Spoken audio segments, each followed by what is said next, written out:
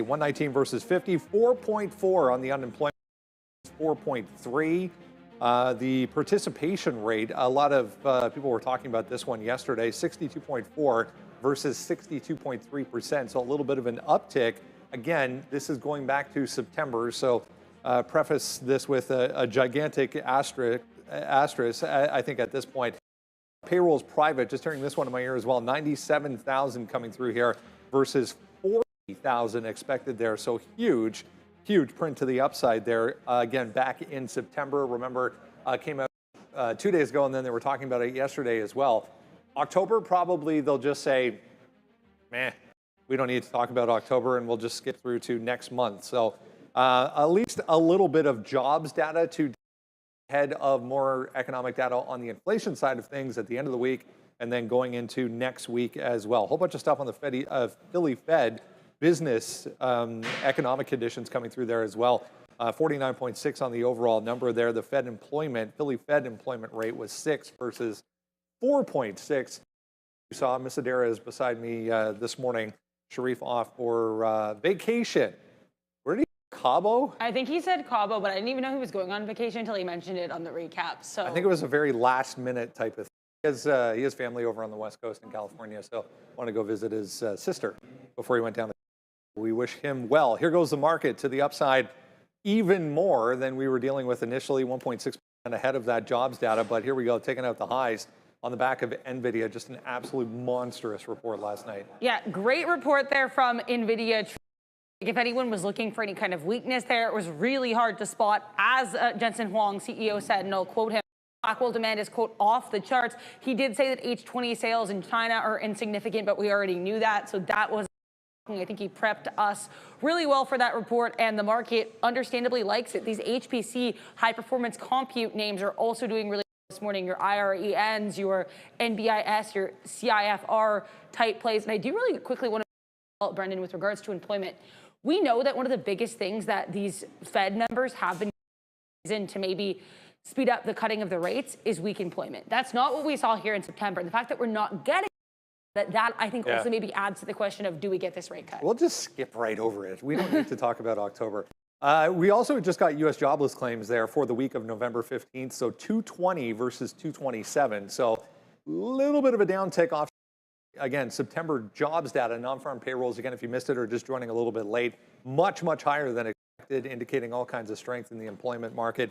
Again, going back to September, not anywhere close to a recent data point. Here's Nvidia right now, just shopping around in the pre-market here, holding every single part of the giant move from after the close last night, guys. Good morning. Morning, everybody. Good morning. You know what? And what a good morning it is. I don't know if you're in here. I just forgot to check Day Trader LA. But 304. We didn't see me in the afternoon when Google hit, Alphabet hit 295. Well, it's above 300 now, so I would imagine, I don't know if you're in there, but bang, I know you got to be happy with that for sure. We appreciate all our viewers, but let's be real. We're rallying behind Day Trader LA on that Alphabet position, because why not? Why do I even have Coinbase up? Who cares about Coinbase right now? There was news in the afternoon on that stock. Who cares? Alphabet, fresh highs, up actually almost 4%, and you're making some all-time highs. Thank you, Nvidia. Nvidia up 5%. Well, Nvidia is Nvidia. The only thing to keep in mind here is, and we were mentioning this in the aftermarket show, this ticked to almost 7% and then back, and there was that big seller at 195. We saw it worked for a while. The seller at 195 eventually won out. Then, of course, he had the bump back into the call. It gives you an obvious here we got to hold. We've seen this gap up before. We're less move. If we don't hold 195, that can be at least a little bit of gap fill trouble, and start thinking about some ancillary names out there. Like AMD's up, I think, actually a little bit, maybe just as much. This is up 4%. It was up, actually was closer to 5% at one point, but up 4%, downward trending as well. So you got to put in the back of the mind, I think if we lose 95 in Nvidia, going to be looking at least AMD in particular. I don't know if I want to short Nvidia itself. To be in play. Yeah, a lot to watch. In the afternoon yesterday, it feels like forever ago, we had, there was positive news for Coinbase. There was positive news for XYZ. Block also had news. Walmart reported this morning. PanW, PanW. Yeah, they're down 3% or 4%? Yeah, but remember last time, PanW, it was down on earnings, and then it was down the next day, and it was down the next day. And then it was even down the day after that. Like, you really had to wait a week on PanW, so that's where my head is at with them. Unless they were up, I knew I'm not going to be on the bid until probably like mid next week of that stock. They did this before. It wasn't like it was all that bad of a report, but tepid was the word that Adair used. So exciting times today because Nvidia put on most people's faces. Yeah, Tesla up another 2.5% as well. I mean, there goes Tesla right now. So we were absolutely crushing this name the last 400. I don't think we'll get another opportunity to get 400 dip buys, but if we do get, between 406, the sticky note's already out. You guys can go find it right now. We were in here earlier today already. So we have Tesla right there, 406 and 408. Google's going to be my #1 trade. We'll look at Nvidia today, but at the end of the day, we want to stick with stocks that we've been really doing quite well on. It's nice to rebound there as well for Bitcoin, 92,000. So that's going to be a good little look there as we go. But yeah, a nice overall move. 195, as Neil just mentioned there for Nvidia. That's going to be a good story at some point here. A lot of volume in the pre-market, obviously 8 million shares, and not doing a whole heck of a lot right now. So we'll just wait to see. It's underneath any expected move. I think Neil and I were both thinking that whoever bet green yesterday was 60-40. You guys win. I thought we could take out 200 today, and I still do think that. So let's wait maybe for a 200 break on Nvidia, and or if it does dip, then 192 area for me. But today, man, going long, and we're not doing anything else. SoFi is going to be another name that's on my watch list as well today, down to 27. If that winds up coming through, that's up now another 4% here today off of a nice run into the afternoon. Did you buy dips? I didn't really buy too much of this down here, so nothing of SoFi. I didn't really do any buying the last couple of days. Wanted to wait to see what this event was. So there it is. We do have a super chat, so if you want to get that up there, Day Trader LA is back in the building. One more time, we were wondering where you were at yesterday, but I guess Andre is busy over there. We'll get that super chat through on the screen in just a couple minutes, so thank you for that. It's 90 now on Bitcoin. All right, let's go back over to the desk and see what Adair and Brendan are doing. Yeah, positivity right across the board. Just looking at a couple other tech names there. We'll touch on Meta here in a second, but wanted to mention Ray Dalio this morning on CNBC saying the AAPL at quote unquote 80% currently, according to Ray Dalio. I saw a lot of people after that Nvidia report last night. The AI bubble was canceled and everything is fine and as you were essentially for tech, but not the case according to Mr. Dalio. Well, I had kind of mentioned, because I did some of the research before the report, and Brendan, there was a lot of, I guess, we were still growing obviously year over year for Nvidia revenue heading into this report, but over the last 4 quarters, that growth had gotten smaller. Right. I think we are seeing a return to growth of growth, if you will, with this quarter. So, yeah. I mean, that could be a bit of an argument to suggest we're going to continue seeing more growth, to use that word again. But I think the data center AI or revenue beat really shows that there is still some interest in this crucial AI space, specifically Blackwell too. And I mean, it was more on the sustainability of said growth and the rate at which they continue to just blow things out of the water, just insane. We'll dig in deeper, obviously, coming up here. Popping up on a screen in front of me here, taking out day highs, just got back above 600, even 602. One that we've been touching on, kind of taking a back seat over the past couple of weeks here, and is down significantly, 20+% on the year, taking out obviously what's happened after the close this morning. They lost one of their key AI people who is off to start their own AI startup. I think a lot of analysts this morning pointing at that event specifically and saying maybe not as all well on the AI front for Meta. Well, and I think it's interesting too. I do want to remind you guys, Kun, who is the individual who left, we were actually hearing reports of him leaving as of like earlier this month. So this isn't completely out of nowhere, but I do think it shows, as you said, some tension in the AI camp, because a lot of things that I was seeing when this was first reported, they were pointing to the fact that maybe this man doesn't want to, directly report to Wang, who is much younger than him, like less experienced in that way, right? This is a man who is called their chief AI scientist. So that's, I think, certainly an interesting point to make. But yeah, we'll have to wait and see how the new AI emphasis in this company faring because Zuck's taken some bold risk, and we have yet to see if they pay off. Like $100 million signing bonuses. Very bold risk. Yeah, very, very bold risk. 26% right now off the highs here, guys, for Meta. But as we said, looking pretty good here so far today. Yeah, I mean, I look at it this way. If you're not looking good so far today, then you better be part of some kind of solution, right? Like, I wouldn't be concerned necessarily about like a healthcare name that might have pulled back today. That wouldn't be that. But if you aren't up right now and you're in tech, then that's a problem. Meta, it's only up 2 points.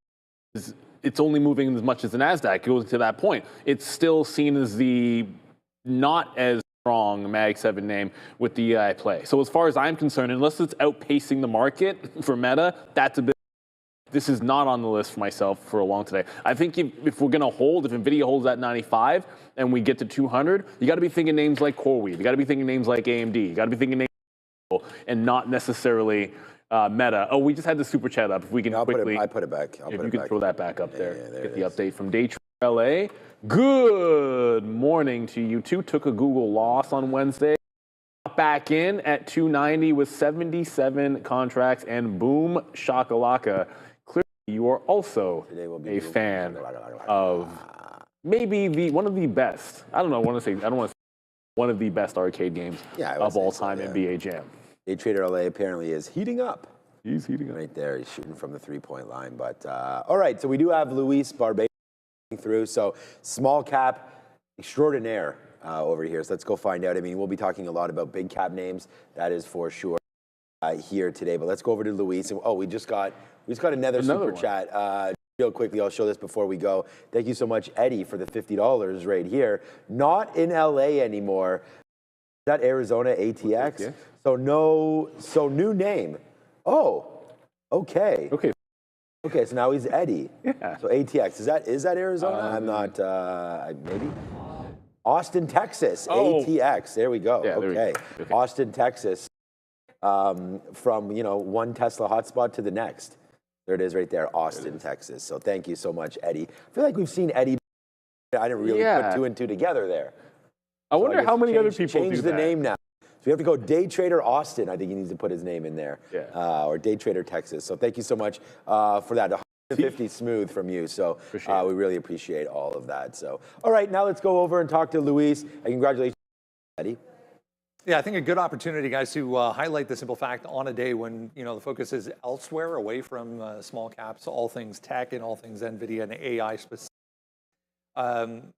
Good day to have that discussion on what do we do with small caps specifically. It's worth noting this H on the way back down now, one that was moving around here early on this morning. They do have a Nvidia, conveniently, headline. So let's bring in Luis and get his opinion on. Luis, good to see you. We haven't connected in a couple of weeks due to some technical issues, but good to have you back as always. I think it's like I was saying, one of those mornings where when the focus is so much on tech, so much on Nvidia, on earnings specifically, a lot of these small cap high flyers taking a back seat. Just from a general perspective here, on a day like this, if you're the type of trader who typically looks at small cap stocks, what do you do this morning, Luis?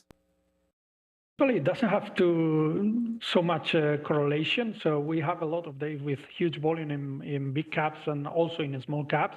But it is that today we have to narrow down a lot the watch list because there's no much going on today on small caps. So if we jump into a few here, I mean, this HOTH priced on the market cap scale, really, really teeny tiny. We're already back to 120 here. Typically, that you would be interested in, correct? No, not enough volume, not enough range moving. It's not one of the tickers we're looking at today. Yeah. There's a few others though that did pop up on my list. I mean, correct me if I'm wrong here. I mean, there's IM this morning on its own headline. There's FGL, Founder Group Limited. What's top of your list so far today? Top list, and it's very narrow today, but take into account we have a lot of days to trade, a lot of in the year you have a lot of days, and during the day you have a lot of options. So if today is a quiet day, don't worry, take it easy, and wait for the trade. If you do one trade, if you do any trade at all in the day, that's fine. We don't have to work all the time, all the day. So don't force trade, don't overtrade, guys. In a calm day, just take it easy. But even though that, we narrowed down the names to a couple of tickers today. First one is not on the radar. It's like this, but we have been trading for the last SGVX. This is very interesting because it's a multi-day play. That means it's been like 4, 5, 6 days in a run going up and up. Yesterday, we saw a nice squeeze on the short side here. Because it looked like quite bucks some time yesterday, and then suddenly went to the high of the day and of course broke, and all the shorts got squeezed in the hours of the market. And look at this aftermarket, it went to 780. So taking this into account, today we're looking for shorts against 7 resistance 650.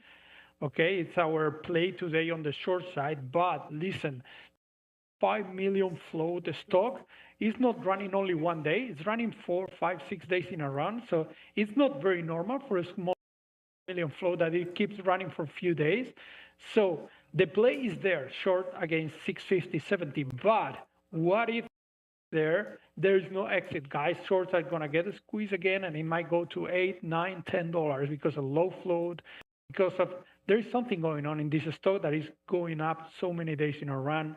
Even though the float, even though that the news are not that big, it has only 4, 5 months of cash to survive. So no big news on its side, but it keeps going up. So be careful with the short. When you look at something along those lines where it's showing all kinds of strength for no apparent reason, obviously the path of least resistance is going to be higher on a 5 million share float. What do you want to see specifically to say, okay, we're done, it's finally coming back in? Well, there are some levels that you watch when you are day trading in small caps. One, of course, is the VWAP, which is our mainly and most of the times only indicator. VWAP, if we lose VWAP, it's one of the reasons you would go short with more confidence. We also look overhead resistance. Are we trading against some resistance like this $657? We trading against this resistance, and if the VWAP is lost and we see some volume, decreasing volume, that will be our trigger to go short. Go back to AI land a little bit here, Luis. With everyone, so focused on Nvidia, so focused on anything surrounding this AI world, is there one or two names that are catching your eyes as far as maybe not necessarily Nvidia, or maybe it is, but is there one or two names in that space that you're looking at today? Not really, but the only name that we're looking at AUID, which is a small cap, 11 million shares float, and it has a new related to Nvidia. So for us, usually is a very to short.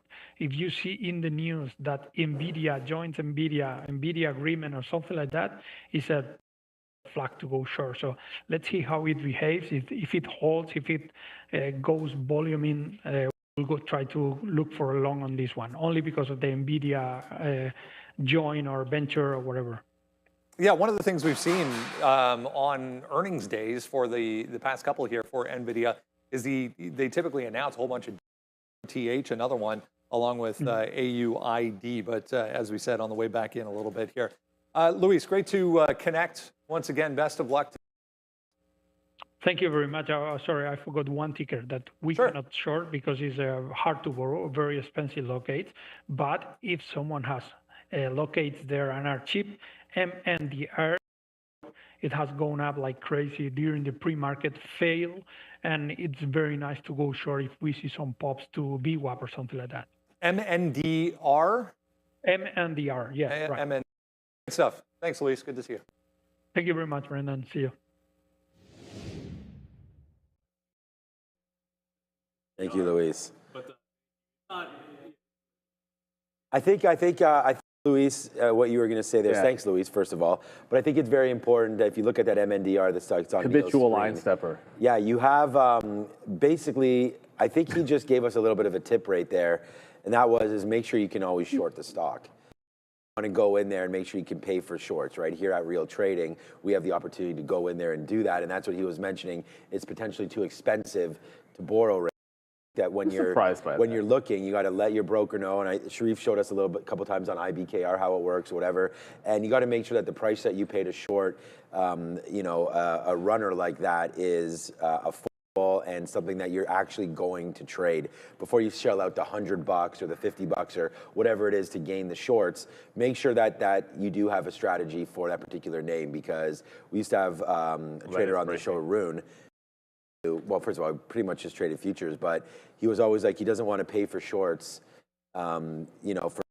he most likely won't trade it. So I think that's something that, if it's close to free, maybe. This one, yeah. All right, but look, if it's going to be $5, yeah, that's why I was using more. Luis's point was this one's 11 cents per share, right? And it's a $2.50 stock. Think about that. If you trade it one time, let's say Eddie Sarkazian. Oh, Eddie's back. Let's just say you shorted at 260 and your out's at 280. Right. If you make one trade, it's almost like your out's at 291 because you're risking an extra 11 cents just to have the ability to do it. Now, had it been 1 cent per share or half a cent per share, you just pay it whether you're going to trade it or not. I mean, you'll pay it play. So that's a very good point. 11 cents a share, I probably wouldn't trade that either. But Eddie is back. Another super chat. I know you're in a good mood here. Eddie, let's throw it up there. You guys got a delivery coming in a use pin. Oh, you just gave away the pin, man. Now everyone's going to be like, yo, I'm just going to go steal that delivery now, Neil. What are you All doing? I did is hit the button. Oh, man, I'm excited for that. Okay, where's Randy? I have an idea what that might be. Let us know if he messages you, because our entry is not like where the studio is. Yeah. So we'll have to send Obi or somebody at whatever it is. So thanks, Day Trader LA. Let us know. Eddie in the house. What's going on with that. But look at Google right now. I mean, talk about Casey in here. Look at this, man. Up 4% and taking out highs. 305. What goes bump in the night? It's Google that goes bump in the night, and it's a huge move right now. 305 and change. No news. I mean, there is some specific news. We'll talk about all the stories, but you get the 4.4% unemployment versus 4.3. So it's nice to see the September number finally out. I don't think it's as bad as everyone maybe thought it was going to be, but that helps the market go upside right there, as it's looking more and more like a potential Fed rate cut. Look, I wanted to have this up for you, 30%. I haven't refreshed this since the job number. So let's just refresh that live together right now and see if there is service unavailable. This is relatively unsuccessful and anticlimactic. Now, the Fed rate watch tool not working, but I was going to say that it was, oh, here it is. Is it working now? Maybe working now. It's figuring it out. Once it to you, it's still not loading. Let's go Buffalo. Yeah, tonight they have a very easy game against Houston. Say that, man. I believe. It was a very easy game. It was a very easy game versus. It could happen. Yeah, I guess that's true. I just don't want Josh Allen to have to go Superman mode against a. When he does that against a good team, he only got 6 touchdowns. That's what I'm saying. Like against a good team, fair enough, right? Like you got to go hero mode, but you should there should be some easier wins. Let Cook run 25 times tonight. That's what I want to see. Have the defense do something. Like you need that. Like you can't. I'll give it to a trading analogy. You shouldn't need to be perfect every single day to be a profitable trader. That's a hard way to go about business. Like if the only way you're going to do well is by being perfect, and you have to win 90% of your trades to be green, that's tough. The Bills shouldn't need Josh Allen to be. If you're a Super Bowl team, then you need the guy when you need the guy.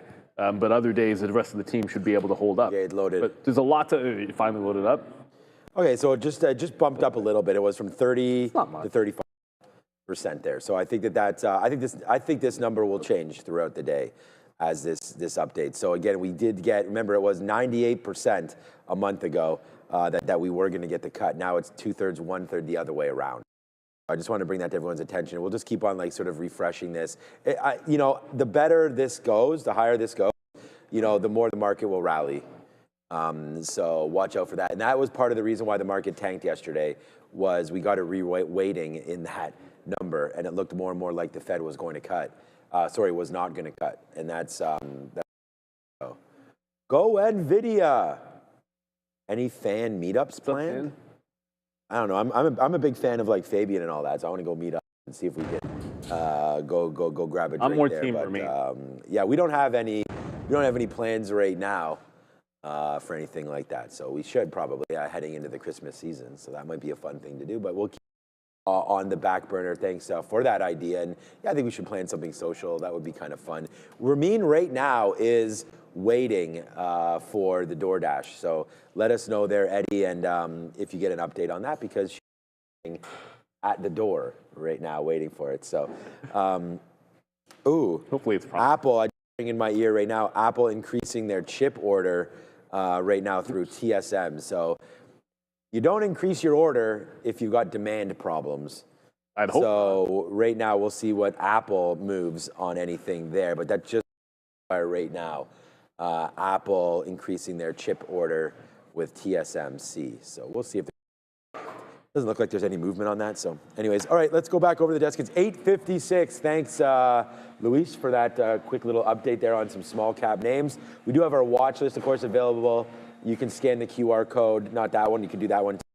Description for the watch list. And also, if you're a member, Sharif's not here today. So it's watch list day today.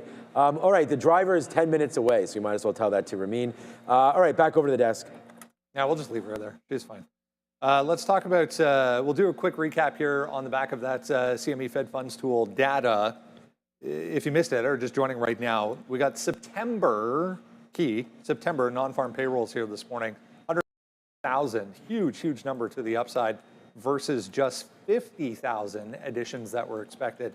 4.4 on the unemployment rate versus 4.3% that was expected there, 4.3% prior number as well. Participation rate down here. A lot of people pointing to this number specifically. I was reading saying, are they actually just leaving the employment market altogether, or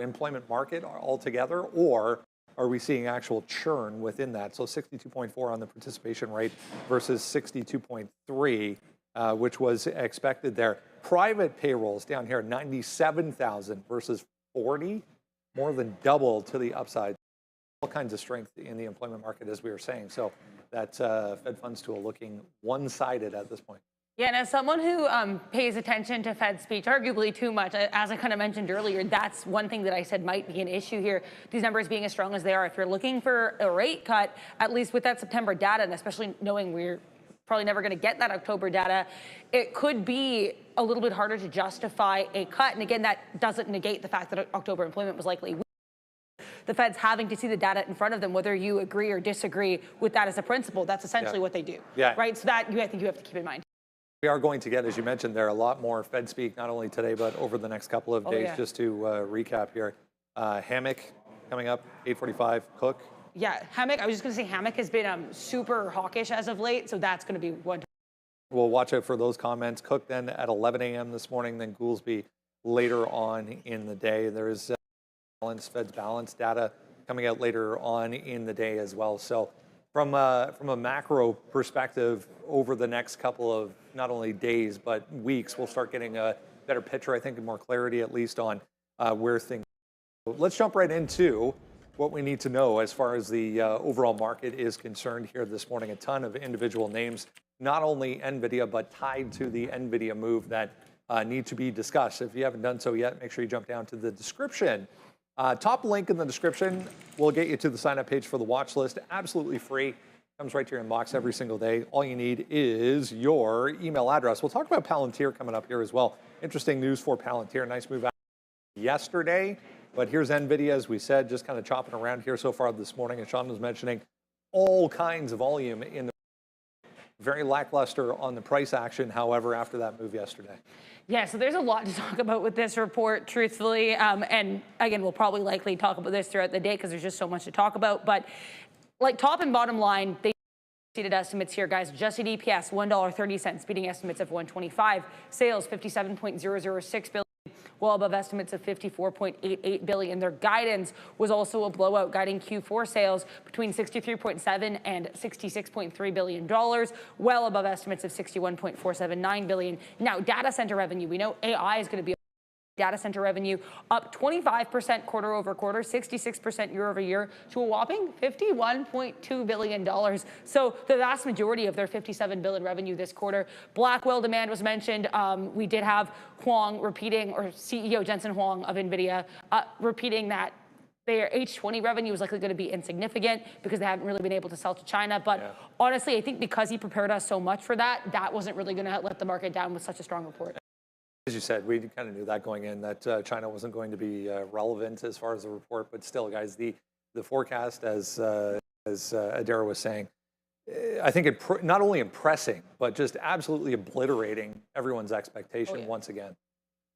Yeah, well, the key thing is, and Dara had a great infographic last night that we were showing on the show, which was the revenue not declining, but revenue growth had been declining for them. And it was a flattening of that curve, which with this guidance absolutely does that. So the rate at which they were growing revenue has started to tick back up, which is fantastic. That's basically the only way to, you knew they're going to beat, and they've impressed with the numbers. But I think that kernel in there, and then I think people were surprised, or at least pleasantly surprised with the margins.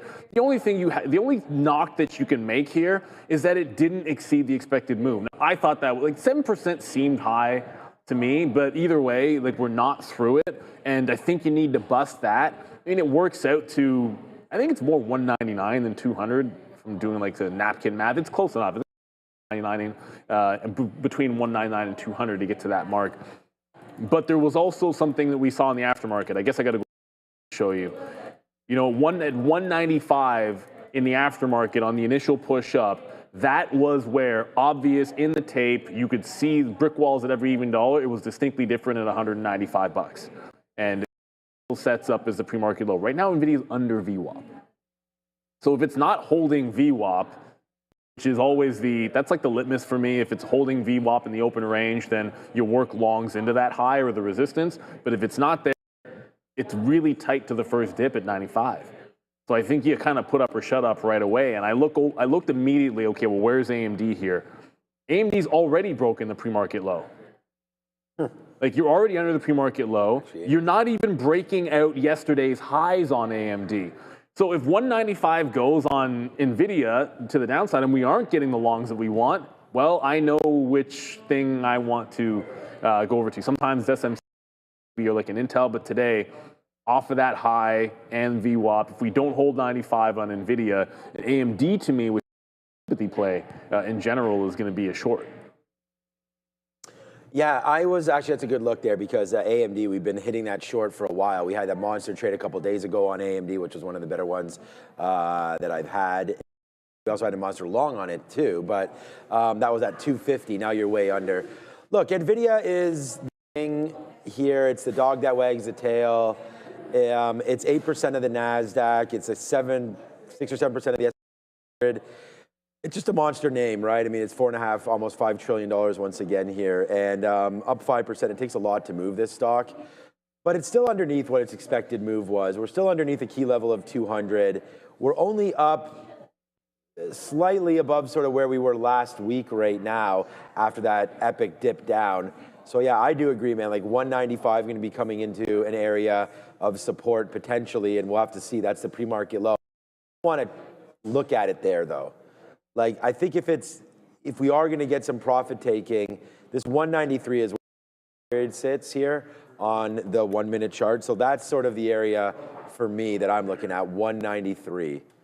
So I'm looking right there to dip by, but definitely going to let this one settle down. I could see it coming out a little bit here off the open. So, a 200 break, if we start to see this as going meme crazy, meaning all these offers just keep getting lifted, kind of like what's happening now, sort of, then, we can hit that momentum. But for right now on Nvidia, I just think it's lifting a lot of ships up here that potentially, don't need to be.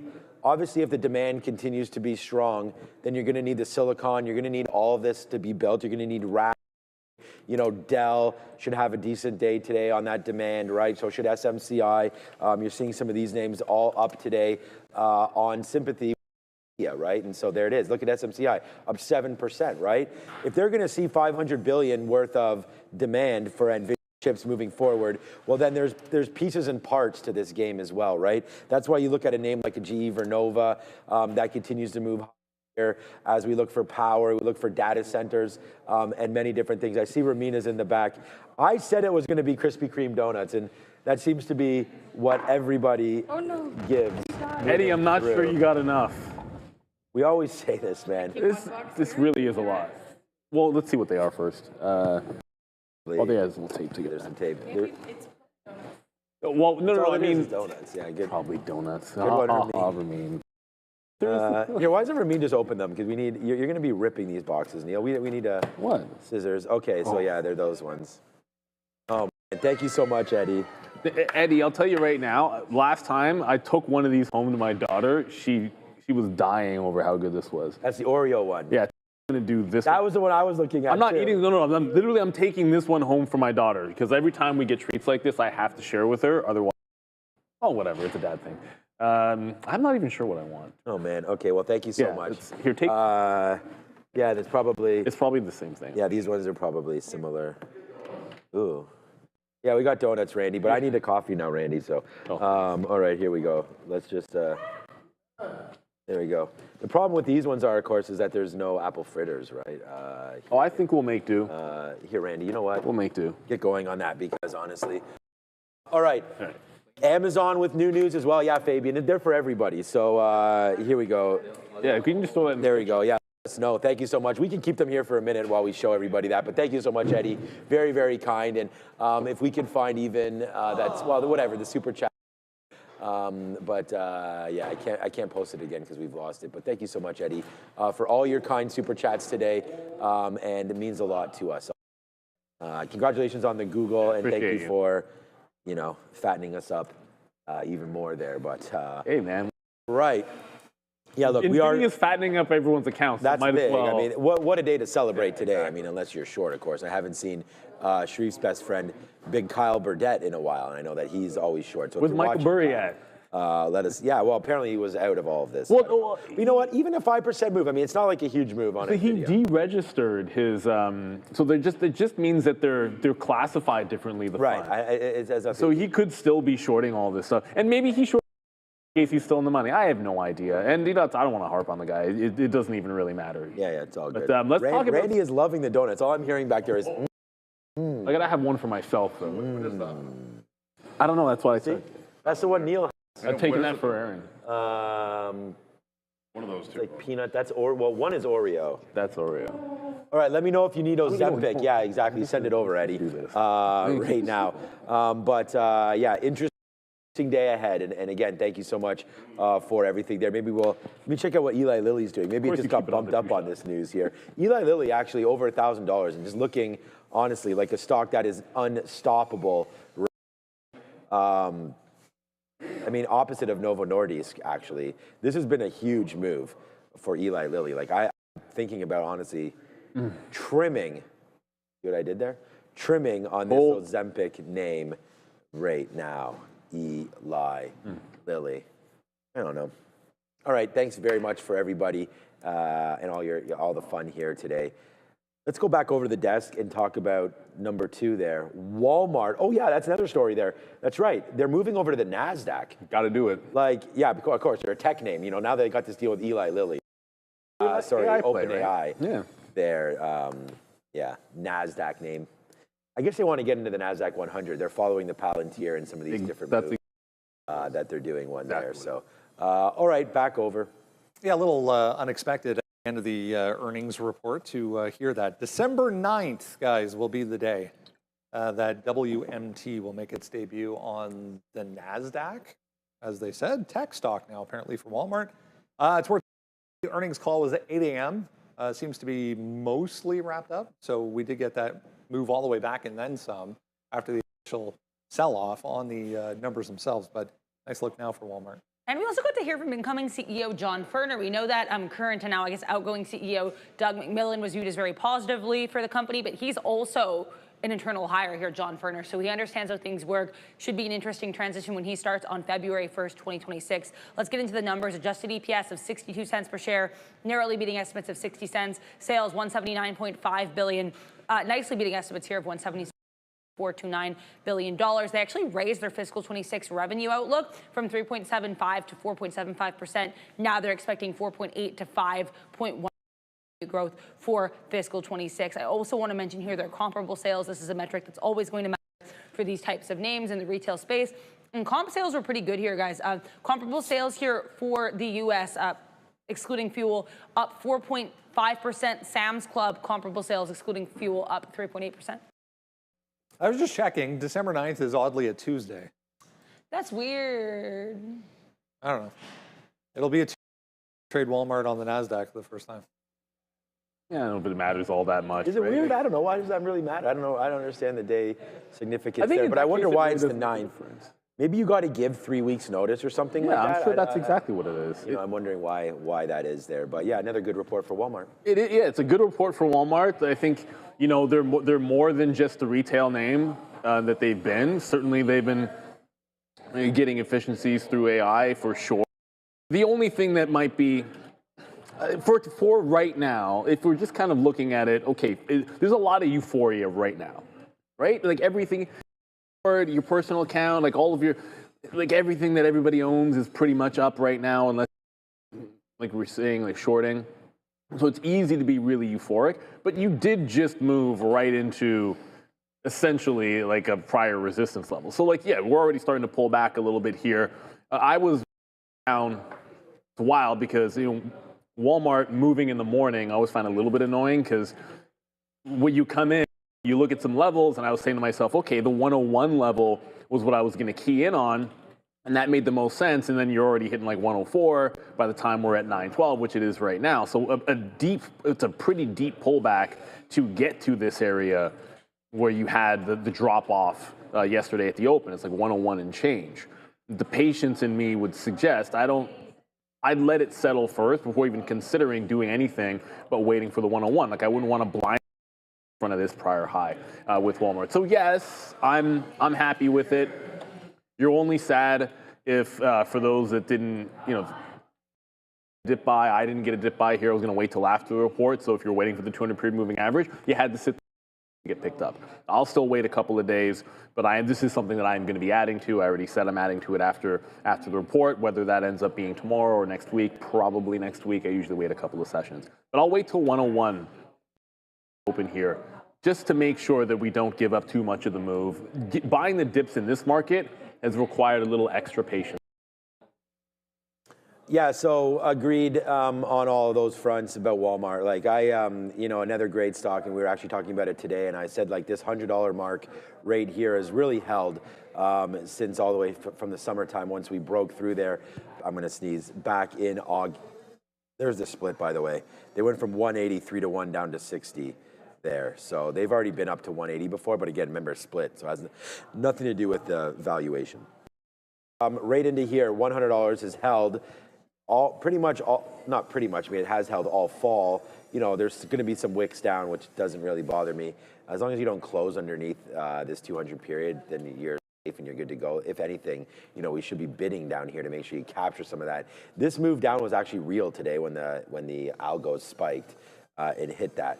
But I really like this level. So I'm a buyer of Walmart, man. I'm going to give it, like that's December the 9th. Let's give it a little bit of runway here because of earnings, which they didn't like, by the way, when it was when it came out. You know, then they got the news about the NASDAQ, and then it starts to go back up to the upside right there. I think that its proper home is somewhere around here, $100 to $101. So let's see if Walmart fades back out, which I think it does when people realize that it moving to the NASDAQ has nothing to do with anything. I'm going to be buying Walmart down 4 or 5% from here. That's going to be a play for me. So once Walmart comes in, people always ask me what my shopping list looks like. That's what it looks like. My wife spends thousands of dollars probably, honestly, a month. Like we have a Walmart right near our house. We'll go there, do some grocery shopping and things like that. Like yesterday, she was at Loblaws, which is like a major grocer around here. But yeah, Walmart just continues to work, and I think that heading into the season, it'll be a winner. So Walmart, I don't think they give a dividend. If they do, it's pretty small. But at the end of the day, I like Walmart here. I like it for the long. And I'm a buyer on dips, and I think that dip comes to $100. I think you might be able to get that today, to be honest with you. So let's give it a second to breathe. But great news on Walmart. Great report moving to the NASDAQ. But a much better stock, in my opinion, is Palantir. Let's go over and have a look. So looking very, very strong so far this morning, although coming back into 171. Adair and I were just touching on the simple fact that this thing now trading very much with the overall as that move dictated after the close yesterday on Nvidia. But yet another government deal today.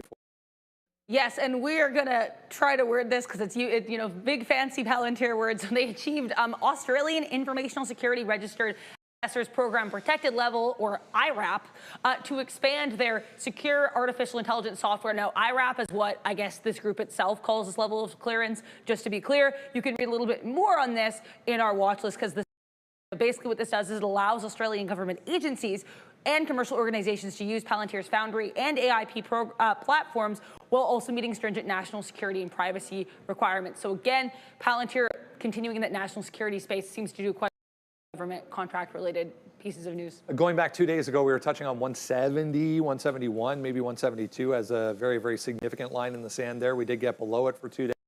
We are, guys, trying to bounce back and gap right back above support. It is.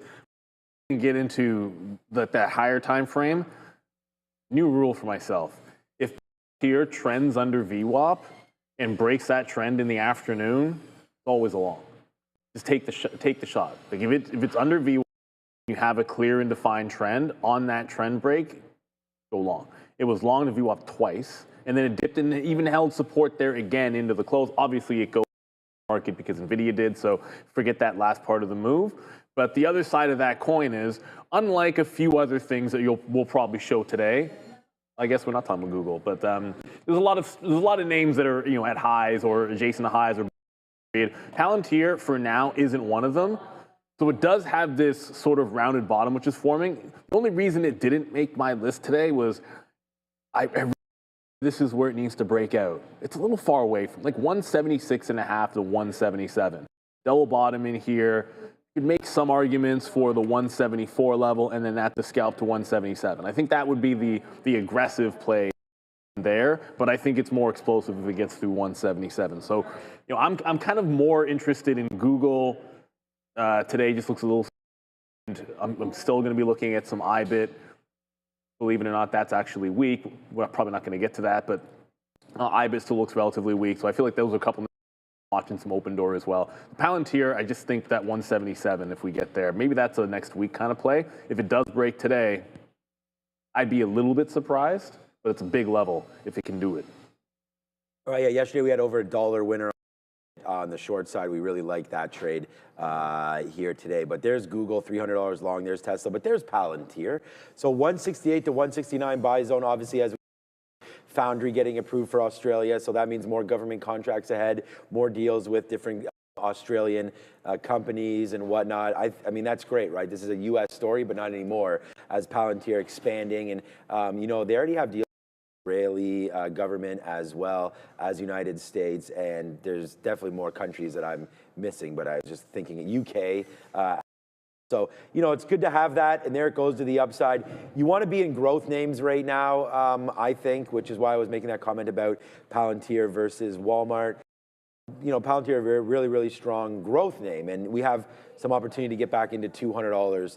But I am a little nervous. Again, I think a lot of these names are being propped up a little bit here today, obviously with such good feels. Those good feels can we have home sales at 10 o'clock. That's going to be interesting. But 168 is where I wrote down right here. It's going to be your 200 period moving average. And you can see, although we bought right here, we held it there, broke through after hours. So let's come back and see if we can test between like 168 and, thank you, Randy, between 168 and 169. So that's sort of what we wrote down here for Palantir. It's not like a huge level or anything, but we've seen this move be pretty dramatic, especially off. This is at 8 o'clock, but this is off the open yesterday. We dropped from 160 down to 166, so $3 before making it all the way back up, and just had a little bit of a 10-minute hiccup there, and then it went lower as the market did. I would say Palantir, does it have the pedigree to go down $4 or $5? Yes, it does. It did it yesterday, and if it does, then we're buying that one. And yes, we are going to be trading Tesla today. Tesla, also, what's up? Whoever said that there in the chat. Monica, what's up, Monica? This is where we have Tesla written down. Is it on the board? Oh, it's on the board. Yeah. So we'll go to that in a minute. 406 to 408. Let's go find out the story on Tesla. And yeah, my eyes are on it. The EV credits. There once was not EV credits. There might be more EV credits coming through for Tesla specifically. Yeah, we're almost back to session highs here so far this morning, looking pretty good for Tesla. But I'm quick to remind Elon how lucky he is that he is with him. Yeah, Elon Musk actually also appeared on a panel with Jensen Huang, a man we spoke about earlier yesterday. The U.S.-Saudi investment forum was entertaining for sure, but yeah, during his speech, which covered a wide range of topics, Trump did say that he didn't think that middle-income people were aware that there are these deductions within the One Big Beautiful Bill, which actually allow them to get, I guess, deduction in the interest if they buy, quote, a nice Tesla car or any other vehicle. So this isn't just specifically for Tesla, nor does it seem to be basically just mentioned that these deductions do exist, which of course, knowing about these is a good look if you want to buy a Tesla or a vehicle that's a bit more expensive. Basically, this allows taxpayers to deduct up to $10,000 annually in interest loan up until 2028. That's a lot of interest. Yeah, well, that's also, I mean, provided the vehicle had its final assembly in the U.S. That's another thing to clarify, but that's still a lot of interest. Worth noting as well, I mean, we had one of the highest volume days probably yesterday in quite some time for Tesla, just above 400 as well. So maybe some people stepping back in here a little bit, guys, for Tesla. Yeah, you might get the 420 break today. It's close. Certainly, it's you know, we're not there yet, but it's pretty close to that 420 level. I look at prior highs when they line up. I like it a little bit better. It's more of a range. There we go. My mouse is a little sensitive today. Sensitivo. So if I look at, whoops, I want the vertical, I want the horizontal line. So it's this channel that's key. At a $2 range, like 408 to 410. I feel like if you go in there and come out green, then yeah, I like the long in the 420. If you go in there and come out red, wait till $100 is a bit of a bigger play. But you know, at the open, I'll be looking at chips, specifically AMD, Nvidia's iBit, Open Door. I got CoreWeave as a crazy mover as well. So I doubt Tesla is going to be one for the first day. You can only look at so many things at once, and with Google, Nvidia, AMD, and then throwing in a small capper in there, it's kind of tricky. And then also, like I said, can't ignore iBit because Bitcoin is a ton. It's easy to forget about iBit with Nvidia earnings, but I don't think we should. Yeah, we'll look at Bitcoin. I didn't realize it was moving that much, but we'll have a double check on that as well. But look at Tesla. This is just 24 hours ago. We nailed off of our sticky note. We were talking about yesterday. We actually wrote down 401. Here it is, right here. 400 to 402, and then this is our trade yesterday, where we started small there at 402.50 or 403, 402 again, then 401, and it doubles down to 410, and then it just started to rip and move yesterday off the sticky note. Thanks for that, market junkie, right there. So, you know, we're going to try to do it. My wife made some nice minestrone. Here it is right here. I was showing everybody that last night. That was pretty killer with some homemade chicken sandwiches, which were awesome as well. But Tesla, 406 to 408, you know, a level that we're looking at here today. You know, as Brendan mentioned there, EVs are now introduced again as a deduction there for the interest. So that's going to be good. Strong catalyst here for the United States, and looking for that continuation play now on, of course, Palantir's always on my mind, but here it is right over here. Tesla, I don't think we drop down into that level. It's not doing much right now, but again, like, being patient has just worked so much. Like, it dropped $6 yesterday where we nailed that price. So here it is right falling back in. We use longer time frames for this. This is a 5-minute chart. You see, this is the top right into here. You know, so this little area is that 406 to 408 about. So if we come back into some of these weekly tops right there, then we'll see if we can support that. Pretty simple talk right there. Right now on Google at $300, 301 basically. Palantir at 169, SoFi at 27, and the TQs. Oh, by the way, today, happy TQQ split day. So we don't have, unfortunately, our charts still don't play nice. So we don't show that split. now, but if you're going to look at the TQs, you're like, oh my God, I'm holding this position. You're just going to have double the shares today than you did yesterday. So still up 6% as the Nasdaq's up 2%. So there's a lot happening. We just got the imbalances right now on the market. It's what a surprise. Nvidia catches a bid right here off the open. And my army, what's up to the brigade? The Big Bear AI brigade pounding their chest out today as well, up 5%. Mara with a downside play. Bitcoin's only 91.2 right now, so we'll have to look at that as it's there. Snapchat's a bid. I'm not really seeing anything else there. SMR got a little bit of a boost there from yesterday's lows, up 7% here today. So, all right, back to Tesla. You know, we just did it. Let's go talk about PanW, a name that I love this space, but I guess they're making an acquisition, creating pressure to the name. Yeah, trying to recover a little bit here so far this morning. We're back above 197 right now, having trouble 197.50. But yeah, it's a new acquisition, which the market didn't like. Even with some of these numbers, at least, not all that bad for PanW.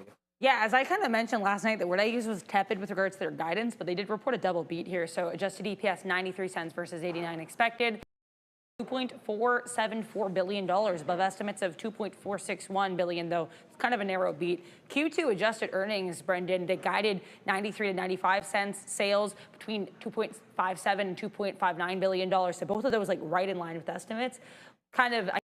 And then they raised their fiscal 26 guide, but even then, that's still both for the EPS and sales well within the range of their estimates. So again, nice earnings beat for PANW. I do quickly want to mention that acquisition as well, acquiring Chronosphere for a total consideration of $3.35 in cash. So not a small acquisition, guys. On the AI side, that Chronosphere, but I think it's more the size, the price tag that they paid versus actually the usefulness or potential usefulness once they bring it under the hood, guys. But as I said, it looks actually a little bit better here now for PanW.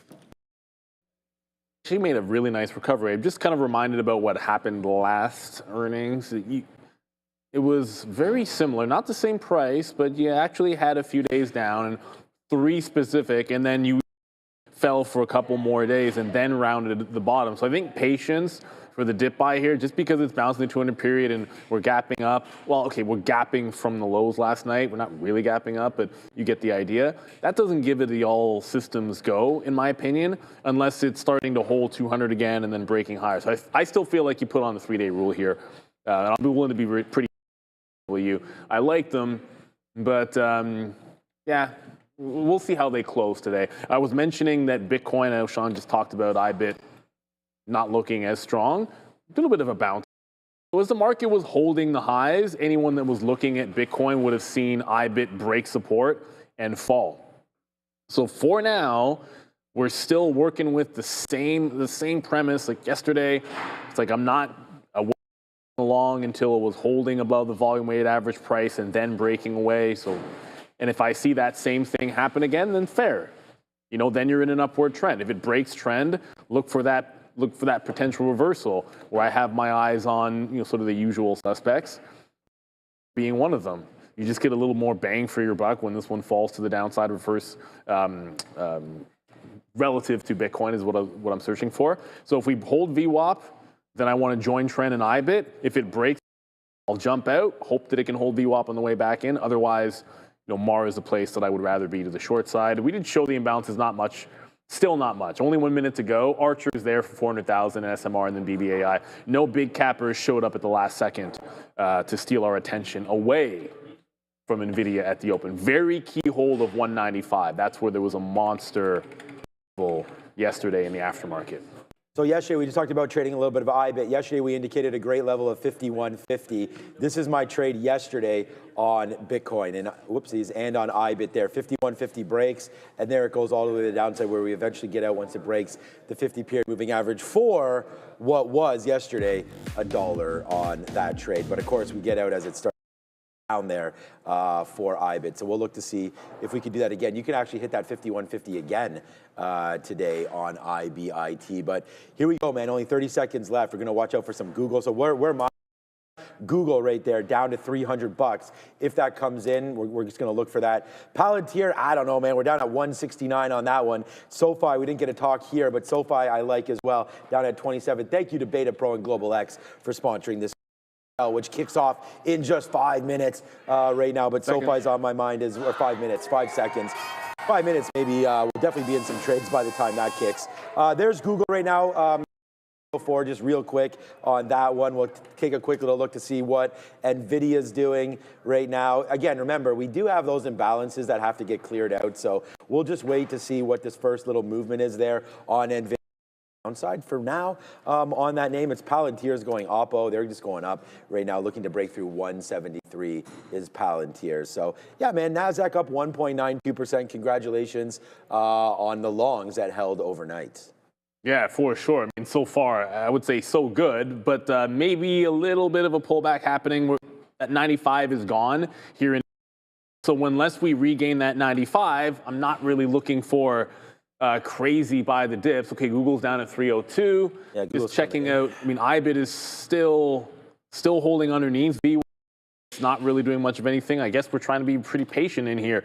CoreWeave is also a bit of a play, but it was Open Door that I didn't get a chance to talk about. That's my bad. Open Door, oh, it's already failed 7. So Open Door, I don't think it should rally that much on the AI play. And breaking down on the daily. So if this one's not going to break the high. It's Tesla. Tesla's going? Tesla's absolutely ripping. Of course, Tesla just went up $5. Like it went from 413 up to 480 right now, pretty nicely. Okay, man. 418, you said? Yeah. Google's at 300. Yeah, that was my next look. I was going to say, like, so here's Google all the way dropping down in.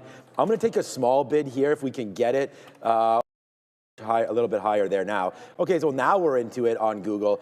As it's trying to break below, man, this is not something that we necessarily thought was going to happen here on Google, but it is happening. So let's pay attention, man. Down into 3 bills right now goes Google. So I'm going to go long, just real small, man. If we break through 300, then what's next? I wrote down 297, 296 area here for Google. So this for a short time, but not a long time if it doesn't hold. So here we go, man. We're long on Google. Let's give that a little bit of breath here. We're just long right now at 301 virtually, right? Just a little, but nice dip down there. 297 is an area for me. So if we lose 300, let's get out around 299.50 or so, and then regroup on this trade. Okay, so 299.50 is our stop. Nvidia is absolutely. It's now through 94, heading down into 93. So, I'm not hitting anything long until that happens. But I might have missed AMD to the short. But IBIT, here, this is Nvidia. I'm going to leave Nvidia up for you guys and then just quickly show you what's happening in IBIT. It just wicked the volume-weighted average price. So I'm going to slip in. This was the only place I was really looking for short. Short if it's above VWAP, long, but with Nvidia kind of still heading to the downside, I'm taking my first shot right here in the 80s on IBIT. It'll be a relatively tight stop because ultimately I want Nvidia to play for a bounce, just has to, because it's still trending to the downside here in Nvidia. No green candles, but look, it's only been 3 minutes, so on a 3-minute chart, you're only going to have 1 candle, right? Yeah, for sure. So right now we are getting we just got a little bit out there, but now it just came right back in again. It just touched 301 again there for Google, but this is reminding me definitely of like what happened yesterday to us on Tesla and a couple other days. Like you keep defending something, and then eventually it breaks. But Google, man, what an aggressive pullback. I mean, it was 305. Now you're back down. And remember, it's economies of scale here. I mean, as the stock gets more and more, you have to expect bigger moves, right? Like a 1% move on 300 is going to be different than that on $200. I don't need to tell you guys that. So let's just be a little bit patient here. And that's why I'm saying, like, if we lose the 200 period right here at basically 299.70s or so, then we'll get out. But we are reloaded this name again. And here it goes to the upside. We just get another fill there. Not even sure what that price was, 70s, but here it comes right back to the upside, 80s, 90s. Go Google, man. Go gadget Google right now to the upside. We'll take out a little. So far, so good. As our #1 trade idea, Google long at 3 bills right now. That was the low. Here it comes right back up to the upside. There it is, Neil. It's already a daily goal met right there on Google, but this as now the daily goal is gone because it breaks back down below that 301. So here we go. Okay, right back up again. Let's see what happens now with Google. We still got about a unit and a bit on. Now we have 35% out. So we have about 70% on right now on Google. Monster winner over on this side. Yeah, 1 for 1 so far on IBIT, but 420 here. Tesla's going absolutely nuts. You already said Tesla. It just hit $420 and is pulling back off that big resistance level, psychological, but pull up any chart and you know that Tesla at 420 is a bit of a thing. So I think it can dip off of this. I don't want to be short.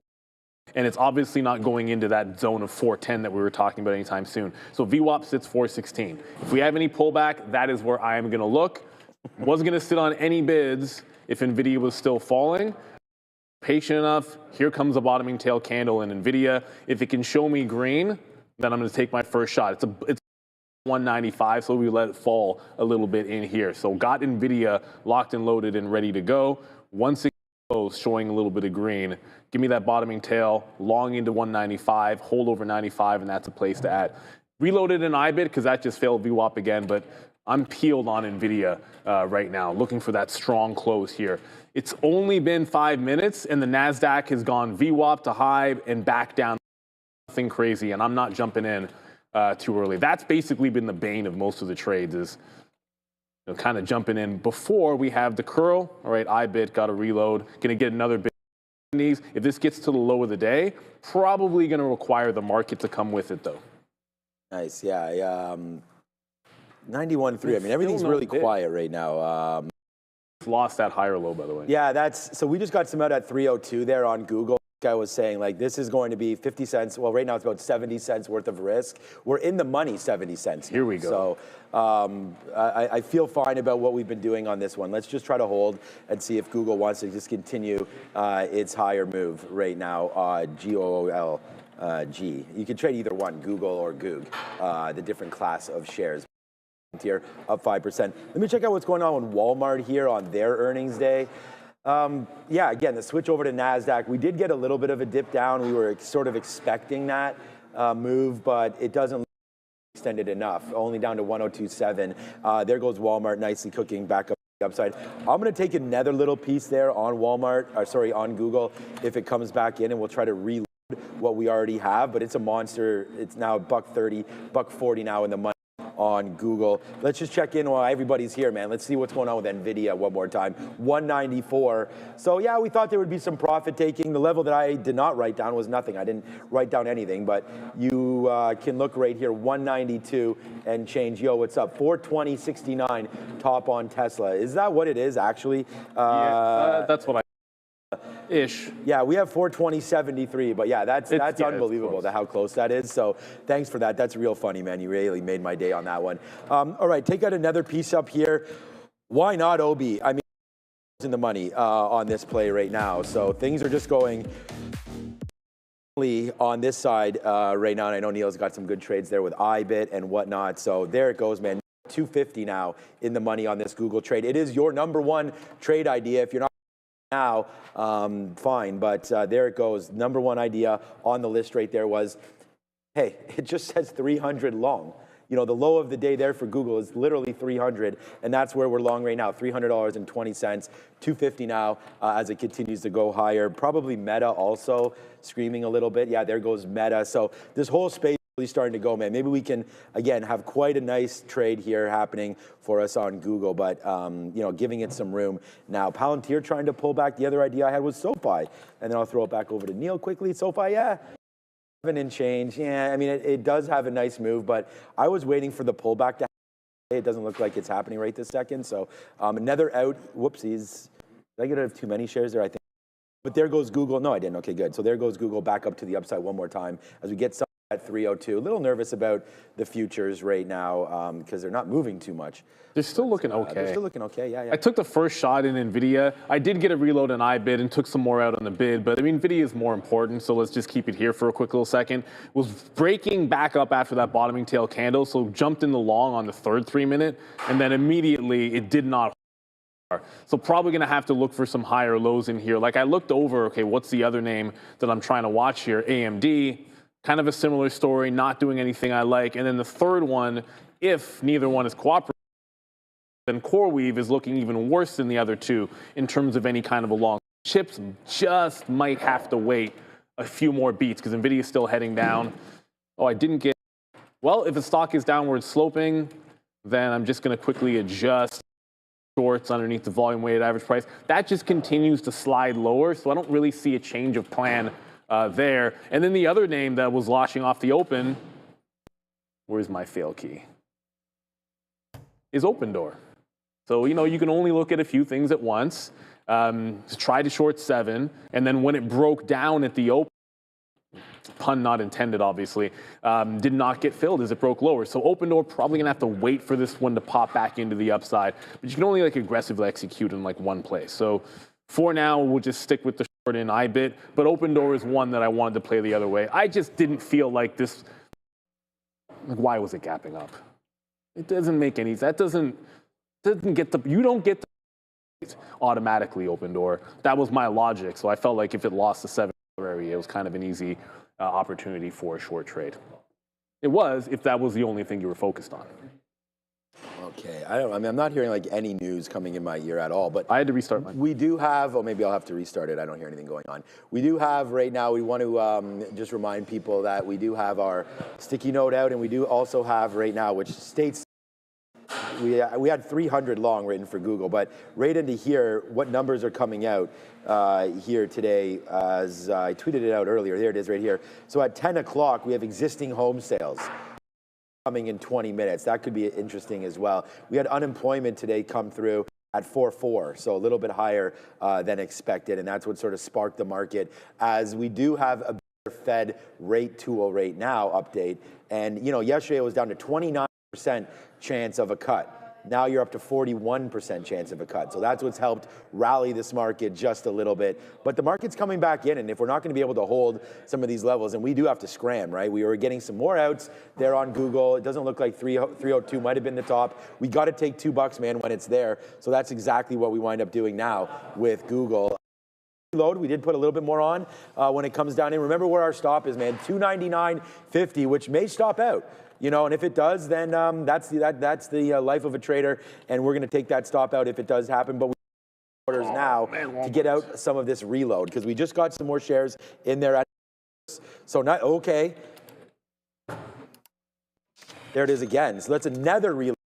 The first time, no excuses now, as it comes right back in and their opportunity to get it. Now, whether or not it works or not, I'm not sure. We're taking some more outs here in the 70s. We've added to our position, so this is giving me the opportunity to get some out here, as we have a little, I don't want to say nervous hands or anything here, but not sure what this market wants to do. Hopefully it does bounce off this VWAP, and then that reload is going to really pay dividends for us, as here it comes right back up to the upside one more time for Google. So that bounced to the upside. There was just a big volume spike on Nvidia. Ooh, someone just got eaten too. There was just a big volume spike on Nvidia. At least on the tape, I saw someone kind of swipe it to the, and ooh, I guess I got out of everything. Yeah, I did. Oops.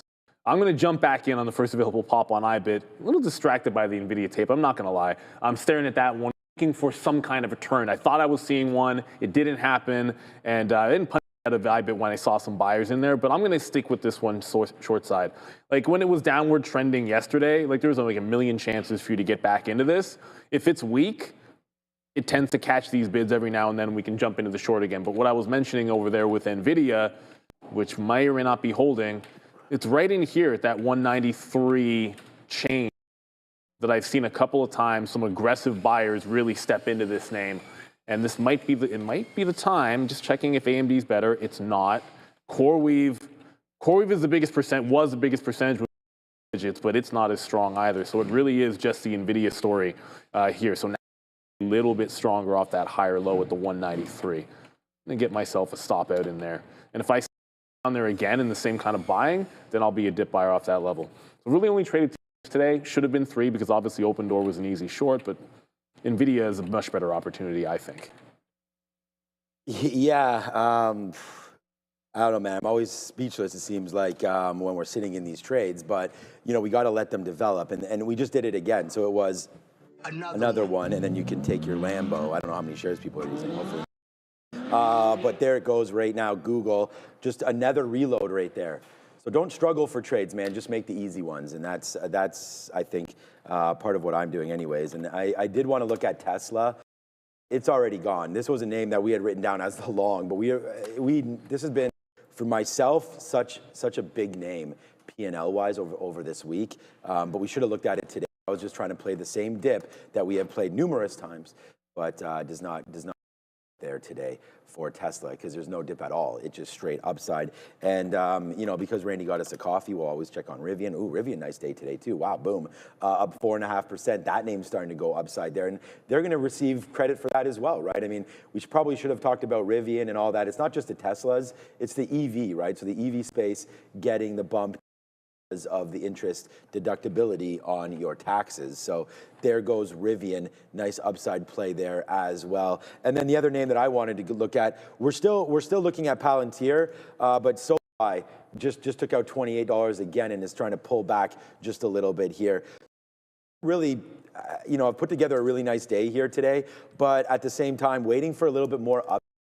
I'll take another piece out here on Google just in case that upside doesn't exist. Like Google problem at 302.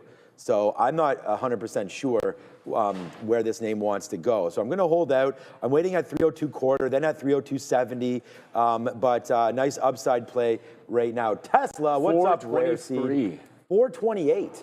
I took 100K in calls at open. It's a Porsche. Porsche. That's oddly. There we go, man. Yeah, you and I alike there, looking over at Tesla, and a great trade there. We just wet our beak with Google, but yeah, good trade. We can look at Tesla for you just real quickly. I mean, if you took that on open, I don't even know how much money you've made on that, because I don't really know. I don't trade calls or options or anything like that, so I'm assuming the optionality on that, you've probably made more than a couple Porsches maybe on that play. So congratulations for you, big baller, Rare Seed. A nice, huge move right there to the upside. I'm just at 2 times my day right now, which is good for me, but it's a nice move up there for Google. I know Neil's going to just do the 2 names and do 1 for 1 and 1. Great opportunities all over. Third, I did get an open door. Oh, open door. Okay, so I don't know. I want to get it. It goes right to VWAP. I mean, what are you supposed to say? Is like that 7? No, 7 was where I wanted it off the open. Pun not intended as usual, but it goes right into VWAP. I just left the pick me up, and we'll try to get to the low of the day. It's not the low of the day, but it's about 6. So really, it's just play VWAP to the lows and then reload it when we get the chance.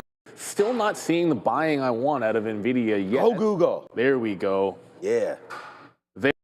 That's a much better. That's a candle you're looking for. See that bottoming tail candle through 93, I believe it is. That's the kind of like meme crazy candle. You like to say the word meme crazy. Yep. But that's what you like to see. So it closed the prior candle at 94, and then you had this ridiculous top at 93. So I want to play this one. If you close above VWAP, I think it's an add all the way to 90. 96 would be like the barcode area here in the pre-market. So Nvidia is trying to go again. We'll see if it can. Not reloaded in IBIT, so that's not really going anywhere. And just essentially just looking for the on open door. But yeah, the market's trying to rally. We're about to bust through the high of the day here.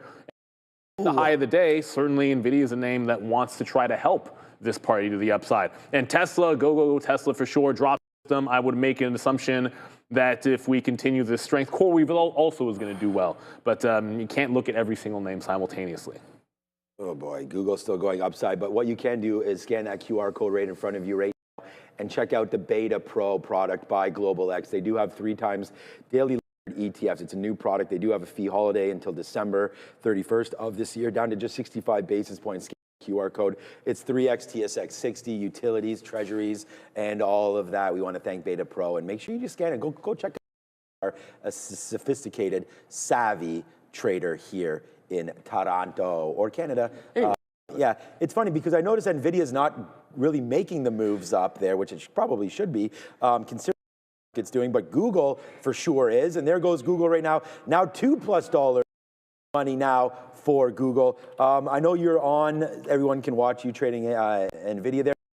Look quickly at AMD as it's still pushing a little lower here. Low. We'll see if Nvidia helps this stock or not, but right now it is AMD to the downside. It is Nvidia also starting to troll back down in as well now, but it's holding out fine. It's just moving around a little bit. So you have to watch out for AMD, watch out for Google, watch out for and let's go over and see what Adara's up to.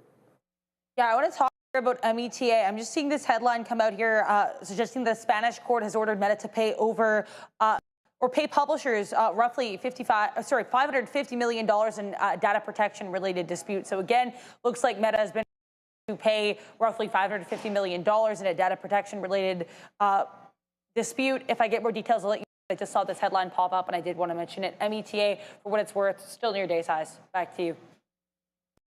Those days highs? Well, I can tell you we tried that close above on Nvidia. It does not want to go. Only buying way up. I'm not buying on the way down in this stock. Not going to happen. I'm only going to buy higher highs and higher lows. I missed IBIT, so I've just quickly adjusted something on IBIT, just a bit of a change. I'm shorting the lower high instead of VWAP. So continuation is just going to have to be shorting lower highs, as I've said. So the curl just happened at about 51. Still a lot of room, and the market's breaking out and this is breaking down, so I feel pretty good that that's going to be a continuation short. I haven't made the adjustment yet on open door. I still feel like that's headed toward that low, and VWAP is a place to go for that one. And then I did look over at CoreWeave to see if it was a little bit more clean, and I don't think it is. Like, CoreWeave is still looking incredibly weak. I would normally AMD under these circumstances, but I'm just not pulling the trigger on AMD. Like I said, if Nvidia was underneath 185, sorry, check that 195, that I wanted short AMD. And Nvidia keeps failing 190, and I keep not wanting to actually short this thing. So I might have to, if Nvidia ends up holding this trend much longer, then I got to go back to the original plan of action. Short, and it was in this name, AMD, which is relatively weak. There's no question about it. It's near the low of the day, while Nvidia is still trying. Yeah, I know. I hate when that happens, when you get out of the stock and it's kind of like at that bottom. But I think you're right, man. You don't know. These could easily break. And there's Nvidia right there. Now back to the upside. But you continue to trade strong. And we'll flex our muscles around here, that's for sure. I mean, there it goes. Now we're $3 in the money. So, yeah, good trading now for Google as it just continues to go higher. And there goes Nvidia breaking now 195. So that's going to be a good trade right there. Should have just bought that dip.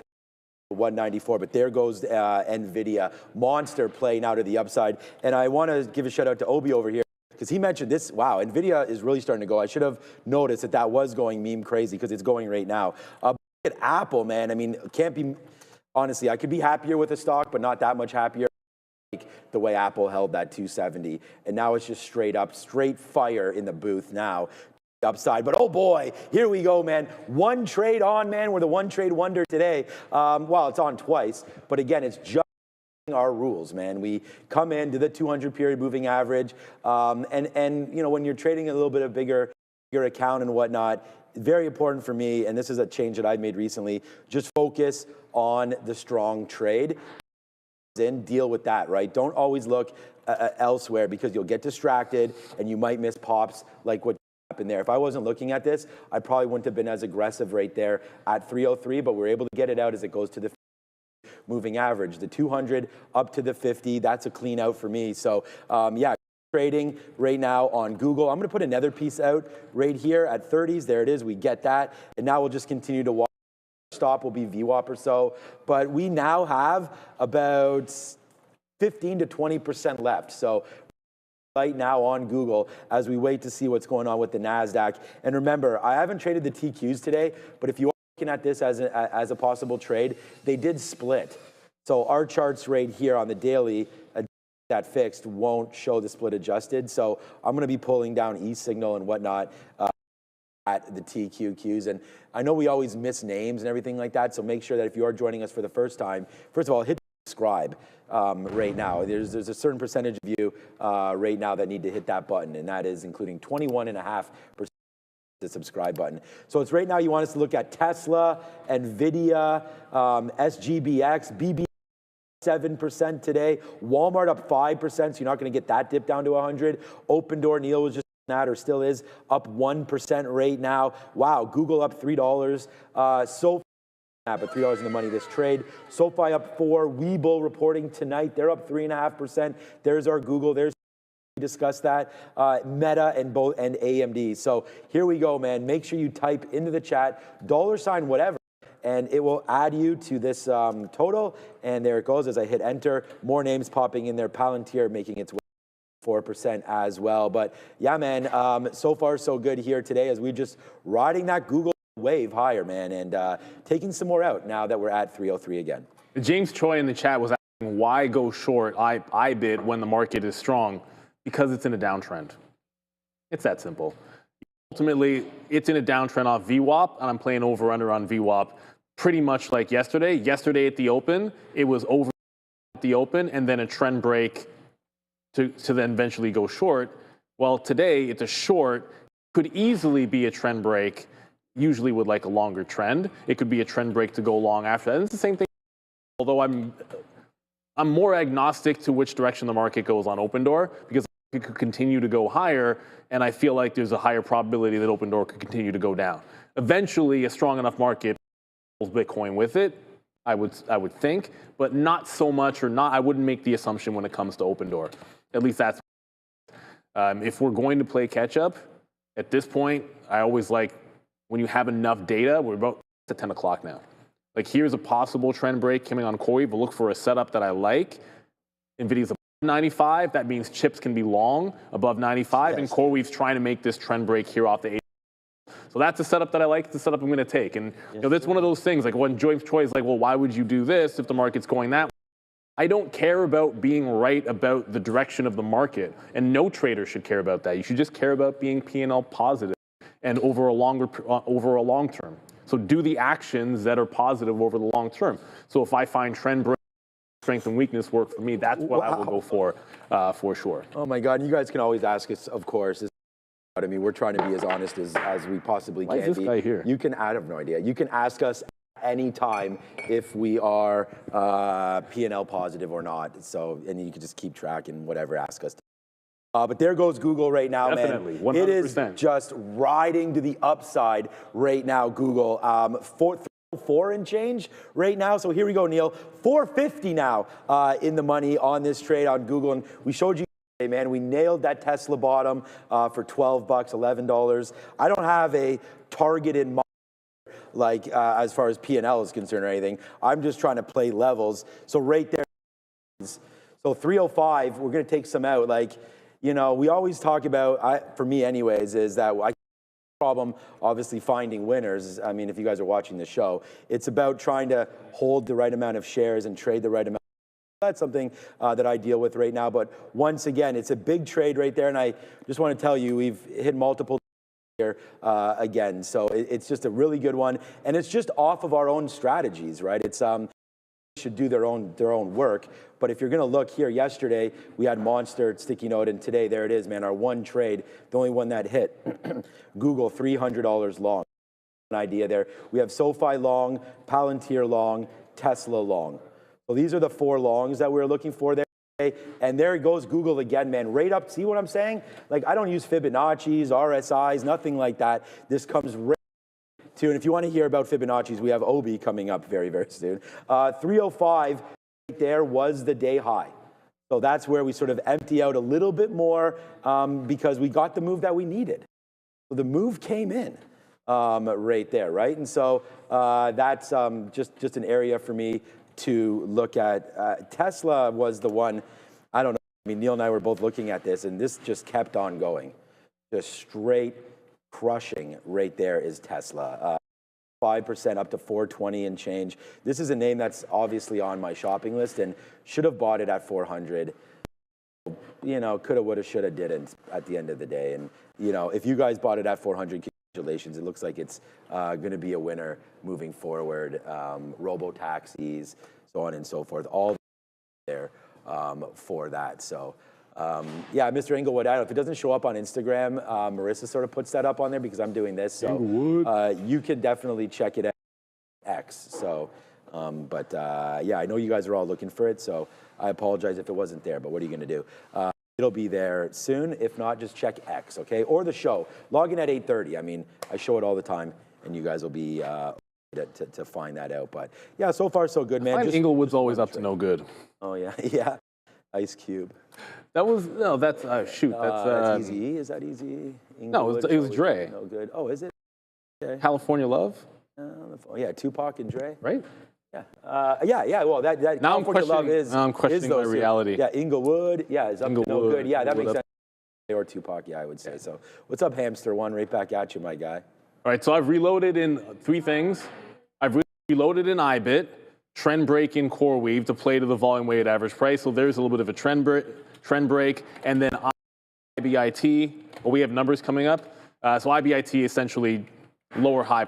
So we're short this one on the trend line there. Let's go to Adara. We have actual numbers, believe it or not, at 10 o'clock. Booyaka.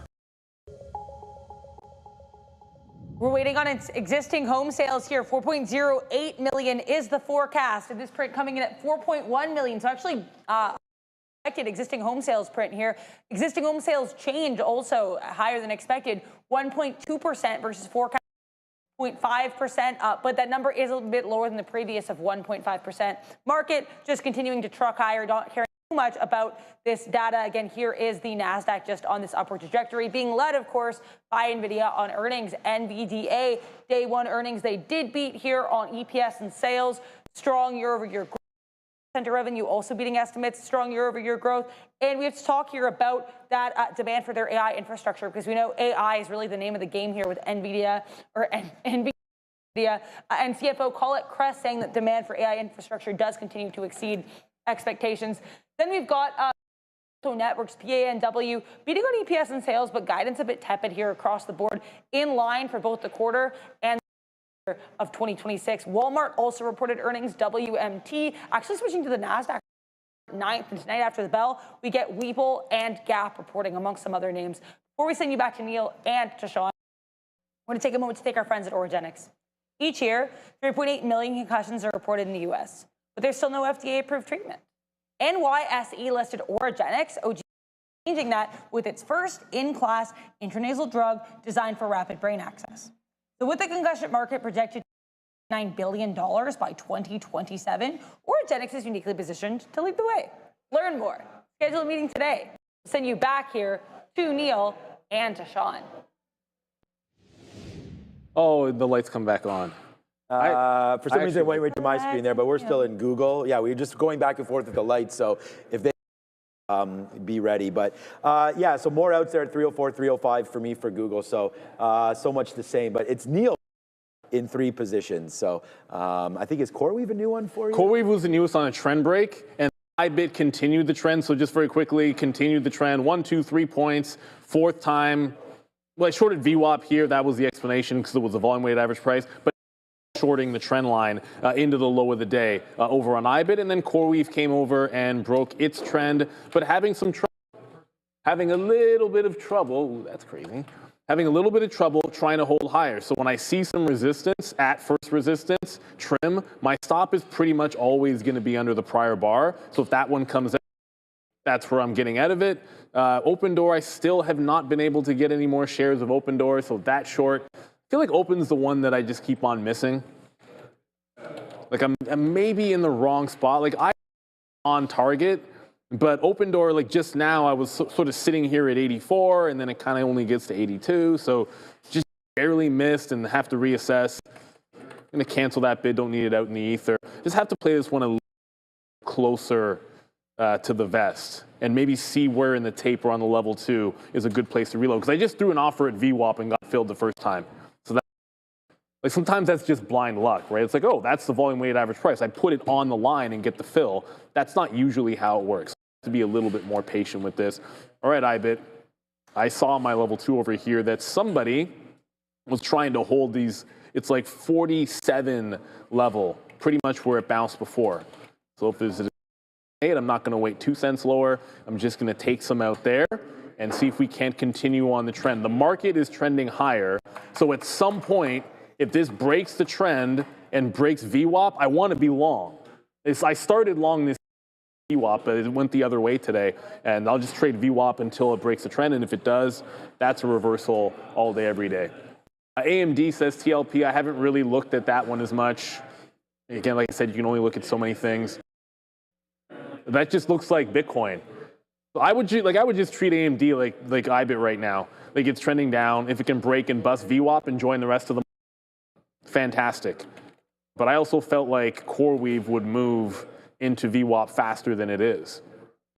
I might have missed a reload there too. I'm going to see if we can't get some back in the low 80s, I should say, in the 20s, and play this one to said volume weighted average price. I just heard about a halt. I haven't even looked at any small cappers today. So, oh, that's It's that silly stock, WeShop, from yesterday, the one that went 300 million%. 300 million. It's down 20%, but that's just because of how stupid the stock was in yesterday's trade. That can't be right. The volume's 19,000 shares on the day. It's halted up 158 with a tap of 185, and it's traded 19,000 shares. There isn't a day trader, a real trader. This stock should be blocked realistically. I'd be surprised if we were even allowed to trade that with the volume as low as it is. We should, in my opinion. Like, you make one keystroke error on that and you're it's a problem. You're absolutely done. I would stay away from that personally, but we know some people, traders on this channel were like, oh, we made some money on that. Congratulations. Just be careful. Stick and drop. All right, we do have a new, I don't know how long it's going to last for. I don't want to interrupt there, but we are long Alibaba right now at 159.50s. So it came into the 200 period moving average, a nice aggressive move down in. So, I mean, look, the futures are going to have to pop for this to work out, and I'm not sure that's going to be the case, but we're going to wait for it now in the 70s, in the 90s. Losing this name if it breaks 40s. So we do not want to be in this like 20 or 30 cents, especially if the market is pushing the way it is, which it is, pushing down here. This is prime to break. But so I am waiting now in the 70s to get out of a piece. I actually had 73, and then we'll work just over to the other trade that we have on board. That's going to be Google, and that was another clear out there at 305. I mean, it came right back into those levels again. So we take more out right there as it continues to go back. So just please, watch out, make sure that you're trading the right names in the right spots, and you should be fine, right? So there we go. So now we're watching out for Google holding that $300 mark, 303 mark, sorry. We'll see if it wants to hold it. But there it is. If it does break, we're going to put, okay, there it goes. So breaks a little bit. I'll put an offer now at 85. Maybe we something picked up back on the way back up now, but there's a break. So we do get a break of that 50 period moving average. Like I said, we are only into less than 15%. We just got a piece out right there. Now we actually have less than 10% left now, and I have an offer right now at 85 or put out. So hopefully that will fill. There it is. Yep, there it goes. So now we are out there, another little piece as we just continue to watch out for these names. Where's my puke emoji for Meta? Yeah, and I also just saw CoreWeave also. I know you were in that name. Just puked as well, and I know that people are talking about Meta there, and there goes BABA to the downside. So we take an L there, but and we talk about this all the time, is what I'll lose on BABA is I lost less on BABA than the position I currently have, and I only have 7% left on Google. So, we're talking about like 5% or so of the gain on Google we lost on Alibaba. So Ethereum just lost 3K. Okay, this is the only key I have. I don't have the puke key anymore, Fabian. Okay, I don't know if Fabian, listen.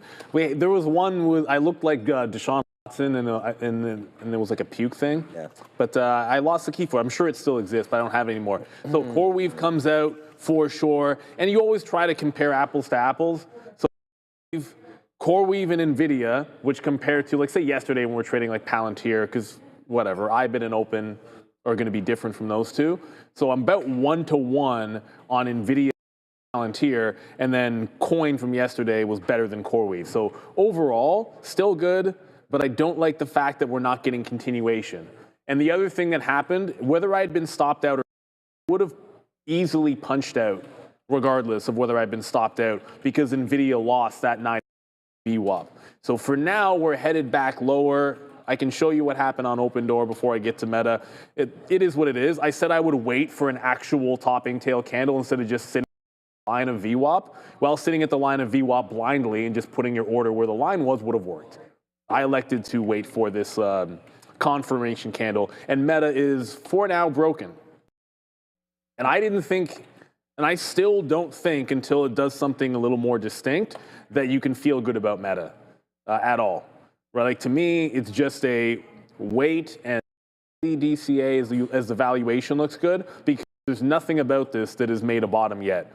Until it rounds out and maybe breaks here like 616, it's just in a slight downward trend. If the market's bad, it's going to be worse to a certain extent, or it's just going to be to the downside. In this particular case, the market's up 2, it's up 1.5. Shout out to Eddie. Thanks, Eddie.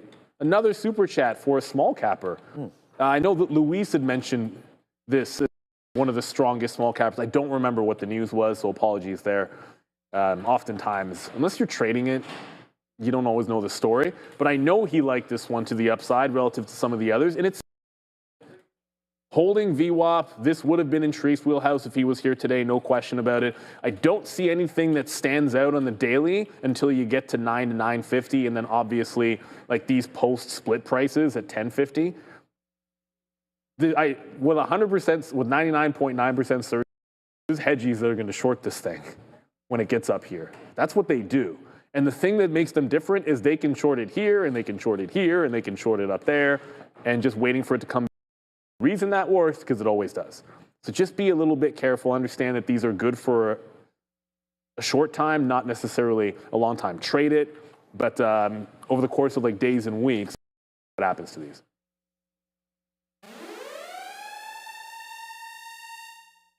All right.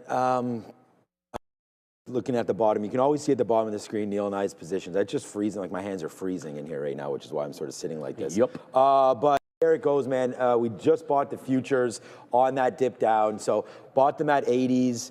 Just got them out at 99s there, just ahead of, not a key level, but it's just a 50. I don't, trading the NASDAQ or the TQs here, I don't use, price really as an indicator. I'm just trading off of these lines. So we just came in there. I didn't actually notice it until we hit up on the scanner there. So once it broke, then I was just using basically some of these as our bottoms. So if we can get hit down here, then that's where we'll get out, right? A break of like 50s down there, but I do want to get some more come into this area. So temporarily right now on the TQs long. So let's see if that back up there to the upside one more time. Google's still a monster. And then we actually got back into Alibaba right there. We that we got stopped out. And then I just was like, oh, maybe we can get this back in again. So let's put some love on this name here. We'll punch a little bit out there and get a 71 fill, but there it goes. Cooking now back up to the upside is Alibaba. So that's going to be a good trade here for me there today. And then just quickly, as we continue to talk, getting hit again, we should have probably shorted like we did yesterday. Yesterday we got over $1 on that initial short, but here's the stock heat map for today. And oh boy, I'm just going to refresh this. Like, is this even for real? We had seen so much red on this board over the last couple weeks that it's really, or maybe the last week and a half, that it's really nice to see what we're experiencing here today. It's not just all the chip names. I mean, Broadcom's up 5%, which is really great to see. Over here, you have Caterpillar continuously going higher as well. Vernova, we talked about that in the pre-market as well, 3M. So a lot of these names continue to go, man. We are doing well now. Well, we've been doing, but there's healthcare. Only weak sector here today, as it's been really hot. So nothing to see there. J&J just did all-time highs, as well as Eli Lilly is there right now. And it's real nice to see this sector back, because I am still very, very long this guy right here, JP Morgan, like very long that name. So that's a good little bounce back there. And we never see SoFi on here, so I don't know where it is, but yeah. So why isn't it? I don't know. SoFi it's only SPY names, so it's not on the S&P 500. It's not going to be there. That's why SoFi is not there. That's why Robinhood, Coin, etc. were only there fairly recently. Right. Yeah, that makes sense. Right. XY. I don't know if Mark knows. We still don't have connection on our TV over here in the middle, see, so which is all good. I know Mark's doing up. Stuff, so I don't know if that's planned or not. But okay, so here comes Rob. Yeah, so that's what we're looking now in the market. And look, a great day. Congratulations to everybody that is long today. It seems like no matter what sector you're in, you're probably having a decent day. What's up, Adara? I want to tell you guys to hear about Google Cloud announcing that their Google Threat Intelligence Group, or GTIG, is tracking a long-running and adaptive cyber espionage campaign by a group called APT24. Apparently this group has been deploying bad audio, a highly obfuscated first-stage downloader used to establish persistent access to victim networks. Looks like some type of technical attack happening here from Google Cloud. Now, with regards to what they're doing from here, they said they conducted a series of victim notifications with technical details to the compromised sites. Back to you. Sound all that good, but sort of tracking these things starting to come back in here. I'm not going to lift my bid. Still bidding to get out at the curl point here on IBIT, and then the next available pop, we're going to get in again. That's the plan of action. I keep having this. I just hit save. If it disappears, it is what it is. So 51.5 to 51.6 will be the reload this time. And then for open door, which is still also heading lower, still looking at VWAP, looking at yesterday's low a day for open door, just looking for these to continue.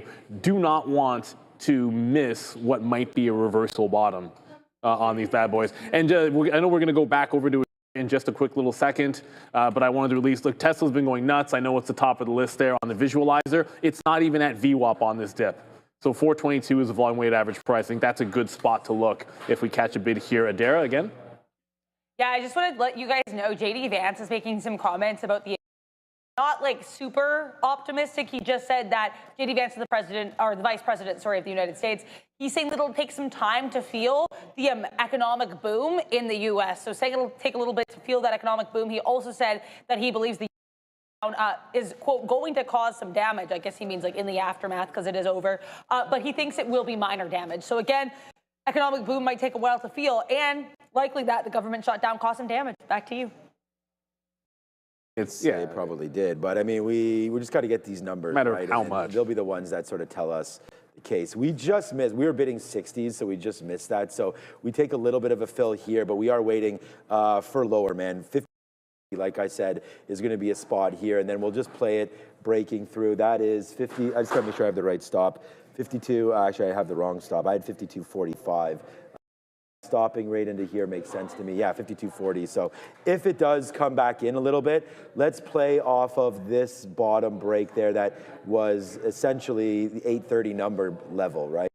We've seen break before, so this is not going to be rocket science there. If we can break that level, 52.38, then we're going to get out. But looking to get more right here at 60s now on the TQQs. And it looks like we just missed it again down there. So, oh, darn, that sucks. All right, so we just missed a decent fill. 60. I don't know. We were just bidding that level, so missed it. Let's see if it comes back in for us there now. And a little bit of an average in on Alibaba again, but if this breaks 159, we want to get out. I know. Thought a pullback here into the day's low for the futures might get bought up, but we do selling off today, right? I mean, Nvidia, although having a good day, no, still not up. No. Having a good day, not great. Up 3.5% back. The problem is no one's adding to their positions. Oh man, that sucks about the TQs. We just missed that.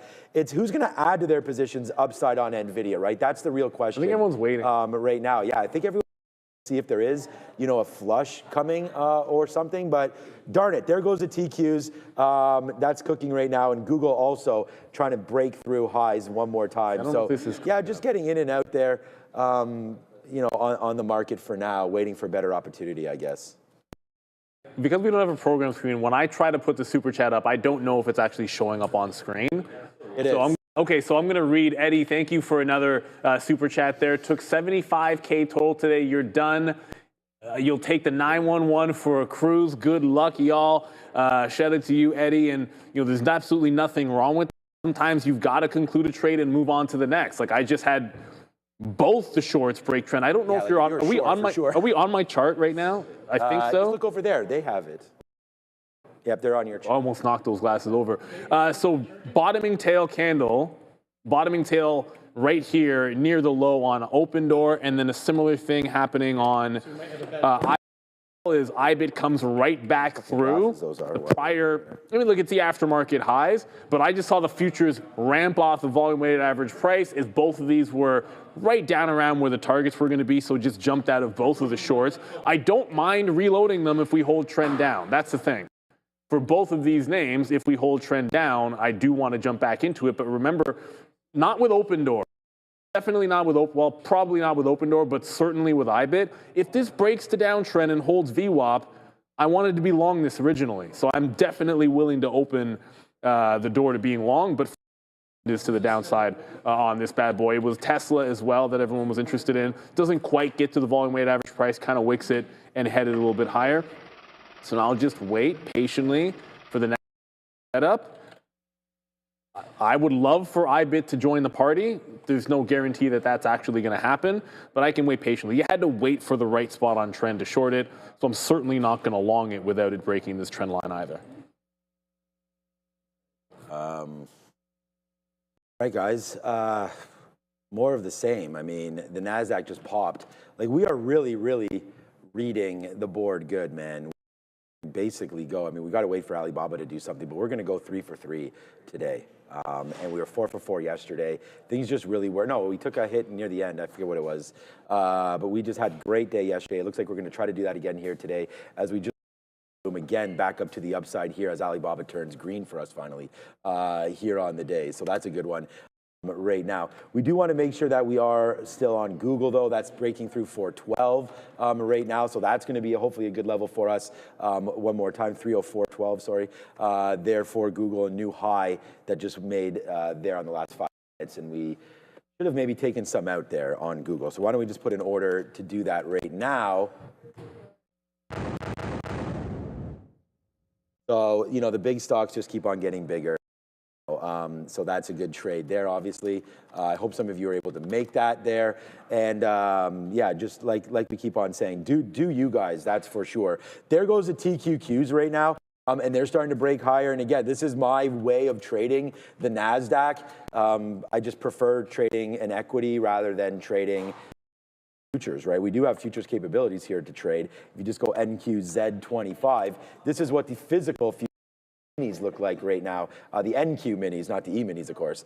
This is what they're looking like. And yeah, just an interesting way against the NASDAQ is by using the TQQs, right? So yeah, so far so good on that kind of a front right now. Back in Alibaba, we didn't get that last fill at 60s, so this one's in danger as the futures once again turn right around there. All right, let's go over to Adara and see what she's up to. Yeah, let's start here with a name that isn't necessarily a small cap that I know also happens to be a favorite of Sean. Big Bear AI. Slightly larger market cap in the low single-digit billions, but they announced some strategic memorandums of understanding this morning to help accelerate development, integration of these advanced technologies through the Pahang Aerospace City. We also have SGBS, a runner that has run in the past. I believe we might have had it mentioned here this morning by Luis Barbados as well. And they actually Catalyst this morning announcing they're shifting their focus away from home building and towards energy because they believe this is going to provide some more value for their shareholders. Let's talk here about LFS, last but not least. Another one that I've seen floating around in the past, Lifras. I could not find any news for this. This is, I will tell you as well, $185 million market cap. I couldn't find any float or short float information. That's really all I have on this. Before we send you back to Sean and Neil for more trading action and more Nvidia earnings day one, we will take a moment to thank our friends at Trade the Pool. Because, guys, for too long, trading meant risking your own money. We're never having enough to start. Fear of losing. That's what kept so many traders on the sidelines. Now changing because Trade the Pool is transforming how traders access the markets with its limited risk trading model. That allows traders to use funded. Trade the Pool absorbs the downside, allowing traders to focus on what truly matters: discipline, consistency, and growth. When you hit the profit target, you keep 70% of the profits. That's no fear and no barriers. Real opportunity. That's the revolution of limited risk trading, which is of course powered by Trade the Pool. So guys, visit tradethepool.com or scan the QR code now. 10% off your first valuation. Back to Neil and Sean. Make sure to like and subscribe. Yeah, so, you know, Trade the Pool gives you lots of opportunities to trade various, you know, different assets and whatnot. So, you know, make sure you do check that out here. You know, we'll primarily trade equity, but we, you know, we have the opportunity to trade Bitcoin here, any sort of a futures contract, as well as over 60 different markets worldwide. So, yeah, great opportunities here.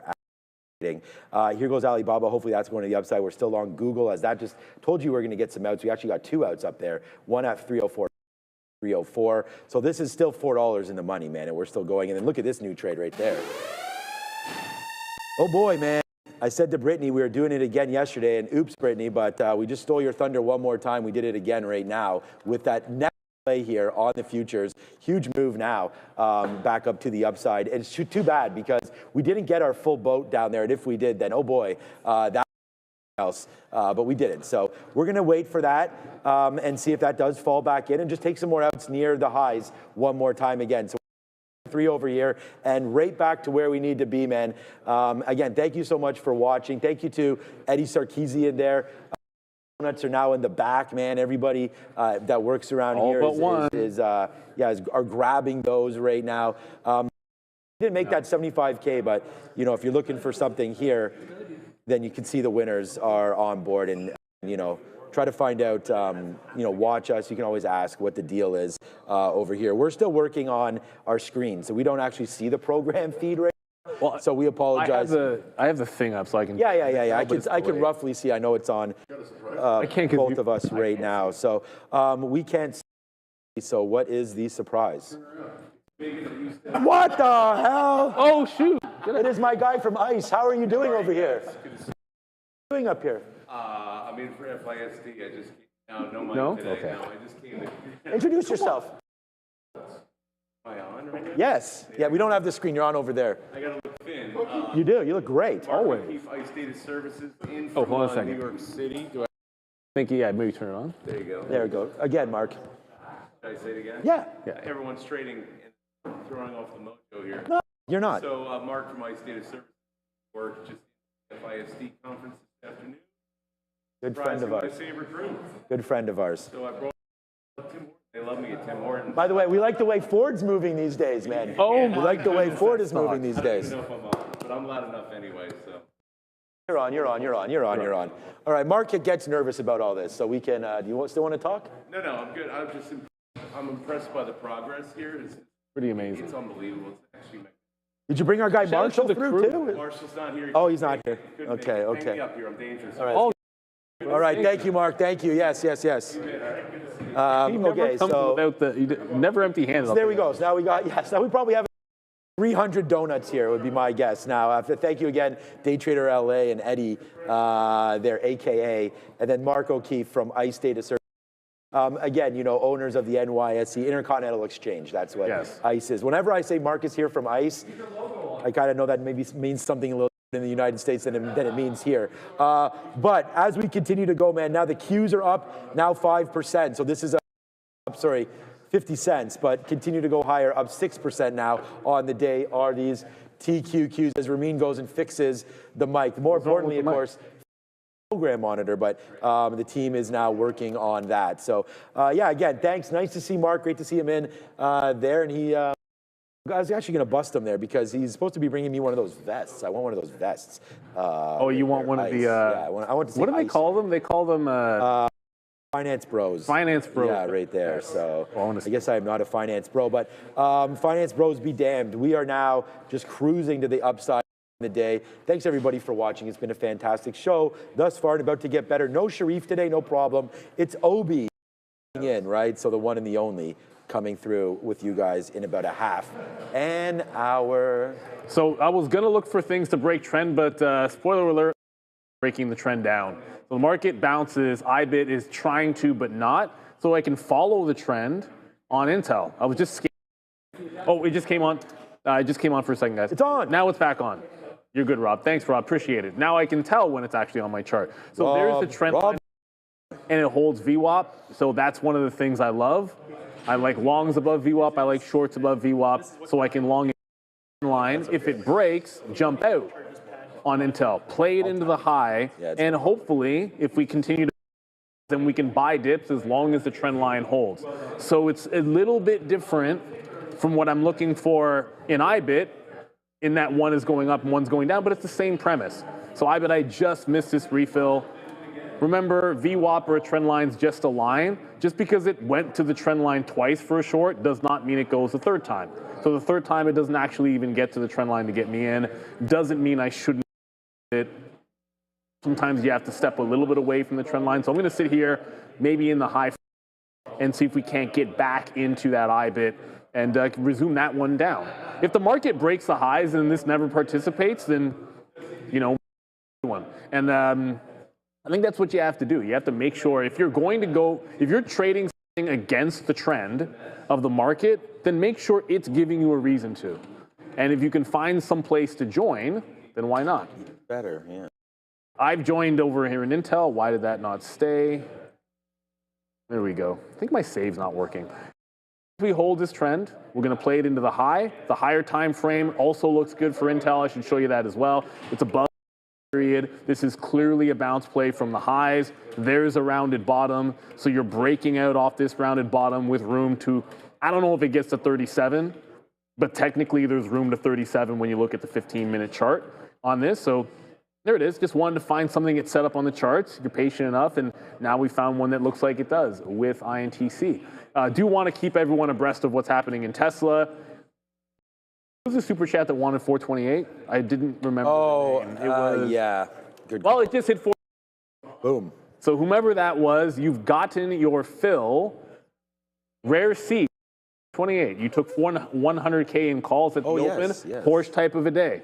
So we don't have a Porsche key, unfortunately. We have a Lambo key. All we have is the Lambo. Yeah, you have it, right? Yeah. I don't have that key either. I got it. I think we. Oh, thank you very much. So shout out to you, Rare Seed. Let's go to Adara. Yeah, so to let you guys know, I'm seeing some really conflicting analyst takes here on this Fed rate decision as we get comments from Fed's Hammock, who's now saying we're the neutral rate. So again, that would be a little bit hawkish. But let's talk about these analyst notes. So we have Wells Fargo saying that the Fed should be cutting in December. So at this meeting on December 10th. Then we've got Morgan Stanley saying they no longer see and they only see 3 cuts for next year. So again, very different analyst takes here on the path of rates going forward as we continue to get comments from one of the most hawkish Feds lately, Fed's Hammock. Back to you. We also got EIA natural gas numbers as well, so just be aware if you're trading gas. Back to you. All right, thank you, Rob. We have now been all working fixed now. up there, and thanks to Mark O'Keefe there from ICE, Intercontinental Exchange. But yeah, he just came on it by himself. So there it is right now. I mean, there's another play right. Just go props up to anybody that was following or trailing any of the trades here today. We are going to go 3 for 3 and 3 for 3 big time too. These are not small trades, guys. These are big trades for me here today. And I think that's, moving forward, that's really what we're going to try to do all the time is try to put on, obviously that's what we try to do here is put on trades, but I'm focusing for myself like more on trying to be very, very specific. Well, we both are. I'm just speaking for myself right now, but trying to be specific. Where we're getting in, where we're getting out, and then the specific names. And I'm only trading 3, and actually to hold 3 right now is something. I'm still in half of the Alibaba, so that's a little bit of a bigger spot for me. This is already came out. We've already gotten out of this a couple times. So I'm going to take one more out right now, and now we have about 5%. So it's really, really small position now on this. But this is really, just to let you guys know, this is about 3/4 of my day is Google. Like it came into the level, we believed in it. It's a level that we wrote down. So we hammered it once and then hammered it twice. So that's 3/4 of my day. We didn't get as many shares on TQs as we wanted to. We literally missed it by 1 penny. I think if I was on another gateway, I might have got it. I was on NASDAQ or ARCA. So maybe there was something there, but that could have been even a bigger trade, but we're still happy to be. And then Alibaba just starting to turn out well now too. So 3 for 3 there today on trades, and they all just made sense. I think that's really what you're looking for. The result is the result, right? I mean, we can't control where this market's going, that's for sure. So you just got to do the best you can with the information that's in front of you. And like Alibaba's coming back in, so I'm trying to get a little bit out there. And here come the market, maybe a little bit, so we can take advantage. This because our biggest position is BABA, but we still have something on the queue, so let's offer out some 19s and get them. Then we'll offer out some 22s and get those. But so far so good there on today, and I've only traded these 3 names, but they've been good there, and it's only 10:30 right now. It's Obi. Plenty of time. Yeah, plenty of time. Lots of earnings tonight. Webull tonight. We have Obi and where's Joe? I have some mild. Huh? We haven't seen Joe this morning. Have you? Yeah, shoot. I don't think I have seen Joe this morning. Okay, so no Joe yet. Yeah, I'm thinking a lot. I'm like, you so much in a routine. I find that in my head, it's like, yeah, sure, of course I saw him. No, that was yesterday. Yeah. So I guess we haven't seen Joe. We'll see what's going on there. But quickly, It's a line in a chart, and just because it held once, technically twice, that was my bad for not shorting it. The second time, the third time it didn't. There was a quote jump on it on open, so I got out. I was going to say on it, but that also would be true. So I'm out of it unless it regains trend. It's marginally above VWAP, but this still looks like a bit of a trend break. And look at the volume spike. You can see that very clearly. That's the other reason. Biggest volume candle of the day, including the 930 candle. So when you see that happen, that's another reason to assume that something has changed, especially if it runs through your stop. I'm not going to jump back in automatically if it wicks. So Intel trends pretty much to where it got at 930 and rejected, which is up at about 46, 47. So it gives you that quarter move. It can hold a trend here. You have to be concerned with the volume weighted average price as well. So I want to see it maybe get back down in the 20s for that reload. It goes. IBIT. See, that's a little frustrating, but IBIT just broke the low of the day again. Well, for people that wanted the decoupling, it's still happening. But that does mean in this particular case that IBIT's weak, right? Or Bitcoin is weak, I should say. So what are we at, 90,300? Well, I'd have to guesstimate here. It's 90,000 is going to be, it's somewhere in around, I think it's under 51, but somewhere in and around there, you're going to lose 51. Ideally, I want to stay on trend and short it before it breaks 90. That's the plan of action. I can't guarantee it's going to do a pop one more time, but I managed to miss that third trend line, the test on the trend line for the short. Should not miss the fourth one. So Intel, we're going to stick with that one to the long side. And let us know what other names you're looking at. I know there's that SGBT, SGBX. Yes, right? That's what it is. SGBX, that's the one. I just typed it in wrong just now. That one's moving pretty well, sea green, but notice how it's underneath the volume weighted average price. I know that can be something for people to watch. It's not all bad. I know it's broken trend, doesn't look very good right now, but it's still above the prior high. So there's a place that it could, in theory, settle down and maybe give you something for a return into the long. Typically, once it does that kind of a reversal, I know a lot of traders will stay away from them in the small cap land. I necessarily disagree, but it doesn't look completely done just yet. There's that one really, and not much. I wouldn't put BBAI in that category. It's like, I know it's a small cap, but it's kind of a little bit different. It trades not the same way as some of those other gappers do. Like, you can trade it pretty much every day, not just on the day that it's gapping. And that's holding on some strength. So those are a couple of names that we have not covered at the top of the list here. Just those in SoFi, which I think you looked at least. Yeah, Joe's on his way, so no fear on that one. Yeah, so just the same kind of talk. Alibaba comes right back up, and we can have a add some other names, of course, as today Neil just did a whole little bit of a rundown there, but what a day it is to be long in the general market. I mean, you get a big boost up in the financials, which has been really good there today. Amazon finally bumping. There's Walmart making the switch over to the NASDAQ, so that should be an exciting opportunity for all those kind of traders that look to, take advantage of that switch over, up 6% on earnings. Good earnings, not great, but, TJX, we had yesterday, of course, not the greatest report yesterday from TGT. We can check in on them, but that's the retail side of things. Costco getting a bump up as well today. I think a lot of that Walmart trade is probably, due to the fact that there was, again, good quarter, nothing wrong. We are heading into the Christmas season, so I think there's opportunities there. We had talked about that, but Walmart, again, like down into that $100 level, what a great level that's been, and we're getting ready to go take out all-time highs again for Walmart. So just a shot up right there, right off the open. They like that report today, and they like the news that they're moving over December 9th over there into NQs. So shout out to NASDAQ trading. They're going to have a new participant pretty soon.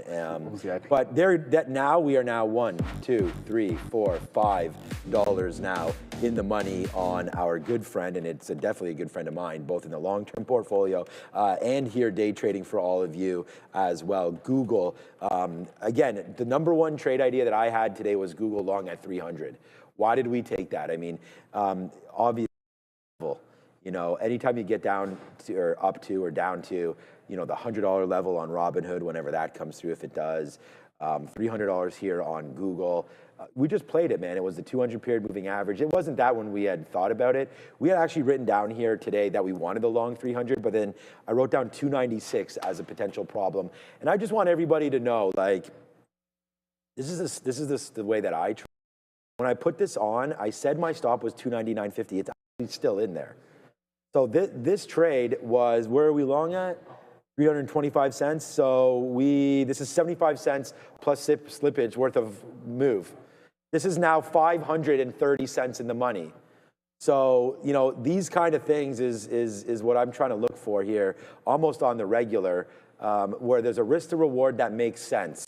And, you know, a little bit of a longer, you know, risk there, you know, and wait for the trades to come through. And like right here on the TQs, my stop was 52.50. We actually talked about that as well. I think I put it down to 52.40, but there you go, right? This is 20 cents worth of a break for 75 cents now. So this is what we're doing. And I mean, if, you know, this is not the pot calling the kettle black or anything like that. This is what we do. Like there's the stop on BABA, get stopped out there, then run it right back there to the upside again.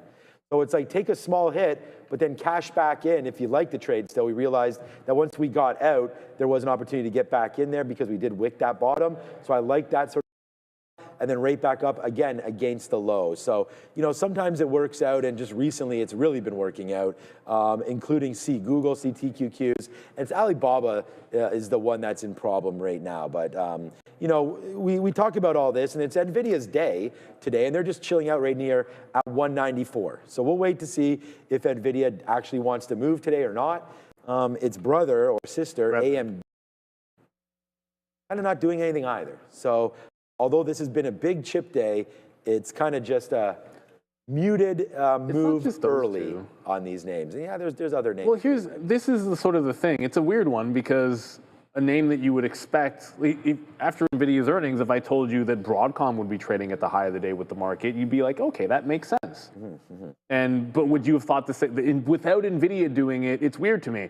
Like Broadcom somehow is going to be strong. I mentioned, you know, Intel for whatever reason. Man, like most days, you're not going to see me sit there and argue that if Nvidia down, Intel should be trending up. Most of the time, I'd be telling you, oh, this is just a matter of time before this goes down, but it's trending higher. So it kind of is what it is. And then SMCI, I know we're going to go to Adair in a quick little second. SMCI is really trending down. So that's still holding true. This stock just feels like a sell 80% of the time for whatever reason. So you've got a really weird thing happening, especially with the chip names, where they tend to be all over the place so far this morning. There's no unity. Let's go to Adara at the desk. I believe it's time to see Sector Watch. Not too much to say here, guys. As Sean said, it's nice to see a bright green sector board, but that does mean we have a little bit less to talk about. The only sector where there is a bit of weakness is health tech. AbbVie and Abbott Labs, both lightly red, but everything else here green. Producer manufacturing strong, consumer durables notably strong. Another area with a little bit of weakness, you got DoorDash and Uber both red, but the rest of the sector, much like the rest of the market, strong. Energy minerals, great. Retail trade being aided by a nice move in Walmart here with their earnings day one. Finance green, electronic tech and tech services green, with the notable exception of PanW on earnings, a little bit weak here in tech services, and Micron actually down 2% here in electronic technology. Other than that, though, these tech sectors are generally strong, and so is the rest of this market. Back to Sean and Neil. Make sure to like and subscribe. All right. Buying dips on AbbVie. Yeah, I like AbbVie. AbbVie has been one of those names that I bought like when I was a little wee one. I like AbbVie there. I need something other than Eli Lilly in the healthcare space. Yeah, I just have XBI and Eli. I know. I only own Eli Lilly in that space. Oh, anyways. Now I $6 just on saw Google, an by the IBM way. chart. Oh yeah, I like IBM too. IBM just bouncing off its 50-day moving average there. I was bidding this one for Nvidia earnings, obviously. Let's just say if you were bidding this one anywhere lower on Nvidia earnings, suffice to say you did not get filled.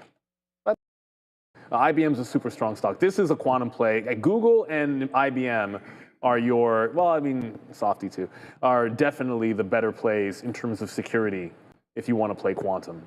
There's no question about it. You know, like you have a little bit of something. Let's still got some some D wave that you let it ride, but ultimately, do you feel safe in those? No, you want to ring the register and play with house money. Well, hopefully, I want Bitcoin to join this trend. It's just not doing it. So just got to be patient, right? Like wait, like for myself, if I can't find a zone of entry where I know where I want to exit and where I know I want to make sure I'm executing in, really only in the one area. If I don't see it, then it isn't there, and it's still just a short. I want it to be a long. It's just not happening yet here over on IBIT. Starvin says you agree. Rigetti though? Oh, you're joking. Yeah. No, Rigetti goes into that. Which if you have, if you're in quantum and you're like, okay, well, I have 20 times the amount or 10 times the amount of shares in Google or IBM than I do in Rigetti or D-Wave, I don't think that's unreasonable, right? I think that's actually perfectly reasonable. If you've rung the register and say you have one of these and you have 10%, you have $10,000, I like that number, and you have 1,000 in Rigetti and you've got $9,000 in IBM or Google, I think that's a pretty reasonable way to look at quantum. You get ridiculous upside if one of these because they could go whatever, but you're not going to get rinsed if it goes to zero. You guys have already hit the jackpot by finding this show. So, and there it is right now. Neil, it's $6 now on Google as we just continue to go higher, man. Play, as to Neil's point, man, sometimes you just got to make the easy trade, and Google into everyone's portfolio does definitely make a lot of sense. So congratulations to anybody success trading this way. That's why I asked if anybody in the chat trades like me right here. So, okay, Google, oh, here we go. Bought SoundHound. Okay, we like that, WRD. Let me check that out right now for you on SoundHound. What does it say? Wow, thanks for helping me become a better trader. You are welcome. You can become a better dancer if you do that floss as well. All right, yeah, good little look there on SoundHound. It looks like over the last 2 days, starting to bump higher right now. So, yeah, for me, an AI play, definitely there. They were teamed up with Nvidia. I'm not sure what's going on there. So I don't know the macro too much with SoundHound right now, but this looks pretty good, man. Breaking back up through the 200 period moving average. These are names and areas of concern that I look for, right? And so that's another great little level there. Definitely, you never want to buy falling knives, and I think we do a good job of talking about that, and that is what it was. But if you had just recently bought it, that's good, because now you're starting to retrace back up. Friend there, Brian Shannon, mentions a 5-day moving average to see if, we've got to going once it breaks that. I would say SoundHound, and I don't have it up right now, but it's probably pretty darn close to breaking, not broken already. So nice play there on SoundHound. I like the vibe that you're giving off there on that trade. So, congratulations for SoundHound, especially if you were long yesterday. If you're just long today, again, like the stock, and now you have an out, right? You can use this $11 marker or something like that as your out underneath that level. So, yeah, good trading there. SoundHound, must be nice to put that on, that's for sure. Congrats on that. $10 there, still 70 cents on the TQs, but we are out the clip here on this for sure, as they're starting to get a little bit over, maybe, I don't know about overbought, but I can see some of the mojo maybe coming out of this, as we've just hit the high of the day now twice. So that's names coming back in right now. So we'll take out another piece here. It's only 13 more minutes until we're out of here, and then we go over to the midday show. But we're at 3 times right now our daily goal. We hit a good, we were 4 or 5 yesterday, so we're kind of taking care of the week here just in 2 days, which is really nice to see.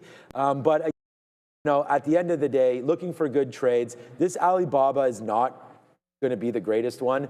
We didn't even get to VWAP there, as the market is now up 2.5%, or sorry, 2 3/4, 2.25% to the upside. Look what Alibaba is doing. So I'm not even going to reload this. We've already gotten out. We'll take the L on this if that is what winds up happening. But right now, Alibaba, just straight pressure down.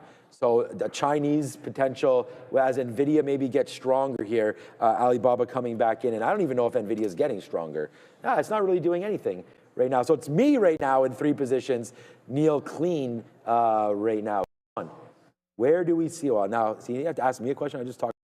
Where do I see Google today? Honestly, I mean, I've been getting out. I have less than 5% left, but it's hard to give a prediction, because now it's clear blue skies, right? Clear sailing now to the upside. So I would say on no news today for Google specifically. I mean, we did have the Gemini news from yesterday. We did break through 300. I'm happy right now. I think a 4.5% move up, doubling the NASDAQ, is good. So I wouldn't get too greedy, man. The NASDAQ knew it was going to be a big day, but up 2% is a great day. So for me, great question. Thanks for asking it. This is why we just got out another piece here. Now I have less than 3% left of this Google trade. Definitely piecing it out. Look, I got most of them out on this last little run up through 305. So again, thank you for asking. And I'm glad that you've obviously have some today if you're wondering where to get out. So great trading over there. And yeah, great trading with Neil. And hopefully we can continue it throughout the rest of the day. Yeah, you just got to try to stay consistent, right? So you noted that, well, obviously I'm out of Intel right now. But if it's holding the trend, that's my reason. And I waited until it was dual confirmation. Simply hold VWAP, hold the trend line. But when it breaks the trend line, I'm out. And I might get back into VWAP, but it's not automatic. You know, I still like it on the 15-minute setup, but when you break trend and it's breaking trend on the higher time frame, you've got to show me something positive on the 15-minute again at this time of day for me to get back in. So maybe it ends up being 36. Like there's lots of ways that this could turn around and go back to the upside on a higher time frame, but it looks like it just snagged out. No, I get out of it. I don't try to hold all the way back in to break even. Of course, Bitcoin isn't 90,000 yet, but it is, like, we're close. Like, it's really close to breaking down 90,000. It's still on trend for now. I was pretty geared up to reverse and go long this, so I wasn't really thinking continue short. I kind of felt like we were going to be breaking out there. It hasn't happened. We're going to get a 90,000 break somewhere around 51. And this is what happened like yesterday. There's trend down into the 90,000 level and the continuation after the fact. So I want to see it break down. There's always a chance we could break it side.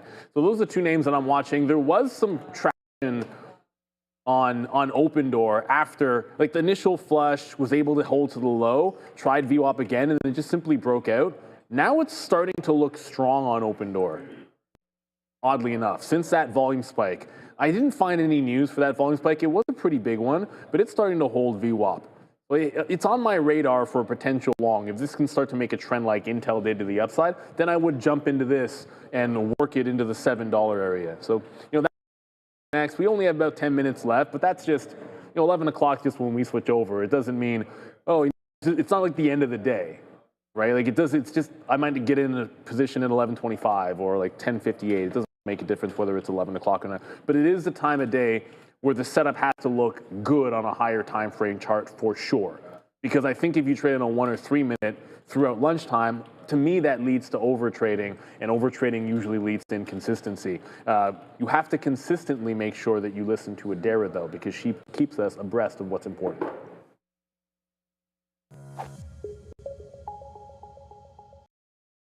Let's take a look at this US dollar, because if you zoom in here, this little double top for the DXY just below that 104 area. Now let's see if we continue to see these higher highs and higher lows here for the US dollar. But right now, nice look on the daily chart. Here's our Fed expectations here. Still have 60.4% of participants expecting that rates are going to be held in place. 39.6% expecting that 25 basis point cut. This is significant because we did get labor market data that for September anyway, stronger than expected NFP is now, again, the biggest reason a lot of the Feds are a need to potentially cut rates would be labor market weakness. We didn't see that in September, but again, it's a bit difficult because this does obfuscate from the fact that we actually don't have October data coming. So that'll be kind of interesting to see what the Fed does here. We know Wells Fargo just said that they actually now see a really good case for a December rate cut. Morgan Stanley, meanwhile, axed that December rate cut out of their projections. They say 3 cuts in 26. Back to you. All right, yeah, we saw that number was about like 29% or so at the beginning of the day, if not a little bit lower. A bump up there on good. Oh, there's an IP. I mean, it's not a great. First of all, Palantir. What? I was not even expecting this.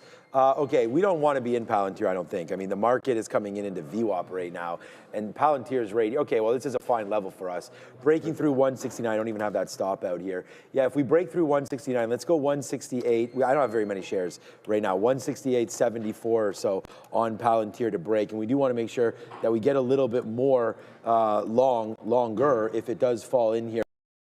Has come right into our levels one more time. So I'm going to bid 169 flat here and then give it a quarter or so of a move back in now for PLTR. Let's see what that winds up doing. So a nice little higher right now. Hey, man, when you're good, you're good. And I don't think that I'm that good, so I don't know what's going on here. But there's another win for us there on Palantir as it just goes bump in the night, right back up, man. Hey, we'll take it if we can get it. We're long at 25. We just got some out at 50. Now I'm at 55. Get another piece out right there. But you know, we're going to stop out if it breaks through that 168.75. So far so good right there. We are looking to reload the TQs as well.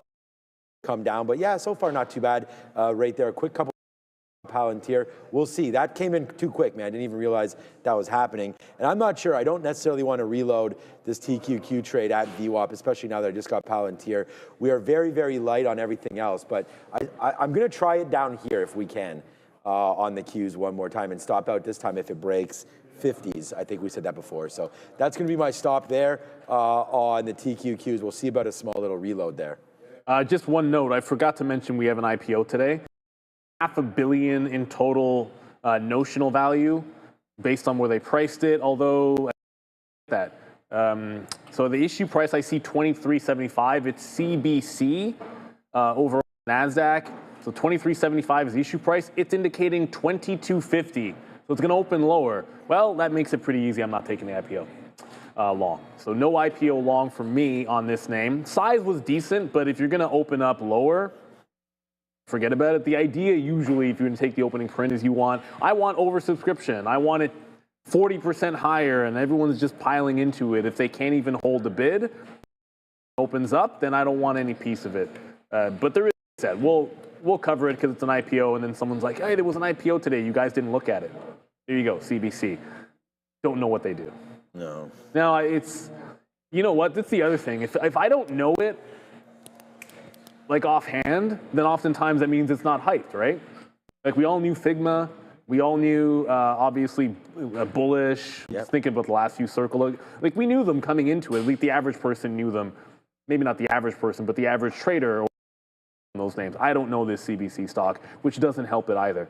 So I wanted to see if we could hold VWAP here on Intel. It's not looking bad on the 3-minute, but then I said, well, what does it look like on the 15? And still, don't see a reason to be in this on the 15 minutes. So yes, it's at the volume weighted average price, but I don't think I go back into the long until after 11 o'clock on this or something very, very distinct. Seems like we're just trending down into a potential break of the lows, which brings me to IBIT.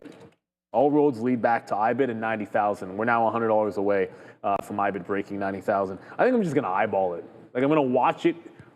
Here, I'm looking up and not showing you. I'm 90,000 in particular. If I see it cleanly holding underneath, then I'll try to, like scalp under whatever that price might be. It's not, I don't think it's 51 exactly, but it's pretty darn close to this 51 level almost perfectly. And if you're asking why not just trade IBIT, Bitcoin, and we can here at Real Trading, it's just, your risk is in equity, so the ETF is just a much easier way to express the trade for us here. It's the same buying power, it's the same account, it's the same P&L. You show up in the same spot and risk. That's different if you actually trade Bitcoin. Not that you can't. Let's go to Adair. Yeah, these timings of these releases seem ever changing, and it continues because the Commerce Department just announced that apparently U.S. GDP and personal initially set to be released on November 26th, so next Wednesday, they're going to be rescheduled. So GDP here and personal income report set for November 26th, rescheduled. Seems like TBD right now, but of course, I will keep you all posted. Back to you. It's funny because you come back right here, and I mean, now we've got Palantir in the pocket winning on that one. That is now just 20 cents in the money as it continues to climb upside there. And we do have the TQs. Okay, we're reloading. We were going to get reloaded, but let's see how far this goes. We just took a couple outs right there at the 200 period moving average again on the reload. But there goes, so we just took profit in Palantir and then it just whooshed down there again. So we'll eventually, actually there, we go slightly red there on Palantir. So that's up and down, and that kind of came in unexpected. So, when that happens, you sort of take the good with the bad there, but we got to hurry up and do what's for lunch right now because I got to go swimming. All right, today, Japan is the feel for the type of cuisine that we have. And it's not sushi, of course. You can't travel that well. That would be a problem. There. Yeah, Korean bulgogi beef, which we've had many times. Soba noodles, stir-fried vegetables, and Asian salad. So beef, noodles, stir-fried veggie, and the beef will just be on top of our salad. I think that's a win here today. So I'll take it. Also, to have copious amounts of pastries. Oh my gosh, too many. Mark must have brought some. it's a box of cookies. I can see it from here. There's like a box of cookies. I've already eaten one donut. My way of being disciplined is I will eat my entire salad before I have a cookie. There we go. But I am absolutely going to have a cookie. Broke 90,000. We only have like a minute to go here, but we just broke 90K. Oh, I should show you this. Is that refreshed? Yeah, so ETH broke 3,000 a while ago. It seems. Yeah, so ETH broke 3,000. We're breaking 90,000. There was a chop the first time through at 90K yesterday, as evidenced by, like, see this? Like, this was it breaking down the first time. This was it breaking down good. So you did have a bit of rejection back and forth. So I want to see that settle out a little bit here. But Bitcoin, hey, at no point was this, it had a little bounce, but no point has this been trending up. You can say whatever you want about Nvidia, but it doesn't seem to extend to crypto as we continue to languish for a little bit here. It is 11 o'clock, of course. We'll be back at 2 o'clock. We'll be back at 2 o'clock, of course, and we're going to enjoy this beef. But you've got a special treat today. You've got Obi, and of course, Joe. Sharif on vacation, enjoying Joby. Yeah, you got Joby. You're going to be trading some Joby today. He's enjoying himself in Cabo. Well, I guess maybe he's not there yet. I have no idea. Who knows? But he's enjoying much better weather than we are. That's for sure. Enjoy a fantastic show middle of the day. Go get him, Obi. Go get him, Joe.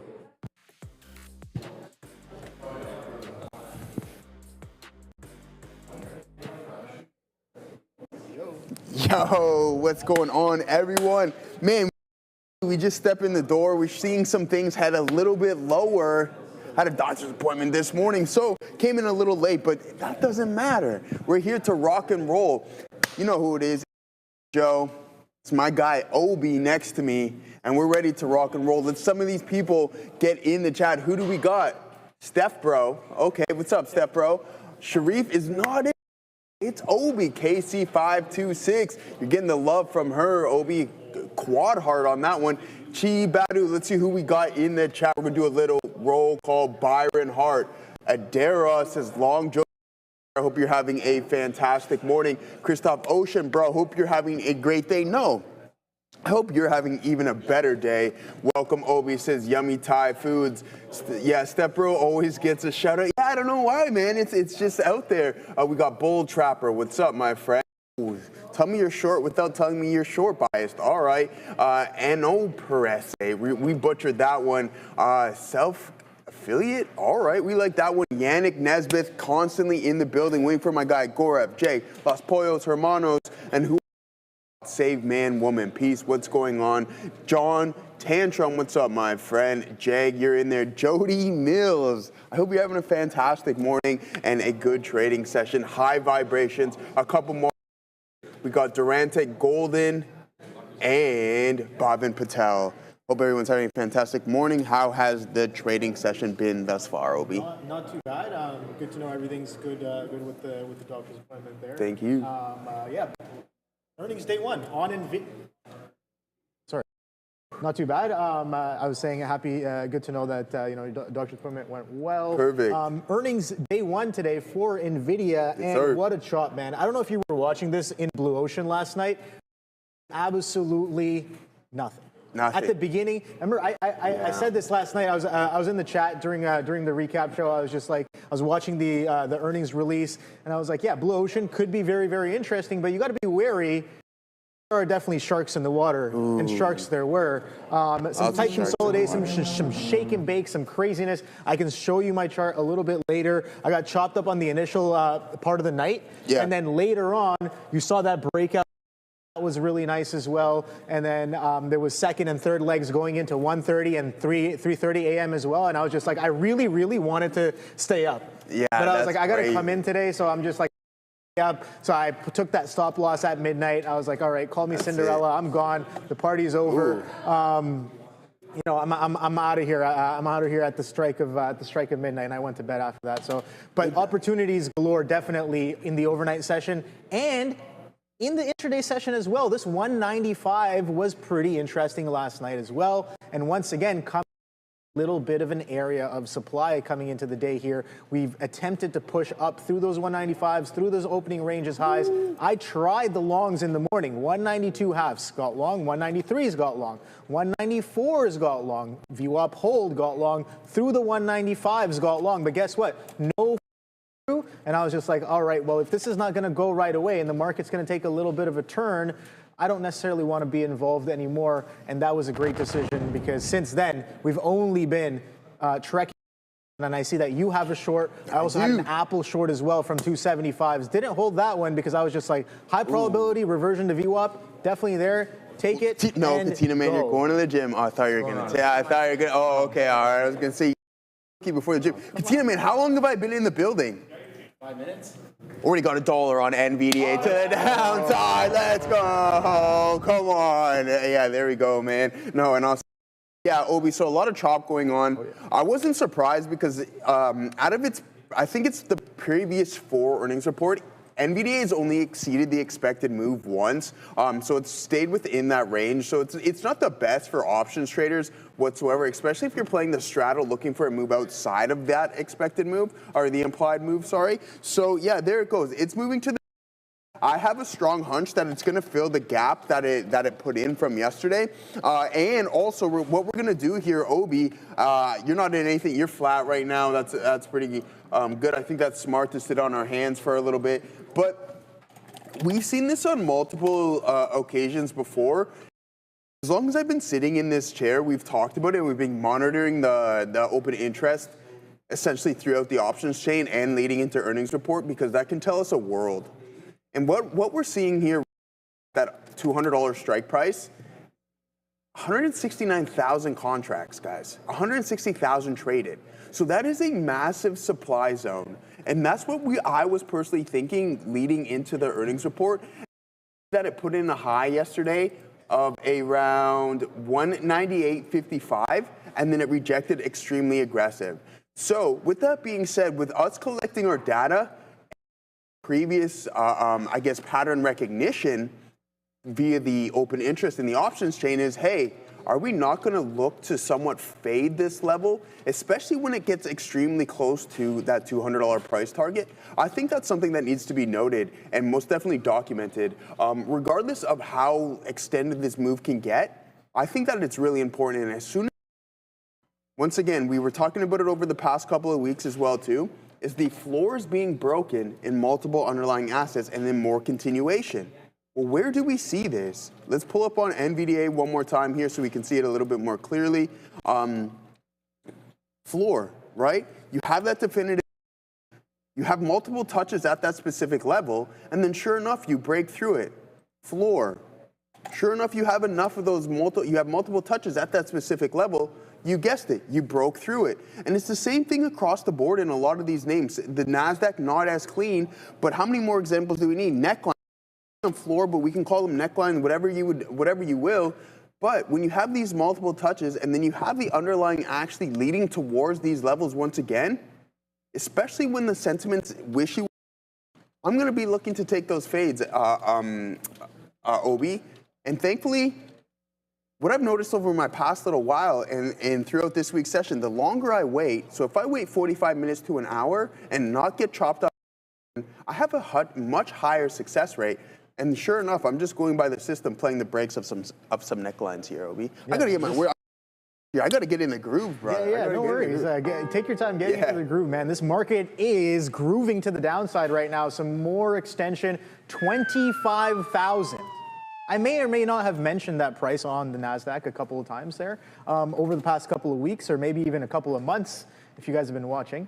But yeah, a little bit of a magnet once again pulling into that 25.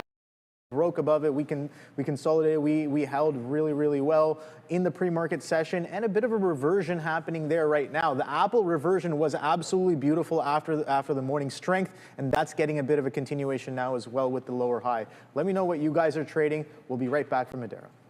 Yeah, I want to let you guys know Amazon with some announcements here. They're apparently planning on $3 billion in Warren County, New York. Now it's unclear where that's going to go. It's likely a lot of these announcements do have to do with AI, but of course, if I get details, you know me, I'll give them to you guys right away. In terms of talk from Trump, there's nothing scheduled right now. He is scheduled to have a meeting here at 2 p.m. He's going to be meeting with some former hostages, but that seems to be closed press, so unlikely it'll be on camera. However, guys, at 1 p.m. Eastern, we are going to get a press conference with White House Press Secretary Caroline Leavitt.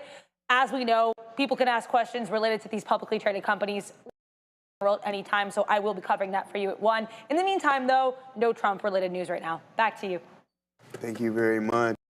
Yeah, other than that, that's what I got going on, guys. You can see we're short 192.63s in Nvidia. And that's a couple dollars, so we'll take that one. Is there anything that you have specifically your eye on, Obi, or what you're finding somewhat here? Yeah, guys, I know we're talking a lot about Bitcoin. It's going to continue to bleed. Look at the volume pickup. That next level is going to be probably the mid-80s.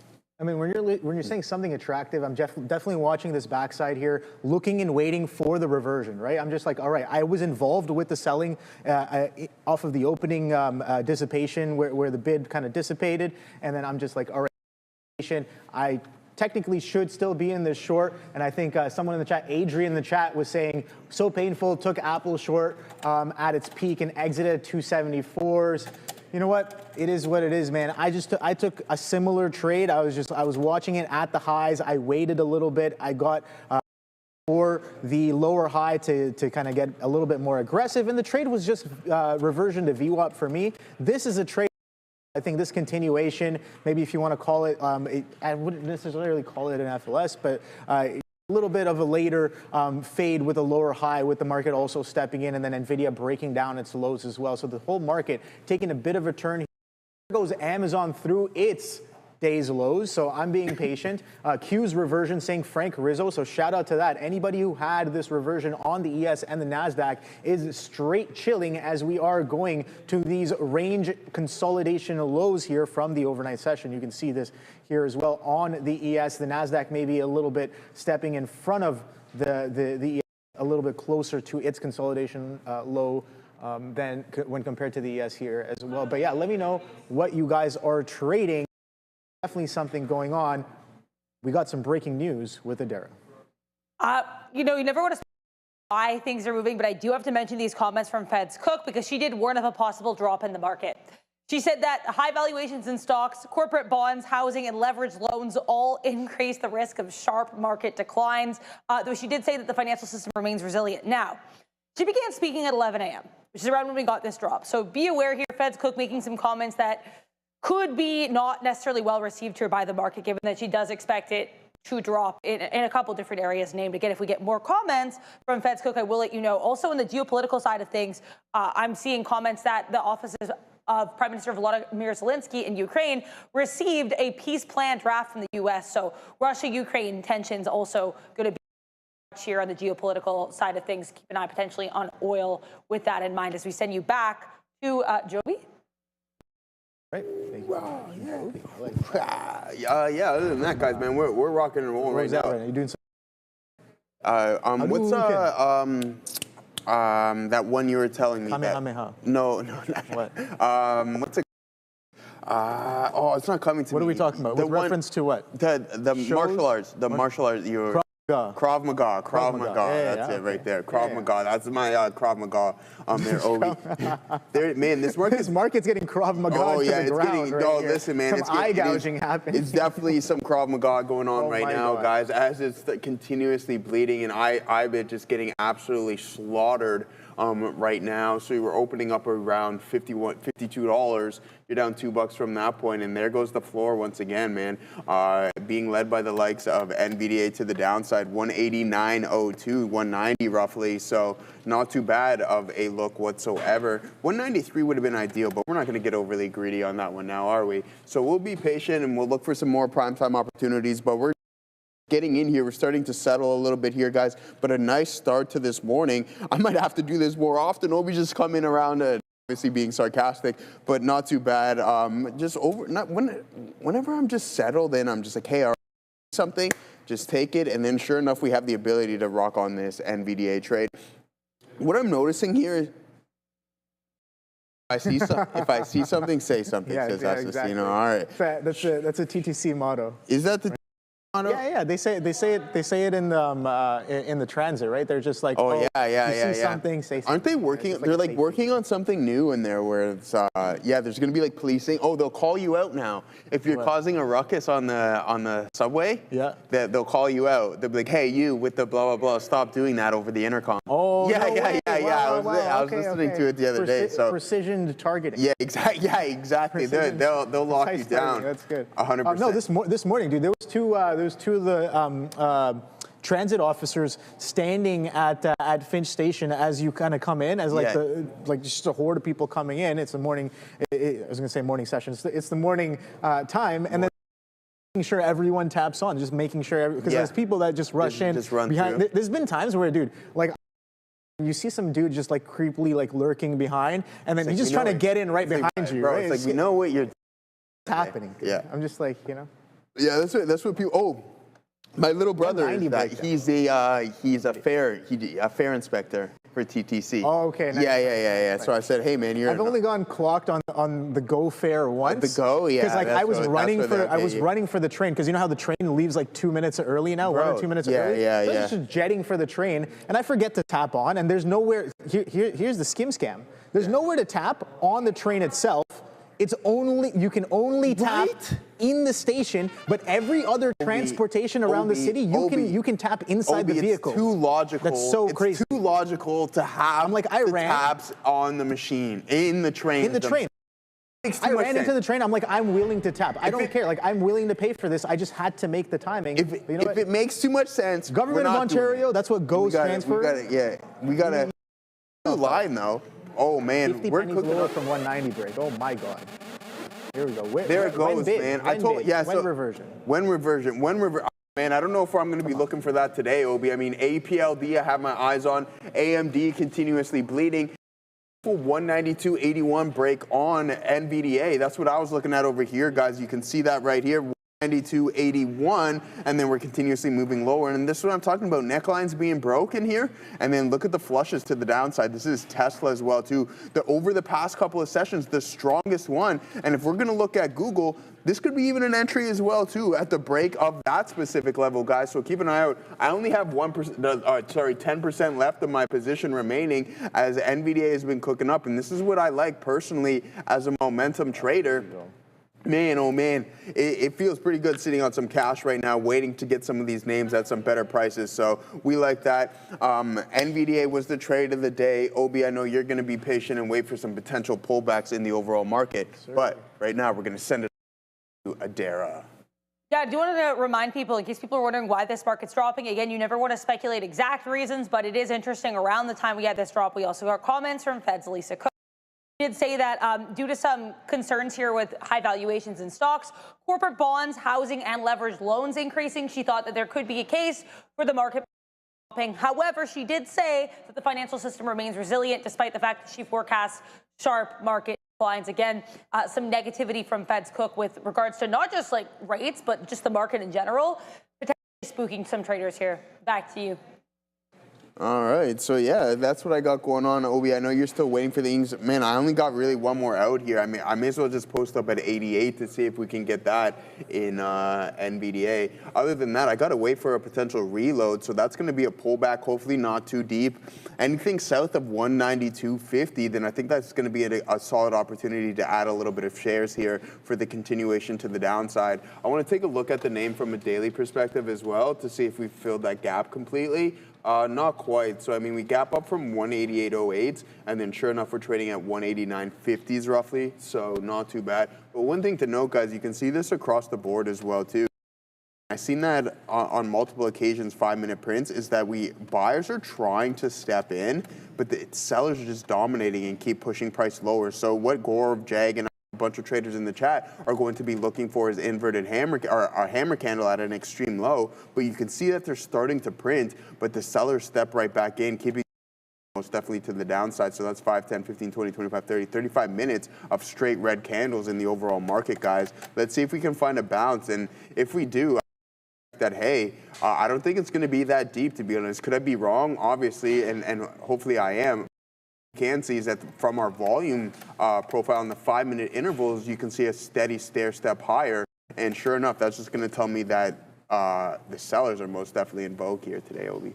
Yeah, for sure. Sellers are very dominant right now. So I'm looking for breakdowns. We saw Amazon break down its day low. So what is lagging behind? Alphabet. Google right now is about to break that 300. So that incoming on Google. Let's pull that one up here and take a quick look as that potentially comes in here. Only about a quarter away from that. You can see the book right here. And beeline down to day's lows right here on Google as the NASDAQ market and pretty much everything prints some fresh lows. So let's take a look at this breakdown here. Softies coming into day's low. It's still about a few dollars away from that.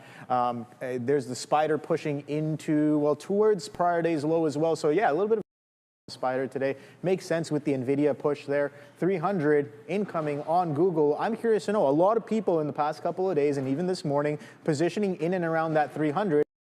Hold off of the opening range low was absolutely beautiful as it held and continued to push aggressively all the way to 306s. So $6 move on Google. And then a full-on reversion, 100% reversion, a failure to follow through of those range highs from the pre-market session brings us right back in to those range lows here as well. So yeah, I really did the short much earlier, but I chose Apple as a bit of a vehicle and it wasn't as clean, but it's coming in with the nice follow through as of right now. So let me know in the chat, what are you guys trading? Are you guys short anything? Are you guys being patient? Are you guys sitting on your hands? We talk about this a lot over the past month. I was just like, some of the best opportunities in this market is where you're just sitting and observing on your hands, and then that opportunity shows up. It almost yells out at you. It's like, just like, hey, that was the one, man. You know, exactly. You down, you saw something that was yelling at you. You were like, it doesn't make sense for me not to be in this. Yeah, exactly. You punch in, you put in the risk, and then you're just like, all right, where's the next trade? And that's the beautiful part about this market. It will show itself. But if you're trying to be aggressive and you're trying to make something happen and you're trying to force trades, good luck, man. That's never really worked for me or anyone that I've really talked to either. No. So you can never really be forcing trades.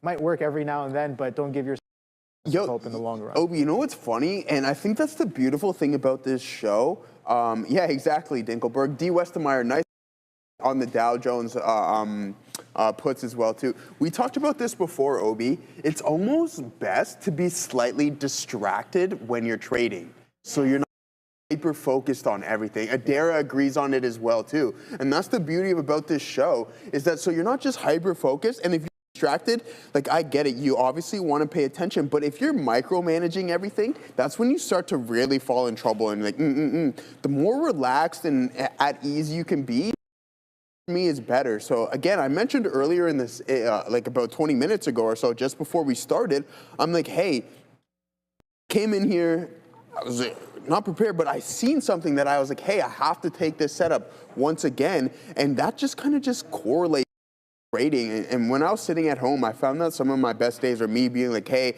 I'll listen to some music here, I'll focus on the market, but I'm not heavily invested like, oh, every up and down tick, because you'll go crazy at that point, and we tend to do that from a day-to-day basis. But nice and relaxed, it's like, okay, you'll fill out an email there, you're shooting a text here, you got music going on over here, you're letting the market do its thing, and you're just like, it's a glance.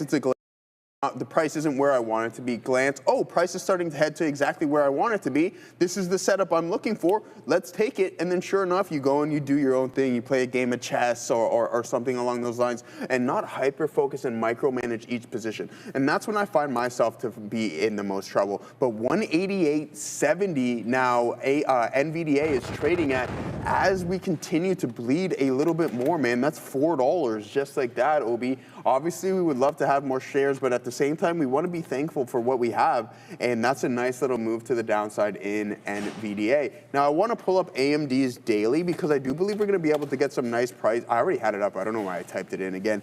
I believe we're going to be able to see action here to the downside and get AMD at some better prices here. And this is what I'm talking about, just necklines being broken, and you can see that we're to breach that right now at 224.78. And I mean, that's not too bad of a look. Once you start to head in towards this floor, then I think that's a thing of beauty. Last night I was doing a little bit of just TA on the overall market, and I got some cool things that I want to display to you guys. I think it's pretty cool. Iggy Yosa, you got the Trader TV Live. Go to not go crazy. Yeah, exactly. So listen to Joe Winsome. He speaks. Thanks, Greg. Appreciate that. Dangerous, I agree, Mr. Wilson. Yeah, so it seems like to be the narrative is that, hey, you don't want to micromanage, be slightly distracted, and have everything on the side. And then sure enough, if you've been doing this long enough, you're going to see your patterns, and you're going to have that pattern recognition and take those setups that, hey, that you're like, oh, you think this is it, you think this is it. And if you're thinking that it's it, and it's not like what Obi says, yeah, if this isn't like slapping you in the face, like, hey, I need to take it, then sure enough, there's nothing wrong with sitting on your hands in that setup, because that is telling me, Obi, you know what that tells me? If it's not hitting you in the face, telling you you must take this trade, it's not an A+ setup. Yeah, I mean, for sure. You want to have some level of conviction, right? I think that's important. You want to have level of conviction that gives you that, and sometimes that level of conviction can come in with with seat time, right? So often, you've seen it over and over again, you know what the setup kind of looks like there, and then you sit down and you're just like, okay, that's yelling at me. Level of conviction, yeah, a lot of the times that can be a pretty decent trade as well. I really like the ones that kind of yell out at you and kind of say, hey, you know what, this is it doesn't make sense. In that moment, it doesn't make sense for you not to be in there, right? You have that level of confidence, and I definitely on that there, Joe, as some of the best opportunities come and smack you right in the face. And that's what you have to learn to recognize. And when that shows up, you just got to swing. You just got to swing as best as you can, right? So, yeah, great advice there. So let's see, what time is it right now? It's 11:25, and the market continues to take a little bit of a beating here to the downside. Oh my God! So Nvidia with some fresh lows. We talked about that 190, man. Great short. I see you're holding on to it still. So absolutely beautiful stuff there by Joe as the market pulls it right back in. So that 25,000, man, that came in real nice, real hot, and we're continuing to catch a little bit of a push below that here. Now the ES up there as well and breaking that consolidation low going into the end of the end of the hours, the end of the 30-minute candle is what I'm saying. I'm looking at all these candle closes here, and I'm just like, all right, you know what? Let's see how some of this pans out. Apple's still holding that 272 right now, so I'm watching that as well. Let me know in the chat, guys. What are you guys trading? I'm curious to know. Are you guys waiting for the bounce, like I said before? Are you guys in those shorts looking for reasons to cover as of right now? There's that 190 back through on Nvidia as we pull right back in. So yeah, pretty good stuff here. On the day today, earnings day one on Nvidia, and the market catching a little bit of a shake and bake, man. So some for sure. I don't know what you guys are watching, but Mag 7s, when you have a earnings name like Nvidia on watch, I'm definitely saying that the market is very, very, very much in play on a day like today, and I'm looking at those beta moves. That's why I was looking at Apple. That's why I was looking at Nvidia. That's why I was looking at Google, because we're looking for that beta correlation and kind of come into fruition here in these markets. So yeah, that's what I have on watch. What do you got going on? What's your plan with that Nvidia here? Well, right now I have essentially nothing left in the position, so I'm waiting for a potential pullback here, Obi. And then maybe we can add a little more shares for a continuation to the downside. I mean, we're pretty close to filling that gap if we haven't almost to a T. So that's my game plan. It's just we're just big chilling right now, man. So shout out to that. But in all seriousness, you can see the waterfall type price action. What we will talk about is something that I was just working on last night. And aside from my algo, once we get a little bit of a recovery in Bitcoin, that thing's going to be ready to rock and roll in the old person. So other than that, I'm tied up in IBIT right now. I don't want to put on anything else. But hold on, let me get this off of here so we can see big chillin'. Big chillin' is right, Ramin. If that is Ramin, whoever it may be. I've seen some of the message you sent me yesterday as well, too. Thank you for that. But no, in all seriousness, guys, this is what I was working on yesterday. All right, and I'm glad that it saved this. So right now, you may just look at it as, Joe, what are these lines that you particularly have on your chart? Well, what they are is peaks before an aggressive sell-off. And then just what happens after the aggressive sell-off, all right? So we have peak one, where we didn't really document that because there's no previous high. But what I'm going to show you guys here is like, okay, so we have this sell-off here that's going to be the most aggressive one, and so I'm going to take a couple steps back. It's Fabian. Oh no, it's Ramin. Oh ho ho. So essentially, we're going to take a couple steps back, and we think that we were on a bull run, but 2007 to 2015 or something was an insane bull run. That's that crazy stuff. Super chat, yeah, we'll get to that momentarily there, Assassino, as soon as we get through what I'm essentially going to break down right here and what I was working on. We have the peak, we have a pullback, and then we have another peak. But where does the pullback from this second high go to before it turns around? Our previous peak. Genius, right? Obviously very simplistic. All right, we go on. Where is our next peak? Okay, it's up here at 408. Where does our pullback occur? To the previous peak, a couple percentage points above that, but you get the gist of what I'm saying. Okay, where's our next peak? Over here, where does the pullback go to? Our previous one. So essentially what I'm getting at, and if you guys catch the trend in which I'm trying to display to you guys, where is our next pullback going to be to, regardless of how high we're going to go? Of what we just established right now, I'm going to put my money right or wrong is to this previous one. So if we continue to climb higher, essentially what is eventually to catch some prices at our previous all-time high. There you go, exact Carter 530s. So you get the pattern in which I'm establishing. So if you truly feel that you're missing out on a market, some gains or in the market, well, what happens to people who wait? Good things come to people who wait and who are patient. So if you're for this next level to come into play, well, guess what? We're going to do another thing. So what year is this? 2021. I fell off for quite some time, but then you go on a 2-year run, almost a 3-year run, but in a span of a couple months, you get prices that were 4 years ago. Voila. We go on a monster run from those April lows. Guess what? You may be feeling FOMO, whether it be a year from now or 2 years from now. I'm going to put my bottom dollar on the we go and test this previous high at 538. So I have no issues with sitting on my hands. And this is a weekly chart, by the way, for those who aren't informed. So it's happened once, if it happens twice, and if it's happened 3 times, I'm going to put my money on it happening a 4th time. And that's what on last night in the overall market, Obi. Great stuff there. Yeah, no, I was kind of like I said, trading that blue ocean last night. Yeah, that was absolutely crazy.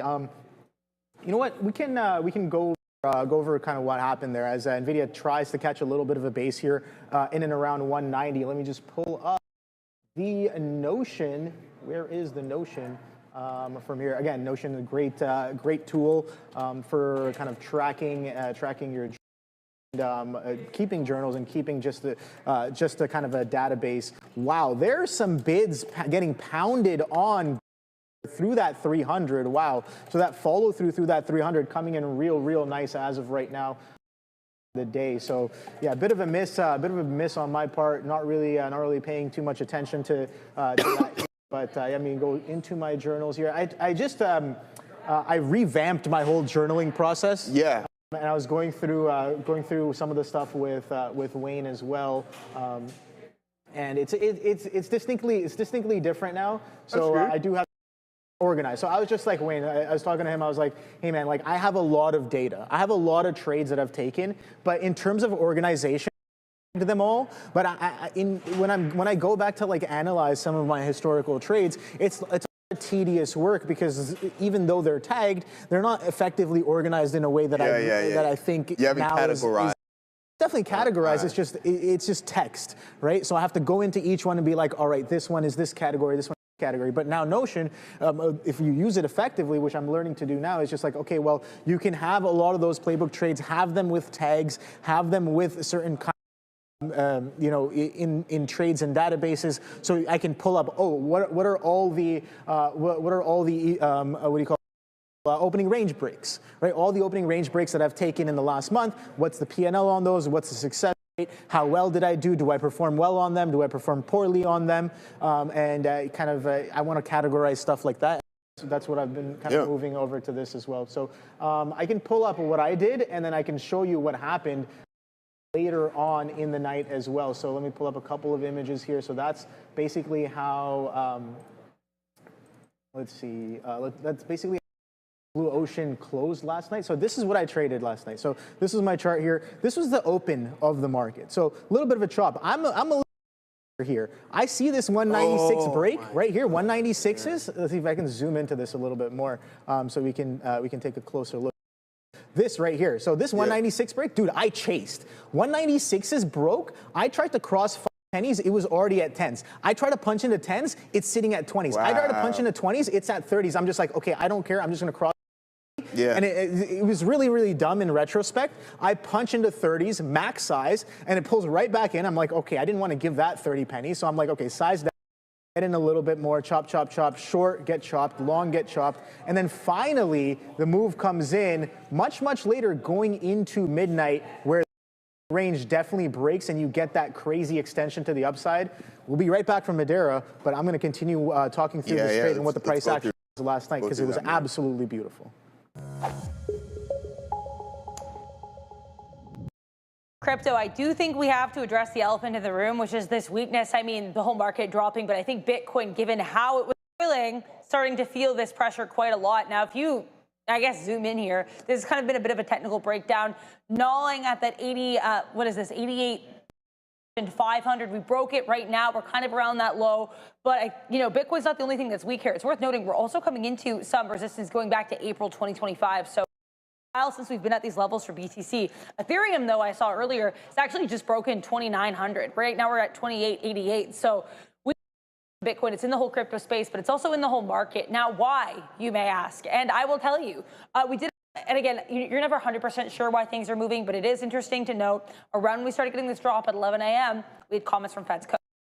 Now, Fed's Cook said that she has some concerns here about a potential drop in the market, saying that drop would be sharp. Now, her reasons for this include concerns about high corporate bonds, housing, and leveraged loans. So again, high stock valuations, one of the reasons here that Fed's Cook is concerned about a potential market drop and get a little bit of a drop in these valuations today as a result. I want to mention as well here with regards to the market, more geopolitical comments. We do Zelensky, Prime Minister of Ukraine, saying that he has agreed to work on the U.S. to draft a plan to end the conflict with Russia. So some geopolitical bright spots potentially here for this market and hopefully for the world, guys. Back to you. All right, good stuff. Yeah, let's break this down a little bit more, Obi. I want to get, because I see that you had a really nice trade there nearing the end. Yeah. So yeah, let's get a this market continues to break down. Yeah, big time. Like I said, you guys are asking me where's my next trade? My next trade is going to be a potential reversion when the sellers are done. So I have eyes on. I'm being patient. I'm waiting on my hands. And yeah, it's very difficult to do. I see you guys in the chat. You guys are like, this is a trading show. Guess what? They're right here. They're right here. They're right here. There's a reason why I don't know. It's just show them. Right there. When you trade at a firm, you have to be responsible with your risk. You got to take trades that you think are absolutely real and kind of dismiss everything. Regardless, this was a shake and bake. Guess what happened here, Joe? So this is the Blue Ocean last night, right? Yeah. So what the comes heck? in? I'm not looking. So I had the long.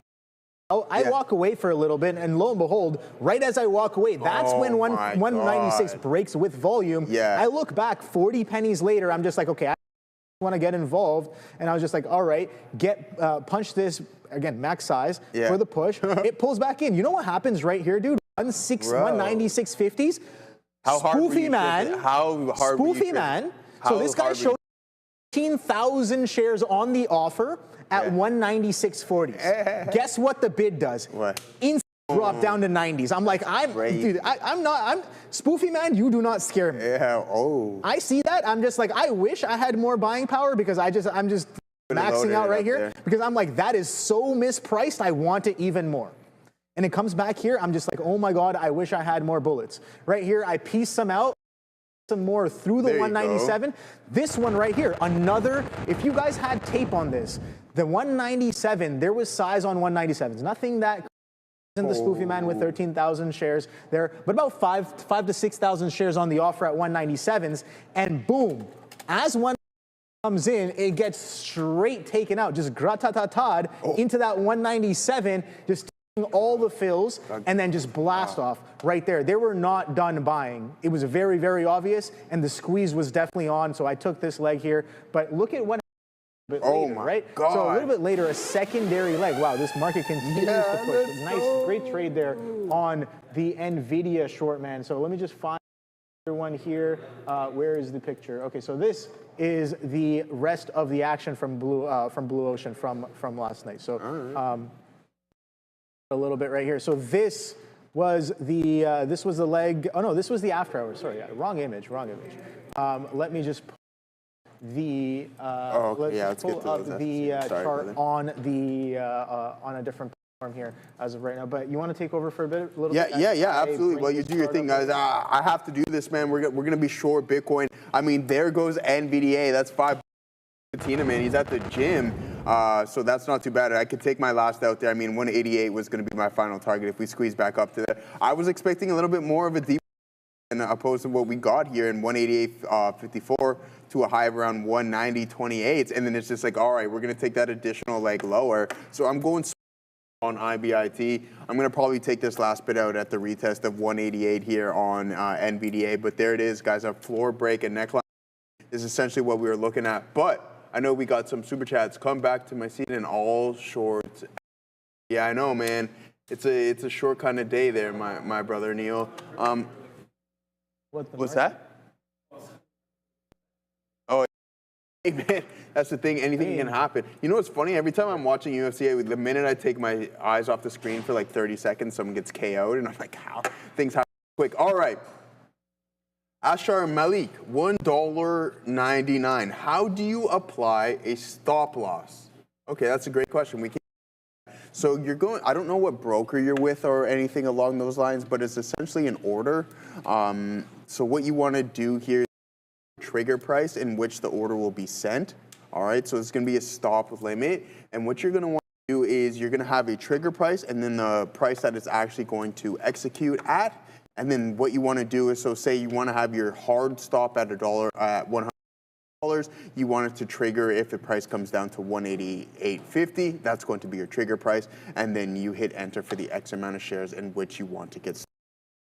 So there is how to apply a stop loss. Obviously, when you're applying it and where is extremely important as well too. So you don't want to go right at key support. Looking to take, say, a long over here and you think that the NVDA is going to bounce, you don't want to put your stop loss right at the base. You want to give it a little room, right, just in case you get those additional fake outs, which tend to typically happen. Higher float names. Now, as for Papacito, 1790 shekels. Thank you very much for that one, my friend. Hey, does everyone have that feeling that Nvidia earnings won't help? All stocks move 1-to-1. Looks like there's a huge justification needed for upside. I don't know if a justification, but at the end of the day, we know that we've been on a big time run since April. It's just like almost every dip was being bought on multiple occasions. The market's just pricing some things out here at this point. We've been on a big run and it's profit taking. The street, I believe, is still worried about capital expenditures and everything along those lines. So I think it's important to say, like, the market doesn't always go up, and you will see some heftier corrections. And that's what we were talking about in the likes of Microsoft. And for all the, again, if you've been doing this for like an intermediate term duration, we talked about it in the likes of Microsoft when everything was just going parabolic.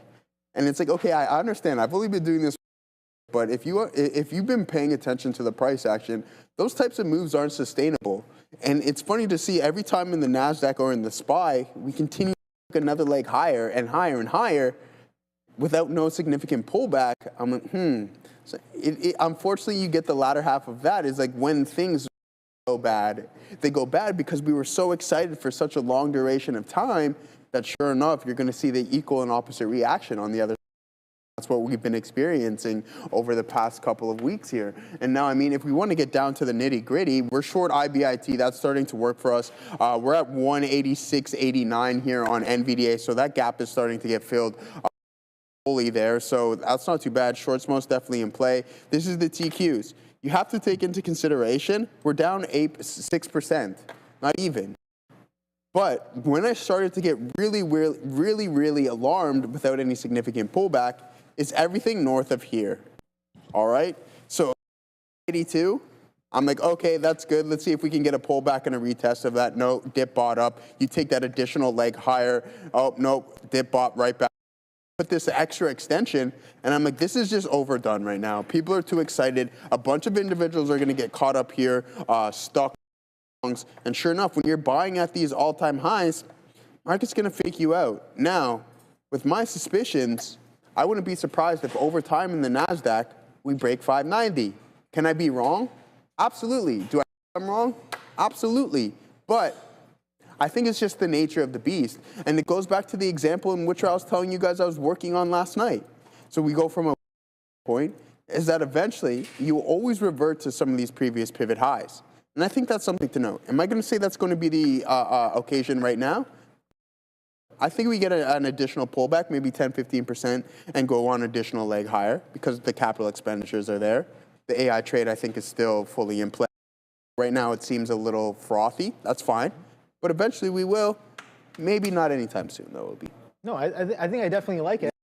I think you mentioned some great points there, and if people start positioning into these, into some of the tech sector, we have only up to go. And I think a big part of that was a few months ago, we were reading reports about a lot of institutions and funds are sitting cash heavy with the market pushing all-time highs as well. Exactly. So I was just like, all right, well, so these guys, if they start to buy up again at time, then the upside potential is definitely there. Sure, are we going to take a little bit of a breather there on the way? I think, of course, yeah. I love reversions, and I think a healthy part of markets and healthy part of good price action there as well. So something to keep in mind, right? So when we are getting these aggressive pullbacks, I'm looking potentially for places on the higher time frames like 100 moving averages, those 200s, those 50s as well on the dailies and weeklies to really see if those institutions are stepping up and getting involved at those prices. As if you look back historically on some of these market leaders, they hold these moving averages pretty well for good reason. And I think another moving average that I like to use as well is anchored VWAP. Some key events as well, ones that are pinned to the first earnings of the year or the last earnings of the year as well. I really like. This market continues to sell off. Going back to that Nvidia chart from Blue Ocean last night, so this is what I was talking about. What I showed you earlier was only this initial leg, and this happens here 11 o'clock at night. Going into midnight is where this kind of push happens there. I went to bed.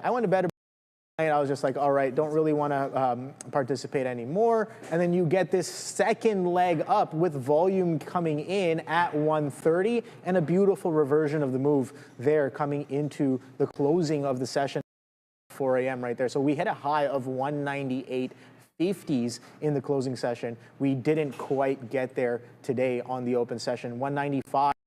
A little bit interesting. So 195 is held pretty well off of the Blue Ocean session. 196s was great. 197s was absolutely telling, and a lot of volume kind of done at that 197. We're pulling back pretty aggressively as of right now. And again, the SPY gapped up. A lot of things kind of gapped up and profit taking there as we are pushing some fresh highs. Google all-time highs, right? Yeah, Today was another push of Google all-time highs. It's been stupid strong. It's going off of the market, man. Oh, sure. All right, there goes IBIT, guys, continuing to bleed a little bit here. So maybe we'll take some off. I don't have much size on this one whatsoever, but there it is, 20 You think cents. we're coming into 70? In Bitcoin? Yeah. Oh, man. Where's the next significant support like that you 80, see? 80 something, I think, roughly. Right? Yeah. It's not looking pretty whatsoever. But hey, man. It's the nature of the beast with this coin here. I always thought, like, just due to the length of the consolidation here, what we'll do is we'll pull up a separate chart here so we can get the full, a little bit bigger of a picture. Now, what I found really fishy, and I think a lot of traders can, I'm curious how Neil and Sean would obviously think, because just due to their experience, and Sharif, obviously, everything along those lines, is that what I was thinking is, okay, the longer and I guess it's how it's worked in practice, is the longer the consolidation, the bigger the breakout. Well, what I was thinking here in March of 24, when we really started to form this 8-month consolidation, is that this move was going to be with, I guess, pullbacks that weren't as deep and consolidations that weren't as long. So this is 8 months of consolidating. You're trading within this specific 20K range, which it seems quite a bit. But if you look at the bigger picture, you're trading within this range while you're forming these lower highs. Yeah, we have this nice breakout, but look what happens immediately after we're done. You go into another multi-month consolidation. Guess what? There's not enough demand north of here in the $100,000 level. You pull back to the breakout zone, and this is kind of the example in which we're referring to the Qs. Going to look at what the next potential level could be. 73, 75 definitely be in the works without any question, because now you've broken this trend, and that's not ever. So you have this strong uptrend. You're starting to pull back aggressively, and are people starting to hit the panic button? I sold a bunch at 93. I reduced my exposure. So anything south of 85 or anything along those lines, I'm more than happy to start grabbing a little bit more at a time, leading into this 74 level, looking for that bounce. But it's like if you're, and what I was reading last night is that a lot of short-term traders, whether if you're playing the options route, you don't have much time on your side, because what we've noticed, a pattern in history, is that we consolidate for multiple months on occasion. And I'm one of those individuals sitting in a bunch of contracts that expire May 16th. So every day I'm just losing a little bit of money to theta decay. But what I can do is sell some options premium and throw a prayer up saying, hey, let's get this back to 100,000 at some point, because the amount of premium that I've been collecting so far, if we go back to that 100,000, I'll be able to walk away essentially scratch free. But that doesn't seem to be the case right now, and I think that's something to be cautious about, considering this thing has been absolutely getting destroyed, and the waterfall price action has been horrible. And then you have these leverage products like MSTR, now 178 bucks. Think about the individuals who are buying this at $500. Oh yeah. You're down 66% from that. They definitely. I mean, the dream was sold heavy on that time, man. Sure, Big right? time. And it's just like MSTR is not necessarily the same as holding Bitcoin. It is not the same. It's not the same as. I think that people are just like, maybe they don't want to get involved in crypto markets because the whole process of getting the wallet and kind of setting things up. If you're already involved in financial markets like the stock market, maybe you're looking for vehicles that kind of reflect. And I know a lot of people kind of taking that bet using Coinbase, using crypto-related stocks like a Circle or something like. You got to remember that at the end of the day, it's not the same. These are businesses that are using the stock market. Don't forget, the stock market is a tool for companies to raise money and raise funds. So they're gonna use that to their advantage, and you've got to be careful and really learn and know what you're putting your money into as well. But the beautiful thing about day trading is, like, I don't necessarily need to know what I'm putting my money into, because I'm not really staying in there for too long. But when it comes to investing, you definitely have to do your research. You have to know what you're getting yourself into before you kind of dive in. Because you want to know what you have. You want to have some level of I guess clarity of what you actually hold, right? And let me say this, Cook. Not all market volatility is problematic. Adair, I agree. And again, and that's what I'm saying. I agree. Not everything is problematic. It's the nature. And that's something that comes with experience. And the more you go through something, the more comfortable you'll be with it. It sucks. Listen, we all feel it. Like, there's so many people feeling the exact same type of pain, but you learn to deal with it after going through it X amount of times. Now, I was going to make a point here. Oh, okay, yeah. So this is what I was saying. This is going to be a complete hot take. A lot of people to like it, and that's fine. Unfortunately, I can't please everybody. But what I would love to see here, Obi, and obviously it was but something that is going to lead the market to a pandemic-type price action, which is a lot of fun, right? Everything's worried, everybody's worried. But like, if you look at the market, when everybody was stuck at home, if you just set and forget, you're creating generational wealth. A lot of people aren't going to like what I have to say because I was stuck at home, and unfortunately, a lot of people lost people due to COVID, and that I'm sorry for. But from a market standpoint, I mean, the AI trade is something along those lines, and I like it. But I would like to see something, and I think that the AI trade can be that where have everybody just, the exuberance and everybody excited to get involved off of these 10, 15, 20% pullbacks. And sure enough, you set and forget. And you can have a pretty good time, in my opinion. For sure, man. I think I showed you some of the swing trades that I was involved in, kind of holding them for many, many years. And then they come into fruition, right? It's just like, I liked back then.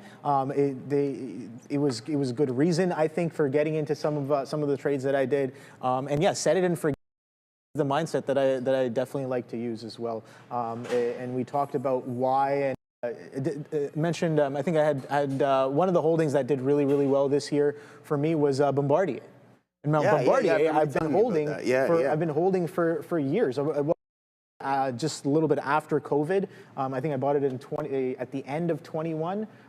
But yeah, take a look at this. I had to sit on this for the longest time before it finally started to work. So I did try an attempt at a bit of a pop there on Nvidia, and it's accelerating to the there. So a good thing I got out of that one there.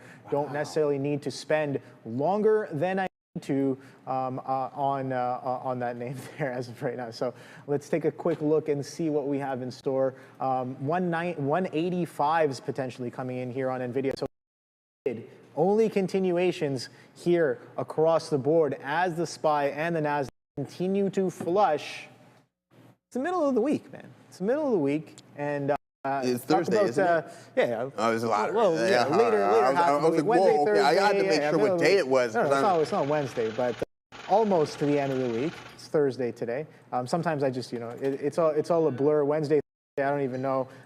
Fridays and Mondays probably stand out the most to me because they kind of signal the beginning and the end of the week. But this market might be signaling the beginning bid as of right now on the day. So Nvidia took out its reference lows from the earnings reaction. So you can see right here, earnings reaction low on Nvidia was 186s. We are trading right there at that 186 mark on Nvidia. So taking out the full move, giving it 100% reversion, absolutely beautiful here. And Apple about to take out the day lows. Oh my God, I did not hold this short very effectively. I was short here, 75s, taking into VWAP. Have to take this later, this continuation later. Did not get involved on this breakdown. 273s, a lot of different places maybe to get in. 74 halves, up consolidation lows, breakdown of this consolidation, breakdown of this pullback here as well, and now breakdown of the opening range low that confluences with pre-market low highs as well, and another one. 272.23. So that was a little bit of a chop and churn there, and that's coming hot and heavy straight into the ground. Is this market Google giving up that 300? Wow, we talk about that 300 breakdown. That's coming in aggressively. 295s on the here on Google. Where will it stop? When will it stop? I have no idea. But can I say something here? I'm going to say something. All right, say it. I'm not an analyst. Yeah. But a little bit of an inkling of what might be going on. What's that? I think there are more sellers than buyers. We don't even, Occam's razor. You don't have to complicate it. Don't complicate it. Why are you getting so complicated? Sellers and buyers. Hit the more you know. Come on. Well, sorry, I didn't mean to interrupt the button. I was just going to say, why you got to make things so complicated? There you go. Oh. You don't have to. That's Nelly, right? Furtado? No, it's Avril Lavigne. Avril Lavigne. All right, sorry. Hey. Don't chew me up now. Don't chew me up now. All right. Hey, come on now. How did you not know that? Even I knew. Well, come on, man. I listen. Linda, listen. Hey, Linda. Get out of here, Joe. Yeah, I know, man. I hate it. But all of that is irrelevant when you are cooking up on IBIT, and then we got that Nvidia, which is, what is that, over $7 on there. Where's Katina, man? Need him, but there it is. No, I didn't say Ari Kelly. I said, I thought it was Nelly Furtado for a second. That's a bad call out. Anyways, aside from what we got going on, ooh, it is lunchtime. I'm gonna take my last little bit out here, guys, on NVDA as we're continuously bleeding here. So that was a big time trade to the downside. Boom, there it is. Out of NVDA, a pretty good start to this Thursday, that's for sure. Let's see if this continues bleeding in Bitcoin. I'm going to later on in the session. Sorry, guys. I don't know. I don't look at this screen, so I don't know which camera we're at here. So I'll make sure I focus when I talk to you guys.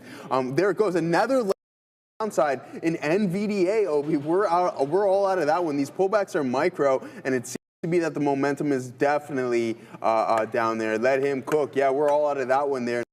Sitting in that IBIT, really nice trade to the downside here. Neckline break, 193 short, all the way down in 185 level, which is a thing of absolute beauty. 185.71, and it's taking an additional leg lower, guys. So be cautious. It is waterfall type price action.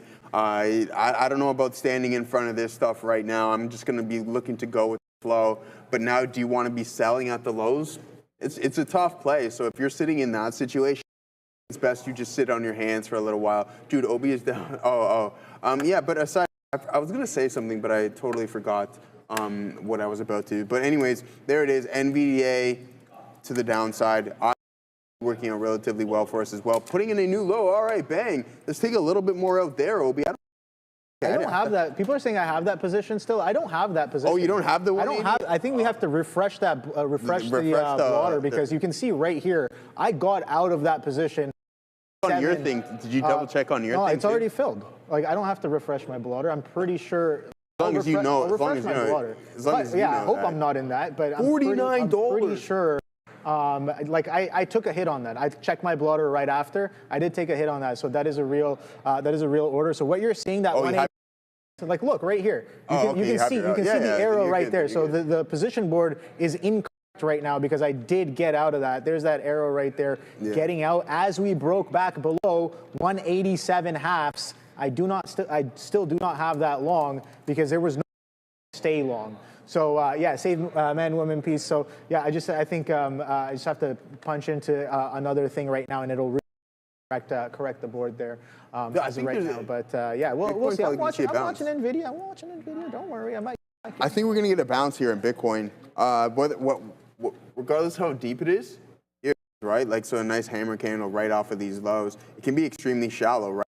It's a complete print, and then sure enough, you're starting to climb a little bit higher. If it comes back to my break even, I'll get out, and then I'll look to reassess the situation. Are you back in it now? The 185? Yeah, that's a good trade. But we'll see. I'm willing to lose on this, right? Yeah. I'm willing to lose on this. That's fair. I'm willing to lose on this. I ideally pyramid into this if it starts to work for me. If not, then I won't be in the most size. If it does start to work, then I probably will try to get into as much as possible, as long as it continue to work for me. What's going on in there? Only 6.5%. Hi guys, it's been quite a morning. So let's talk about it here on Happening Now. I really don't know how else to transition into talking about what happened to the market today, because strong, gap up, nice uptrend through the pre-market or post-market and pre-market, and initially some strength. Then we start falling around 11 a.m. Technically 10:45, but I think the selling accelerates at 11. Now, as Obi mentioned here, you never really speculate too much on why the market's moving down, because from a trading perspective, it's just an issue of more sellers than buyers. However, there were some comments from the Fed that could be attributed to this.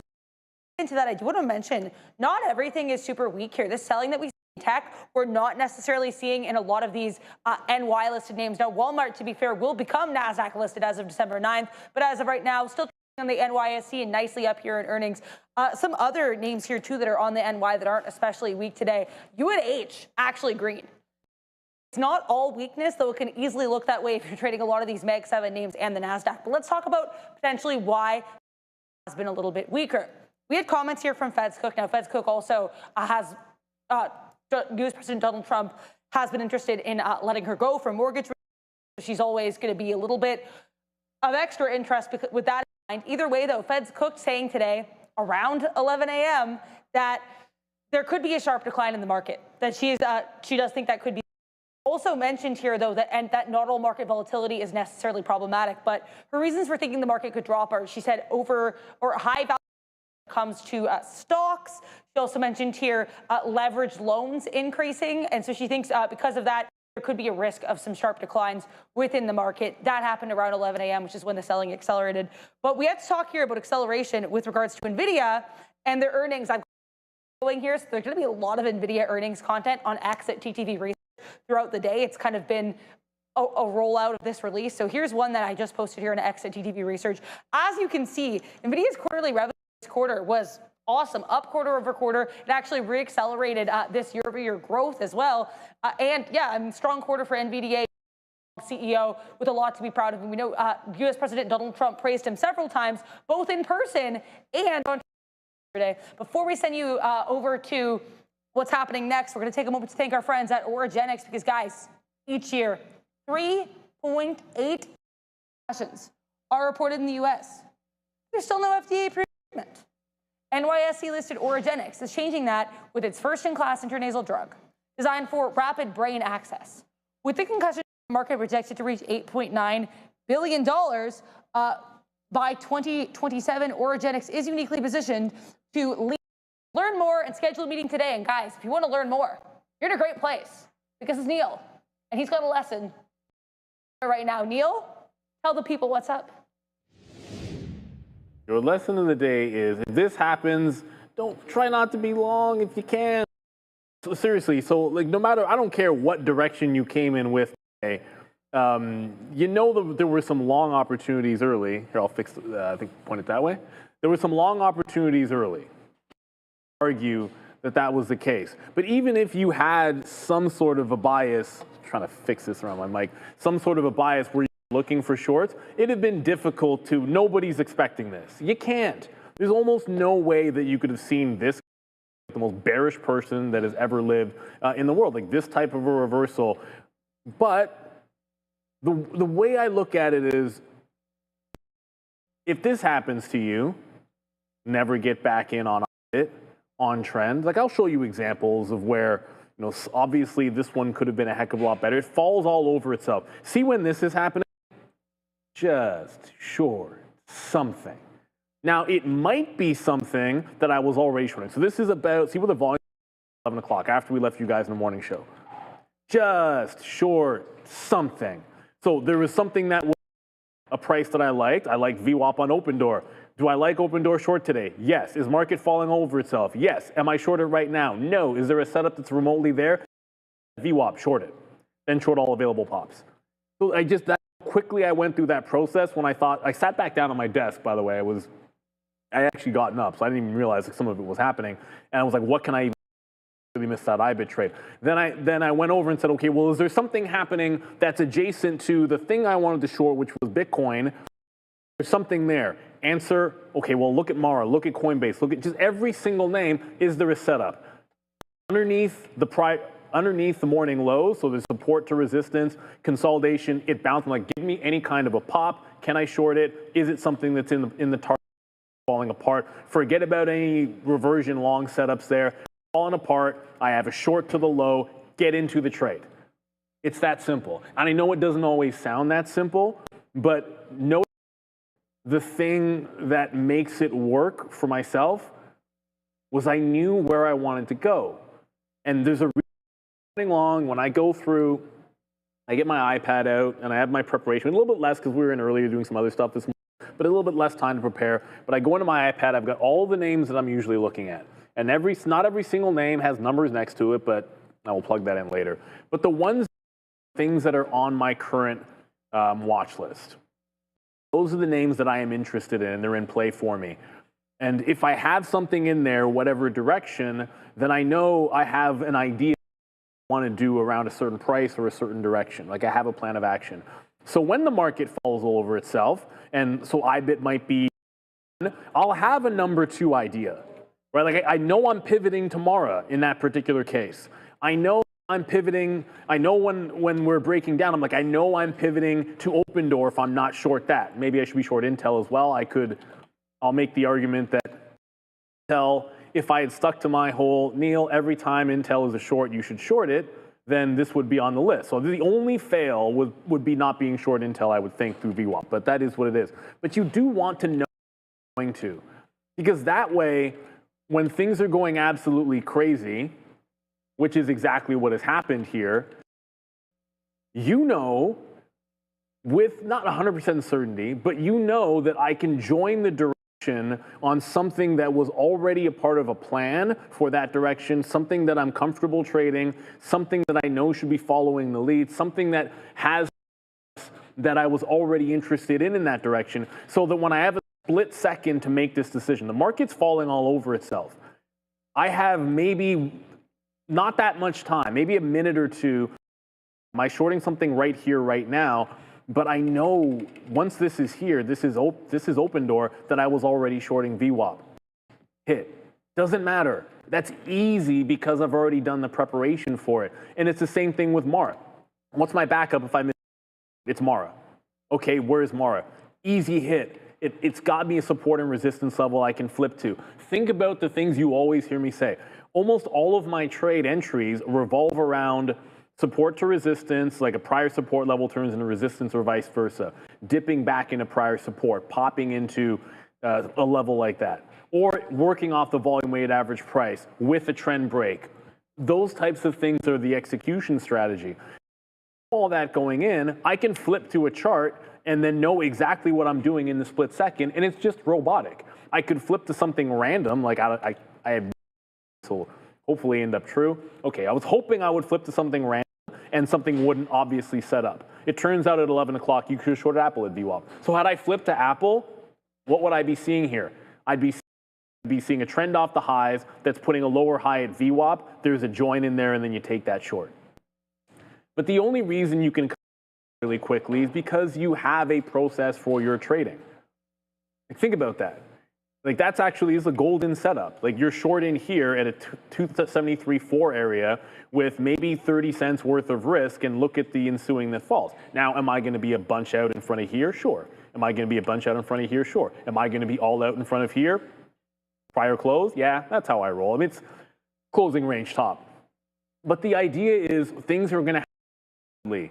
And it's absolutely okay to completely sit it out and not just go ham chasing moves.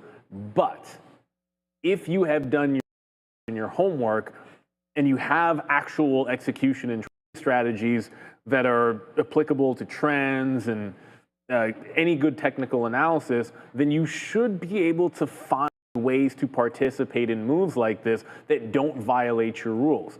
And it does require a little bit of speed, but if you've got a short list of names, look up. I got Open Door that's already up there. I got iBit, which we already talked, that's already up there. And of course, you know, anything that I've traded today is going to be on that, usually going to be on those lists. So I don't have to go too far where I'm looking, but it's those types of moments where you're not going to get too much of a shot, right? Like it just so happened I was trading Open Door, so this was already up.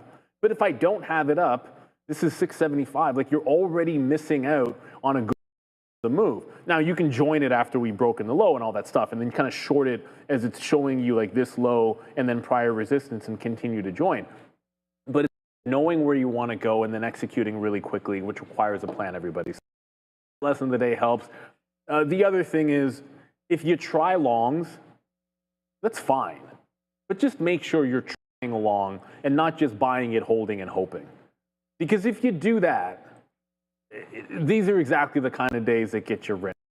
You know, and you live by the sword, you die by the sword. Like, if you just sort of, I'm going to take this bounce and this is the bottom and I'm right, if that's what usually works for you on a day like today, I don't know how you could ever make that work risk to reward unless you have a very clearly defined, I know I'm wrong, this is why I'm going to get out. So right now you hold on to your shorts as best you can. I just saw in the chat, Grun just said circles back to its IPO price. My goodness, it's a bloodbath. The IPO, oh my goodness, it is literally back at the IPO price.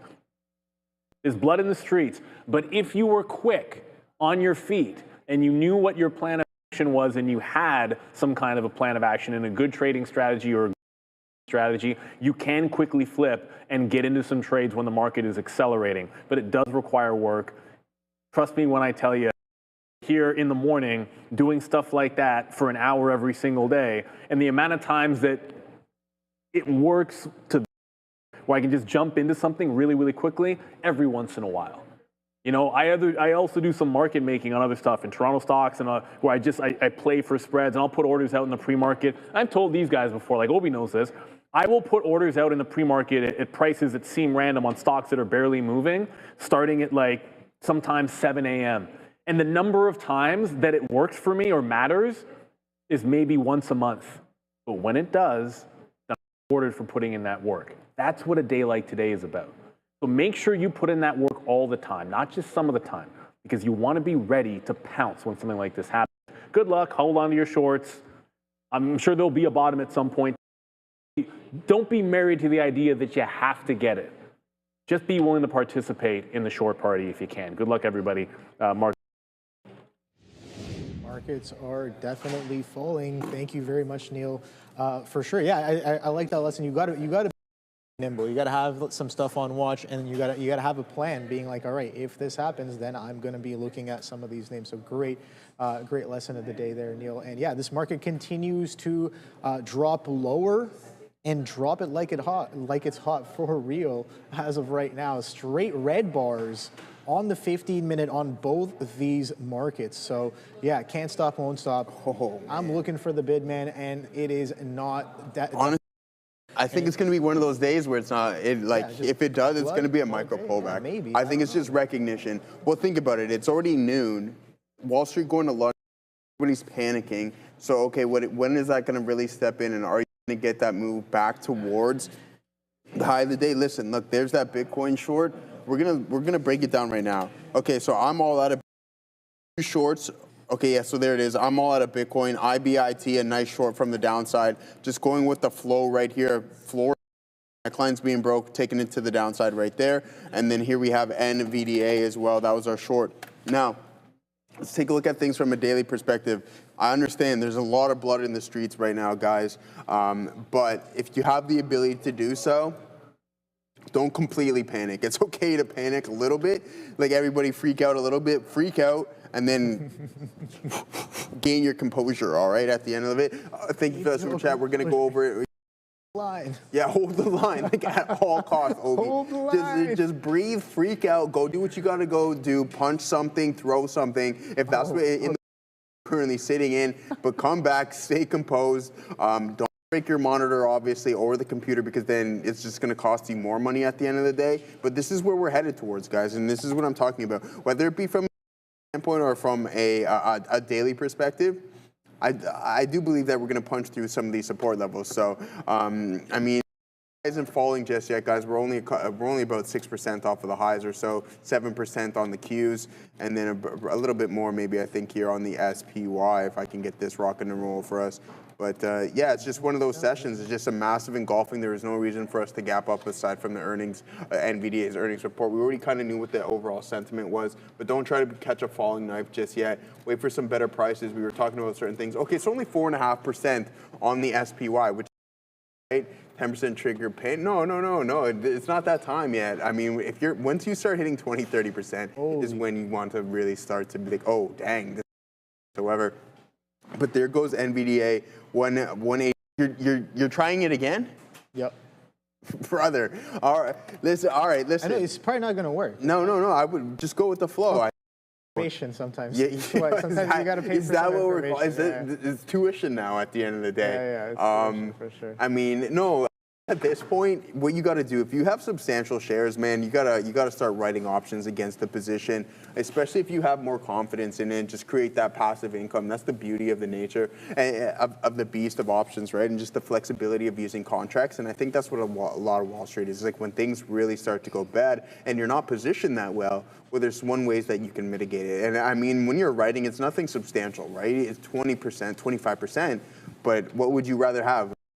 A 75% loss or a 50% loss, right? I'm going with the latter half. So a lot of things going to the downside, and I just don't know if it's going yet.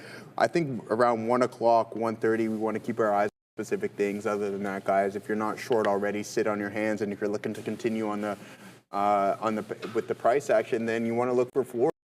Google heading towards the key level right now. I haven't even really been talking about Tesla or anything along those lines either, but punching through support levels, 183.60 on Nvidia. There goes Google punching 294. Let's head over to the daily and look at this, right? Like you're starting to fill this gap.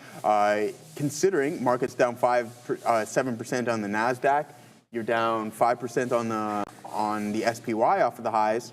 Only down a couple of percentage points here on Google, and this thing I think is going to be one of the stronger ones. Adira was talking about signs of strength. Did you mention Walmart, I believe? Yeah, I mean, Walmart going oppo, so getting defensive right there and not getting not getting destroyed whatsoever, so holding towards. But guys, guess what? Key neckline right here, strong asset that isn't participating with this selling, momentum continues to the downside, then I don't know about playing the neckline break, but if it does, there might be a nice short there in WMT. What do we got? Oh, we got okay, yeah. What do you got for us there, Obi? Guys, now for some exciting news out of Canada for the sophisticated traders on the stream.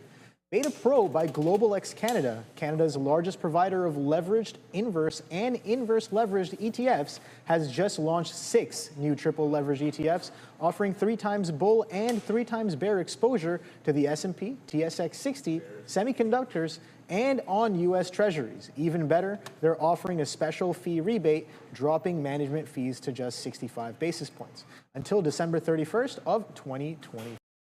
Plus, the U.S.-focused strategies use a currency hedging, offering the potential for pure performance and exposure. If you are a tactical and sophisticated trader, to simplify your performance, check out betapro.ca/3xdaily to learn some more. All right, so yeah, this market continues to sell off, man. I've tried a couple of times here. Let's see, 1, 2, 3, 4 times here I've tried. People in the chat were just like, Obi, you're going 3 for 0. What are you doing there? And I was just like, I replied, I was like, hey, I was told that it's okay to lose 60 to 70% of the time, as long as you can put up some green, right? So it is what it is. And again, I'm willing to get a little chopped up just to kind of feel it out. Nothing too crazy. Not really, giving up my day on this. At least just yet. But I've been nowhere near anywhere close of kind of showing any sort of signs there. We got through that 25,000. We're breaking down even lower, 400 now on the Nasdaq. So no real bid as of right now. We'll be right back from Madeira and take a look at some other stocks in the market. Yeah, I'm seeing some more questions here in the chat as to why the market is. So I will address this once again. Now, again, as Obi mentioned, there doesn't always have to be a reason for things to drop. It can just be, a matter of sellers overwhelming buyers. But around 11 a.m., we did have some comments from Fed's Cook, where she said that she could see the market declining sharply. So once again here, comments from Fed's Cook coinciding with this drop in the market. For those who missed it, I also want to do some housekeeping really quickly because, guys, at 1 p.m. Eastern, we are going to get a press conference from White House Press Secretary Caroline Leavitt. So that's going to be a press briefing. I, of course, will be covering that starts in 40 minutes. And back to you. Yeah. Okay. So, guys, I see Derek, to add to there, it's like people are asking why the markets do it. Why the market. Listen, we can place the blame because Fed's Cook, Lisa Cook, decided to say something. It's not the case. To be the spark that little or the fuel that was added more. Fire. The market will find something. It doesn't matter what it is, and if they can justify it, oh, okay, boom, this is the reason, then sure enough they'll sell. What happened with Kashkari? Same thing. It doesn't matter who it is at the end of the day. Someone will say something, and it'll be enough for the market to react to it, and that's what we're experiencing right now. Talk about getting out a little bit early there, 192s, and then sure enough we dump all the way down to 182 in Nvidia. Oh, guys, we might see a potential bounce here. We might see a potential bounce, but if you are looking for that play, you're going to have to give it time. Listen, it's tough, especially if you have this waterfall price action. I mean, at some point you have to be like, okay, you know what? We're not going to try this anymore. A couple attempts at it. There's Google. You're starting to see all these prints being formed. You can get that. But at some point, you just have to be like, hey, you have to be accepting of the fact that you're going to trade all the way up from 195 all the way down to 182 in NVIDIA. In Tesla, you go from 429 all the way to 400, just like that in a span of a couple of hours. And APLD, I mean, AMD was 232, now trading back down to 209 at the low of the day. And then you have Google, the only one that putting an all-time high is 306, now trading at 392. You know what I mean? So it's just like, And then, so one thing to note as well, too, guys, is that on the 5-minute, you can see that we have buyers, things pushing price back up, but it's immediately met by defense. So I don't know, man. I don't know. You got to be patient, I think, sit and wait things to cool down, because when you have this waterfall type price action, I think those V reversals are slightly less likely, but again, anything can happen at any given moment. Let the market form a base, and then sure enough, maybe you might be able to find a potential long back to VWAP. But look how price is hugging, right? Like, look at the volume weighted average price really tracking down with the overall market there, Obi. Yeah, I'm just watching this this potential bid here. This 15-minute candle started off pretty red there, but catching a little bit of a bottom. And the flat top of this 15-minute on the NASDAQ gives me a little bit of an interesting look there. I'm just like, are we really going to print a, I forget what they're called.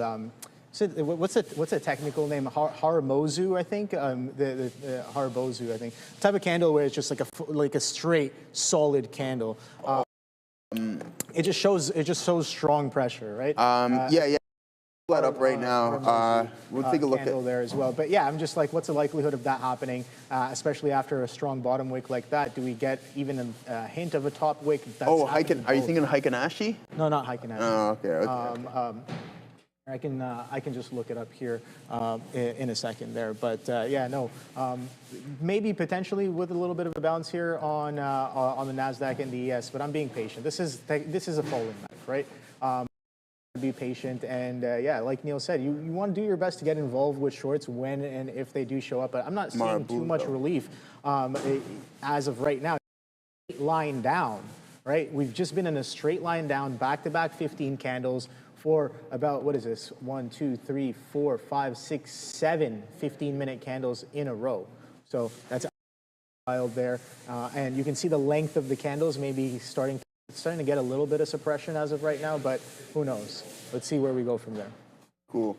For too long, trading meant risking your own money or never having enough to start. The fear of losing, that's what kept so many traders on the sidelines. But that's changed. Trade the Pool is transforming how traders access the markets. With its limited risk trading model, traders use funded capital while Trade the Pool absorbs the downside. This allows traders to focus on what truly matters: discipline, consistency, and growth. When you hit the profit target, percent of the profits, no fear, no barriers, just real opportunity. This is the revolution of limited risk trading, powered by Trade the Pool. Visit tradethepool.com or scan the QR code now and off your first evaluation. What's up? Yeah, so sorry, we continue. We're just gonna finish that little read there. Yeah. No. What's up, my guy? Took some nice wins today. Do something. I totally forgot. I was gonna pull something up. Oh, you're good. Oh, everybody said it in the chat there, Obi. It was the Marabozo, Arbuzu candles. Some people are saying, bro. Okay. I thought that was okay. Never mind. It's like mine. Bruh is right. It's absolutely right. Yeah, some people say you don't recover from a black Marabuzo or whatever it is. So I don't know. I'm not familiar with that. I know a lot of people were trading with Heiken-Ashi, which people like, dislike, whatever it may be, man. To each their own. You got to find your own edge. What's up, my guy? Took some nice wins today, waiting in to settle, looking back to get in. What's good? Nothing, brother. Just chilling. A little up this morning, just regards to the old noggin there. Other than that, can't really complain, man. Ryan O'Day, check this. Ryan, check this short out. Gaurav, I seen what you said. Is this the Christmas rally? Yeah, it looks like it. That made me chuckle. There it is, guys. Nvidia down. It's only down 1.5% on the day. Yeah, it's already up, right? Yeah. It was up. So it did take a little bit of a hit. But there it is. Neckline. Gaurav, Ryan O'Day, a nice short from 192 all the way to the lows right there. And the same thing here in IBIT. So you can see the market is starting to form somewhat of a base now. That's a positive sign. You want to look for strong names. You're getting a little bit of a rebound in Google. I like that one for a potential bounce. Let's head over to the IBIT trade. So again, been here for an hour and a half or so. These two nice little trades, nice base being formed. 49.20s as a potential. But look at the daily, man. Oh, full disclosure, my calls, so if I sell a couple of my calls, my average will come down drastically. My calls are lying, guys, right? I have a 65 strike, but I averaged in a little bit looking for that move. So I'm right here. That is not good. Do not do what I do and hold something 15 points against you without a game plan. I was talking to Neil the other day. I would have been taking a significant loss. But one thing that is allowing me to hold on to this position is call writing is collecting premium, and duration. Those are the only two things. Otherwise, on 6 contracts, you take $15 to the downside. Do the math. That is not a good time whatsoever. Not good whatsoever. So yeah, that's what we got going on. AMD starting to find a little bit of a bottom. Be patient, let this cool down, let the market potentially find a base, and then you want to get in at the base and look for that pullback. How deep it's going to be? Just be prepared to take profit relatively quick. Yeah, I think I don't know how far this is going to go, but I'm kind of putting in feelers. Google looks like it's trying to catch a little bit of a base. I definitely agree with you there. Market maybe potentially putting in a little bit of a base, at least at the very least, it is slowing down a little bit. That's what I'm noticing. Now that could speed up right into the end as well, the end of the 15-minute candle, which is about 50 seconds away right now. So let's see how this 15-minute candle closes here on both the ES and the NASDAQ. I'm watching this Nvidia as well as we chop around just shy of that 184 level. But that Google might want some of that 300 again, so I'm watching closely. That was a bit of a level of interest. I'm curious to know whether or not we go grab some more or we deal with some liquidity in and around that level or not today. But very much in charge and continue to be on the day today. But something that's been holding up really, really well, Joe, is Walmart. Yeah, Walmart had I was earnings just looking today. at that. Walmart had earnings today and up really well. So some of the staples might be doing a little bit better than some of the here as of right now. So because Nvidia day one earnings, maybe people are just like, all right, as anticipated, nothing too crazy. Is that a reason to sell? I don't know if people are seeing it that way, but it's just a speculation on what may be happening in the markets right now. But yeah, 183 halves. So a lot of chop happening here. So yeah, definitely some slowing down of the price action. Let's see if we can catch a bit of a reversion here. It has been aggressively strong to the downside. I'm looking for something symmetrical. If it'll have me, but that's what we're going to be waiting for. What do you got for us, Joe? All right, guys. If you missed it yesterday, we've just released a highly anticipated interview video. This is where we share the ultimate reason and inspiration behind why we started the Academy project. This video is a must-watch to understand the full journey of your host, including a sneak peek into the major challenges we faced early on. So don't forget to check it out. Learn something and get to know us better. And stay tuned because we're getting very close to launching Trader TV Academy. All right, Go check it out. Yeah, I saw the preview of that video last night. Oh yeah, it was pretty solid. Great, good video. Yeah, good video. Some good insight on the journey for sure. For sure, 181,000 buy order here on you guys go and check SPY. Yeah, so there you go. Hopefully you're getting a little bit of a bounce right now. If I'm gonna pick something. Campfire, I can't wait, says Jody. I know, me neither. It's gonna be good stuff, man. Probably a lot of good content coming up from you guys, and obviously Verizon is actually ripping, RIFing 15K today. Let's go, all things Trump. All right, let's take a look at VZ and see what we got on Verizon. It's trading really well. Some nice prints on the low on the 5-minute. Oh man, this thing is a beauty. That's a nice print right there, and then you're just off to the races on that one. Big dollars you're putting up. Jody, I hope you're having a good day as well. But other than that, guys, 2 trades. That's all we put on here today. IBIT, NVDA to the downside. So that's not too bad whatsoever. Man, I mean, we took the bulk of it out right here. Did I think that we're going to get all this perfusive bleeding? Absolutely not. Whoa, who did that? What happened? What was that? Oh, Ramin's asking why is Nvidia bleeding? It's a sad day. Yeah, I guess. I mean, if you're a participant in the market, but here's the thing, Ramin, you got to think about it as like a discount, right? You got to think about it like a discount. But see, over the years, the market will definitely pull back, and you got to be like, all right, on those days where we're discount, am I buying? Yeah. I mean, in all reality, listen, I'm going to cut the crap here. In order to be getting something at a discount, you need to have money to buy it. And then a lot of people are in scenarios where their money is tied up in stocks that are already bleeding. So are you willing to realize that loss in hopes and in anticipation of getting it at a lower price? That's something that you need to write down, and you need to have a conversation with yourself. Because, listen, I've been in that boat before. Everybody's like, yeah, everything, well, that's great. but all my money has been gone because I've been sitting in the stocks, slowly bleeding, not having the ability to buy the discount. More bullets. You gotta have a longer clip. You need to extend the clip. Make sure you got that extendo clip. You need the extended clip. You need the extended 100%. clip. Don't be. I mean, I'm not gonna say don't put all your. I don't believe in that, but I'm saying that you got to have more eggs. Throw in the basket a little bit. There comes a time where you become saturated. You're just like, this is as much as I can go. I don't have anything, exactly. right? And you're stuck. That's the reality of things, man. Again, a lot of people agreeing in the chat. Always right. Other than that, man, what if it? Exactly. That's the thing. That's a risk you're willing to take. You have to be willing to take that. If you sat through a 20 or 30% pullback, and then at which I made a mistake before of selling Tesla and Google, but because I went cash, I had the ability to rotate into some names. So ask yourself, are you willing to take a substantial loss in anticipation of getting back in some other names, but at maybe a fraction of the capital in which you had before? I think it's a really good question you have to ask yourself.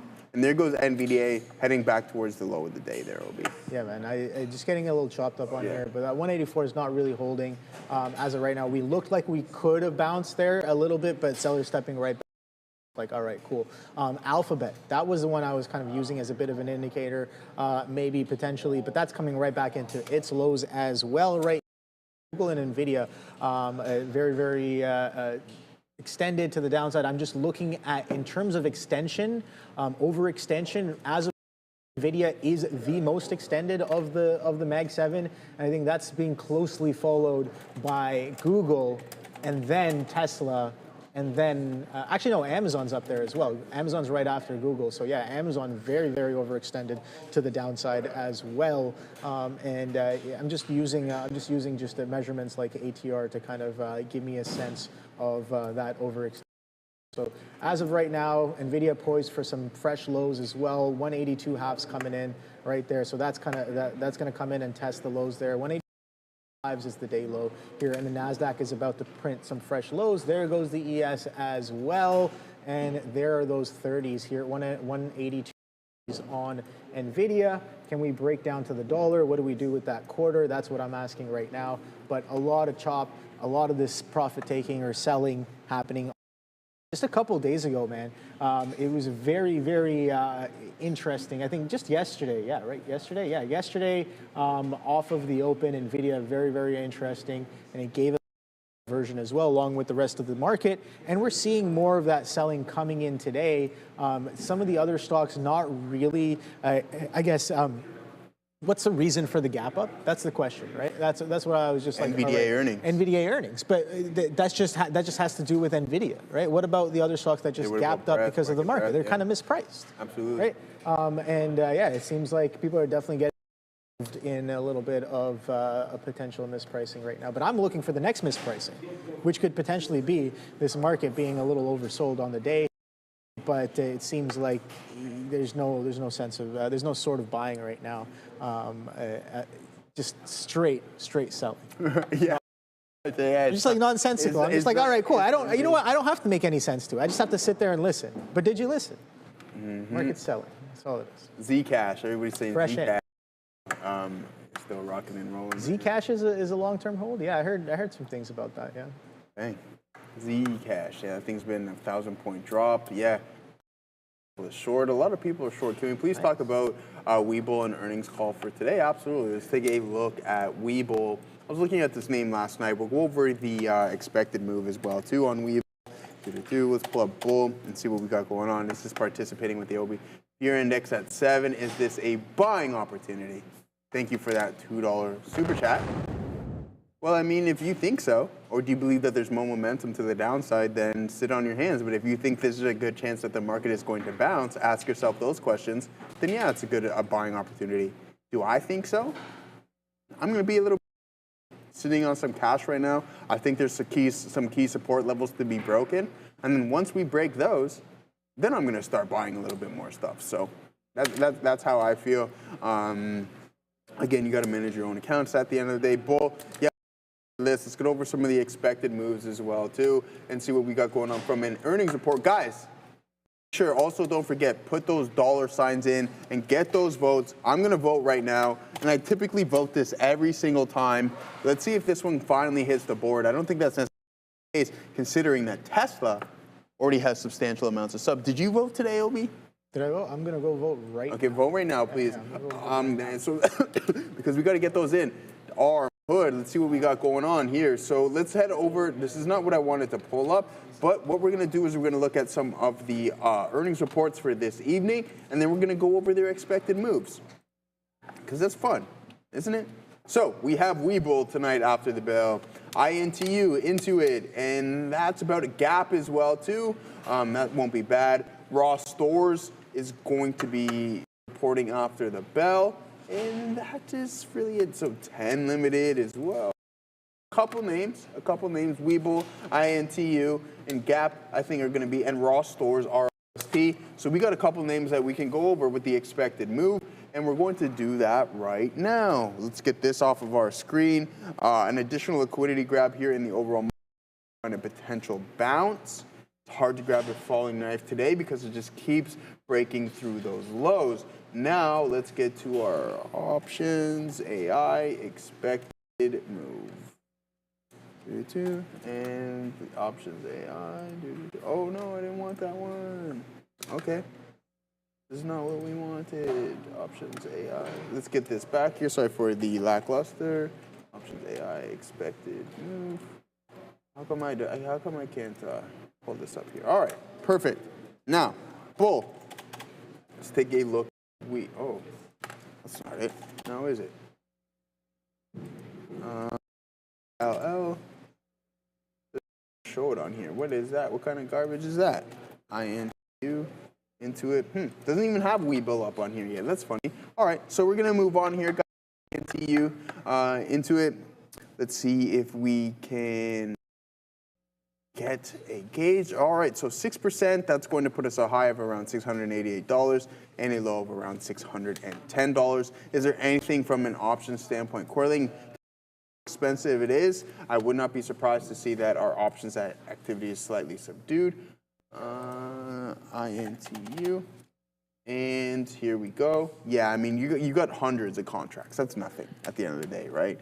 Hundreds, so 630, that's where you're going to see some substantial size on the put, relatively speaking, with 1,000 contracts still currently open at that 630 strike price.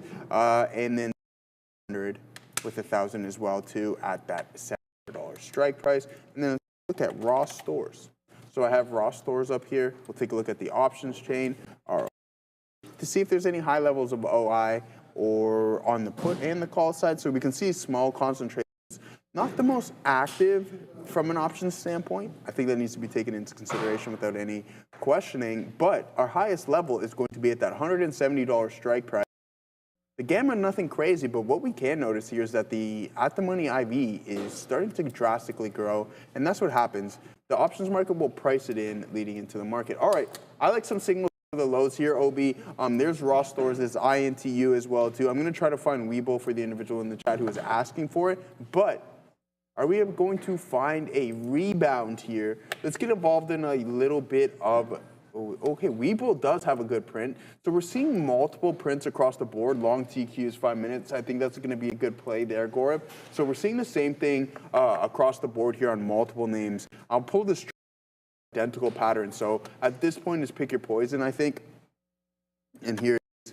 So hammer, hammer, hammer, hammer, hammer. Hammer. Oh no, it's hammer time. Continuum, that's not good for the old algo. It's going to be picking up a lot of things here, brother. We don't want the, yeah, how's that been going? It's good, man. It's ready to, I'm ready to launch it at any moment. Yeah. Going back to my point of being tied up in a little bit of an IBIT, but then I'll get that rocking and rolling as soon as we get out of that position. And then, but yeah, man, I've refined it. It's perfect. It's picking up everything that and obviously running the back test on it and everything. So yeah, it's really. Hold on, we'll hit this right here. It's good to go, man. It's good to go. I just need to switch it over. I just need to connect it to the API, and then that's it. So good to go. Yeah, and then it's rock and roll. You're using interactive for that? Yeah. Most Good stuff. definitely. Yeah, good stuff. It's best solid transaction. stuff. And eventually you realize that you do have to become partially hybrid. You in this do. market. Yeah. You're not going to catch anything and everything all the time. And it's just like you go and review the market after the day's been done, and then you're just like, okay, well, there's a bunch of these trades that happened. If I was there, I would be likely to have taken them, but I just wasn't paying attention. Yep. And if you like an algo that's like kind of scouring the markets or scouring your baskets, then yeah, for sure, you give yourself a better opportunity to pick up on some of that stuff for sure. Yeah, good stuff. Pursuing that. Appreciate that. Yeah, you got some going on too. Yeah, for sure. Yeah. I definitely am working on some algo strategies for sure with Jose in the back. You ready to launch them? Some reversion stuff. I have a decent idea of what I want to do, but at the same time, I'm having trouble quantifying some of the stuff it's hard. Getting precise with some of the moments. It's just like, all right, there's a signal that can potentially pick up a loss. How do you get it to be so precise? Being like, yeah, I pick up signals all the time, but then I parse them out, and I'm like, all right, this one is better, this one is not better. Right now, I haven't gone in and really haven't been able to quantify what some of those things are. It's just like, okay, well, this looks better on the chart. This looks better kind of with the story that's been unfolded, et cetera, et cetera. So I'm just like, how do we kind of build that into part of the system as well? So yeah, it's a work in progress for sure. Nice.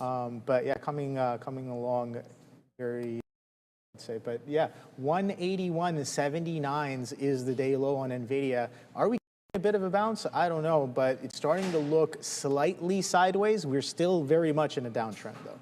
Do not want to argue against that. Still very, very much in a downtrend. It has not confirmed the trend break as of right now anywhere. I'm not really seeing any sorts of trend breaks as of right now anywhere. But yeah, let's see what 82s. Maybe we get to that 180 today, Joe. So I have no idea. The market on NVDA? Market does look like it wants to take another leg down as of right now. So we have in store here. Nvidia, man, back-to-back candles, 15-minute candles that have been holding so well since the rejection of VWAP. You can see right here, rejects. When is this? Around 10:40. And then right now it's 12:45. And we're still kind of selling off, still in this downtrend. 15-minute bar is just holding back-to-back. So yeah, when will it stop? I have no idea, man.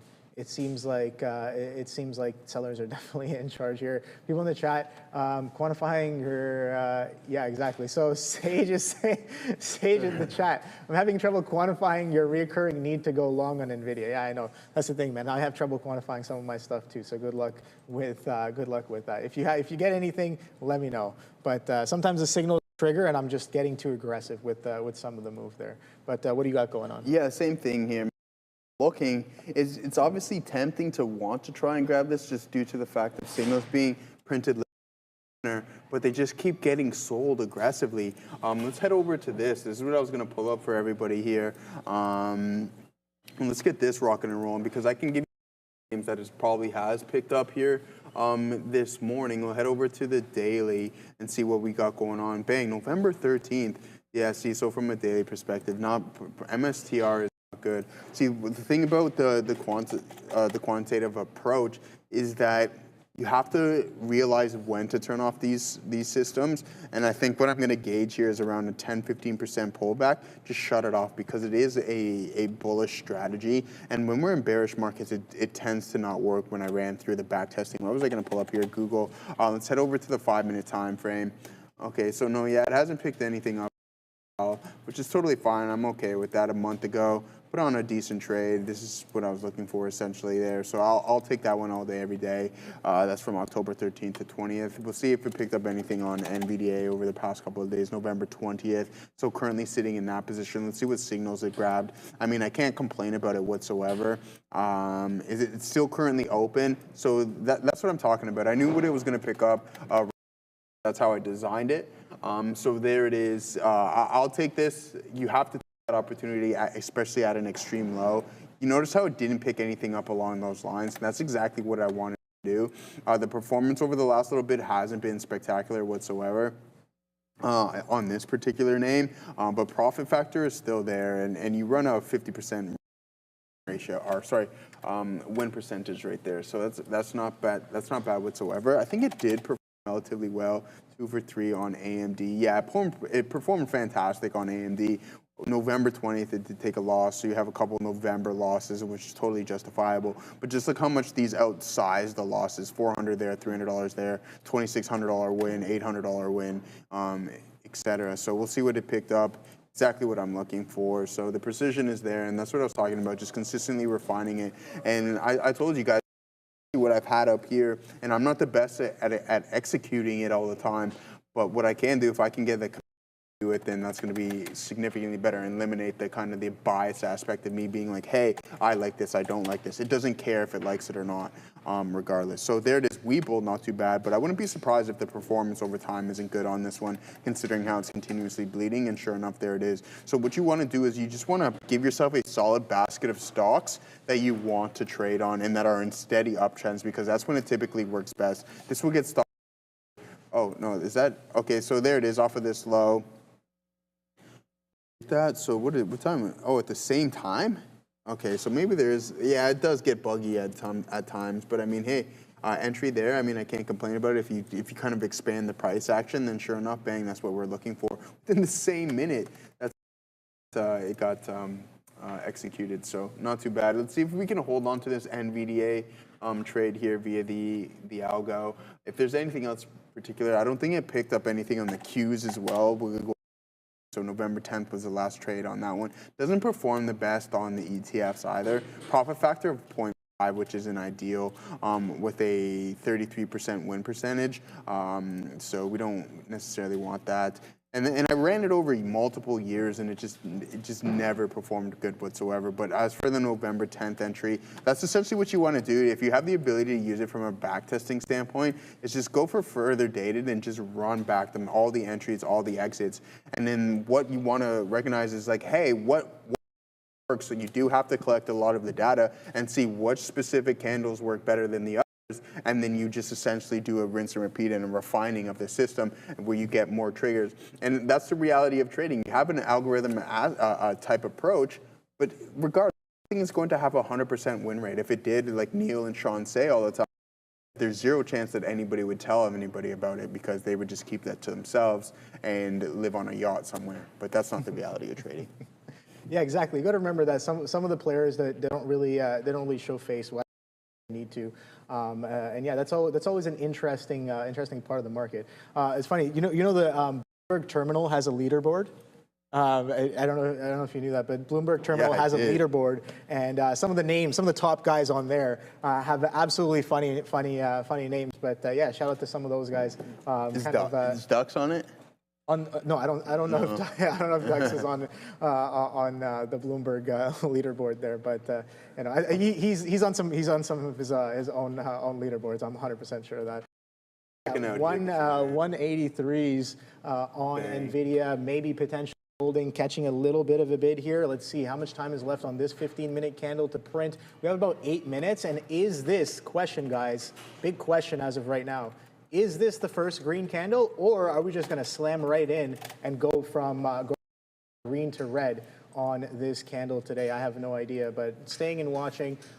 If we're going to get more of the same, then yeah, sure, we can go right back to green and push some fresh lows here. Apple coming in for some fresh lows as of right now.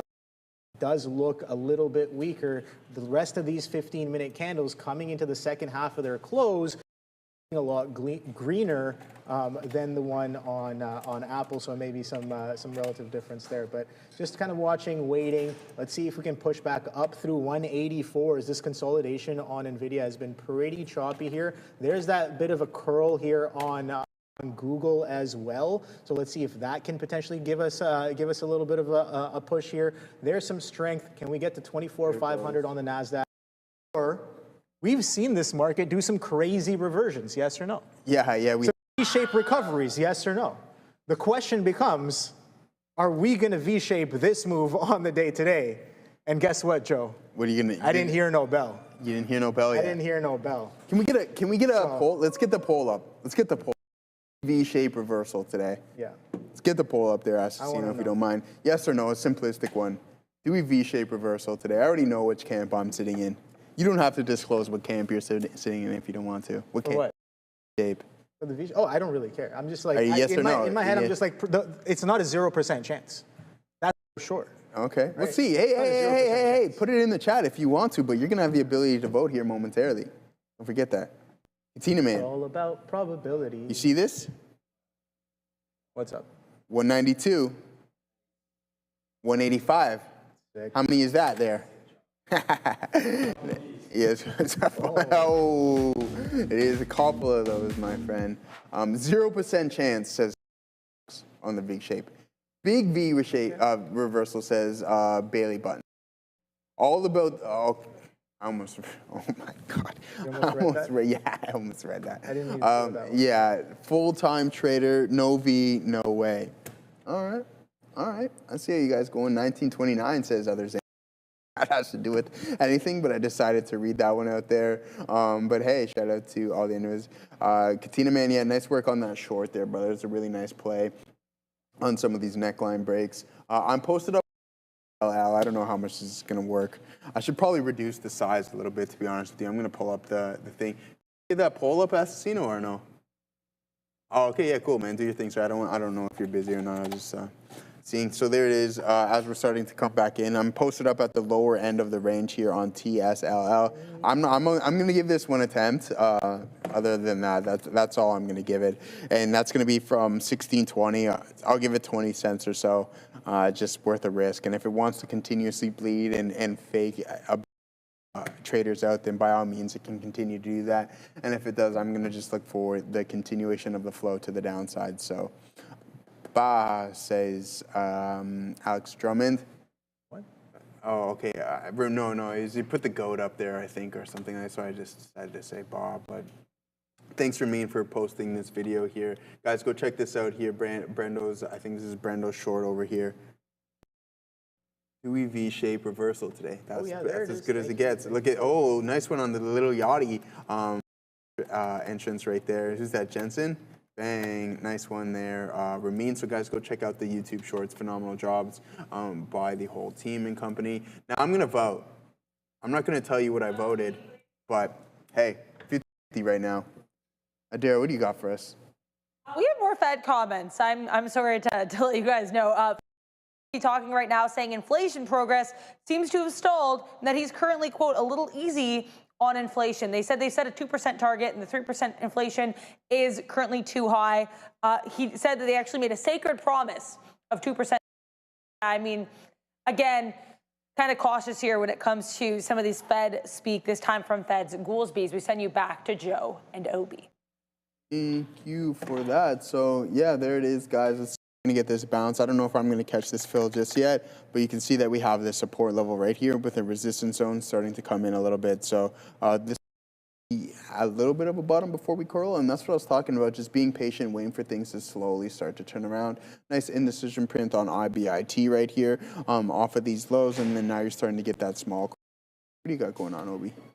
Nothing much, man. There's a bit of a curl happening here. So Nvidia is definitely getting a little sideways here. Chop. We attempted a push at the lows there. Didn't really come in. Pulling back up into this consolidation. I talked about the consolidation high being right at 184s. We're trading 183.70s.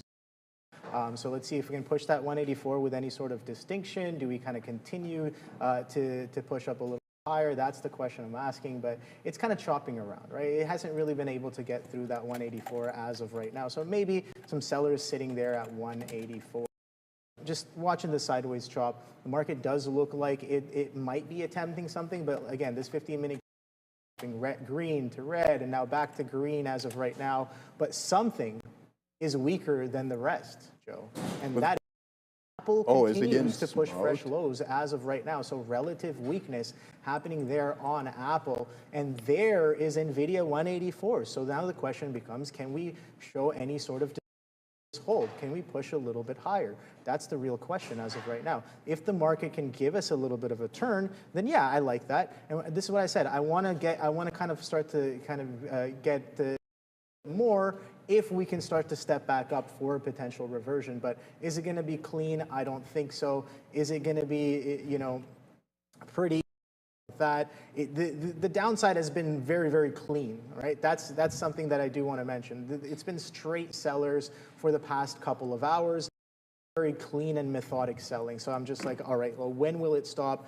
Unusual selling for sure. A little bit of an overextension to the downside, yeah, maybe, arguably. Bigger picture, it could also not be, right? So you got to understand that sometimes price action happening maybe at an okay pace from a higher time frame, but maybe a little fast pace from a shorter time frame. At the end of the day, price action is just price action, man.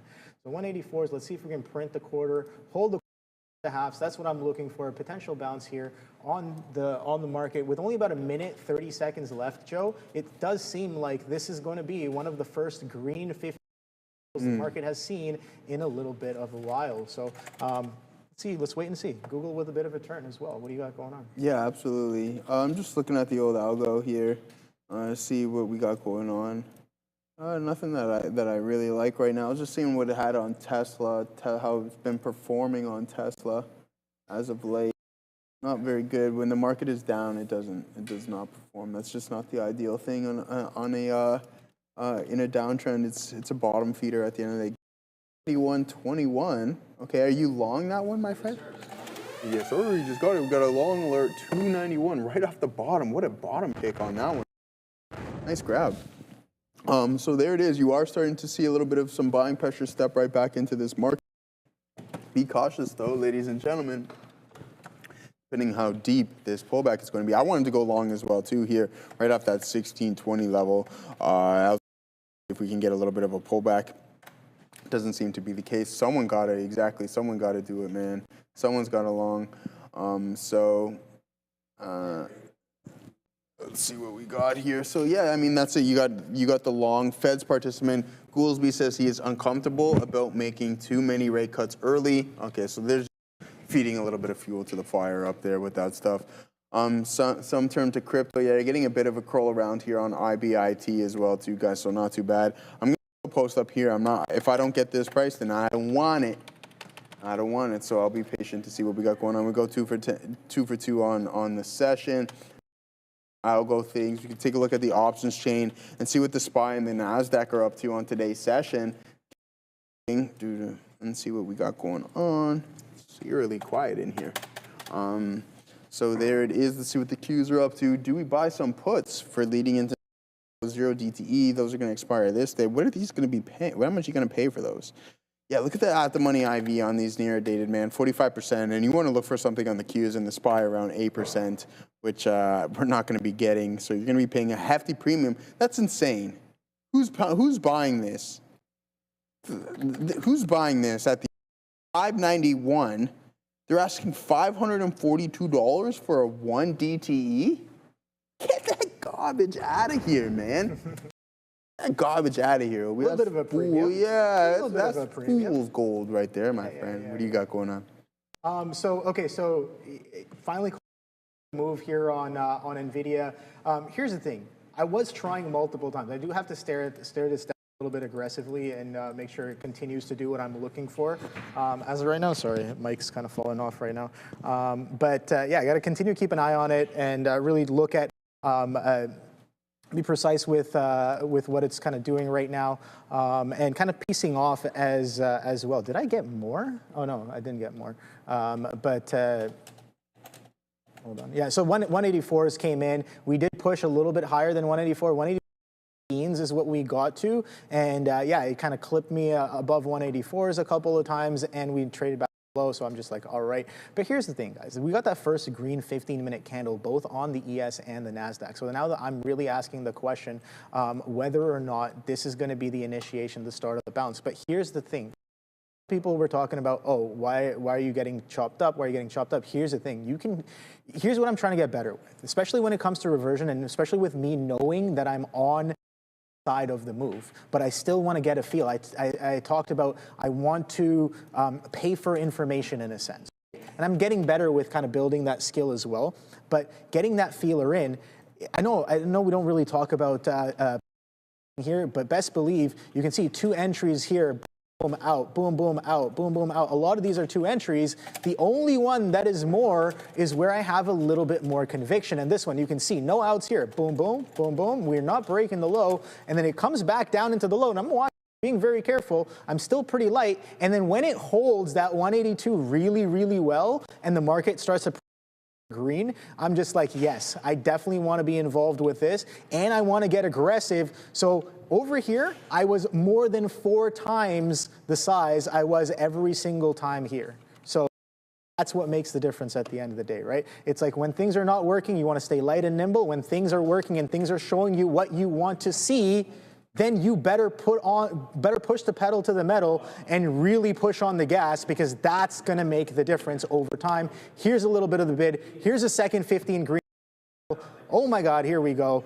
Is this the beginning of the V-shaped reversion? I have no idea, but this is potentially the reversion of the reversion now.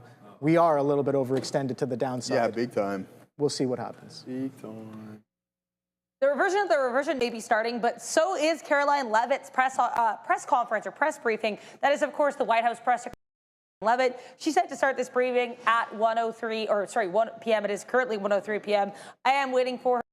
And these are not necessarily market-moving events, but comments could always be made that do end up moving the market. So I, of course, will be listening and keeping you all apprised of anything that does end up being market-moving here. I do want to let you guys know as well, we did get the here tips auction coming in. High yield here was 1.843%. Prior to the auction, the yield was at 1.824%. So pretty close there. NASDAQ still trying to make this reversion of the reversion as we send you back to Joe and Opie. So yeah, guys, there it is. We're still posted up. You're starting to get a little bit of a bounce there. 183.38, you're long there. So you got $1 already. Like that will be on the NVDA move. So yeah, I mean, I tried it a bunch of times. It's like it doesn't matter if I. Yeah, it doesn't matter. Yeah, I mean, you're gonna need multiple. Just trying to take the trade. No, I've already made back and more technically on that push on that last holding on piece. So that's what I was talking about. Tell them about the risk to reward, keeping stops in tight and then just hammer. Literally what I was talking about. So it's just like, so I'm keeping it very, very light here. I know you can see my sizing. I know we don't really talk about it on the show. Yeah. But here, this initial entry, I know I'm not on the right side of the V. Yeah. Right. But I'm keeping it light. I'm really getting involved. And I was talking to a trader from another firm in our pod as well over the weekend, and he was talking about how just like keeping it tight, getting aggressive when it's working. And I kind of lost my train of thought here. So you're talking to somebody over the weekend? Yeah. In the pod who's at another firm, keeping it tight, putting in the stop losses, and getting aggressive when it really matters. I think that's what makes the difference. I think we were just reflecting on that as well. I lost my train of thought there, but yeah, potentially coming in the side now. Okay, so I found out. Okay, so I just remembered. So he was taking some reversions as well, but he was very much involved on the front side of the move, right? So here I asked him, I was like, would you have had the conviction that you needed on the right side of the V with the amount of size that you pushed in if you were not involved nimbly on the left side? That's a serious question. And for me, everybody's a little bit different. I like to see a little bit of pain first. That's just me. Okay. You know, that's just how people have described it. A little bit of pain before the pleasure. So I'm just like, all right, give me a couple paper cuts. I want to feel it out. I want those hits. I want to feel what it feels like to be on the wrong side of the move a little bit, so I can make that distinct difference. I'm able to recognize when that distinct difference does come in, and I'm like, okay, things are absolutely different now. So now I have to start making different decisions. I have to start acting differently, maybe more aggressively as well. So that's the case. 5. So here's a bit of reversion happening here on the market. Maybe I should be trading futures. I don't know. But today, very beta-driven market when it comes to some of these moves here, and we're finally catching a little bit of a bid. Where is the mean, you may ask? The reversion to the mean, the reversion to VWAP actually at 190. Right? We are extended to the downside. We started off with morning highs testing in and around that of 196s. We dropped down to 182s. So the question becomes, if we are going to get, a little bit of a relief rally, how far do we really go? Where is the actually sitting? Right, the mean of the volume-weighted average prices here. There are some other means as well that that kind of show up as well. So which one of those do we revert to? I have no idea, but I'm waiting. We got all the way up to 185s, and I've been talking, and we came all the way back down to 184s. I'm just waiting. Show me the structure that steps up. Show me the structure that says, okay, we are totally done selling now. Market is moving, the market is turning, so are the Mag 7, and so are some of the market internals as well. So that's what I'm looking at as of right now. Let me know what you guys are trading. Let me know where the next trade, if you guys see that. What do you got going on? Yeah, I'm looking for the next thing as well too, but that's what I was talking about earlier in the session a couple of minutes ago, is just we see the same signal across the board, so that could be somewhat of a nice rebound. Because it's literally on every ticker that I have up here, and that's going to be on 8. So indecision print off the low, indecision print off the low, inability to break the low. And you guessed it, indecision, indecision, indecision, indecision. So 8 out of the 8 tickers, and we can go through more if you would like. What is Apple up to? I know those prints are going to be there as well, most likely. AAPL. Not as clean, but they're displaying themselves. I guaranteed that my algo did pick this up here, which isn't. Oh, well, it is what it is. There goes Apple. For some reason, it looks extremely illiquid here. That's surprising. And then nice clean flush from 274 all the way down to 267.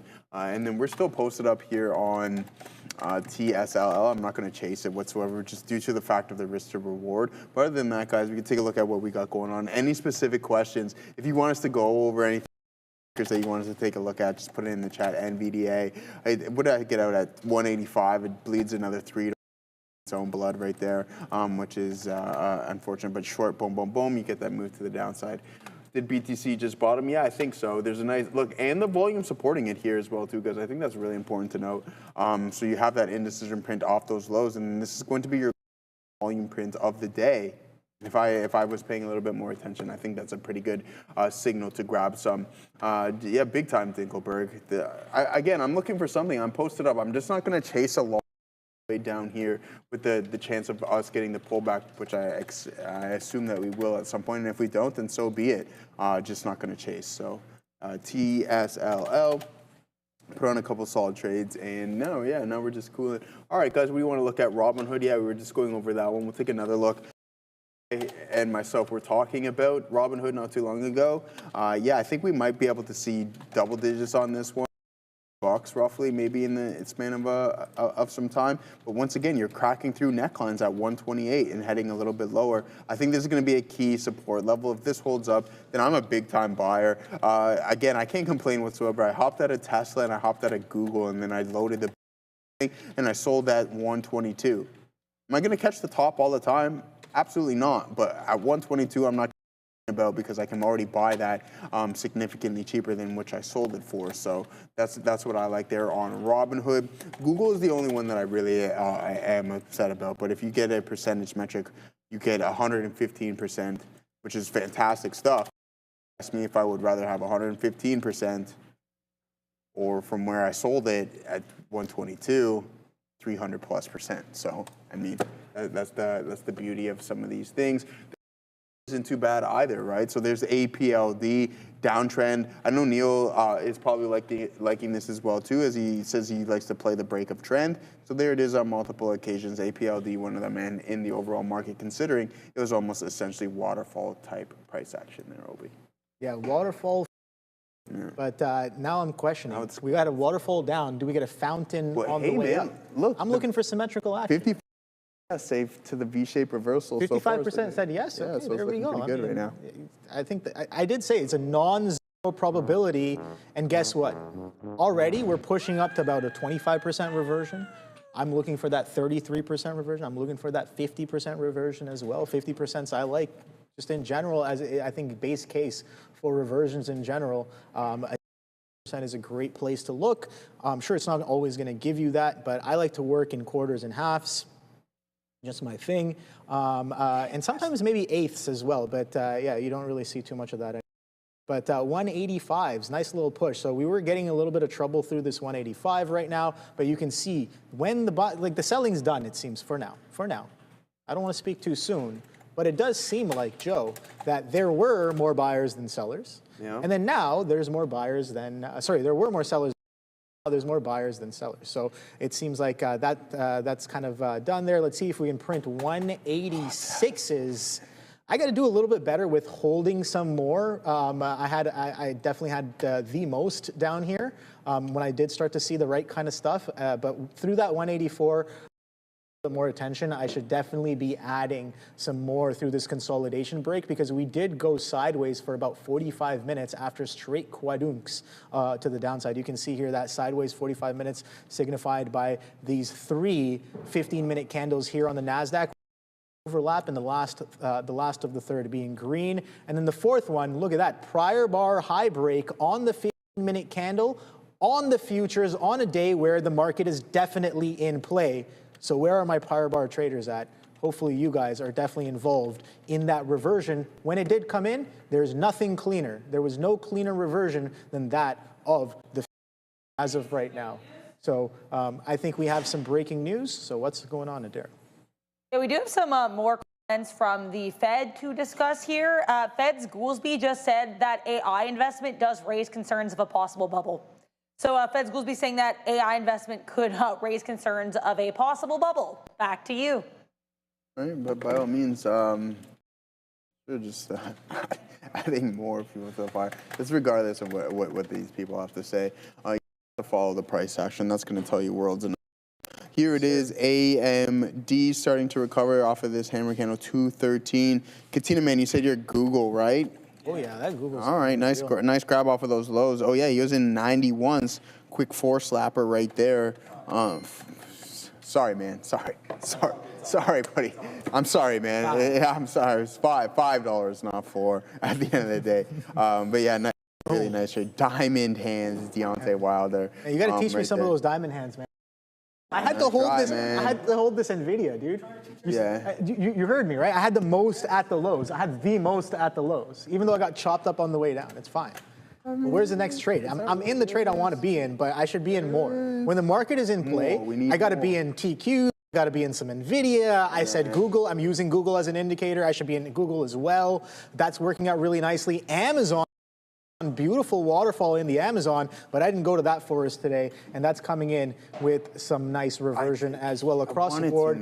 Very beta move for sure. Yeah, Sean's saying I'm trying here, guys. Yeah, for sure, man. We definitely have to follow along with what some of the goats are saying. Say yeah.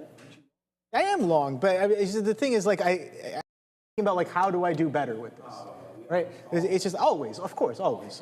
How do I do better with it? I know I'm long already, right? I was long before. I was long while people were saying, "Oh, this is Jover." You know, this is going down to the downside. 182s, but you know what?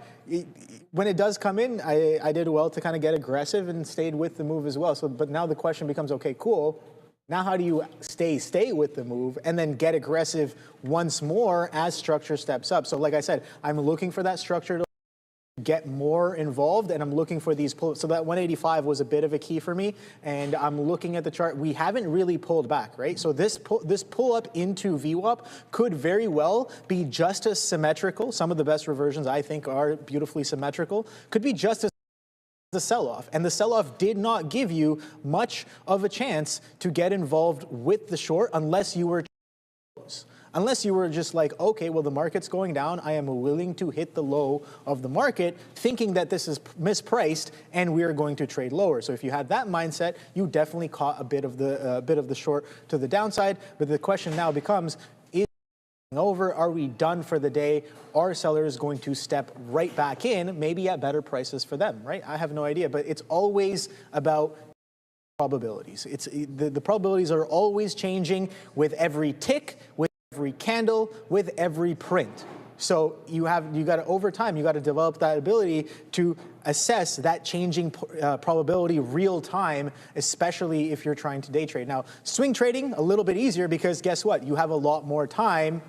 It's a lot slower to kind of assess probabilities. Now, of course, swing trades, something can happen overnight, and boom, situation changes overnight. Right? That's a different story. But when you're watching price action and watching price action build, that's the kind of action that I'm looking for as well. KC is saying look for dips on higher lows for buyers. Exactly. So I'm looking for pullbacks into 185s. 185s was a little bit of trouble. 184s was a little bit of trouble, right? And this is just simple. Sean talks about this all the time. Support and resistance, right? Sean is a big proponent of his trading is support and resistance. And it makes a lot of sense. Why? Because it's just like that. So I'm looking at that same kind of support and resistance. 184s was a resistance. We broke out of it. We pushed higher. We extended all the way to 186s. Now, when we back into 184s, do we hold or do we kind of pull back in and break down? I'm looking for that resistance to turn into support to show me that, okay, buyers are willing to step into the stock and into the market today, and maybe we step a little bit higher. But as of right now, you can see this 15-minute candle with only about 11 minutes left is printing pretty red, and we've reverted about 50% of that prior 15-minute candle, which was pretty aggressively long as well. Yep. So those are all the things that I'm watching. We'll wait and see what where the next trade is. Let's see, DLV asking, I have no idea what that is. Oh, nice, let's go. Yeah. What do you got going on? Oh, no, I'm just looking at the old go-go right here. Okay. Yeah, so go-go gadget algo right now is that's starting to work out right there. And picks up the beauty on Nvidia, and that's what I'm talking about, just eliminating the discretionary aspect. So go gadget algo over there. Let's see if it on Google anything. Yeah, see, I want that. It's all right. You can't have it all. Sometimes it's hard to quantify some things, as Obi was mentioning earlier in the session. Did it do this? Did we take a look at this one? So shout out to that. No, we didn't get anything over there. Rightfully so. Robin Hood, nope. And we checked on Tesla. So there it is on Tesla as it entered trade. Now we're starting to get this pullback in which I was anticipating and looking for. So is this going to be the bottom? A nice print. I better head over to a lower time frame. I like that. So I'm going to post up here once again for a potential long here. This is the pullback that I was looking for. We did about 10 minutes of trading to the top side. So let's post up at 40s to see if we can get something. Now I'm chasing it at this point because I was posted up, but I'm willing to take it at 40s. Let's see if we can get that move here back into some higher support levels. You can see that we're bouncing right in this neck of the woods, and the buyers I think are pretty engaged right now because these pullbacks are slightly getting bought back up. But again, I'm going to post up right where I want, and I don't want anything else other than that specific price in which I am once again posted up on. So, who did the Fed report? AMD is dead. Oh, I didn't see anything. Important rules you sign before. Yes. So, guys, make sure you get those votes in as well, too. We'll vote one more time, $, and then the ticket that you would want us to see me particularly talk about. We got 104 subs, Tesla, 81 on Nvidia, and then 49 on the Big Bear BBA. What about IBM Grandmother Garden? Oh, I like that name. Well, yeah, considering I like the name today, and I love my grandmother, I am going to take a look at IBM for you here. So IBM, let's take a look at it. A daily, not too bad. I mean, you are, from a percentage standpoint, down 10%, which isn't horrible, right? But what I was talking about earlier, just be cautious of the potential necklines that can be broken. And that neckline that we are looking for is that to be around $288. Now, we are rebounding right now, which is a positive sign, but it's only one single session. Be patient, be patient. I think paid off eventually and get in at prices that you want. Are we forming a wedge? Not necessarily, but this uptrend is still fully intact, and that's a thing of beauty. I see logo. I've made some for small caps. Nice, 4K. Yeah, I've been working on it for quite some time. You're fist pumping over there, Obi. You got something? No, I was just I'm just saying, like, damn, because I was watching the push into 185s. I did get not really aggressive, but I did kind of push into more here, and we pull back in, and yeah, so I was just like, well, I don't really necessarily want this right now because I was looking for it to go right away, but again, I could very well be wrong. Still looking at the same thing. Still looking to see if that 184 sustains with any sort of distinction. Still looking to see if this 15-minute candle, how do we close? Do we close Are we just making a higher low, right? That's another question as well. So just being patient, just waiting, watching here as well. Punched out on that at break even, and I'm willing to take some more, right? I'm just like, I don't necessarily want to lose on this as of right now, but also willing to maybe potentially look for better prices a little bit lower if it can give it to me. If I see, that's the thing with you know, trying to read the tape and reading the flow as well. It just sometimes you see the stuff coming, and it's interesting. I was watching this. I'm forgetting the name, but he was talking about this trader interview, this algo trader that I was watching. He was talking about, like, is it easy to predict what something will do 5 years from now? Not really. Is it easy to predict? What's a higher probability? Predicting something that's 5 years from now, or predicting something that's 5 seconds from now, right? 5 seconds from now is much easier to predict when it comes to reading order and things like that. So it's just like, all right, well, you see those moments happen on the tape sometimes where you're just like, I know this is probably not going to go in this direction. You could be right or wrong. Like I said before, it's all just probabilities. But if you see some price action that suddenly flips the probabilities for you, you're just like, okay, well, the probabilities just switched in my mind to make a decision here. Sometimes you're just like, why should I even lose on that position? Let it do its thing. Let it figure it out. Probability stack back on your side, and then get involved again, especially when you have a little bit of certainty as well. When you have uncertainty, yeah, sure, throwing that stop, you're just like, all right, cool. I'm more than willing to take it if it comes into here. So here's that 185 retest. So I was definitely a little wrong on that one. For now, as buyers kind of step in on top of that 184, but I want to see more, right? We talked about resistance turn into support. Let's see some of that support potentially come in and form with some meaningful action here. So let me know in the chat what you guys are trading. I'm just trading Nvidia. Today is earnings day one, guys. There it is. There's that bid getting slammed back into 184. So a little bit of turbulence here. Really like it. I was looking for, again, we talked about that symmetry. That symmetry wasn't there. Yeah. That's another piece of confluence. So there you go. Bang, bang, bang. So yeah, I mean, there it is, guys. Siren, we'll hit the sirens. Listen, we understand. Okay, so we have the poll, 1,600. Let's get everybody engaged here in the chat. I know we've been pretty solid, man. We got 7,000 individuals watching here today.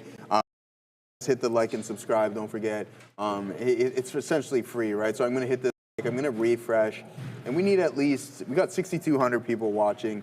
If we don't got at least 10%, then we might have to end things right now. 540? What kind of, what? No. Look at how many people are watching. Yeah, come on. That ain't much. And then we're going to chat a little bit more, engage. There we go, just like that, 600. If you haven't hit that subscribe button, it's right here. And it's free. It's free. I can't say it anymore. So we'll hit this one right. I can say it a lot more. To like and subscribe. This trade has unlimited upside. So we got a lot of potential. Thank you guys. 700 likes just for that. All right. Now we got those. Like, I appreciate that, Mateo the potato. Thoughts on? Okay. So let's also do this, guys. Here, get some more people engaged in the chat. We're going to write our status on which we are sitting on in the day, whether it be green or red or flat. I'm going to go green here because we're sitting on a nice green day. We're going to go part there. So get your emojis in the chat, get some more people engaged. We're still posted up. I'm curious to know everybody's status. Type it, just do a nice little emoji. Type it or emoji, that's not too bad. But red unrealized, okay, that's fair. So green, red unrealized, you're sitting on a trade right now. Sorry guys, Michael was off races at the open, says Silverback. Yeah, I mean, if you can get that in there. Red, who else do we got? Green says, I can't even pronounce that at the end of it, I apologize. Go Bills. Oh, okay, that's a great question. There, Go Bills, a good friend of the show, showing me his stuff to show to Neil all his his Buffalo Bills memorabilia, which is cool. Up 100K, says Todd McLean. Gee, all right, brother. Where are you going this weekend? Red says RBH 1523. Down says Bria Powers as well too. We're getting the dab from TP. Hub, a whole lot of green right there. I feel you, Joseph Brown. We've all been in that boat before. But other than Bills 38, Houston 23, says Neil. Very interesting stuff. But here it is, guys. Posted up at 1640s. Once again, I put on 2 trades for the day.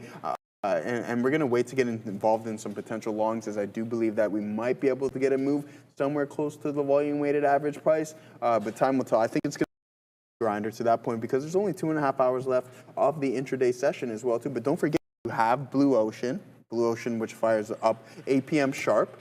I think there's going to be there's going to be a lot of activity, I think, in Blue Ocean tonight. Oh, yeah, due to the volume stepping in to the market, which is going to be a pretty good time. So make sure you check out Obi on the Blue Ocean. You know, obviously, you have no concept. I'll see you guys on the tape. So if you're watching Tesla tape and you're seeing transactions, Tesla or Nvidia, I'll see you. You're going to see this guy. So just wish him the best of luck. Browns and Thames puts in Trader TV. I was up 1.6K. Now I'm up 7K in puts. It says Guap 10. Sounds like you got a lot of Guap there. Angry Wife. Do you trade boats through TradingView Direction? I don't know what that means. Angry Wife. I don't know what the boats are. Do you know what boats are? They probably mean boats exchange, like the boat. Like oh, boats, is it a gateway? The Blue or Ocean something? gate. Yeah. Oh, I just use Blue Ocean. Yeah. So we have the boats. We have a few different gates, but yeah, no, definitely. Yeah, I know there's Blue Ocean and there's another one that I consistently see on my tape, but it's mainly BL. I don't remember the name off off the top, but it's mainly BL. There's only we have access to right now, but yeah, I think as more people kind of trickle in, more volume comes. I don't want that, Obi.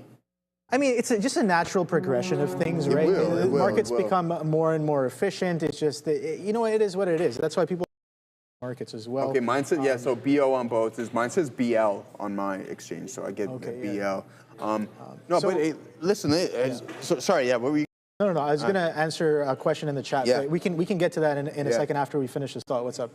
You were asking me something. No, I was going to say, I think the edge lies in Blue with the reduced number of participants.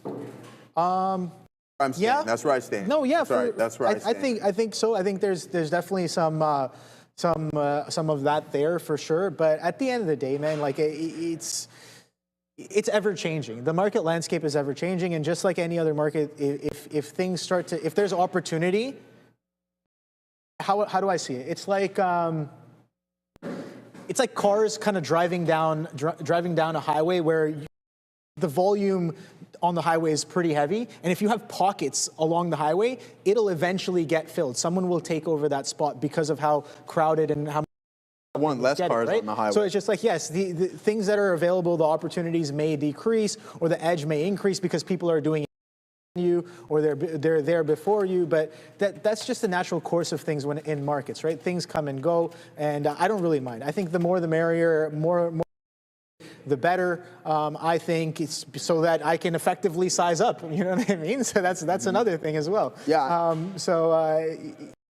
Your perspective, how you view it. I'm going to be a little bit, I guess, slightly abrasive and just be like, yeah, more exit liquidity for me. Right? Okay, yeah. That's all it is. I'm going to say, at the end of the perspective, I see it as that's just what it is. More players, more money. Right? Yeah, but also more players to take money from you. That's what I see. Oh, for sure. Yeah, it goes both ways. Yeah, it goes both ways. Listen, if we're going to go by your highway traffic analogy, me personally, participants on the highway, I like more. You can navigate significantly easier, in my opinion. And again, I'll stand by this. You traded significantly more than I do, OB, but what I've noticed is that I like the dwindled amount of participants. Why? Because that means there's less biases on what things should or how they feel price should go, and I think that's where I find my best trading in Blue Ocean comes from. Oh, for sure. Yeah. I think you got to remember, the more players that come in, that also means a lot more smarter players as well. Exactly. And, it's a thing. You want to play in an arena where you're not necessarily the biggest fish. Sorry, you're not the smallest fish. Yeah, right? Nor the biggest sometimes as well. Bigger fish in a smaller pond kind of concept there. But yeah, it's interesting to look at. So I wanted to go back to Dropped System in the chat, who did ask. I think a few minutes ago, kind of missed it, but I do want to go back to it and answer it. They were asking, if I just had the chart as well. So they were just asking, Obi, in the case of Nvidia, do you use EMAs? If so, how and what do you set it at? All right, cool. I can take a look. I was going to take a show at you, but that doesn't make any sense. But what I kind of look at. I look at the 8 EMA, I look at the 21, I look at the 50, and I might even look at the 200. So I just kind of go in, type in indicator, do EMAs, or what do I have up here? Let me try to find this exact same indicator here. Okay, cool. So I have the 8 EMA, and this is strategy 8, 31, 21, multiple moving average. Is this the one? I think this is the one here. So anyway, specific, but this is kind of what I use. I don't want to see a lot of these ones here. Don't really need a lot of this garbage. Just give me the regular EMAs and SMAs here. So I don't think this is the right one either. But basically, I use an 8 and a 21 for the most part if I am using moving averages. Now, that's not always the case. I'm using different things to define trend. Now, we went over this a couple days ago. There's different trend. One could simply be just a prior bar hold. So if we look at a 15-minute chart, you can see prior bar hold really, really well, and the trend doesn't necessarily technically break that pattern. Now you can also use trend lines as well. If you use a trend line, that came in really nicely on Nvidia here. So there's the trend line. So you can see, boom, that trend line break. That's where the bid came in, 182.39, 182.89 is there. But if you're using moving average, I use the 8. So you can just search up an 8 EMA here and just throw that on just a simple 8 EMA. Hopefully this is as simple as it gets there. So an 8, I'm looking at that, and that breaks trend here at 183.60s, right? So yeah, a lot of different things you can use. I'm just using the moving averages as confirmation. I'm not going to be like, oh, this crossed that, therefore I should exit.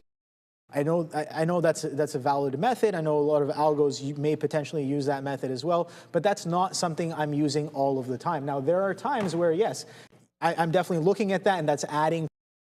But in my opinion, that's confirmation, and by the time confirmation happens, you may have lost some edge already. So because a lot of people are looking at confirmation, right? So you got to find, in my opinion, I need to find nuances in things that people maybe are not looking as close or are not looking at as price action. That's order flow. That might be some other, statistics in terms of overextensions and reversions as well. Things like that. You guys saw me starting to dabble after a certain point where I'm just like, this is getting into the range where, yeah, I do want to start getting a little bit involved. I'm still working on that. That's still a work in progress. I have to work on being like, okay, when it does get into that range, I have to start lightly, be more nimble, and when it actually show me what I'm looking for, and I showed you guys that, I do get aggressive, significantly more aggressive.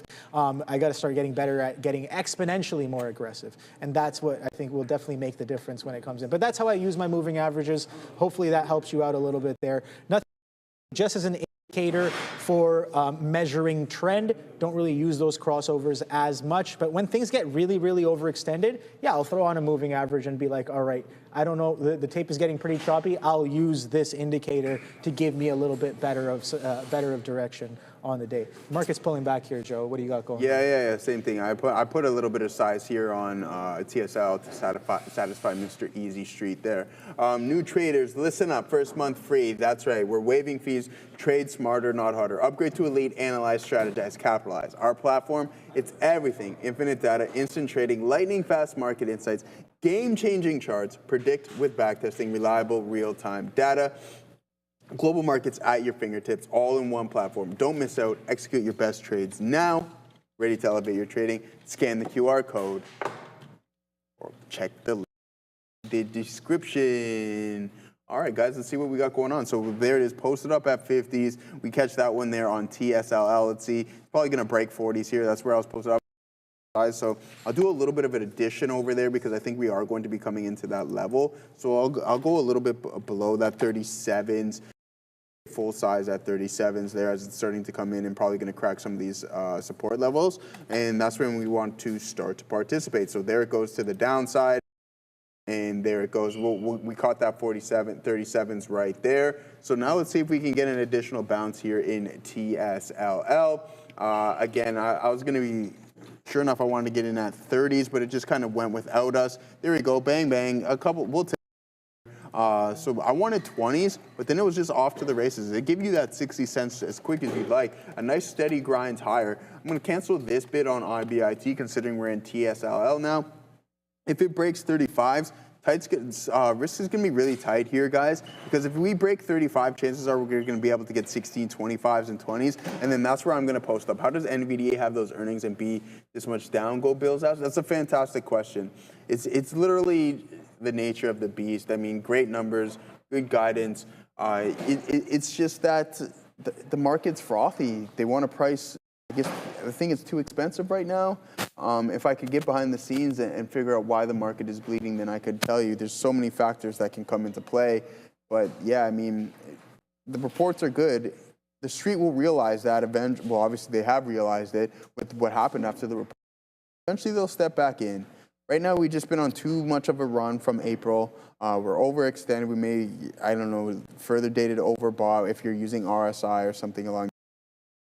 So it just needs to cool down. Unfortunately, we can't just go up all the time, and that's just the nature of the market, and you have to be prepared for other things. So earnings report, yeah, exactly. All of them great. Very good point. Microsoft, Intel, Nvidia, Hood, like these are great numbers. Good time for CSP.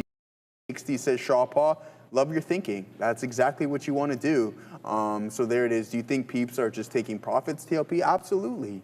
Absolutely, especially the bigger boys. So I don't think it's anything to be too overly worried about. We went over some things in the overall market. So there it goes, right? Like, so I'm going to get out of this here because I'm going to be able to get a better price. So yeah, got to be patient. We hopped in there. It wanted to bleed. I was going to wait for 20s, and then sure enough, we take nothing there. So yeah, I'm going to sit on my hands a little bit because you do see things start to curl over as AMD is heading back towards the low of the day. So not too good of a look there. We want to see these bottoms have the ability to hold up. And if they don't, then who knows what can happen. And this is what I was talking about. When you're going long, you just have to be cautious of some of these pullbacks here. Just due to the strength and obviously the velocity in which we had sold off.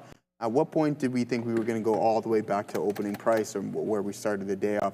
I don't know. I didn't have that hunch. But at the end of the day, what am I? So AMD, TQs bleeding as well too, heading lower. Katina, man, I know you said you were short the TQs, so not too bad of a look there. And again, if you just sit and you be patient, eventually you will get the price. Don't do this. Multiple dollars on that one. So there it is on TSLL. I'll take one more stab at it. I'll post up at 25s to see if we can catch something there.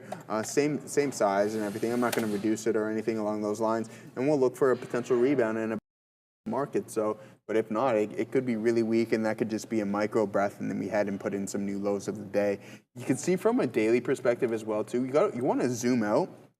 Someone said this in the chat this morning as well too, Joe. Zoom out, and yeah, it's such a valid thing because it's important. So if we look at this, and this is what I'm talking about, necklines being broken. Once it snaps, you're to the downside, and now you have multiple tests of that neckline, and pressure's starting to step right back in. So where's that next level that can be broken? 397. Let's see if we have any high levels of open interest here. That's going to tell us a lot as well too on TSLL. I think that's really, really important to note. TSLA. We don't care about TSLL from an option standpoint. So where is that high level in that concentration? That's going to be at 415s. We're already south of that. 440s south of that. We're sitting at 401s right now, and I don't see anything that is overly alarming other than the at the monies in which we have 16,100 contracts and 31,000 right there already traded on the session. But look at this here on NVDA, in which we were talking about earlier in the day.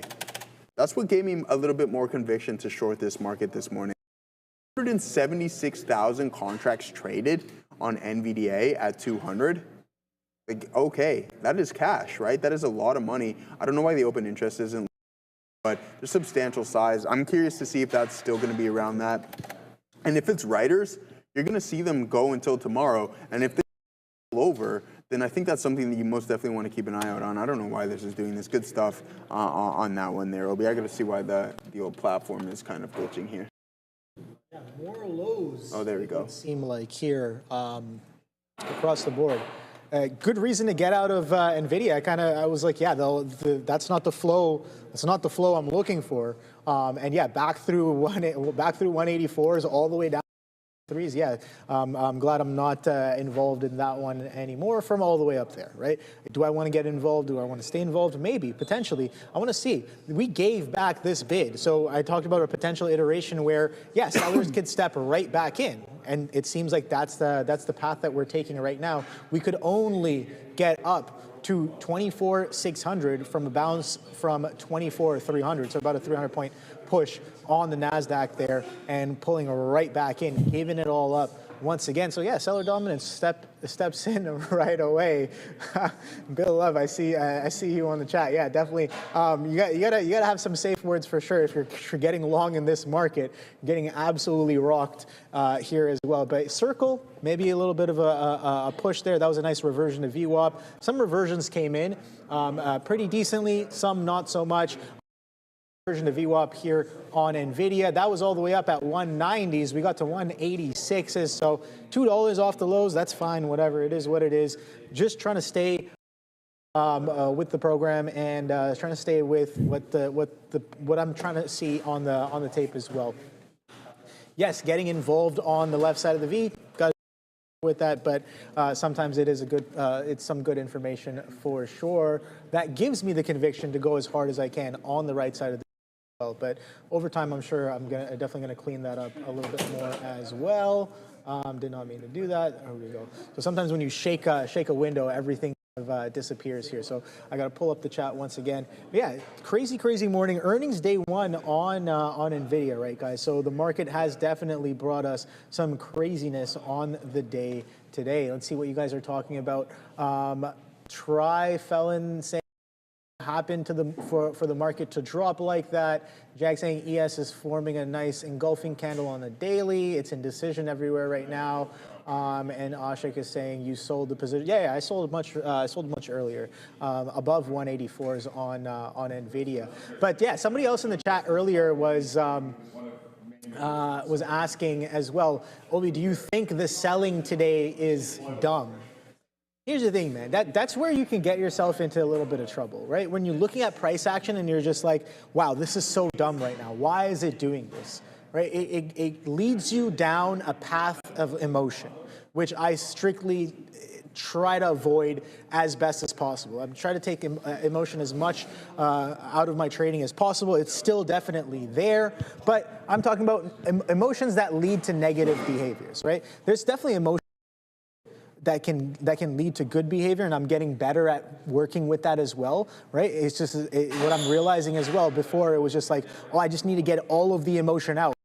Be straight robot. No, sometimes you get that feeling, you get that emotion, and it may be your gut telling you that this is the trade. This is definitely the trade, and you can use that emotion and that gut feeling to your advantage, right? So there's different ways. You got to work with the self as well, right? And that's part of the trader's journey at the same time. So, anyways, ATR reversal saying Aura Alpha here. Yeah, but yeah, no, I don't really think that any type of selling or buying is dumb. At the end of the day, I'm trying to do my best not to argue with the market.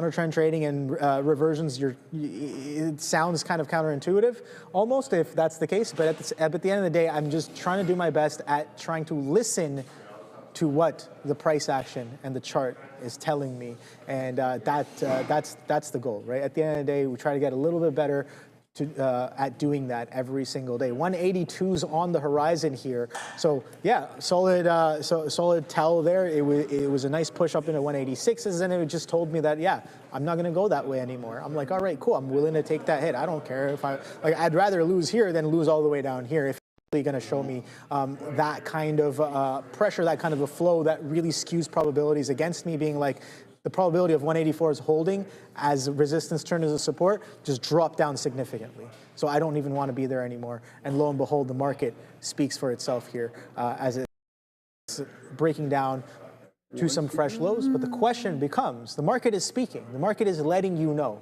We're all seeing the same kind of information, right? The question is, are you really listening? That's the question. What do you got going on? Yeah, I'm sitting here listening to what Tesla now, OB, and it's telling me that it doesn't really like this long attempt and just go with the flow to the short side. So we tried that one long here that didn't work. So let's see if this one can. If not, we go 0 for 2 on the longs and we go 2 for 2 on the shorts. So what are we going to do? We're going to look to go short once again, or just at this point, I have no issues. It's been an average day, a pretty good day. I can't complain. Or actually, not pretty good. It's been an okay day. And I don't want to give too much of that back trying to long this market. I have no issues. I put this on for you, Mr. Easy Street. So you better be thankful, all right? No, in all seriousness. It is what it is. You want to see a little bit of action. Let's get the action. Action Rampage Jackson right here. Google. Some solid prints, but I do just believe that continue to head a little bit lower. You can see just the weakness within the tape. That's something that you need to focus on. It's a really mixed bag, and sometimes you can get caught in the matrix of that there. Jag, I'm good, brother. How you feeling now? Yeah, Jag, I remember you were pretty sick for a while, man. I hope you're feeling better, my friend. TSLA, be an adult and just trade the... why don't you... Hey, listen, Christoph Ocean. What would you rather have, a 1% gain or a 2% gain? And if you would rather have 1%, then by all means, go ahead and trade Tesla. Trading TSLA, which is 2x. So for every 1% that you get in Tesla, I'm getting 2 over here. Quick maths. Come on, brother. Come on. Come on, man. What kind of BS is that? It doesn't matter about the price at the end of the day. It's about your percentage gain. So that's why, right? Let him know. I kid. I know you're kidding. I know you're only kidding. I know. As they would like to say, preach. Joe likes to max bet. Yeah, what you're telling me, man. I trade leverage products, options, man. Those things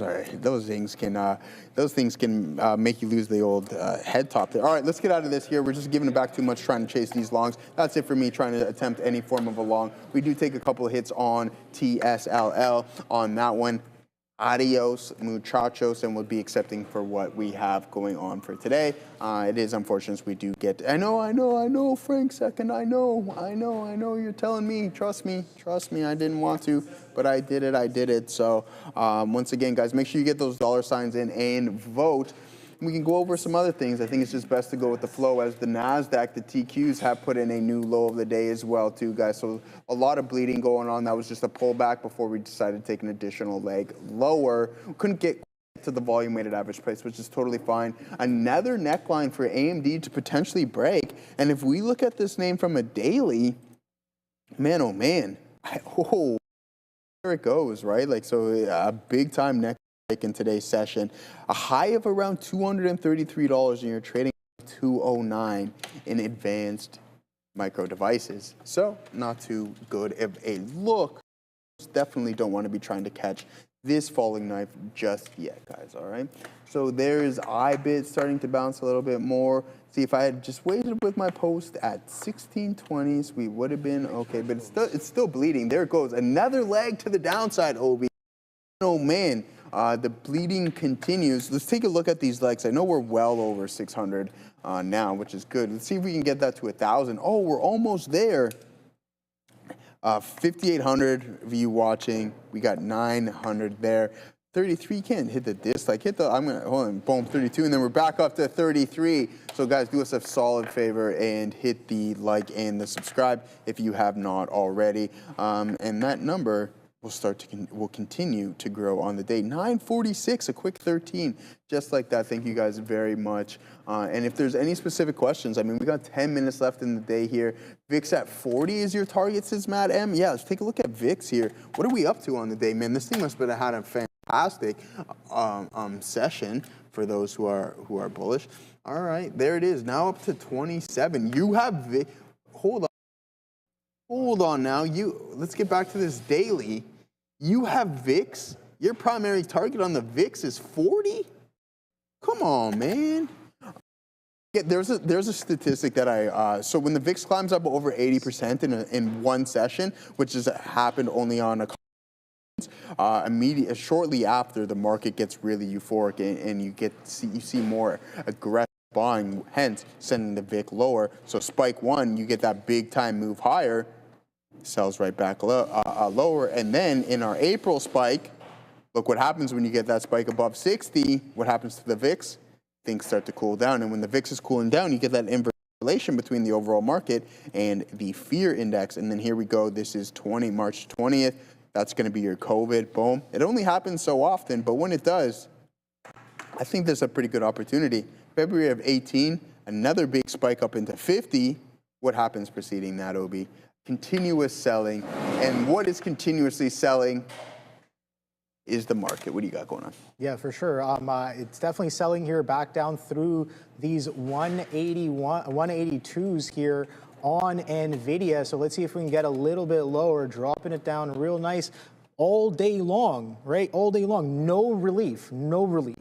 None, brother. Well, maybe a little bit of relief. We had some relief, but here's the thing. When it comes right back in through the lows, I like that a little bit better here. Let's see if there's continuation. That's the real question. Do we get some real continuation here through the lows?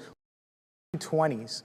Sorry, that's my average. 182s is the price in question right now, and the day low currently is sitting at 181.79. Yes, 181.79. So we got really close to that on that drop. The question becomes: is this going to be clean? The market, both markets, the ES and the Nasdaq, trekking a little bit lower here, printing some fresh lows. So I was looking at some of these breakdowns. Tesla had already broken down. Amazon is attempting to right now, and then Nvidia was kind of slowly edging towards it. So I was just like, all right, I want to try this a little bit here, see if it'll have me. And it did break that 182, and we didn't quite get down to that low just yet, but we just broke that low. I'm going to give it some time. I'm going to be a little bit patient and see if it actually comes in. I already kind of some underneath the 182s when that bid step aggressively back through. So I'm looking for a sustain below 182s. And if it doesn't do that, that's fine as well. Where is the next trade? That's what I'm looking for. A little bit of a structure breakdown going in to the second half for the day with only about a couple hours left, guys. Where will Nvidia close? That V-shaped recovery, I know more than 50% of you voted recovery. We got a little bit of a V-shape, but not a significant reversion at all. I think we just eyeballing it, we barely were able to touch about 30% of the reversion here. So 182s, a little bit interesting. Day lows on Nvidia. Let's see if we can crack a little bit lower. I think the market participants have definitely spoken as to who's in charge today. They spoken, man. I'm gonna play a little tracks here as well too. Let's see what we got going on. What do you like to listen to while you're trading? I have a bunch of stuff. It depends on my mood. I used to listen to lo-fi. Yeah, I do that a lot. Yeah. I used to listen to. Nice. Why does it? See, that's the thing about Chrome. Like, why do I have to have one thing? Dude, I don't know. Chrome on your PC is a little bit weird, man.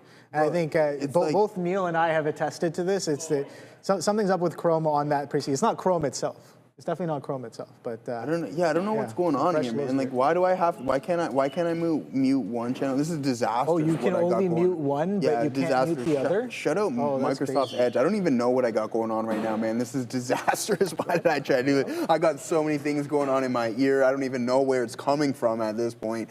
Oh my days. I got Kevin O'Leary. Where's this coming from? This is insane. Oh, okay, over here. There it is. Okay. All right, let's see if we can get out of this. All right, COVID lows is what is rigged for, is what COVID lows. I had to trade on Joe's time to do midday show, and Chrome was useless. For sure, he did something to it. My friend, I used Edge. I used Microsoft Edge up until Rob told me, like, hey, there's something wrong with Edge on your PC. I never touched Chrome. I promise. That I will not lie. I'll remind you guys, excuse me. Oh. Yes, so, yeah, I'm hearing voices. Apparently I am. John Chantrum says, was okay, now down 20. Brother, how do you have that kind of pullback? What are you doing? Are you we've seen that all the time. It doesn't matter what your shutdown is. It doesn't matter if it's, $100, $500, or $5,000. $1,000 or $20,000. You know what I mean? But like, if you swing, you swing. Cobb the Kid, what's up, brother? Is that my boy? No, you can't go from plus 20 negative 18K. No. We don't want to. We don't want. Oh, what did I just do? Man, sorry, Cobb the Kid. I did not mean to do that, man. I keep doing those things. Same thing. Yo, sorry, Carl the Kid. I'll get you unblocked. I did not mean to do that. I apologize drastically. I hit the thing. Okay, maybe you're still in there, or did I put you in permanent timeout? I apologize. I didn't mean to fix that for me. I did not mean to. You didn't say anything that deserved that. So once again, it's just a victim of my my fat finger clicking. So Ramin, I'm gonna message you right now. If you can get a certain individual unblocked, that would be absolutely fantastic because I did not mean to. Ever. So I'm gonna message you on the side. Thank you, Adara. So yeah, there it is, guys. Market continuing to bleed. Those indecision prints off of those lows, it worked for a little. After that, it's just continuation to the downside. So you have to keep an eye out on that. And once again, Cop the Kid, I drastically apologize. Obi, I'll let you take it over as I message Ramin here. Yeah, no, this market continuing to fall lower. So, question for you guys: how many of you guys took the short at any point? I got short. Again, great reason to sell. But I was in a long, didn't re-engage for the back through 184s. That would have been nice, but I did take into day low break. But the thing is, day low break, not really clean as of right now. That's why I front ran it a little bit, getting in above the 182s, expecting a little bit of a chop, being like, this is definitely not going to be as clean as, you know, as we want to look for. Not just going to crack and just continue going lower. In an ideal scenario, yes, but on a day like today where I've experienced it, I've felt it out. I'm just like, yeah, it's not. What's the probability of the breakdown being clean? Absolutely not. There it is. That's why I'm covering so aggressively on the push lower and looking to get back in, maybe a little bit higher as well. So you know what? I'll just one. It is what it is. Where is the next trade? So a quick little scalp through the day low and then picking right behind a higher low to get involved with. That 184s was quite nice before. Let's see if it shows up once again today on Nvidia. But again, this could just be a false break of the day low, regardless of what it is. In my opinion, in my playbook, good reasons to aggressively buy when it's doing that, whether you're long or you're short. And this is a concept that I like to kind of emphasize as well, where it's just like, if you can look at price action and just keep it extremely simple, not long or short. Forget about being long or short. If you can just take all of that out of the picture and just say, what are reasons to buy and what are reasons to sell?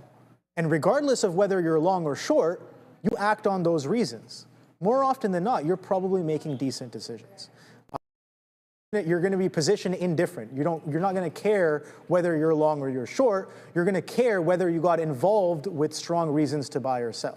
And I think that does make a bit of a difference in terms of understanding price action as well. You don't get caught up in the numbers. You know, the numbers are just numbers. It is what it is. But in terms of price action, I think it definitely a lot more telling. And you've heard you know, the greats say this as well. Traders who come long before me and have performed significantly much better. You know, tape is king. At the end of the day, price action is king. So that is one of my principles that I live by for sure, and it's something that you have to build that trust with the market for. Absolutely, man. Absolutely. All right, man. Listen, we'll go a little overtime here for the boys. We'll do a quick trade review. Quick trade review here, Obi, of yours. Yeah. So right, hold on. Boom, 30 seconds. 30-second trade review. Go. Boom, boom, boom. Off the open, long Nvidia, good idea. A little bit of a dip, gap give and go, doesn't follow through. Good reasons to sell, breakdown, don't really get involved. Reversion on the overextension, get involved a little too early, but when it does come in, get as aggressive as possible, more aggressive than anywhere here. Return, and maybe a tape scalp through the day low. That's it. Boom, 30 seconds, well done. Tesla, 2 attempts to the long side. On that one, 30-second trade review. I got 15 left here. Obviously, I have a little bit more, but the trade of the day was this NVDA to the downside here on the 5-minute neckline break and the continuous move to lower pricing. And then we also have the IB, which is still continuously bleeding. We cannot stop this right now, as the momentum is most definitely to the downside. Look at the waterfall type price action. That is your 67 with your boy Joey O. And Obi, he is the one Kenobi. Guys, I hope everyone's had a half-decent session. We've seen a lot of green, a lot of red, a lot going on in today. Well, guess what? I'm going to call it out right now. Okay. Today's selling is going to lead tomorrow into a rock and roll Friday. Let's get that going on here, guys. No rundown.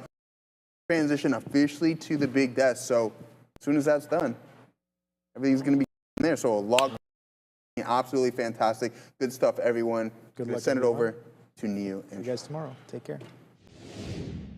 I have a Christmas. I have a wish, both for Christmas this year and my birthday's unboxing. Call it a double up. All right. I'm not wishing for the market to turn. I'm not wishing for the Buffalo Bills to win the Super Bowl. Don't do that. I'm not wishing for Jays to get, I don't know, whoever, Kyle Tucker, whatever big free agent it might be, maybe the guy from Japan, maybe. You should get Bo Bichette, though. Or bring back Bo Bichette. You should do that. What I'm gonna wish for, right here, right now, Joe and Obi, we show our charts, everybody has green for a buy on the triangles. When I look at this chart, every buy, it's green. And every time it's a sell, it's red. And every time it's a short, it's purple. I have to change our wishes here. But, I'm joking around because I feel like we've always done that. And don't get me wrong, maybe I'm just old, and I always find it, because I'm interested in looking at some of the executions that the boys have. But then I'll be squinting at the chart, and I can't tell. I just feel like it stands out. That's why we pick these colors anyways. It just makes it easier, because the defaults on P Pro 8 are nonsensical, right? Like, make them the defaults are like this teal color and a blue or something. However, a dark green for whenever you're buying, the purple for when you're selling, and the reverse for the, if you're long, it's just like green, red. Red to sell. Anyways, this really isn't that big of a deal. But we had a huge collapse today. And I saw a quote, I closed it on, someone tweeted something on X. And I was saying it to Sean. I'll just paraphrase it because I'm not going to find it again. It was something along the lines of, that's the market for you. Some point in the upcoming days or weeks, we'll hear a narrative that explains why we had this happen today. So President said some things that maybe riled things up. I don't know, maybe I had a little Fed speak today. Was that it? Does it even matter? This happened, and we just have to look at the price action around it. And I think the biggest question that I had for myself during lunchtime was there anything that I wanted to buy on my shopping list that I was willing to do right now on what feels like kind of a day one because it's on earnings. So I only came up with one thing that I was looking for a nibble in at those ranges, so that's all I did. I picked one stock during lunchtime, and it was just IBM. It held the 50 period for a couple of days, bounced yesterday out to 50, and it hasn't broken it today. So I usually don't want to go dip buying into something I like and not getting anything on a day like today. It doesn't mean I'm loading in. If I plan on putting in X amount, I'll put in 20% here and just make sure I get something in because I was buying IBM on dips anyways. I elected not to step up G for Nova. And I'm putting that bid in. I'm being stubborn about that one. I'm not bidding up on the nuclear names. I just don't feel like that's the right thing to do. So I'm still going to wait for lower on those. I'm into one from the morning, and then I eventually just so shorts. Like here, the market is just continuing to fall. Like there's not much. What are we going to talk about for strength? I think we found Walmart, and pretty sure that was it. We on the VIX. Walmart is up 6% and actually holding its gains. Lilly wasn't up last I checked. Like a lot of the things that even had been strong are looking pretty weak as well. So, it's been one of those kinds of days. I try not to, just don't worry about the explanation at this point. Technical, whatever, the price is the price. Well, I made it really simple for Neil for his color issues here. This is the TQ. This is when we were long. All right? This is when we flipped short. As soon as it broke the day's low, we flipped short. And then we cover, and we're still in. So there it goes, man, all the way to the down. This is now $5 in the money on Qs. That was reverse split, so it would have even been probably 10 or 12 bucks the other way. But again, doesn't matter. Short that just came in again right there. Near at the lows of the day right now. TQQ's at 52.44. We're trying to make it simple for these for you traders out there. And then honestly, man, Google, like what an epic move down here again. We were lucky enough, so we averaged in to get that dip, which brought us back up to the upside. So we made a little bit of money on the first dip. Now we're just buying more right at this level. I actually haven't gotten any out. The last 4 fills right here from 292. So I got that part out to there, but now we're falling in. I'm just going to give this to 290. If that breaks, then 290, sorry, yeah, then we're out of Google. Will not be a friend of mine here, Google, looking lower right now. Wow, I was gonna say the names that I want to buy are still not much. Like, so Uber was one that I stepped in and bought a little bit of here, but that's down 6% now. So I bought a little bit here, $84-ish or so. Probably was about that price. Other than that, right? Where's that? 83? Yeah, Uber just has a huge whoops. Have you seen the Bitcoin chart? Well, you probably have. Yeah, Bitcoin, whatever, man. I was just talking with Wayne in the back. I told him Bitcoin was cooked at 110. 74 Bitcoin. You know, now it's 86, and like I just feel so stupid because we all sit here saying these things, but like still holding on to it. It's just a fucking. Well, here's the way I will look at it for that. First of all, put me in the camp that doesn't beat. Like, you can't beat yourself up over stuff money. like that. Like, here's the way I look at. Like, look at Meta. Meta back in 2022 was a stock that lots of people loved. I know people that like this, and some of them on TV, whatever network, that said this was the best Mag 7 name. It went from $330 in a straight shot with months down to 95. That's Meta. That's crazy. Like, Bitcoin's not doing, like, if Bitcoin did that, it's because Michael Saylor liquidates. And if Saylor liquidates, it's probably a temporary buying opportunity. But my point of the chart is, before, you were just testing under the support. In my opinion, this is a definitive break of that support level, right? So I'm now more, like before I was like, yeah, we're probably going to the low 70s. Convinced like now I'm pretty convinced we're going to the what is this bottom? It's like 74. I said low 70s, but I guess this is technically. Try to battle back. Yeah, more like 74, 75. So call it like the mid 70s, whatever. It's just a support line. But I think we're headed down there. So you get there. Some people say that's Michael Saylor's price. I don't know what that means because I don't even know what it would take for him to get liquidate, to be honest with you. I thought he's publicly said he's never liquidating. Well, that's the other side of it. The stock can just go to zero. I'm only going with what people like to say online. They're like, oh, if it breaks down through there, you might have to liquidate.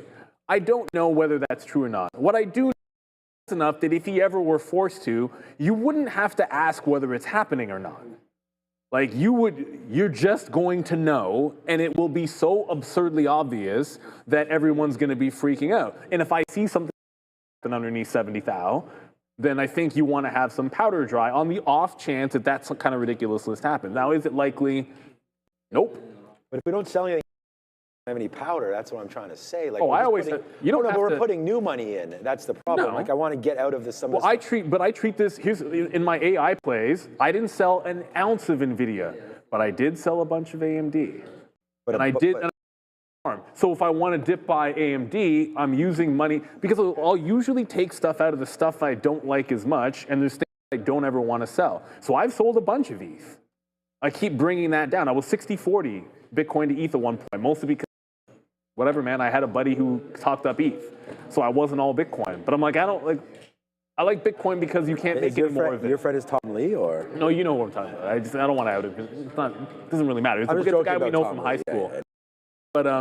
But I've always wanted to end up like more like 80-90% Bitcoin. So I sell other things to dip buy. That's my approach. There's always things I sell, but I like to buy on schedule.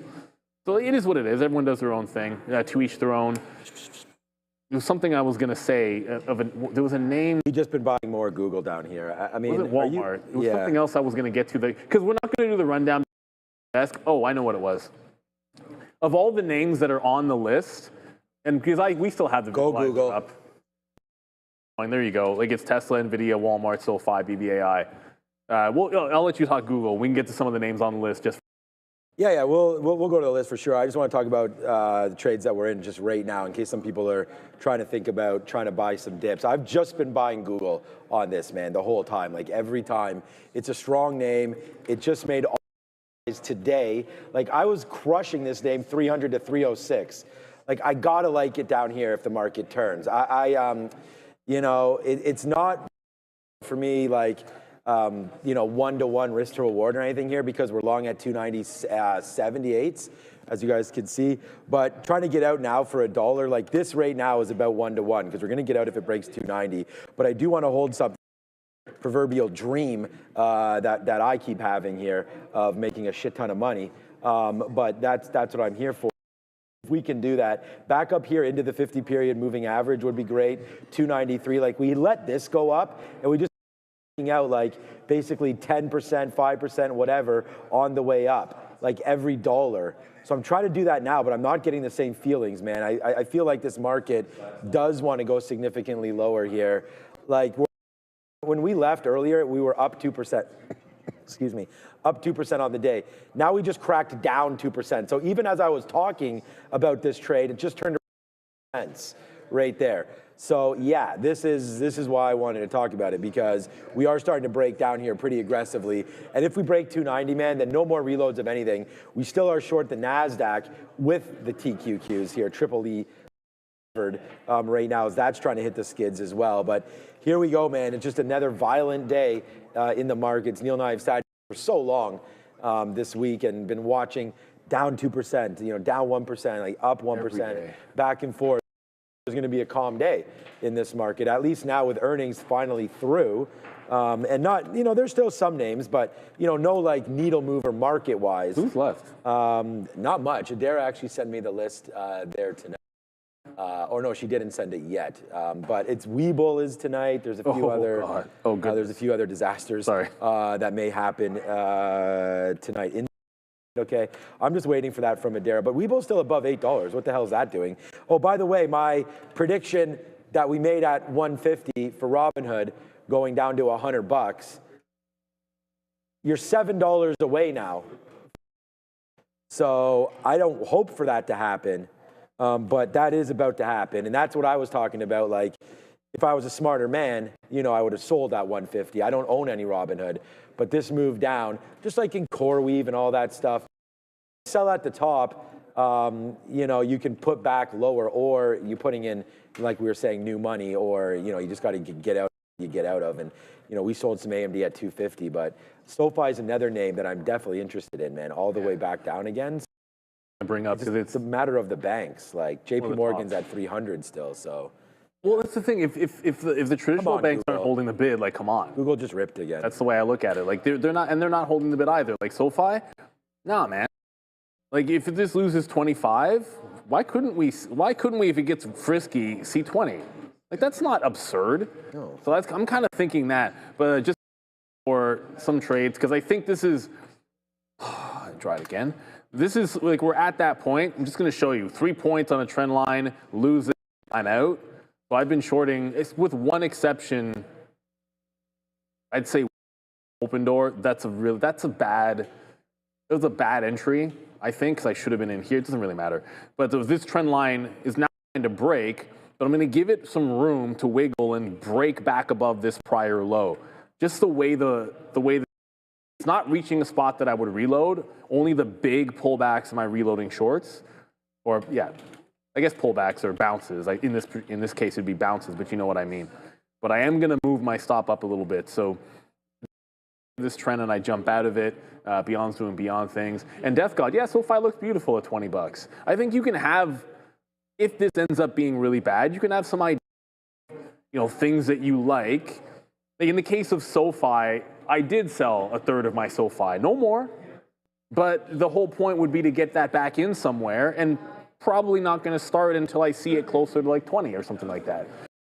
Wait a quarter at least. I try to think of it that way. Either it gets to the price I want, or I'm just going to wait a quarter. And then someone asked if we've seen the markets move down before. Look, Sean's been trading since 02. I've been trading since 03.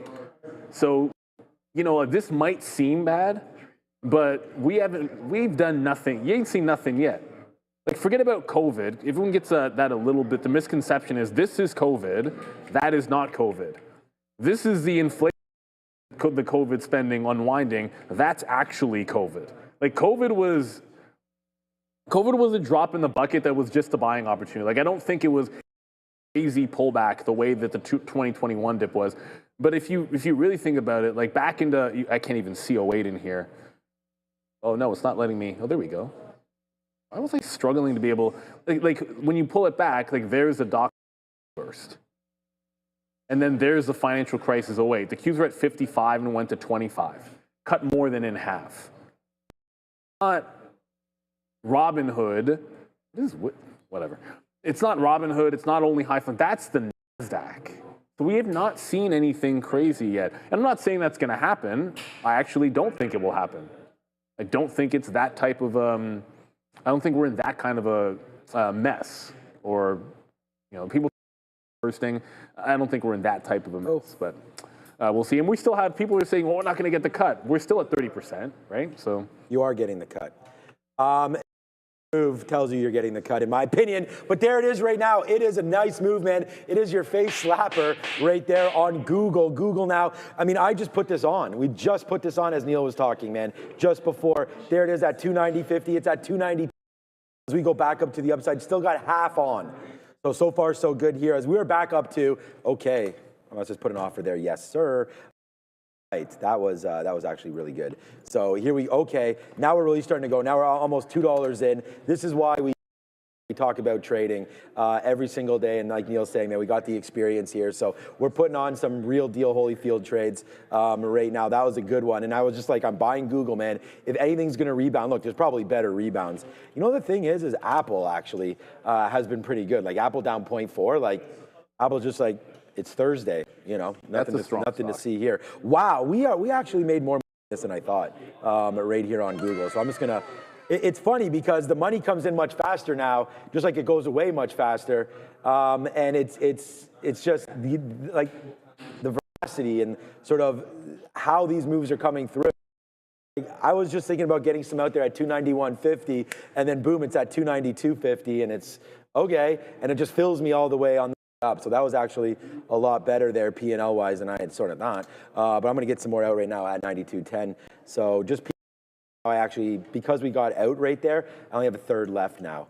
As it just ran into all these, that's what I was saying. Like all of a sudden I just looked over and I was like, what? So those fills came in real quick. That's that 92.50 right there.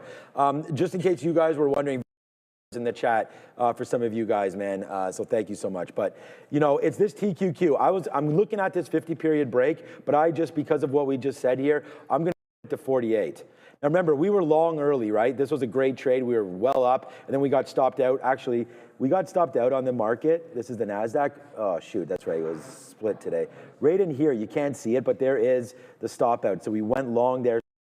And as soon as we stopped out, I said the momentum is not happening, and it was a short there.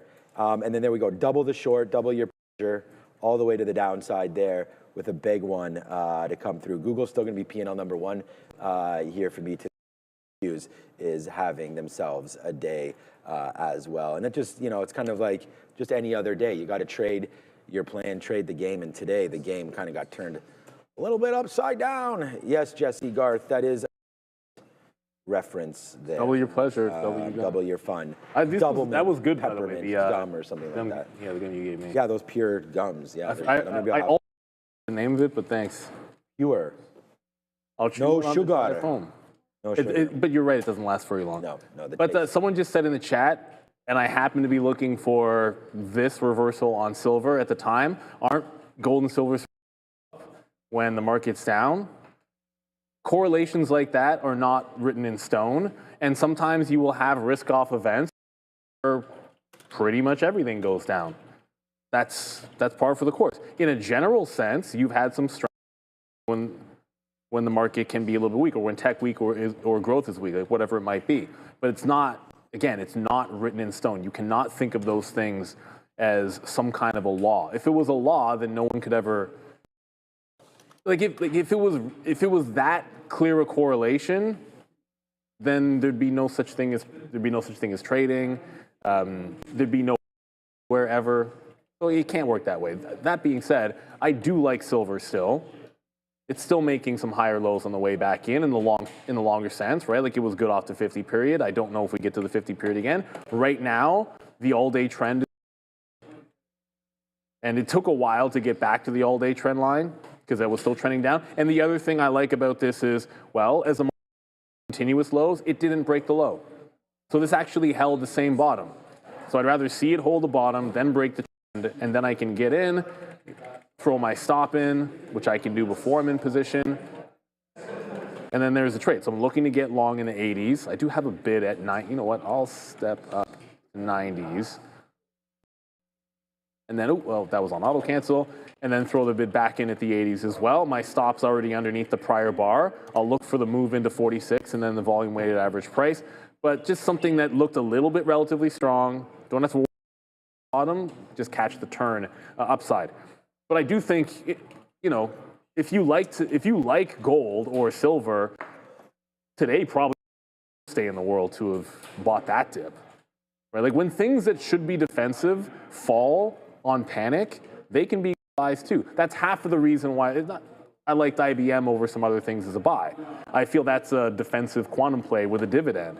So therefore, buy the dips in that. Like I'm darn sure not buying the dips in D-Wave. I'm sitting on the bid, but I'm definitely not buying the dip in, or I'm not sitting on the bid in SMR, right? And you can do whatever you want to do. I'm just talking about myself personally. Like if we're in the first leg of a move down, I know the kinds of things I'd rather dip buy. Yeah, no, I don't want to. We said this yesterday. Like, I don't want to buy things that aren't making any money. I mean, I went right over to Uber. Uber's P is 14. I don't even want to call up SMR. Right so yeah, I don't want to. Don't look. SMR, like. Don't look.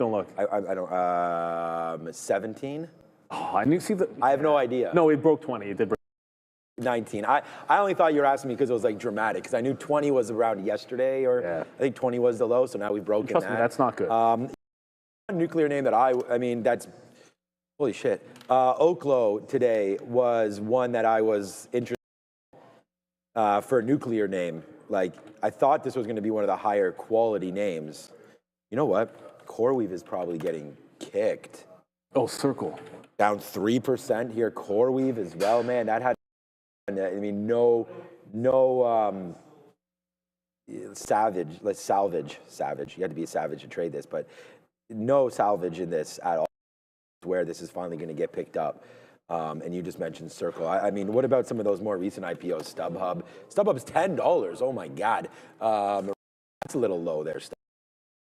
Yeah, that's pretty low right now. So some of these names are going to be some sort of value plays, but again, you want to have names that actually make money. So what going over to a Ford or a GM or something like that, you know, that's been very stable. That doesn't normally move 3 or 4%. You know, they've been pretty hot, breaking higher. So, and the name that honestly, just in this space, and I said this to Neil as well, I actually want to get longer Tesla.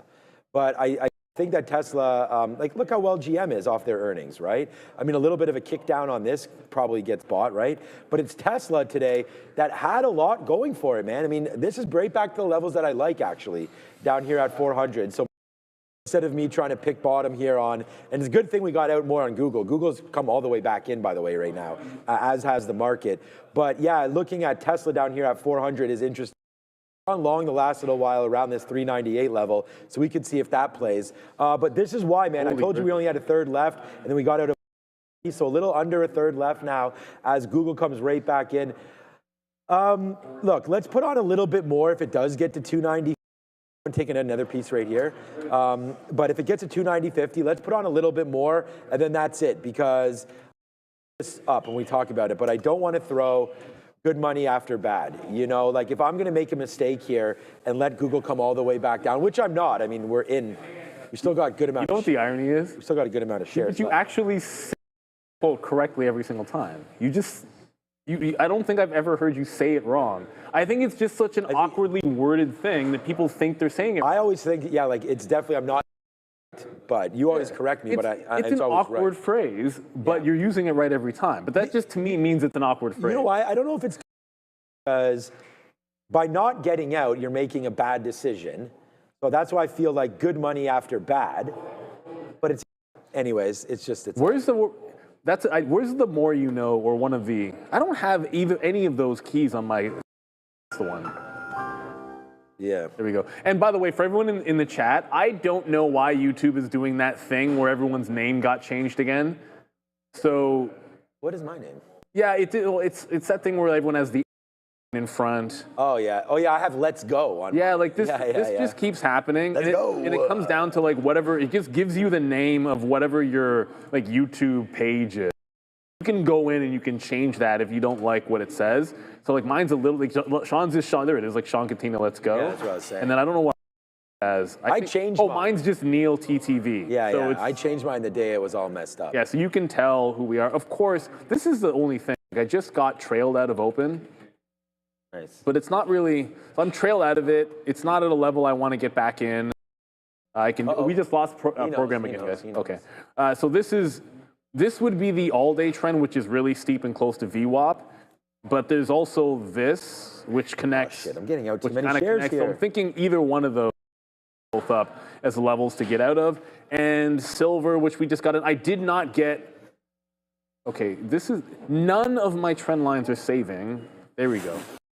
It's going to save us time. I did not get the dip into the 80s. I stepped up to take some at 90, but the plan was to get it on the trend break. It never happened. Looking for right around 46.3 here on SLV. And keep a close eye on gold as well. GLD. For some reason, GLD is like 5th on the drop down when I type that. But strong trend to the upside as well. Reverting on me. For sure. And just because we usually do this, usually go through the rundown, but I mean, Nvidia, Tesla, SoFi, we talked about BBI, Walmart. I'm going to restart this. So everybody, thank you to James Kelly for mentioning hymns, but when you type it again, put a $ in front. So $, I'll put $ hymns for you.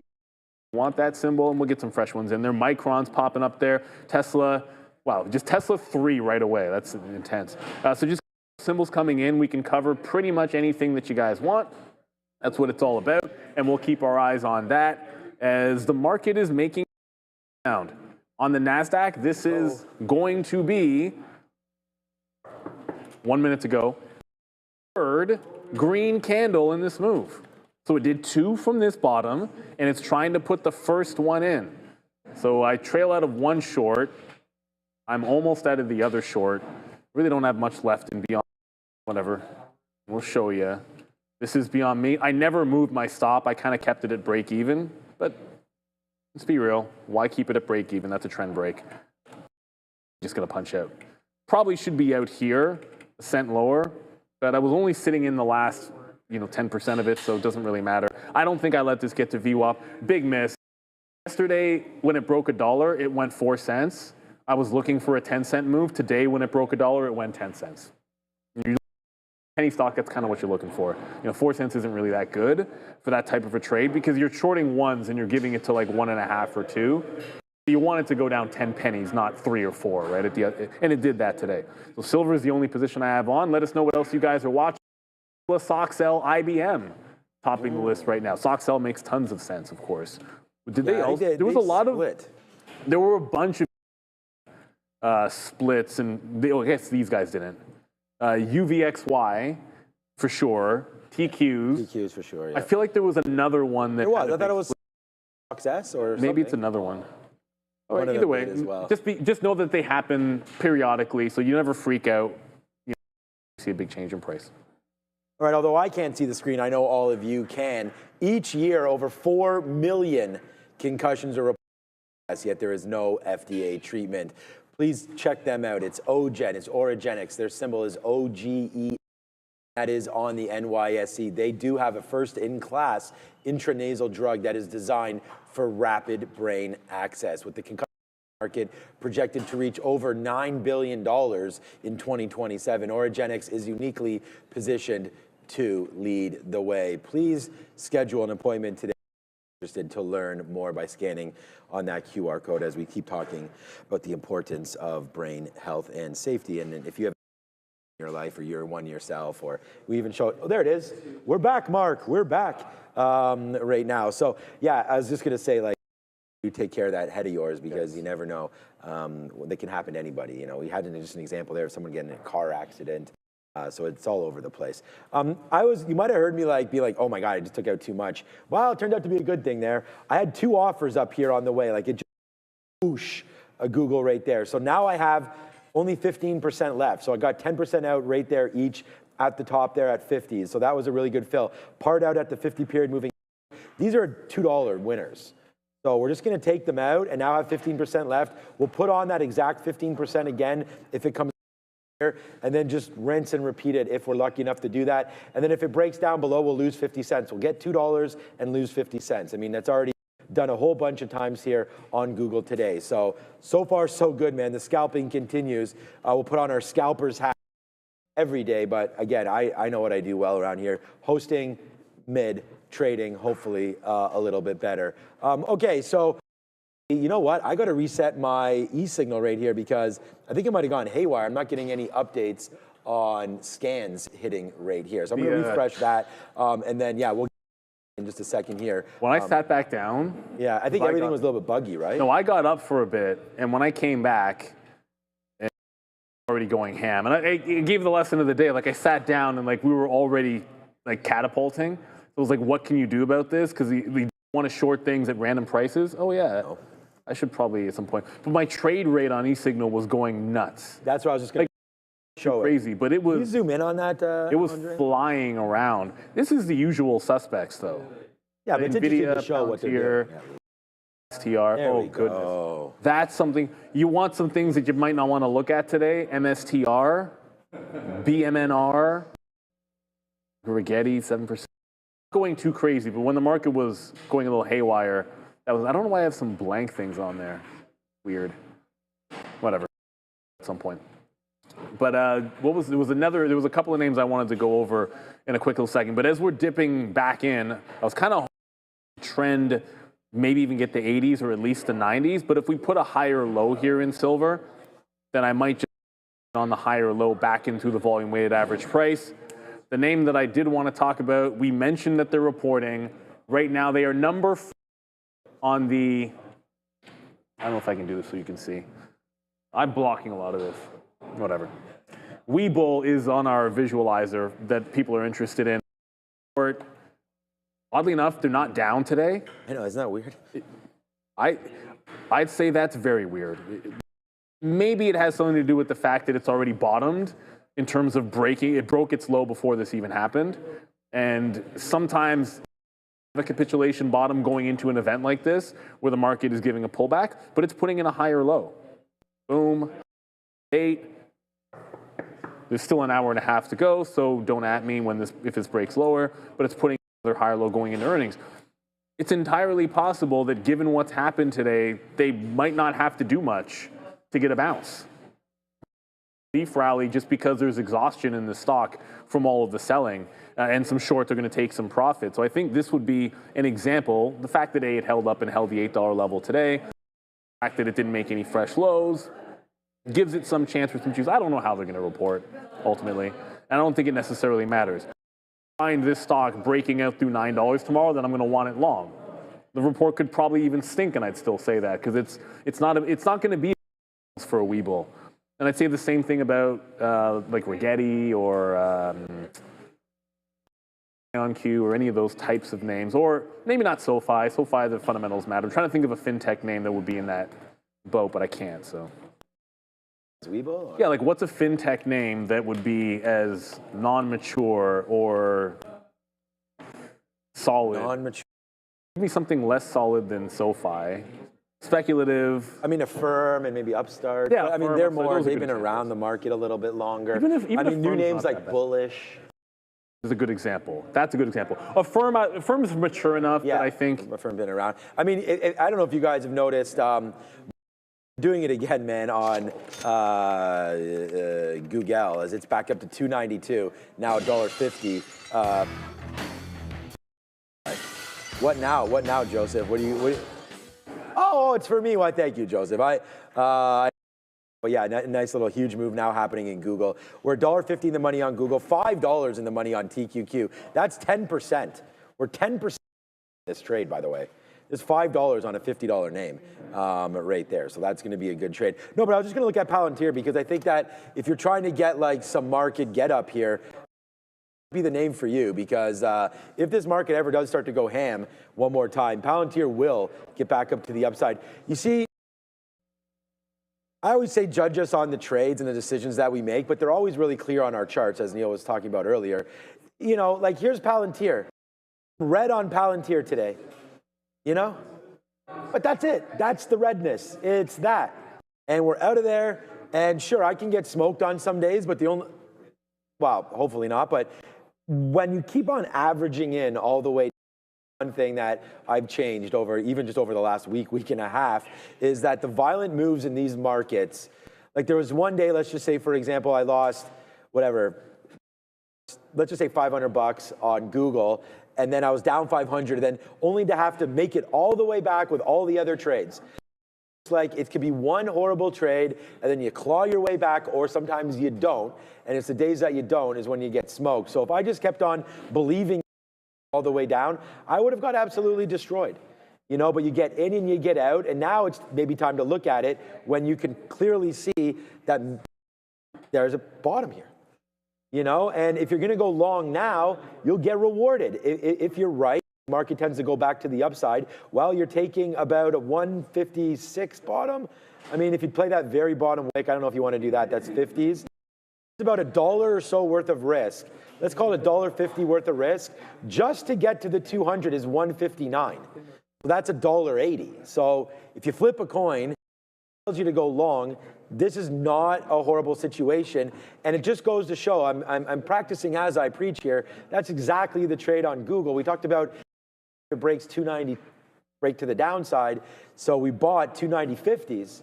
We bought it twice, and now it's, you know, upside. So that there was a name that I wanted. Oh, it was Tesla I like, but there was something else I wanted to talk about, and now I cannot. I want to look at Berkshire here quickly because this name is not even down on the day. Like Berkshire's up. That kind of makes sense. We know they own Apple, big banks and all that. I think it's a lot of traders don't want to sell this name. They're into cash. They just recently bought Google, so we know that there's some love there for Google. And I was just thinking, if you wanted to get a little bit more diversified but still be in like an ETF, Berkshire's not, you could do worse, basically, is sort of what I than being in Berkshire. Right? I think people probably like the fact that, like, when on days like today, they're like, well, Berkshire's got a bunch of cash. So they're. You got to deploy it at some point, though, right? You know, they have to deploy it somewhere because it's not like you're not getting a dividend from them, right? So it's that for Berkshire and safety. Cash is worth like 3%. Yeah, they get a return, but I think it's the faith that they're going to deploy it well, I suppose. And if the market goes down, they'll be able to pick up some deals. Because otherwise, I can understand why some dividend names might do good on a day like today. So this is the second time. I really wanted, I wanted to hold VWAP, clearly. There's your trend break. Not, like I didn't get it down here. Would have been a little bit more precise if I got it down there, but it is what it is. Try average price, wicked it once, didn't really come into the dip buy anywhere I like to support. Wicked it a second time. I'll give it one chance to hold above VWAP. And then I'll get out. And if it gets and holds above VWAP here, I might jump into the long again. Otherwise, I'm just waiting for that. The other thing I'm starting to think, whatever. I was about to tell you, now that I got out of that, let's look for the opportunity to get out of open door, which should never have got out of. It's going right back into the low. So I'm just going to continue to hunt. I still want to have something that I believe is a. I'm not finding anything. Unfortunately. 48 here. Yeah, still low of the day. Yeah, the market is still low of the day there. What time is it? 2:40. So, you know, I mean, we can have a quick. It's too early to look at the imbalances, but I'll look at them anyways. Damn. BAC a buy. There's all buys. That's why I wanted to bring this to everybody's attention. I don't know if this means that we're going to turn around or not. You know, let's go. Let's do a poll. Let's do, you want to do ES or NASDAQ? Let's do NASDAQ because NASDAQ. ES is only 1% right now. So what about a poll that's something like, will the NASDAQ get to minus 1% or not? Like something like 1%? That. Yeah, because like, you know, right now the market is teetering, obviously. Figure that out. Like you're still down quite a lot right here. So where do we think the market's going from here, I think, is the question. We could do right now, like, plus or minus 1.8%. I don't know. I don't know what we want to do. I like that better because it's like, what does it do from here till the close? Right. So right now, let's say it's down 1.7. Just use 1.7 because that way, you know, by the time people But then again, people once it's already over. Oh, no, you're right. Yeah, no, let's use the 1%. You can't do it that way because you have to close it within 5 minutes. Well, let's just say, will the NASDAQ get to down 1%? That's a decent That was my initial thought. That's more reasonable because then at least we do it. Right. Just to get a little bit of a consensus, just something to do. I think no. Or Neil puts it up there just because I don't know if this market has enough juice to rally back, man. I mean, it's going to have to be led by who? I mean, it's going to have to be led by Nvidia, I guess. I asked Adara what the news was bringing this thing down. There wasn't really anything. There was some Fed talk there. I mean, I literally mentioned that President Trump was losing his mind a little bit. No, we're not. Well, I already did, so sorry, Adara. Other than that, though, Fed's Cook made some comments about a sharp decline in the market potential. Yeah, there's Adara behind us. Goolsby also a little bit today as well. And, you know, I think it's that when Fed speak happens, sometimes, you know, you have to be aware that, you know, the market will react to said, whether or not they should, that's not our, you know, our thing. It's, we just sit here and trade and try to figure out what the market do instead of what is it doing. Like, that's why we put these votes up. If I knew if this was going to go back to 1%, then, yeah, man, I'd just load up on everything right now. But Nvidia this morning, people were, man, like, it was a good report. You know, people liked that report. Nvidia was up 5% today. It added billions and billions to its market cap. You know, only all of a sudden have the Fed say something. I just, you know, to me, that's a little bit too exaggerated, down to 180. But this is why I want to say the sky is not falling. And I said this to Wayne over there. It's like, we're just back to where we were. We're at 180. This is October 24th. So I guess it's a month ago. But we've been here before. Panic. The only reason why this feels a lot worse is obviously because of where we came from today. We felt good about it. Right. Like if we had known any better today, we could have all just been short, you know, but we didn't know any better. And it's not that we're better. I don't know what to do. The market seemed like it was pretty, you know, happy-go-lucky, you know, at 9 o'clock. They did everything that I wanted to see. And I think a lot of people did. Yeah. We talked about that downward sloping revenue curve, like revenue growth curve. Well, that flattened out, and the guide curve back to the upside. The margin was good. So pretty much anything, and look, I'm no analyst, but that's what all the analysts said. Anything you were hearing about what you wanted out of that report. Go, guys. Yeah. So exactly, and it just so it'll feel a little different because we did the reversal, but this is not the first time had this happen on any kind of an earnings cycle. That we gap up and then there's profit taking for the entirety of the day. You know, we've had this happen before, and this is not 08. If it was 08, trust me, like it's kind of one of those things that's hard to explain if you weren't around. It was just so built differently. Like 2% down days, that is nothing. Like back in 08, 2% down day, we're like, oh, whew. You get to take a break.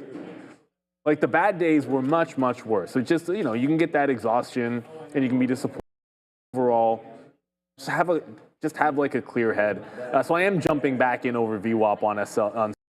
Well, it got like a new trend after it broke this one. We jumped in, got out when it lost VWAP, but now it's kind of retaking VWAP. The stop is underneath this 46. If it loses that, I can get out, and I want to sort of see if I can't build into it above VWAP, and then hopefully we can get that push into 46.25. If that happens, great. If it doesn't, I'm not really thinking short reversal on silver. Like I'd rather, if I'm shorting something on pops, I'd rather it not be this. I feel like there's something better. Like it almost has to be something better, but I can't really find too much. I actually wanted to go long on gold, but it's not down that much. Someone just mentioned SMR. Like what? There's actual bounces happening in some places. What is it now, 19? No, but look at how little it's bouncing. That's the real story. Like look at how deep the move is. Your $3 move down from 22. So it's down 8%, but 22 to $19. That's a 14% move. Oh yeah, 14. Like it's down. That moves 14% from VWAP. of the day, and the bounce is $19 to $19.30. That stock is in trouble, for sure. That's exactly the problem. That's exactly the problem with some of these names, is because there are things that people will want to dip buy, and there are things that people will be very hesitant to dip buy. And you remembered that really well in the financial crisis, because some of the best days during 2008 and the financial crisis for day trading weren't shorts. They were bounce long plays. But believe me when I tell you, you weren't sitting doing these bounce plays on garbage. It was when some really great company hit a ridiculous level and you could just see the bid was unbeatable. And it would always be some really gigantic quality that you knew was going to turn it around. And then the second you saw that bid, you would just scalp it. It would be at like $50 or, I don't know, like 17, something even dollar or whatever. And sometimes you would just scalp it. You see the millions of shares on the bid, you go long ones or twos, and you take a bunch out at 7, 8, 9, 10, and then maybe you let the rest ride. Those were all trades in 08. And you kept it really, really simple, but you just had to wait for it to get to that type of a level. But you wouldn't do it on things like SMR.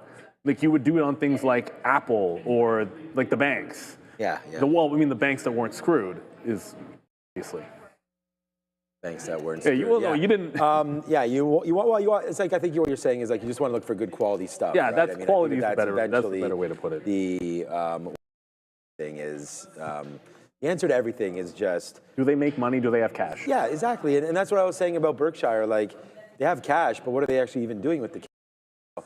We're waiting to see where they deploy, and they did well getting Google, apparently. I like that. As we're going to wait to see some more. I know they got rid of their Apple shares. We know that. Dollar says they buy more this quarter of Google. Google? Yeah, I think Google for sure, and they might even buy back some Apple.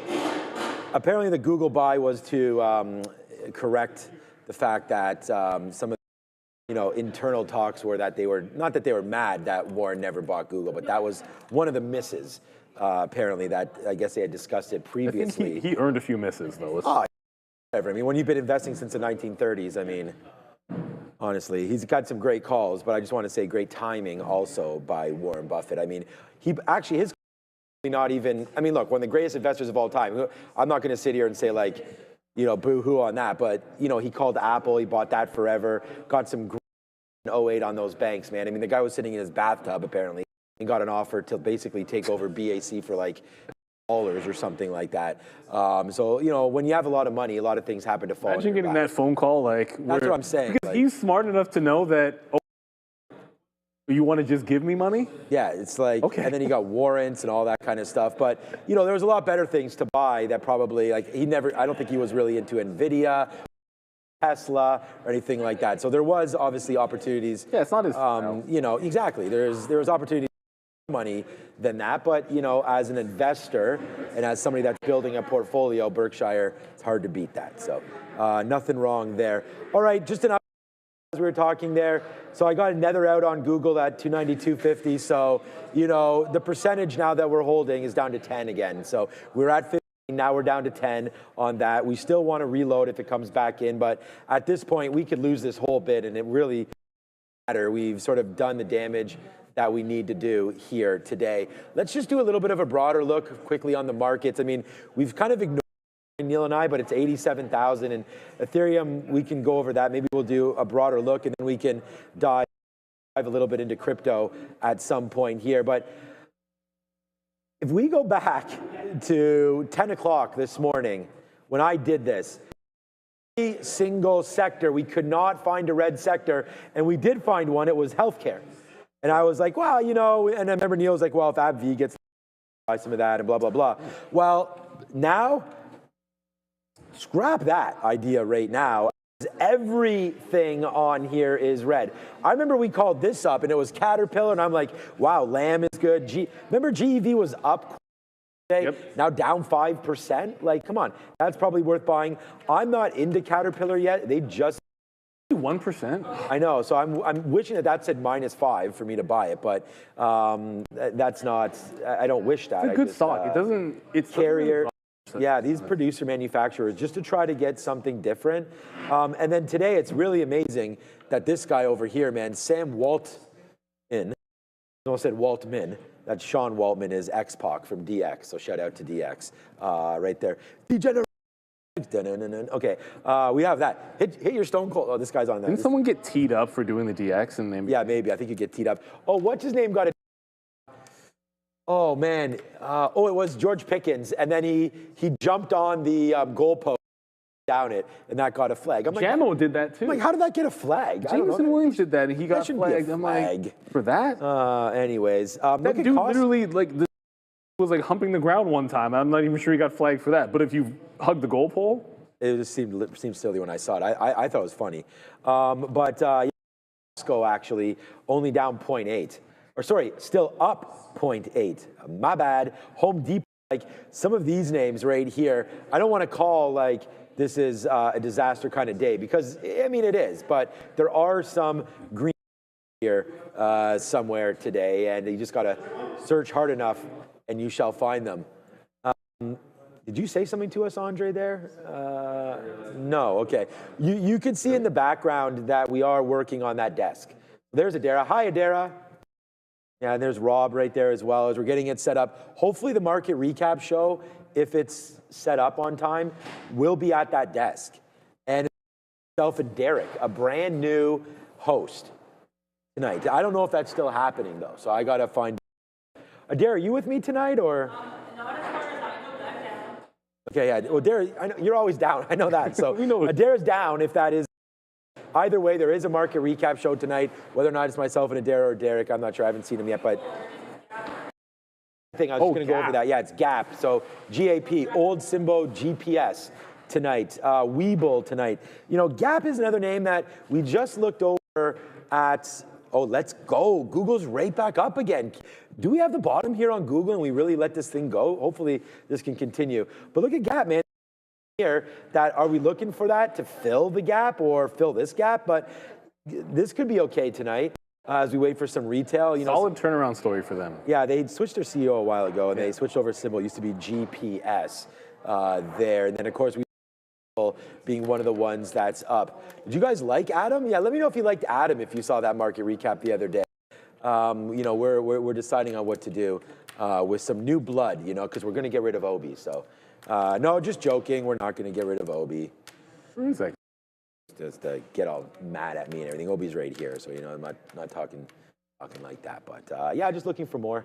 You know, Sharif, all of a sudden, no one, I don't was going on vacation, but he did. So secret vacation for Sharif, and luckily Obi's able to fill. That's the kind of thing that we're talking about. It's as we expand the show and look for, you know, more ideas, more segments, and yeah, you know, we did good finding Joe, and so we're happy. And it's this is cool. Shit, Joe's here. Yes, Joe. What I was saying is that we have a new host on the market recap show today, Derek. And I said, hopefully we can get as lucky as where we found Joe. Well, there you go, Joe. It doesn't always have to be like, Joe takes out his, he's like, someone says shit about me. Watch Derek get his own music. Joe's like, that's it, let's scrap. Derek might come breaking through that. Man, we don't even have our own music. I tried to request this. What we want doesn't matter anymore. I want my own theme. I even picked out the track, and I still don't have my own theme music. The funny thing is, like, they're hard to work over there. They're not even hearing anything that we're saying right now. David. Oh, they're hearing everything. Did we miss a super chat? Did you just super chat that? What is it? Is this working? Oh, there it is. That was a little slow, by the way, Fabian. Have a weekend. Wall Street Journal, October 11th, 12th print on my wall. Oh, I see what you're saying. With one printed share of Lehman on 1,000 paper cuts. This is a lukewarm bath. So true. Enron, different story. The whole Lehman thing, like because if you follow the markets, like you saw this stuff, you saw this stuff coming, and then it just you on Monday. And I remember, like, we would come in some days, and we wouldn't know, what can we even short today? What are we allowed to short? Like, they banned shorting. They banned shorting. It's like, okay, can we short this today? Can we short that today? And oftentimes, you wanted to short unless you were breaking the rules, and some firms that don't exist anymore absolutely did. I wonder why they don't exist anymore. But they successfully post-trade because the traders could leave. And I remember we had one of our good traders. It's a true story. One of our best traders on our floor together ended up leaving us because they could go to another firm to short, which was breaking the rules. And that firm ended up going out of business, and we that didn't get their last checks. So that's the other thing. If you got a broker, that's why I'm happy with Real Trading.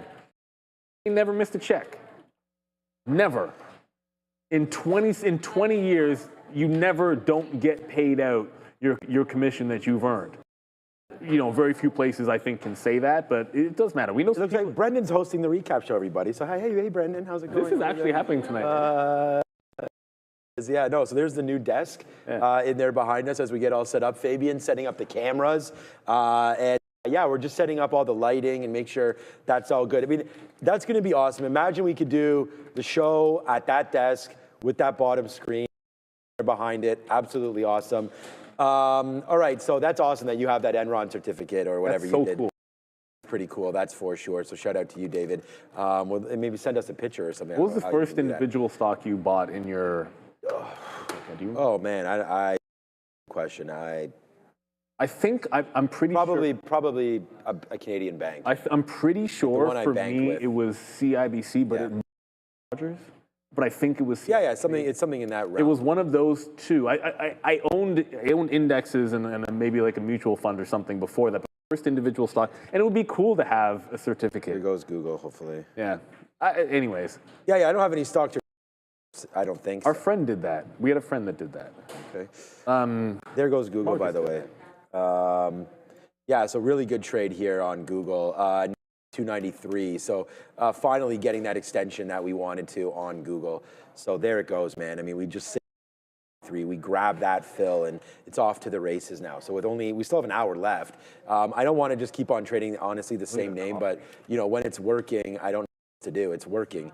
So I'm going to sit here and just let this now work. We do have our out for the TQs at 48. So that's about to happen right there. 100 period moving average, fine by me, man, if that's what winds up happening and we get taken out there. That's a great trade. We short from here. So we're 10% in the money, or we were at one point, now about 8% or so.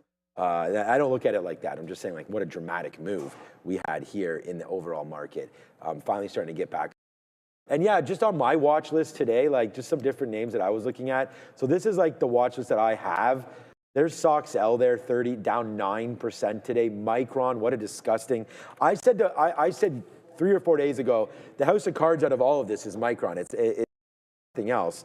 And in my opinion, anyways, there goes Micron to the downside, like pretty aggressively right there, down 10%. SMR, forget about it, man. That stock is as if a nuclear reactor went off or something. I don't know what's going on there with NewScale. But Robinhood also, man, that's down another 8%. So you can see Robinhood. I've been saying this, that it has a 9 handle to it. Maybe it doesn't. Maybe this is time to buy Robinhood. I actually stuck my neck out and it feels like a guillotine, but on Uber, I bought some more Uber this afternoon. That's the only, the other thing I bought today, and keep this one to yourself, Samsara. I like IoT. We can see what this stock does. I really like IoT down there. Gets going. That's going to be a logistics name that I think can go. So IoT, I like that name. Gives me like a little pre-revenue vibes right there on IoT. All right, Uber, Coinbase. Obviously, Coinbase is schmackied every time the Bitcoin goes down. Yep. I mean, it's, you know, and it's the same thing. That's what's happening with Robinhood and Webull and a little bit with SoFi. They've hitched their wagon to crypto. And when you do that and crypto's down 35%, it's actually probably a good thing Sharif isn't down that much. Crypto and Meta, I know, are two names that are sensitive for him, which is fine. I mean, you got to believe in them, and he does, so that's great.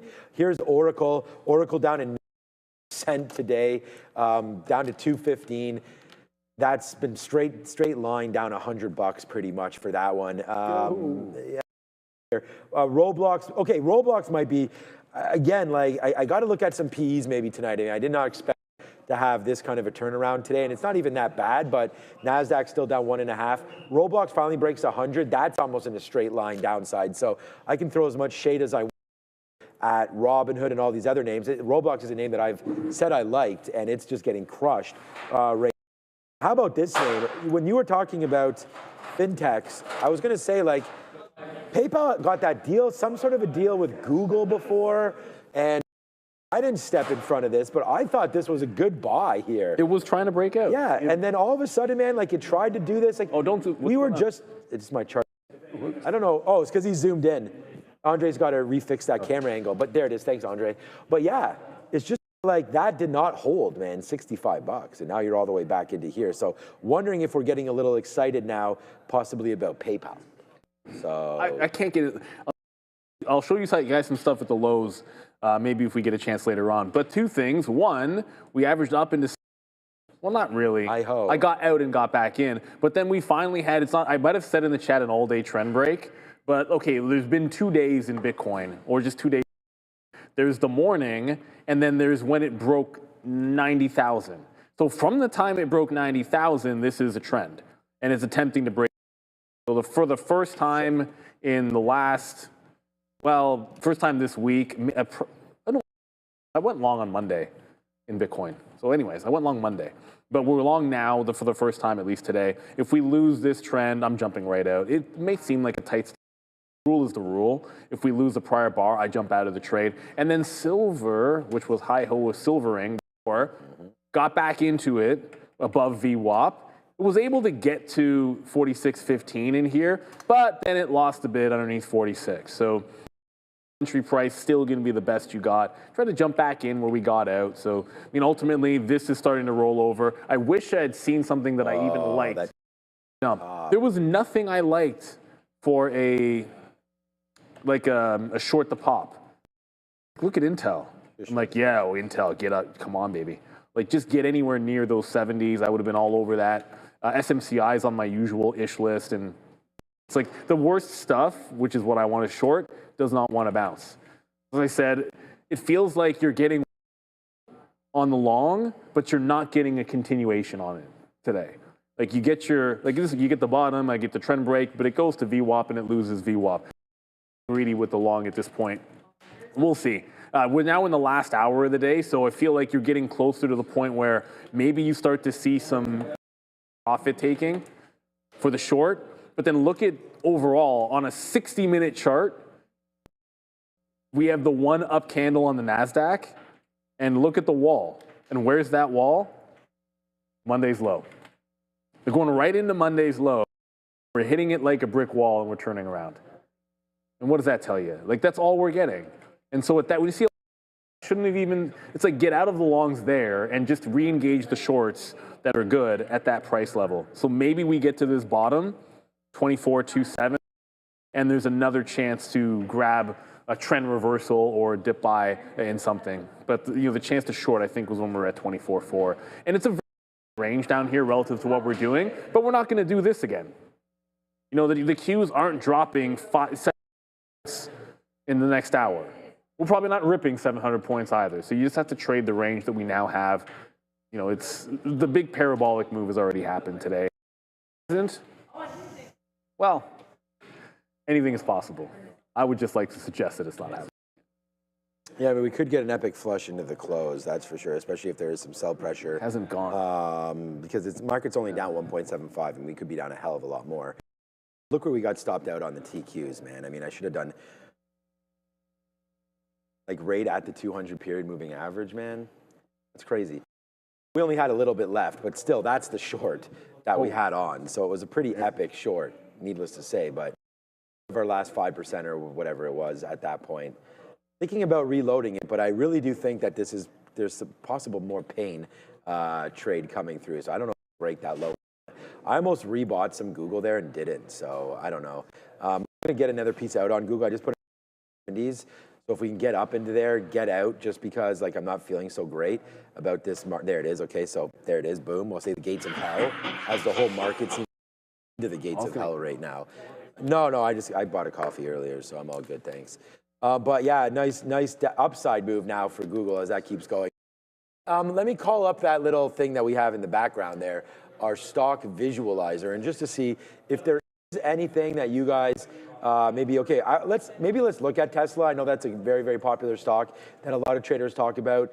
I think I'm kind of secretly out of this, but I talked about Robinhood, I talked about Micron, I talked about Webull, we've talked about Walmart. I'm all of these. I don't know what LFS is. We can maybe look at that. And then Palantir, I sort of talked about if you thought that there was going to be, well, I like that look, that there was potentially going to be a bid in the some Palantir love coming through as well.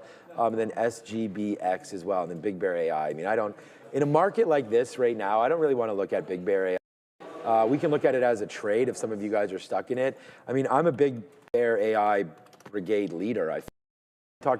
We weren't even talking about this stock. And then all of a sudden we were, and I started buying this name, and we bought it on this way right here.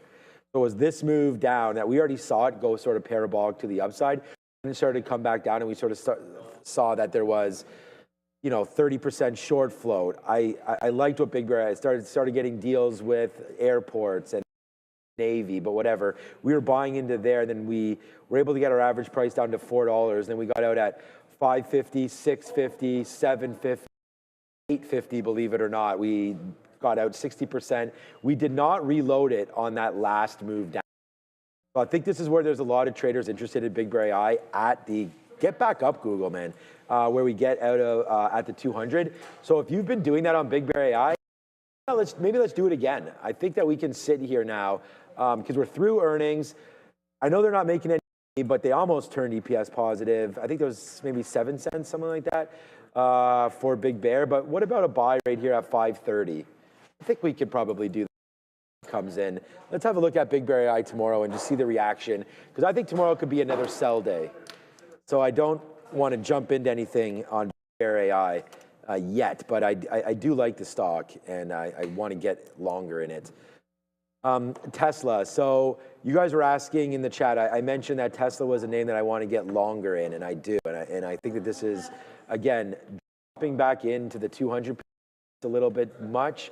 If tomorrow by some way we can get, what's up, Fabian? These look like some nice angles there. Uh-oh. It's the Brady Bunch right there. Thanks, guys. Whatever hair I have is a mess over here. I was thinking right into here, 360, 370, guys, would be a decent zone, only because we're ahead of here.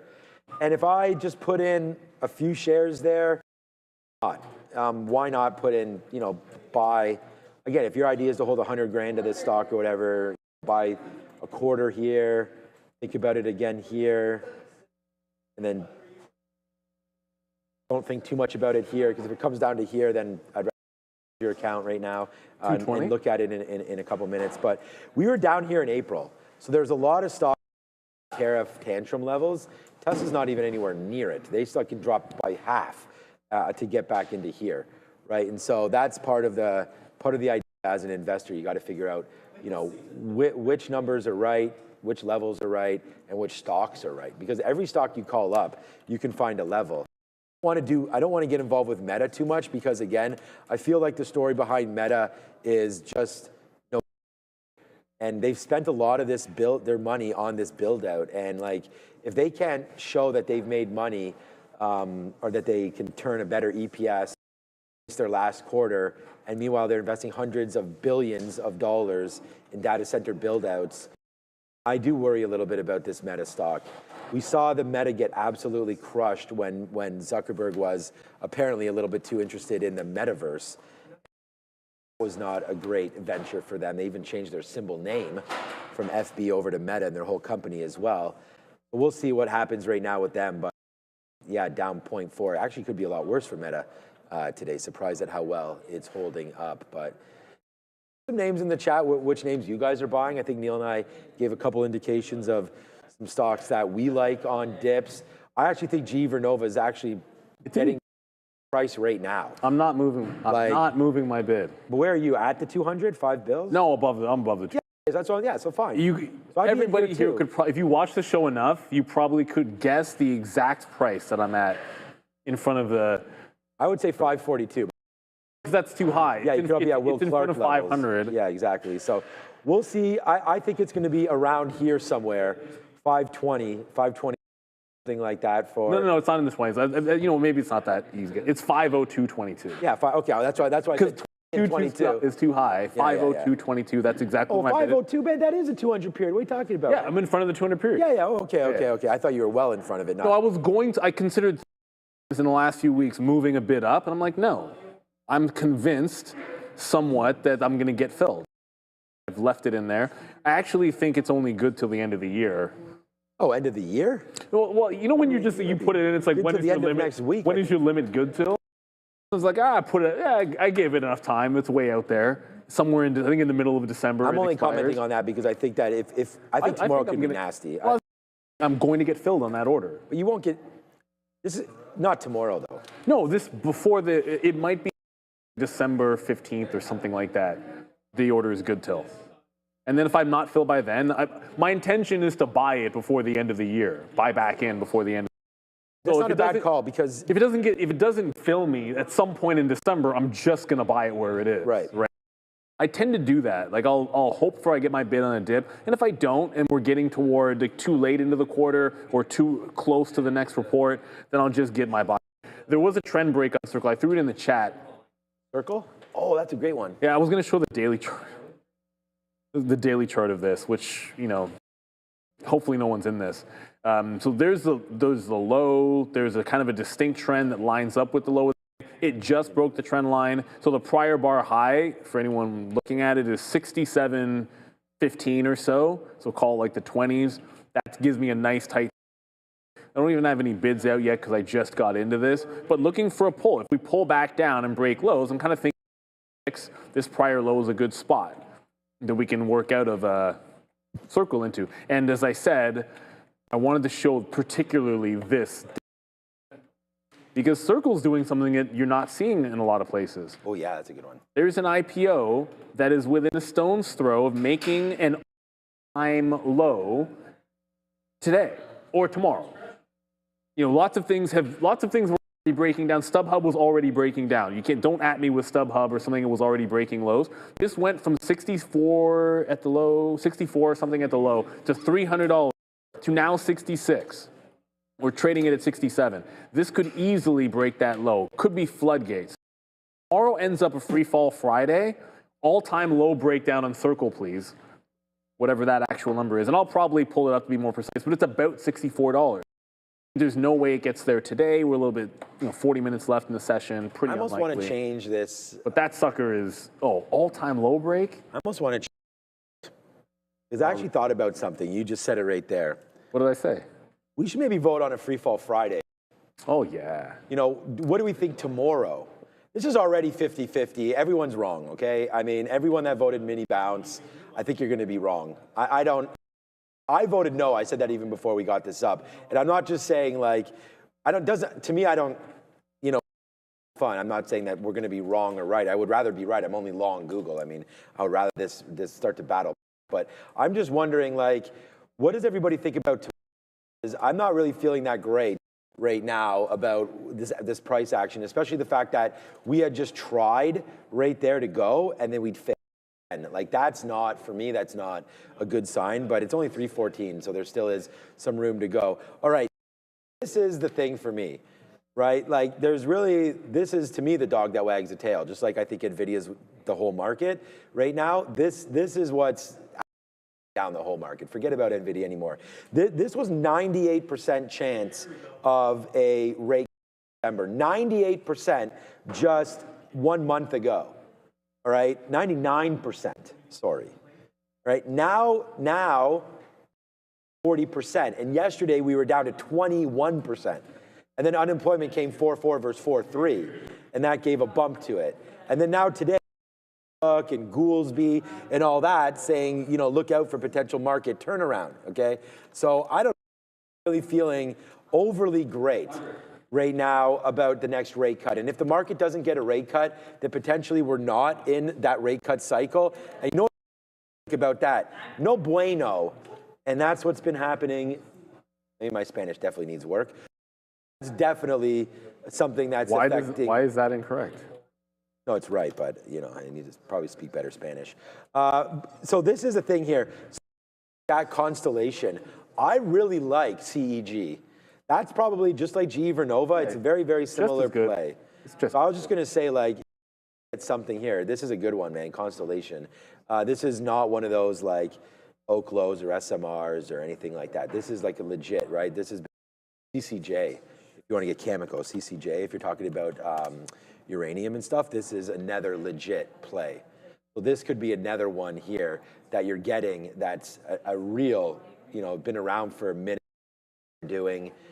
We had a nice bump up on Constellation yesterday, and now today, both of these names getting hit back down to the downside. If anything, CCJ Cameco has been hit a lot more than each Constellation. So that 80, Whoa, that's $82. That's a right now, all the way back. Yeah, it's all the way back to some good levels, back to September lows. So yeah. I never want to have too many though. I always try to I never want to complicate things when the market's in a pullback of buying two of the same thing. Yeah, pick one. It's don't buy Oklo, SMR, and if you're gonna buy nuclear, just buy one. Yeah, or Quantum is a good example. Quantum, yeah, exactly. Or you know what I thought? You said it earlier. You could buy if you really believe in Quantum, go $4 grand IBM, $4 grand Google, and then $1 grand D-Wave or something. Something like that. At least that. If the worst happens, you're only going to zero on 10% of the play you made. But if Quantum shoots the moon, well, you're going to participate all two or three ways, and one of your things is going to give you 50x or 20x or whatever. Yeah. IBM's not going to 50x for you. It's not going to 20x for you, and that's fine.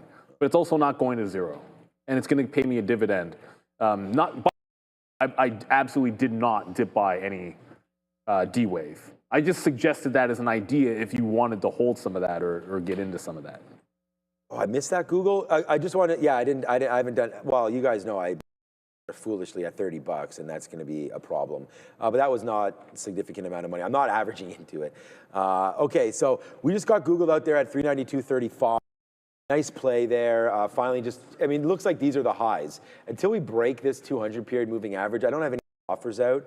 Actually, my first offers I was still waiting for VWAP, so I'm still up here at 298.50, but I don't think that's going to happen today. Maybe we do get that turnaround. I want to voting. I actually voted relief rally. I'm not gonna lie. I voted relief rally tomorrow. I just think this is a little bit overdone today. Considering find a story there about why this market's coming down. So I don't really know. I think it might just be selling down. Love from Israel. Yo, what's up? 124. The watch switches on that one. Thank you. So shout out to Israel, man, and thank you for watching. As this show, of course, many of you know, global. Right there, we had Nimrod coming from Israel, actually. So that was pretty awesome when he came through. All right, Days Muy Bueno, trade of the day. No bounce swing low tomorrow on anything with usual volatility. Nvidia couldn't hold up the entire market. That's the whole. Nvidia can't hold us up. What can? Oh, there it's on the screen there. What can? I don't know. Just an overall rally tomorrow, I think. Look, Nvidia should get upgraded. There's, something there. Oh, there'll be upgrades. Yeah. So I'll wait and see what happens for tomorrow. I think what could send the market down again is more Fed talk about, looking for data, maybe not being happy with the unemployment number, or I really worry about that rate cut. Yeah, keep an eye on yields in the VIX. Yeah, I don't even know what the VIX was today, like crazy, I could imagine. I looked earlier, but And what's the dollar? We always have it up. But, okay, thanks, David. There goes Circle. I'll go there. Let me go there in a second. I was going to show you guys the VIX, but executions first. So Saturday, it didn't really broke the trend line, but it never broke out of the range. So I wasn't really offering or bidding until we got at least, if I'm risking 25 cents, I wanted to at least move down to that level. So Circle looks like it's getting a bit of a relief rally. Oh, I should have said this before. This is actually, if you think today was bad for Circle, I should have zoomed out the chart just to give you that. Yesterday was actually worse for Circle. Mm-hmm. But it looks like that's what does not want to break trend and head a little bit further to the downside. All right, now that I've done that, I was going to show you the VIX. I had this up earlier, and then I wanted a 15 minute of Bitcoin when I was trading IBIT, so I was kind of looking at it. But if you look at the spike, let me go to I think 3 hours. 3 hours is the best here. If you look at the recent spike, we just went back to our previous high in the VIX without breaking it. I think that's what's a little bit tricky. The market's trying to bottom. We essentially spiked. We're holding. So like it's not like we're not falling back in. The last time we were at 28, you just spent the rest of it's all of it falling back down. Like there was no strength. There was no buying coming back in, which is actually happening on this dip. So you're really actually holding the top end of the range here on the VIX, which doesn't make it seem all that great for rally unless we start breaking back underneath 25. Like there's enough signs out there that would suggest this could still be rough tomorrow, but you never really know. You just go in there with a general bias, and this is the thing: you can have all the bias in the world you want, but at some point you have got to flip the script. Best example of that, I was like, yeah, trading long in Intel. I was like, okay, we get to the high. Are we buying the dip? Nope, we're trailing out. Are we buying VWAP? Nope. Oh, word? That's going to happen? Psych. All these stocks were the same. Okay, maybe not that one. Shoot. And then I pick an example of something that was never going up. There you go. There's an example. Like Apple. Apple straight up in the morning. Parabolic so to the upside. And then look at that reversal. So you can come in tomorrow with whatever bias you want, but you have to have the, that ability to flip the switch. Like I remember on IBIT, yesterday I was looking long on IBIT at the open, and it was working. And then it just turned into a short. So today I was like, yeah, okay, well maybe I'll start with the opposite premise in IBIT, and it actually might be turning now. Nah, that's not the thing I want. I want to look back over with only about 30 minutes of the day, 25 minutes until we get power hour. Yes. Well, sorry, power hour. Imbalances. We're already in power hour. We just wanted to look to see if what we're doing here in silver. Still lower in here. Not like it's getting to a point where I want it to show strength and it's showing weakness. Not really setting up either. Wisdom 4860. Michael Burry laughing to the bank. Is he? I don't even. Do we know that for a fact? Do we know that he's held? There was all some of back short? and forth there. Could he have covered a bunch in some of the rallies? Probably. It's anybody's guess. Anybody's guess. I don't wish anybody ill. I just prefer when the market goes up, right? So, like everybody else does. Ultimately, so I'm not sitting here hating Michael Burry, but I'm never gonna hope that a massive short seller, when I own a bunch of Nvidia, I don't want it to work out, but it doesn't mean he's wrong. Right, like that's why you trim some things.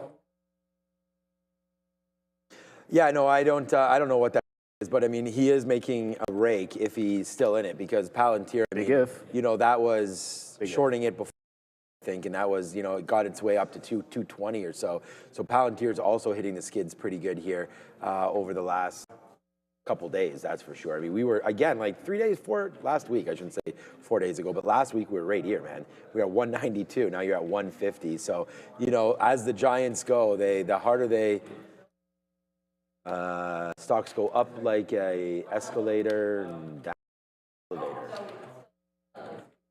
Yeah, something like that. So, yeah, Palantir is a good example of that, man. It's kind of doing nothing and then sort of easing its way I wanted to make a point about Burry. Back down. About Burry, so here's the thing, someone's like, oh, there's other bears out there. It's not just about Michael Burry. Here's my thing. Like the reason I bring in Shkreli, because as far as I know, there's lots of analysts out there. He says I'm taking short. So therefore I know he's short betting. Or, what's the shorts? The Citron guy. Andrew Left. Andrew Left. You'd know when he was doing because he'd say it. Bear cave. Yeah, Martin Shkreli literally said the price at which he was shorting things. And that's the difference. There's like a million analysts, but you don't really know. So at least we know Burry said I am short here. Now we don't get necessarily an update until we see some 13Fs. He deregisters, so we're not going to find out. That's the difference with him. At least with Kathy Wood, when she buys something, she's ARC, and whether it's making money or not, obviously. She said she bought here, and you could look it up. This is how much is in the portfolio, which is always cool. 86,000. What's 86,000? Oh, crypto. I was just looking. Bitcoin. Oh yeah. And 28. We don't even pull up that chart enough. Like we talk about Bitcoin all the time. Bear with me here. Yeah. It's 3 hours. A long time still. No, seriously. Like look at Ethereum. You're talking about to 28. Where do you think we're headed? We're going to 24. I don't even, this is one where I'm not even sure I'm going to, I don't even think I'm going to buy. I sold some, I wish I could tell you when I was trimming at the highs. I'm not that guy. Like I was trimming this sucker at like 36. I was trimming it into this high. I was not that much of a believer. So I sold some in here. And I'm not even sure I want to dip by this. I think if something crazy happens, looks like a liquidation type bottom, I might try to like pick something up on like a crazy wick. But no, I'd be more inclined to Bitcoin. I get the ETH as the future. I understand the stable coin play for sure. The future, I'm not going to zero on it. I'm just, believe in the fact there'll only be 21 million in Bitcoin. Even the fact that you will never be able to stop governments from printing money. I don't care what rhetoric you get or what austerity gets talked about. We are always going to create money from thin air because our entire system and economy is reliant upon it. As long as those two things are true, I'll like Bitcoin for the bet because it's a limited supply. And I try to keep, for me, it's literally that simple. I'm not getting any more complex than that because I'm an expert. And yeah. Yeah, no, I think that's all you have to do. Bitcoin doesn't have any value underneath it. It's what people think. And exactly. I like that. I like the fact that there is a limited supply and there is an opportunity to, buy something. The thing about buying shares of a stock is they can always issue more. Some of those convertible notes get dropped. We had one the other day with somebody. I forget who it was, but it was not a good. And just really, rinsing shareholders because all of a sudden, there's a float of there's a float of 1.5 million, right? So that dilutes current shareholders 50%. Right.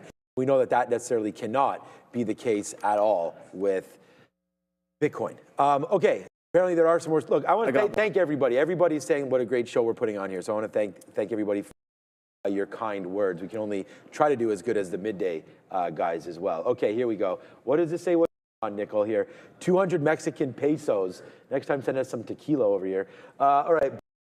ChatGPT. Hi, my name is Sean. To buy a stock in December. Okay, not a bad idea. Telling you to buy, or this telling you how to buy? I guess. I don't know. It said to buy a stock in December, sell one put at your target price. Okay, so that way you can gain money for selling the put. That makes sense. You keep the premium, correct? And if the stock drops, you get the shares, correct? Stays above, you just keep the money. Stays above. I'll have to think about how that works, but. Right, so you can protect your own positions by selling puts. That is another Joe right there, man. Yes, Joe. See, I've been listening, Joe. Yeah, you look right there. Yeah, so there. So, Joey Options was happy there. So Joe is happy with my response to you there. So thanks, Joe. Makes me. I like the lunch today.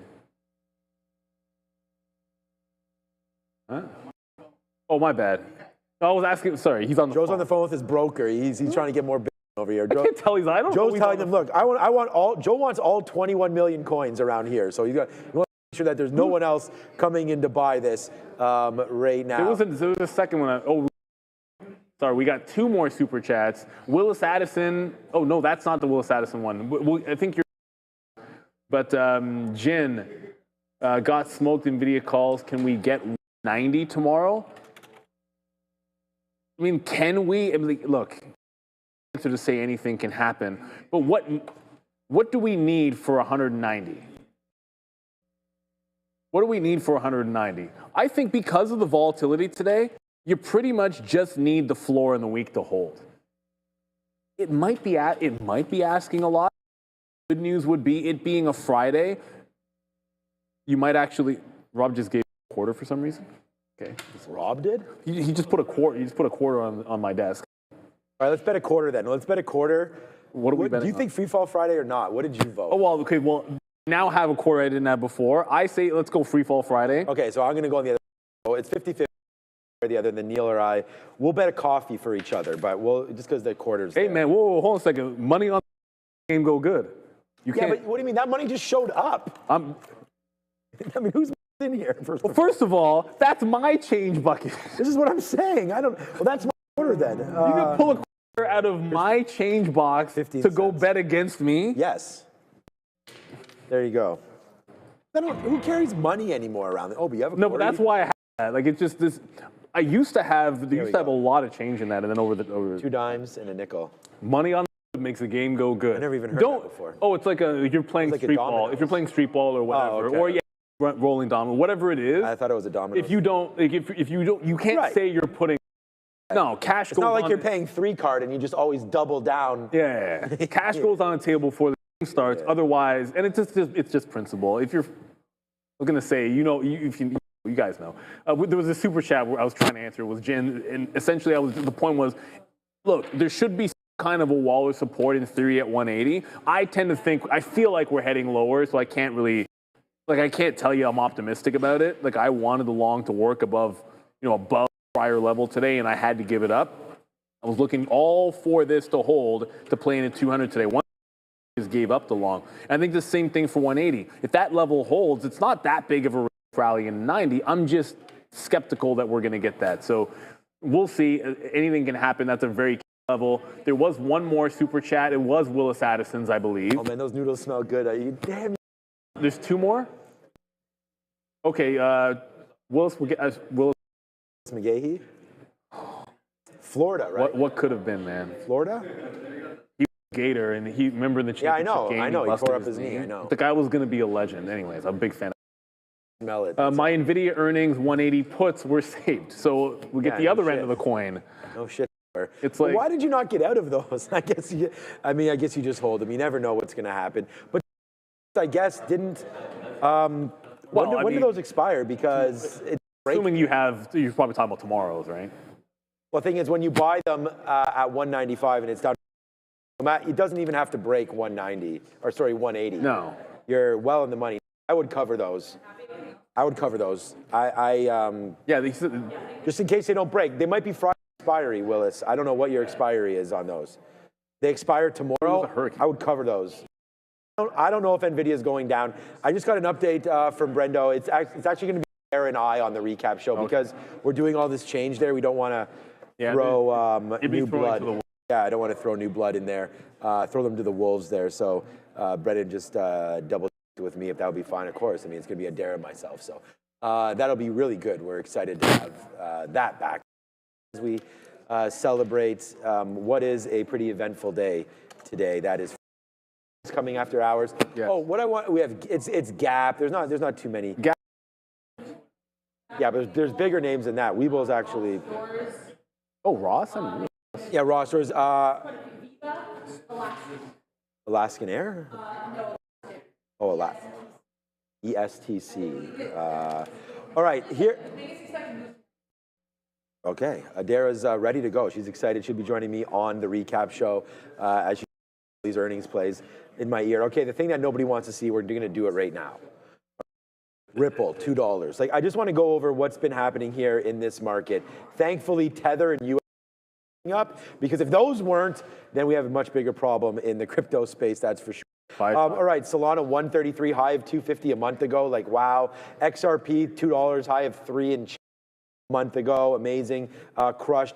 Dogecoin there, 15 cents, man. I think that was something like that. Maybe not recently, but 20 and change. Cardano, I know where that's been. That was hovering around 60 for a minute. So down 17% Cardano, down only 8% Dogecoin. That's what's actually holding up. Cardano's the one that's getting crushed right here, actually. Solana down right now. Ripple down 14. These two are what obviously is bothering everybody. The last week down 11% on both of these names. So regardless, there's been people making tons of money on everything. And then we talked about this the other day, ZEC. So let's see what Zcash is doing today. Oh, yeah, Zcash today just up 8% right now. So down 78% from its all, it looks like. But Zcash is having quite the run, up 150% in 30 days, up 1,600% in a year. Investing in Rivian and all that. Up 16%. I'm not in Rivian. Up 16%, 1,600% in 1 year, man. What the hell is going on with Zcash these days? But anyways, there's a little look at cryptocurrencies. Just another little recap here. Google's about to come in one more time, and I don't know, we definitely don't want this position, right? So we'll just wait. We got another piece. We're 5% now. Remember, we were 10 there. We got another 5 there. I for VWAP, that was kind of a joke. That's not going to come in. I am going to try one more time here down here at 90.50, 290.50, and then if that fills, then fine. Sells 50 cents worth of risk, downside play coming through for Google. But so there's a couple more super chats I want to make sure we got to. I'm hopefully, if we missed any, let us know in the chat. This one for sure, David, nobody should worry in a crash. People won't need to work, money won't exist, and everyone gets a robot named Binky. Thank you, Elon. I wish that were true. You always need money. That being said, hey, maybe we get to a utopia at some point. We're not in one. And I don't think I love science fiction, but all the best science fiction goes the other way. You know, some really smart, what's interesting is all of the smartest minds, the ones that look at like a Philip K. Dick or an Asimov, like the ones that seem to have a really good grasp. And when you look back at worlds that they predict and things that they predict in the future, no one gets it exactly right, but they have a general. When any of them write about the distant future, none of them write about a utopia. None of them. Which is, it's depressing, but you know, I think there's certain things about human nature, maybe we don't do that.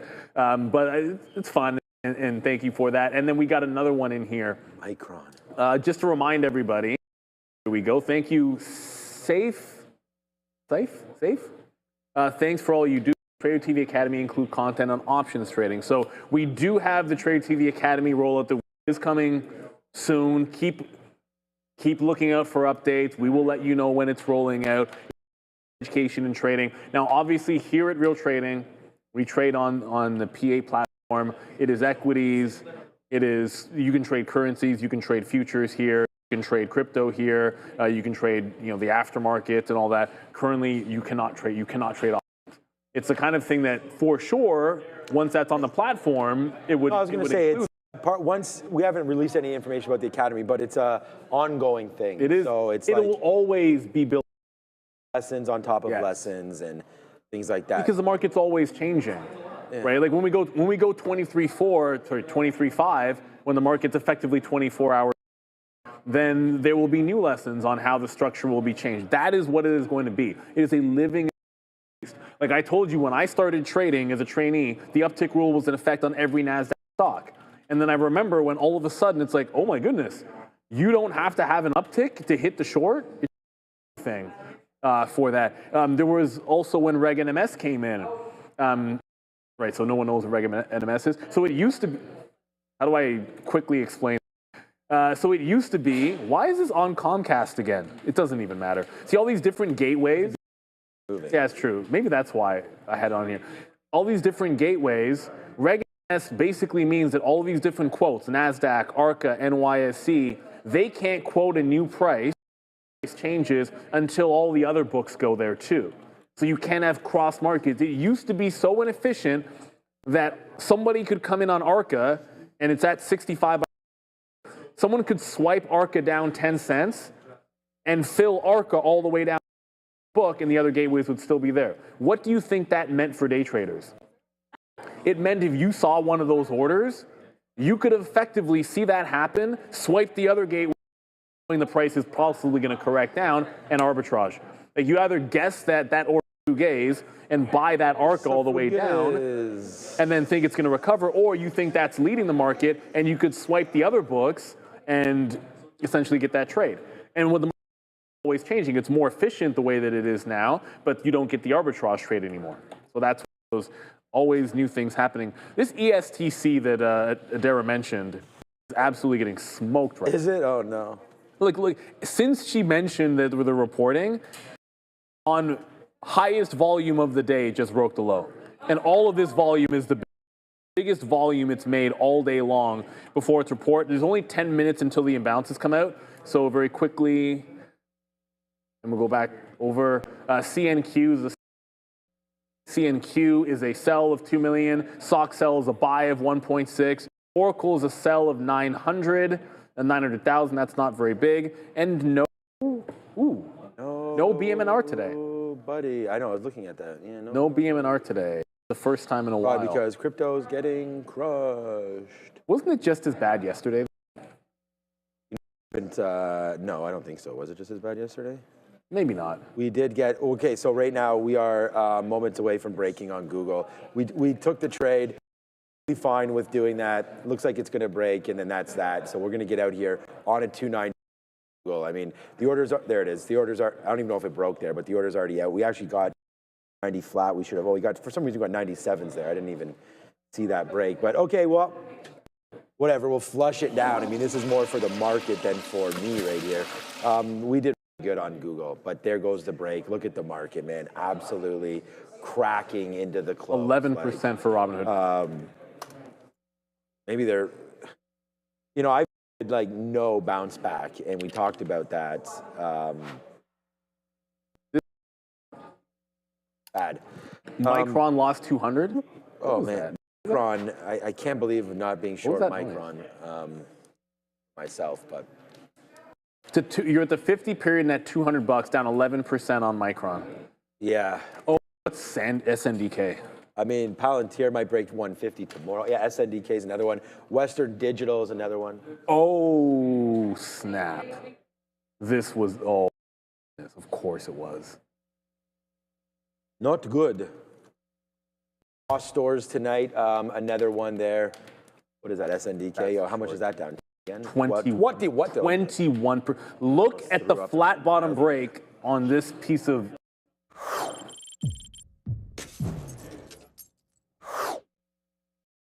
This is the mistrade of the day. Tell us how you feel. Look at this flat bottom break. It's not so much that it flat bottom broke. It's not that it broke that low. On a 15-minute, there is one green candle. Tries to hold that low and then immediate rejection. You don't even need to be short the break. You can just wait for it to try to pop, and then you can short it when that pop fails. You could have waited for it to try to buy it, confirm the short, punch 225. This stock, this is, we were talking about, it was Micron, what was the other? You said Western Digital. These were the three.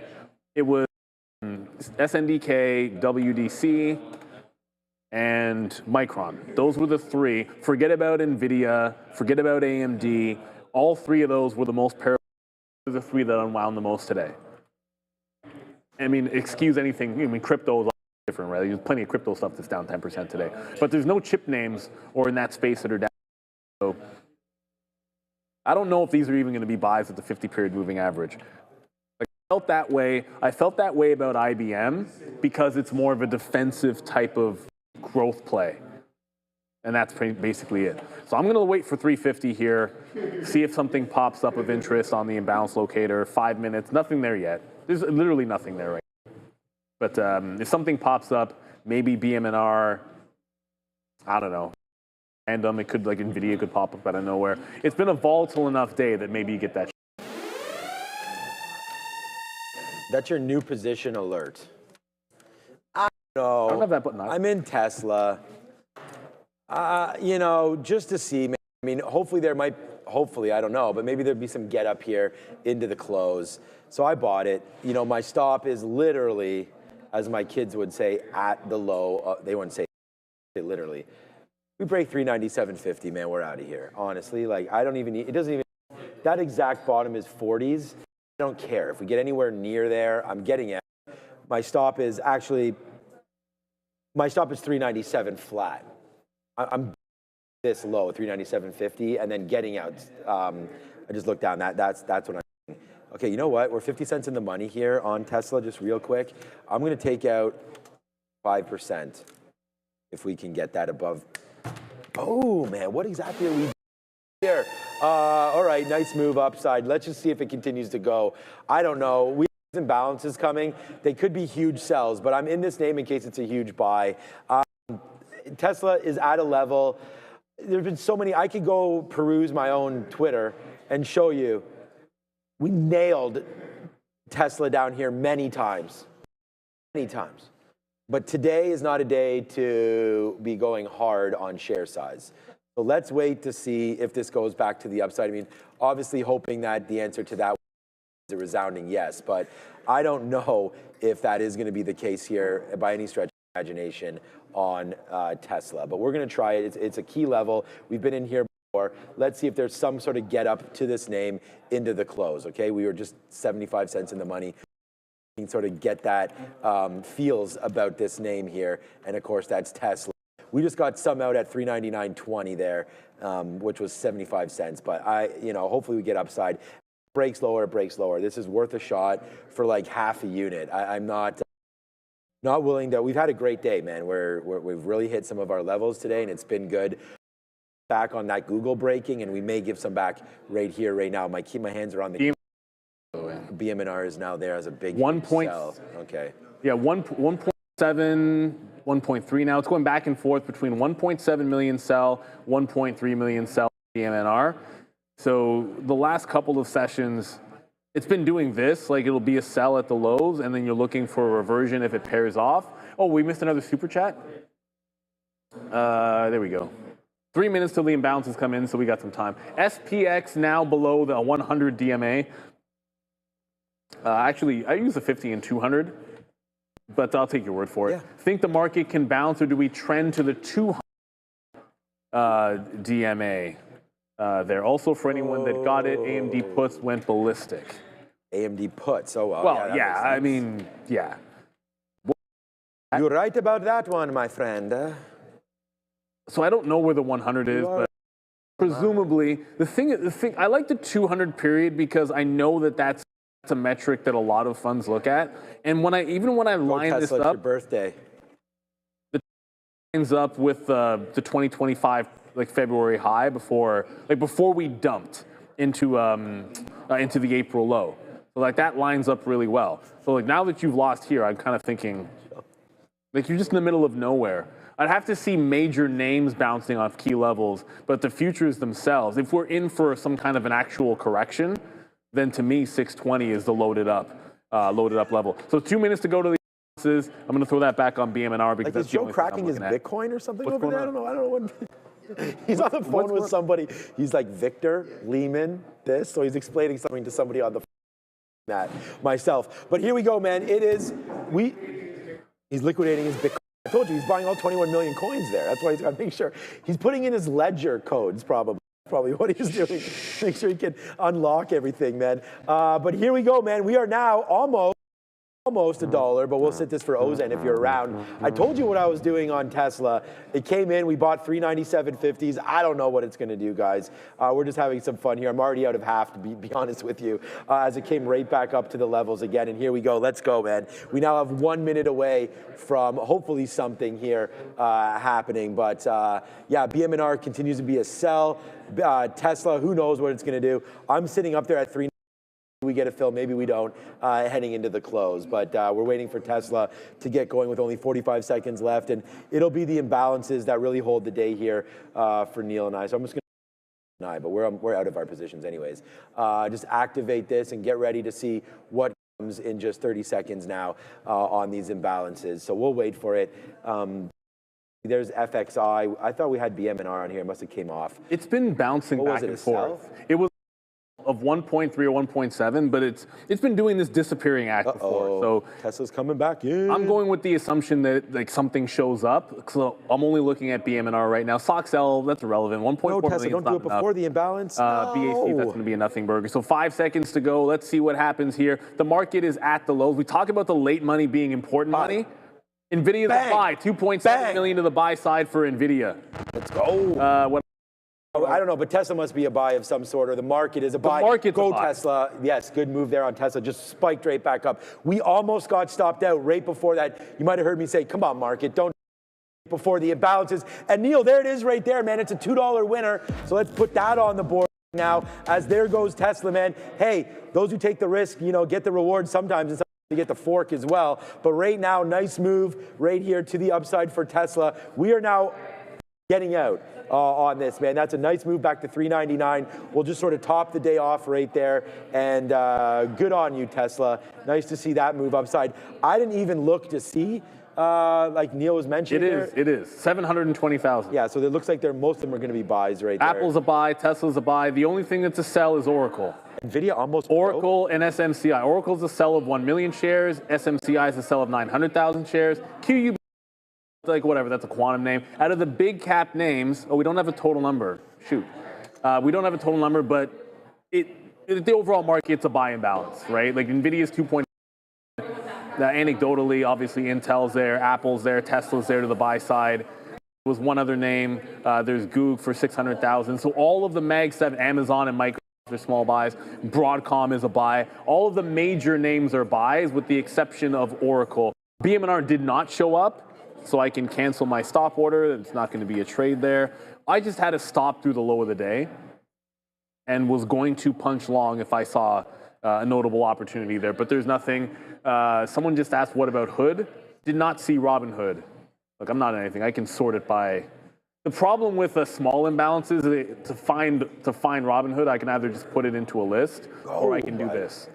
So Robinhood probably doesn't have a significant imbalance. It's not over 500,000, or I would have seen it. So I'll do that for you. 270,000 to sell on Robinhood. So it's actually not a buy imbalance. Very small.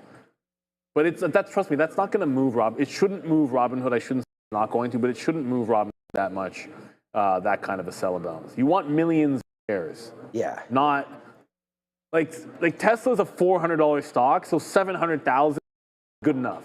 You know what I mean? But Robinhood's only $100. So that's not a lot of notional value. And that's what you think about there. Just do that quick math in your head. Is it a decent notional number? And then it might be significant. All right, we, again, lucky enough, man, to put $2 more or so, 150, let's just call it. It's 150 or 170 right now on the board.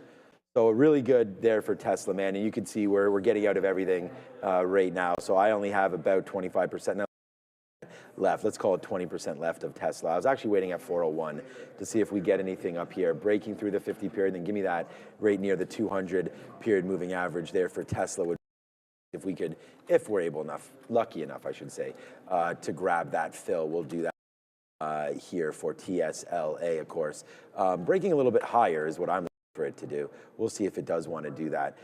But if not, our stop, we can put our stop, well, our stop is already 7. So if that comes through and breaks, fine, we'll give back a little bit, the 20% back, and I'm comfortable doing that. So that's going to be that kind of a play right there. And it looks like the NASDAQ's going to be pretty bad today, man, down 2.3, and then the ES not faring much better, down 1.5%. And I'm going to guess anyways that the IWM is an absolute smoke show today. I mean, it's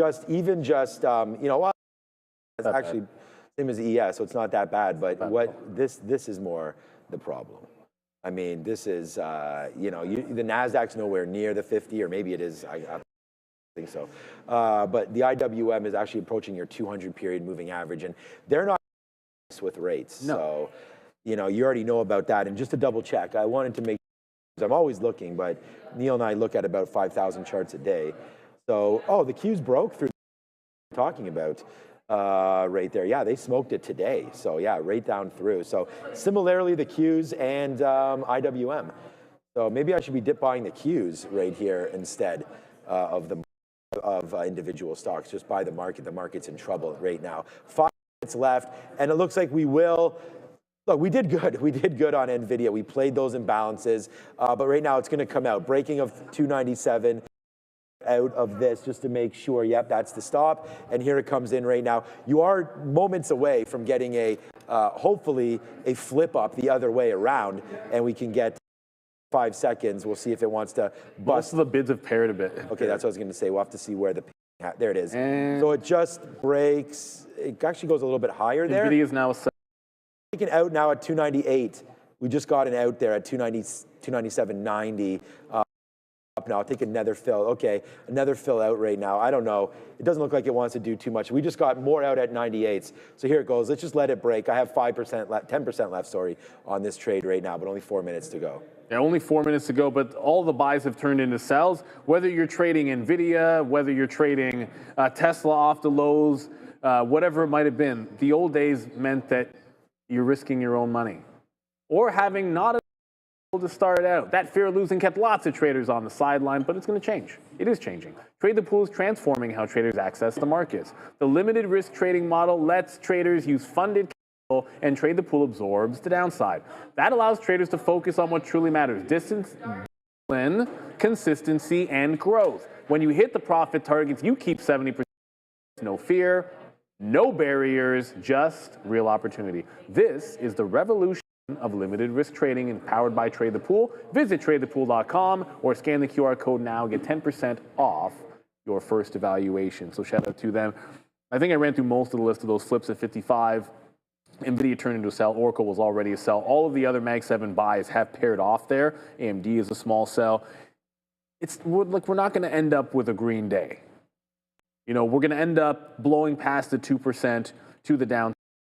But I think one thing that has come up a lot, at least recently. Oh, this monthly chart. Whoa, what did I do? What did I do? This monthly chart of the Qs. I can't even, let's just go back. What happened to my scaling? Oh, goodness. Yeah, I don't even know. I'll just go to a higher time frame chart here.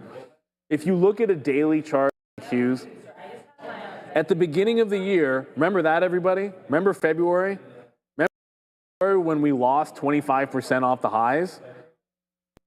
We haven't even sniffed that. And everyone's freaking out, and it was just an unbelievable buying opportunity. So, one, if you're freaking out now, then, I mean, don't, I guess is what I'm really getting at. Don't freak out.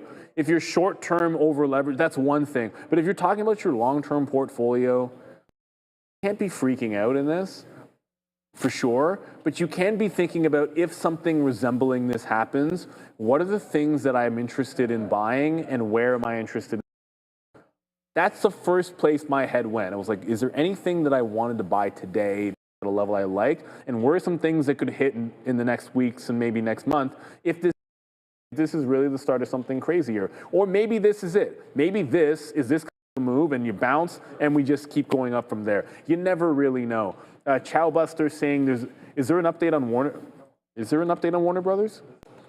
I haven't heard anything in my ear. I just saw someone just put in the chat, WBD deal. No, this is still not. If Warner Brothers had something more firm, there'd be a move up there. I'm waiting for, like, at some point, you know what, or get off the pot and somebody buy these guys or don't. Do it or don't do it. We got places to be, Warner Brothers. Thank you, Mike DeRider. Mike, oh, it used to be Mike P. DeRider, but everyone has different names now. Why is this not going up? Oh, there it is. I can't go a day without at least ETV number one. You know what's number one around here? Our trading community. That's yourself. It's, look, obviously all of our, I don't want, you know, I'm not going to even single out. I'm not just going to single out individual names because sometimes it's easy to do that and I can shout out a bunch of regulars. No, let's just talk about how great the community is. Whether it's supporting everybody out there, when we all wanted like Alphabet to get to 290 or 295 today, which it did. Hopefully some profits were taken, or whether or not it's just we get some great questions on options, what you can do with that, or what are we going to do with Bitcoin? What are we going to do with ETH? Whatever it might be. We're just here to all try to be a little bit better and smarter every single day. With only 30 seconds to go, I just realized, oh, it's really only 30 seconds left here. 30 seconds to go left in today's market. We are going to end on the lows. It's a sad thing to say, but it does, there's a certain, most traders will tell you matters more than the open. What the late money that wants to hold overnight does, I think, can be very informative. And right now, the buying is not there. Not off the bottom right now. So we got the closing bell brought to you, of course, by Beta Pro, by Globex. Shout out to them. 3x leverage ETFs, which would have got some fantastic returns to the short side here today. The market closed, everybody. 2.4 downside. That's the NASDAQ. So I believe we have Intuit. They're already out. Yep, and Intuit is. So you're already seeing a move to the downside on Intuit. Was already down and heading even lower so far here today. So a bit of a nasty day. On Nvidia earnings day, and now you have another report which is sending a stock to the downside. You have a special treat today. I mean, look, it's going to be Sean and Adair on the market recap show, but you can already see them setting up behind me on this super cool desk with the Toronto skyline and earnings out. So without further ado, I'm sure Adair numbers, I can hear them, but I have no idea what they are. Your market recap show, Intuit earnings, Webull earnings are coming up in just a little bit. Webull's going up. Who put that Webull is flying in the chat? That's not, you can't do that. That's not fair. Webull popped 15 cents. You saw my, if it was on me, I don't know, I wasn't on my monitor. If it was on me, my eyes were lighting up like the stock was going to break out. No, it's up 15 cents. That is not it pumping. It's going up, but that is not it pumping, everybody. Do that. You can't do that to everybody. People want Webull to go up. I want this stock to break out. I'm cheering for anyone that happens to be in this thing, but for now, we have Intuit to the downside. We've got Webull make a move to the upside. It's up 2%. Look, I can't will this into existence, everybody. It's not moving. Intuit's trying to catch a little bit of it here. We're just waiting for them to set up there at the desk and be all locked and loaded to go. Now we are good. So without further ado, at the brand new desk, we've got Adara, we've got Sean. Your market recap show starts now. Come on, Webull, you can do it. What's up, everybody? We've been actually good for a couple minutes. I have no idea where I'm looking. I guess. Yeah, we are now at the new desk. So, hey, Adara, how's it going? I'm good. I can still sort of, we're 6-7 feet away. I'm adjusting. I'm chilling. Hello. Oh, all right, we're ready to go. Yeah, Intuit, man. What a move. That name just went to the downside and then right back up. And right now we just get Webull coming through here as well. That's Intuit, downside a little bit. There goes Webull up to 860 right now and making some moves. We'll get those numbers. We do have the financial juice over here as well as Benzinga Pro platform. So we're going to get that. But there it goes Webull right now. Adair, do you have those numbers? What we were looking for was 3 cents. You have Intuit? Okay. Yeah. INT. Right here, this is a different platform for me, INTU. Let's have a quick look at what that's doing here in the pre-market. Heading a little bit, we were looking for 309, Adara. What do we got? Yeah, we got 334, so it's a healthy little beat. Sales $3.885 billion, beating estimates $3.706 billion. So that's a cool double beat. Our friends over here at INTU. Let's take a look at Webull, BULL. They are up. Webull. So we have here adjusted earnings of 7 cents per share, beating estimates of 2 cents per share. Sales, unfortunately, were a miss, and not a small miss either. They reported sales of $83.657 million. I was seeing estimates of over 100 million, so that's quite the miss there for BULL, even though they did beat on adjusted earnings per share. All right, I'm just going to load up an advanced chart here because I actually want to use view. More than anything else right now because we don't, get something that we're comfortable with using. Goes into it to the downside, and if we call back up here, Webull, we can have a quick little look there. I mean, I know this is a name traders interested in, but there goes Webull, nicely cooking there, up to the upside. So what it looks like, and if you were sort of dollar picking down here at $8, you've done well because Webull on the daily chart's actually been pretty beat up. I'm trying to find out where program is, but I'll just keep on showing you guys what I'm showing you. Going on with this is a day chart. This clearly is no bueno over here. So let's just go back over to a 1 hour chart. Okay, let me not use these charts. It was a SPAC, that's why. Okay, no, but still, I know there's something wrong with this chart. Call up another chart here, use some trading view, and get going right now. All right, Adara, what a wild day that we had. I have to look at charts right now, but that was an up and down day. What camera am I on? This one, okay. All right, so now I'm looking right at OB and O. Yeah, so look, today was a wild day. We started the day with Nvidia coming out with a nice lead. Nvidia was up 4 to 5% yesterday in the post market, and then again today in the pre-market. But around 11:30 or so, the market really fell out, and all of a sudden, the next thing we knew, the leaders started to be some of these chip names heading to the downside. We got complete destruction. Micron, we showed you SanDisk, and I said both these names were house of cards yesterday, and they're both down 21 and 12% respectively today for both SNDK and Micron, leading the way to the downside. Adara, do you have any other earnings? I'm just going to call. I have Ross Stores. Okay, let's go over that. I'm going to call up a new charting program over here. Yeah, let's talk about it. So Ross Stores Q3 earnings of $158 per share versus estimates of $141. $5.601 billion, beating estimates of $5.41 billion. So they did have a double beat here for our Q4. They're raising their Q4 GAAP EPS guidance. They're now expecting, GAAP earnings between $177 and $185 per share versus estimates of $179. So roughly in line. They also raised their GAAP EPS guidance for the fiscal year. They're now expecting earnings between 638 and 646 per share. That's beating estimates of 623. So GAAP EPS guidance beat for fiscal 26, in line GAAP EPS guide for Q4, and they had a double beat this quarter.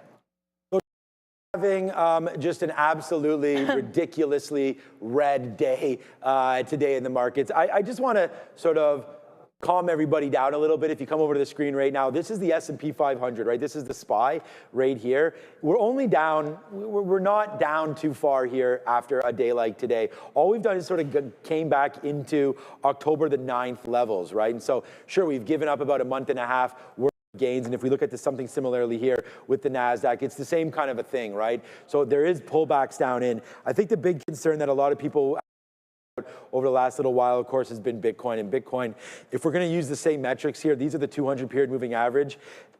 And we've broken that. We broke that a lot. Today you get the death cross as well happening here between the 50 and the 200. So we are starting to make movement to the downside on Bitcoin. So let's be very careful with this. We've broken lower. We haven't been here on Bitcoin since April. So right now we're all the way back to levels that we haven't seen since, unfortunately, the tariff tantrum. And that's not going to go well for anybody right now. So we got to watch out for Bitcoin. I know Webull is a big name that people are looking at, and some bad news on Webull. We've just came all the way back in on this name, back down to $8 again, $8.30. So God. As Adara was just saying there, this is why I switched over now over to TradingView, but this is what the Webull chart looks like. So as Adara mentioned, spacking out at $10, but we've now broken below there, and we're in trouble and looking for all-time low levels right now of 8 and change on Webull. So what was a celebratory couple minutes there for Webull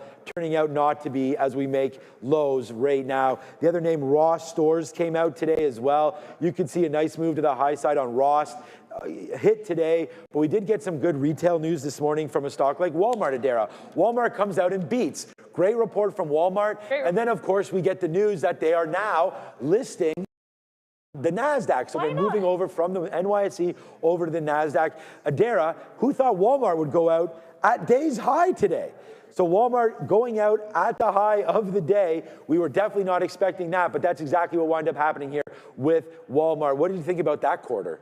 Yeah, I thought that was a pretty good quarter. I mean, I have an infographic at X at TTV Research. I'll try to pull it up as we get everything set up. But yeah, I mean, this is a solid quarter. I really think their global ad business revenue, though, that really impressed me because they did well in that last quarter. And this quarter, they're just continuing to impress on that metric if I can find my infographic. But yeah, the whole point I'm trying to make is, I think Walmart here, that's a good look for them. And I think in general, they you're going to have this EPS double as well. Yeah, pardon? They hiked their EPS forward year look, so. Well, yeah, they also hiked look, but I think the ad, what really stood out to me is the global ad business up 53% year over year. That's impressive.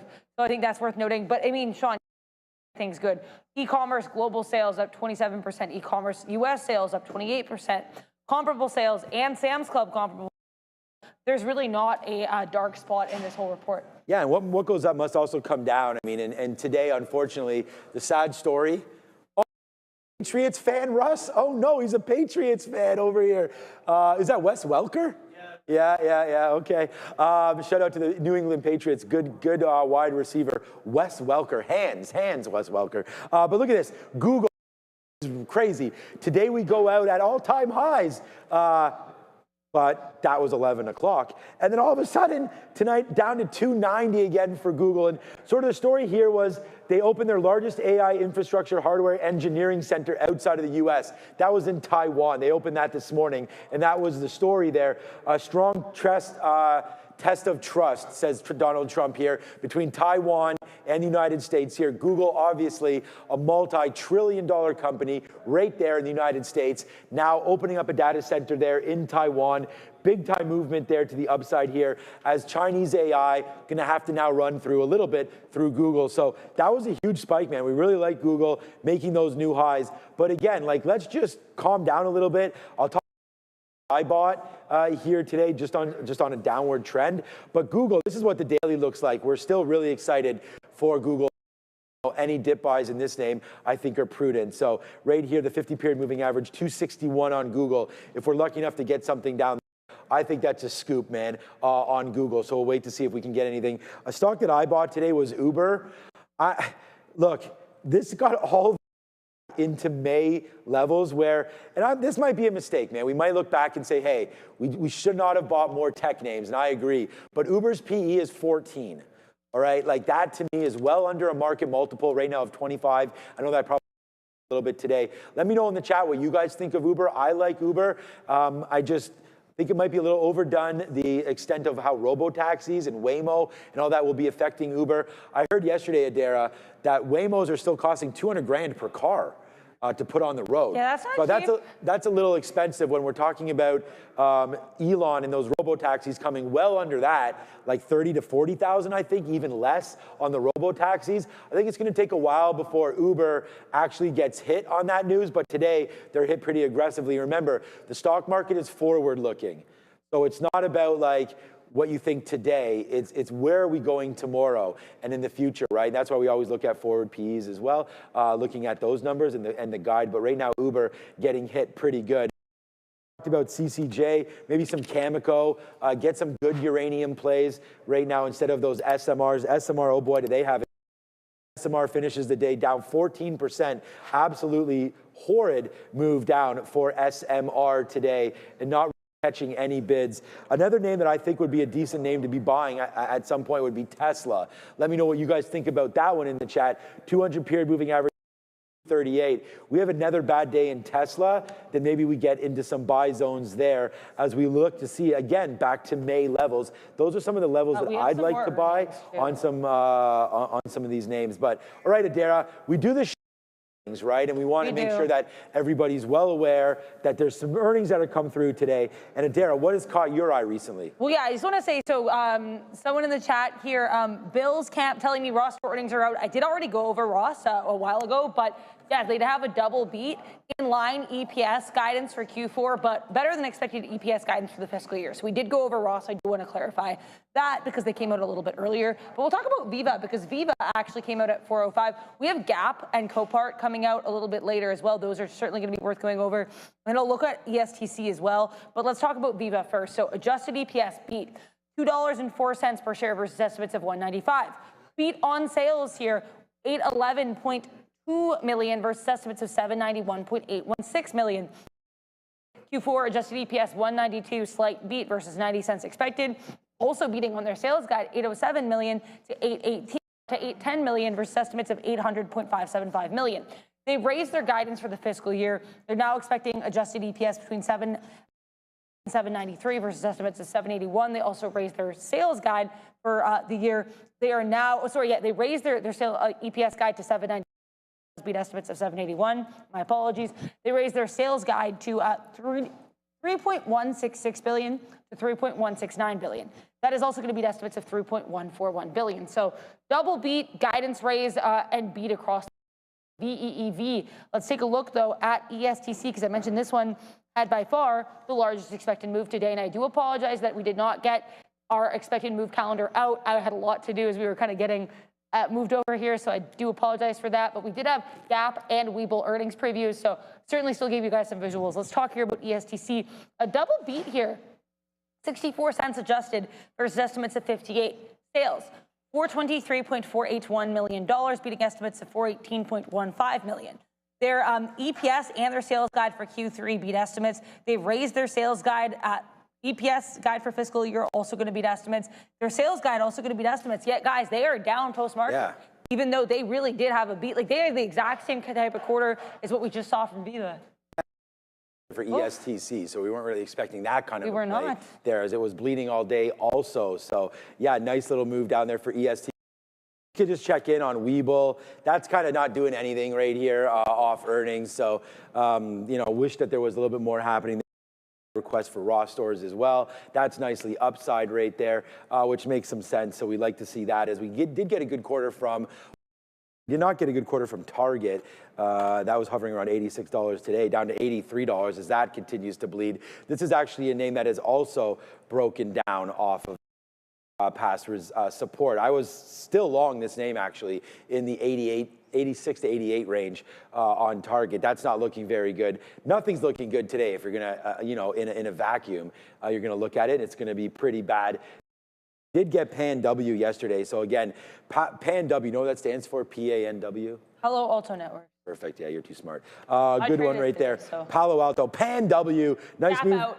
What was that? Gap's out. Gap is out. Okay, let's go have a look at that, see what's going on there. I'm going to say Gap might be a beat. All right, see you, Joe. Great day today there, Joe. But here we go, gapping down right now. No, gapping higher, Adara. There goes Gap. I only said gapping down because I was sort of thinking that's maybe where it was going to go. But there goes Gap right now, a nice move higher from 23 up to 24 and change. Looks like we get a couple percentage points higher here on Gap as we go. So, Adara, what does that look like on their numbers? Yeah, it's a great report, actually. Net sales up 3%. They were flat last quarter on a year-over-year basis, but this quarter they are up 3% year-over-year. Sales up 5%. That's the seventh straight quarter of comparable sales growth. Gross margin better than expected, 42.4%. Now, with that context, because this is not necessarily a company that does super well on like these quarter-over-quarter numbers, but let's talk, or year-over-year. Let's talk here though. EPS, the just normal EPS and sales. I guess, Gap was in my head. EPS here, 62 cents versus estimates of 59. That's going to be a beat. Sales, 3.94 billion versus estimates of 3.91 billion. That's also going to be a beat. If you want to look at what we were expecting from this report and what they reported last quarter, you can find that infographic on X at TTV Research, alongside a photo of their Matthew McConaughey-looking CEO, Richard Dixon. So why not X at TTV Research? Because I have all that info for you guys. Let's see if Copart reported earnings. They were supposed to report at 4:15. I actually have had some people in the chat asking me about it. All I have is their actual, literal earnings report, so I'll go through this quickly. Apparently, revenue increase up 0.7%. That's not great. Increase in gross profit of 4.9% year-over-year. Increase in net income up 11.5% year-over-year. So pretty small growth there for CPRT. I think with Gap, especially given that their net sales were flat last quarter, this 3% year-over-year increase, not bad at all. So, Dara, today we got, the unemployment that we were looking for. September's read, right? So we were expecting 4.3. We got 4.4. Yeah. So that sort of started the ES, with the S&P 500. That sort of gave them a little bit of a jolt early, but only early and not late. If we go into a 5-minute charter, so you can see the SPY here getting a little bumped up early when that number was released there at 8:30. New highs, and then all of a sudden, I don't know, Fed speak started happening. Cook came out. We saw Donald Trump going on True Soul. Things just didn't look that good. And then all of a sudden, the SPY, I don't remember the last time I saw a 5-minute chart, guys. This is a 5-minute chart. That's 1, 2, 3, 4, 7, blah, blah, blah. Just no real relief at all. There was some kind of a bounce around 1 o'clock that gave us that, but then that was rejected and only brought us into the lows of the day again. So the SPY down 1.65% today and not really in the same. The same can be said for the NASDAQ, which is basically the exact same chart as that goes down to the downside. We did talk about IWM a little bit here today, as they are, of course, IWM comes into play as small cap, right? This is the Russell 2000 index. And if we are going to get out of this rate cutting cycle, that's not going to be beneficial. They're not the beneficiary. Beneficial to IWM and small cap rates are looking for lower rate small cap stocks, right? So as that comes through, we do get a little worry spot there. And I'm just going to look up Fed rate tool again, because we did get down to 50% on that number. And it was 40 and change, actually, Adara, wasn't it? When the last time we looked at that. And here it is right now. It was like 30. Yeah, so there it is, man. It's 40 right now. And I was just wanting to point this number out to everybody. I know it's hard to see on the screen, but right into there, it used to be 99% chance of a rate cut. Right now, we're looking at December 10th. We're just looking at 40%. As we go out into January, it's looking a little bit better. That's where it gets to 50%. That those are the rates come January. And then looking out to March, we may even have a chance at 50 basis points from here, 9% chance that 50 basis points come March. So I don't know. I mean, until these get a little bit better, Adara, I feel like the market has a ways to go. And as we get more and more Fed talk, if they start talking negatively about some of these numbers, it should spark some concern that potentially there is going to be no rate cut. But the lower inflation goes, right? Maybe we can get a rate cut if that inflation number can come lower. Start to worry more about unemployment, that should send that number even higher as well. So if the October, are we going to get the October number? That's the thing, we probably won't, and that would likely be the report that could actually lead to a cut, but because we're not getting it and because are way stronger than expected, the Fed has even less reason to cut now. Like I said that right off the open. The second I said, like not even at the open, at 8:30 a.m. when I was over there, I saw that number and I literally said, I'm like, yeah, if we want a rate cut, those hopes have been dashed with that NFP. I want to say as well, some people are saying that the reason for the drop in the market today has to do with the yen carry trade unwinding. I did look into this, and there does seem to be some evidence to back that up, but that was like, people have been talking about this for the last couple of days. I would need to look more into it. I think it's less obviously that than it was on August 5th, 2024, Black Monday, as we called it, or like the most recent Black Monday. Yep. But yeah, so I did look into this, and I could not, I will say that there are people talking about it, but I cannot verify it yet. Also, people were asking, what was Trump posting about? On Truth, because we mentioned that. We were not going to say, you guys can go into social, find it yourself.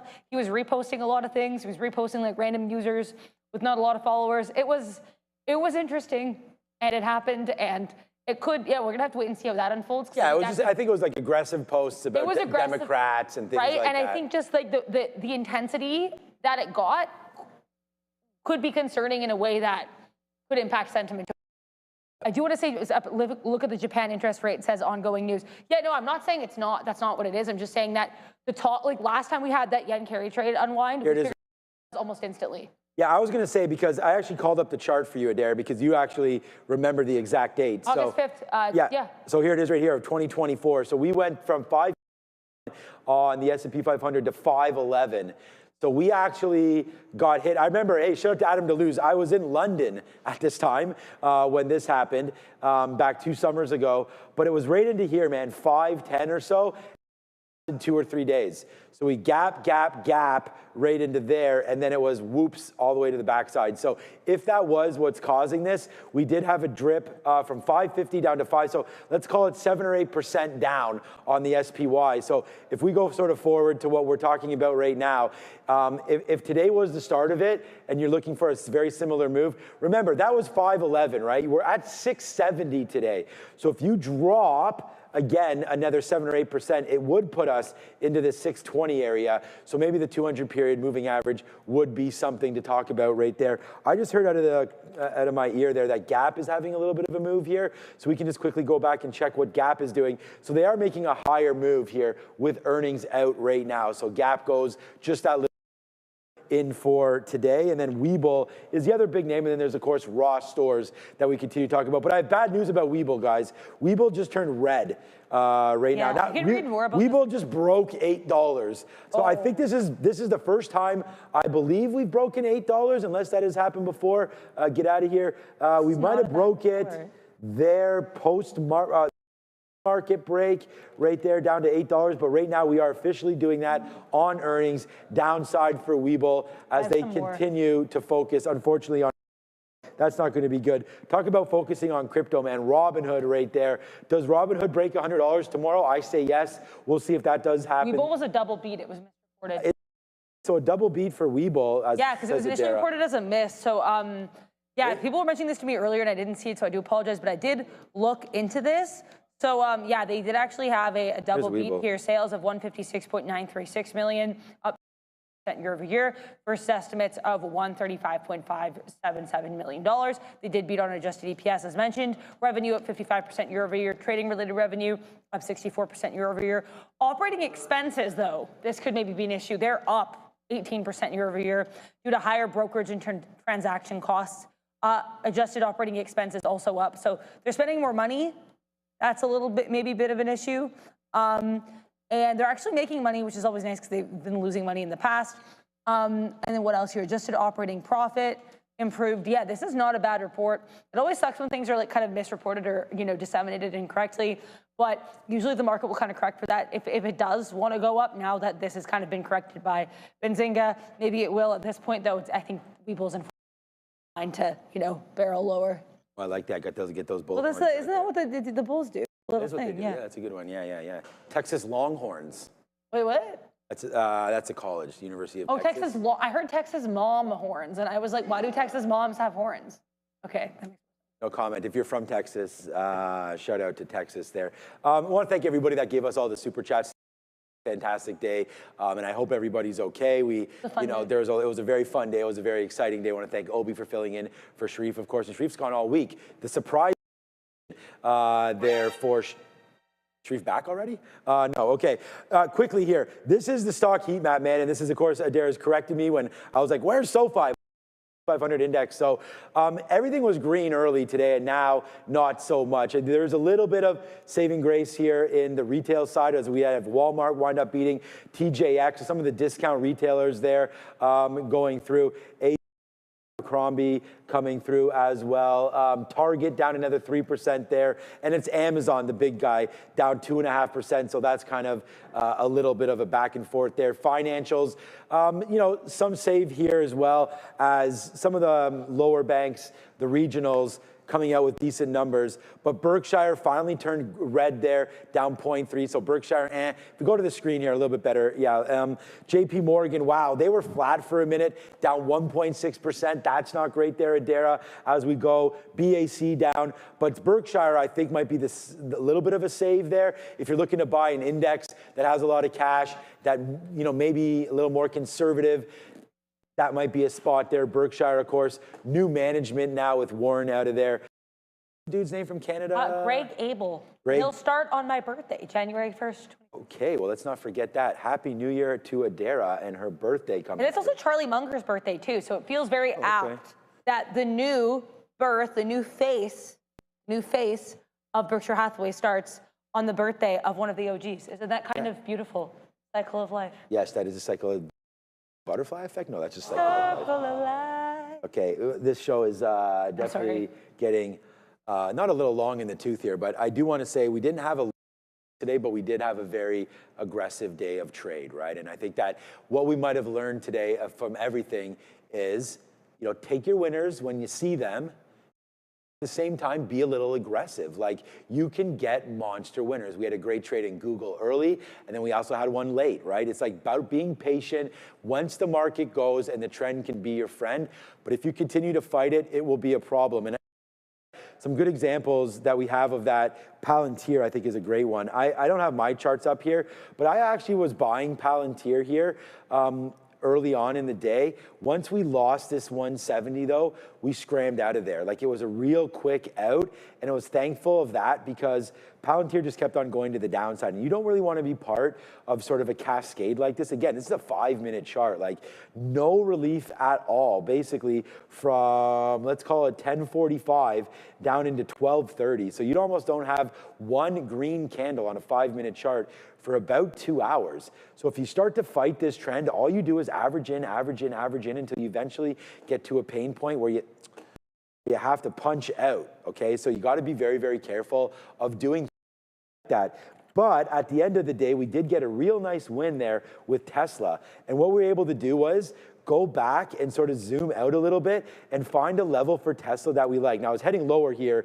Actually, we're down to 393, yikes. Oof. But I found this level right there at the end of the day, 398, almost said 298 there, on Tesla, that wound up working for a little bit of a quick bounce there near the end of the day. So I think that if tomorrow is one of those days where we start to head to the downside, initially take a short, right, maybe right off the open, and let it work for you. But then if it doesn't, make sure you get out, because something could happen just like we did here at 9:30, where we just took off. Tesla all of a sudden was 412 up to 430 and then down $40 right there. So down 10% from its highs today is Tesla. You don't really want to be caught in anything like that. I know a stock that you really enjoyed trading, Eli, pretty flat on the day. A lot of the NYSE ones held up incredibly well. UNH held up incredibly well. Walmart, obviously not going to be NYSE soon, and it had earnings, but they held up incredibly well. Someone who kind of notices patterns like that and who trades, weirdly, a lot of NYSE stocks, I think the NYSE's held up on average a lot better. Okay, that's strange, because it really should have market well, that it shouldn't, but it's just, I think basically what I'm trying to say is non-big tech. Right, and that's what I was thinking about it. NYSE has a lot less tech. Yes. That's probably what it was. That is what it is. I mean, the NASDAQ has tech names, but the thing about the NASDAQ, they're going to get Walmart. You know, so there we go. Why so Walmart's interesting there. Walmart's as we start to diversify in that space. But here, just quickly, here's the heat map for the healthcare sector, right? The health services sector. So UNH right there as well, and then it's not all of them. Centene and whatnot. Humana, their downside as well. All right, I hope everyone enjoyed our new sort of format here. We are very excited. I mean, this desk is pretty awesome. You can see just the size of it all. We've got lovely background, and there it is right there. Again, everything here. Just can't wait, Adara, to see what kind of segments we come up with. There's Obi. He's still here doing work. Hey, Obi, give a wave. There he is. Yeah. Looking at charts, man. Joe's gone. Neil's gone. I'll be gone. Obi staying late. That's why we love this guy. Thank you so much to everybody. And Adara, thank you for all your patience today. I know you sort of lost your work desk there for a minute. Because when Sharif's not here, it's fine because you'll be working here. But we're setting up everything, and often I don't even see Adara until almost 8. Until 9:30, basically. 9:30, basically, yeah, because you're Sometimes off. you don't even know if I'm here. I'm just I always pretty much know you're here. I mean, I see the watch list come out, that's fair. and I understand that Yeah. that's being worked. Thank you again so much for joining us. We're all back tomorrow at 8:30, so get ready for another wild day, man. Check your portfolios tonight. Make sure that you're still in the right names, and if something's getting to a pressure point, make a decision. Don't sit on your hands. We can teach you, have risk management, and everything will be okay. Okay, for Obi, give a wave goodbye. There he is. All right, that's Obi. He's literally 10 feet away from me. Shout out to Obi. Thank you so much again today. My kid's playing chess. This is chess or checkers. What do you prefer? I'm not good at either. I'll do chess. Good choice. See everybody tomorrow. It's that camera. Ciao until then. I'm Sean. You guessed it. That's Adara, and that's Obi. We'll ciao till tomorrow at 8:30. Please join us then.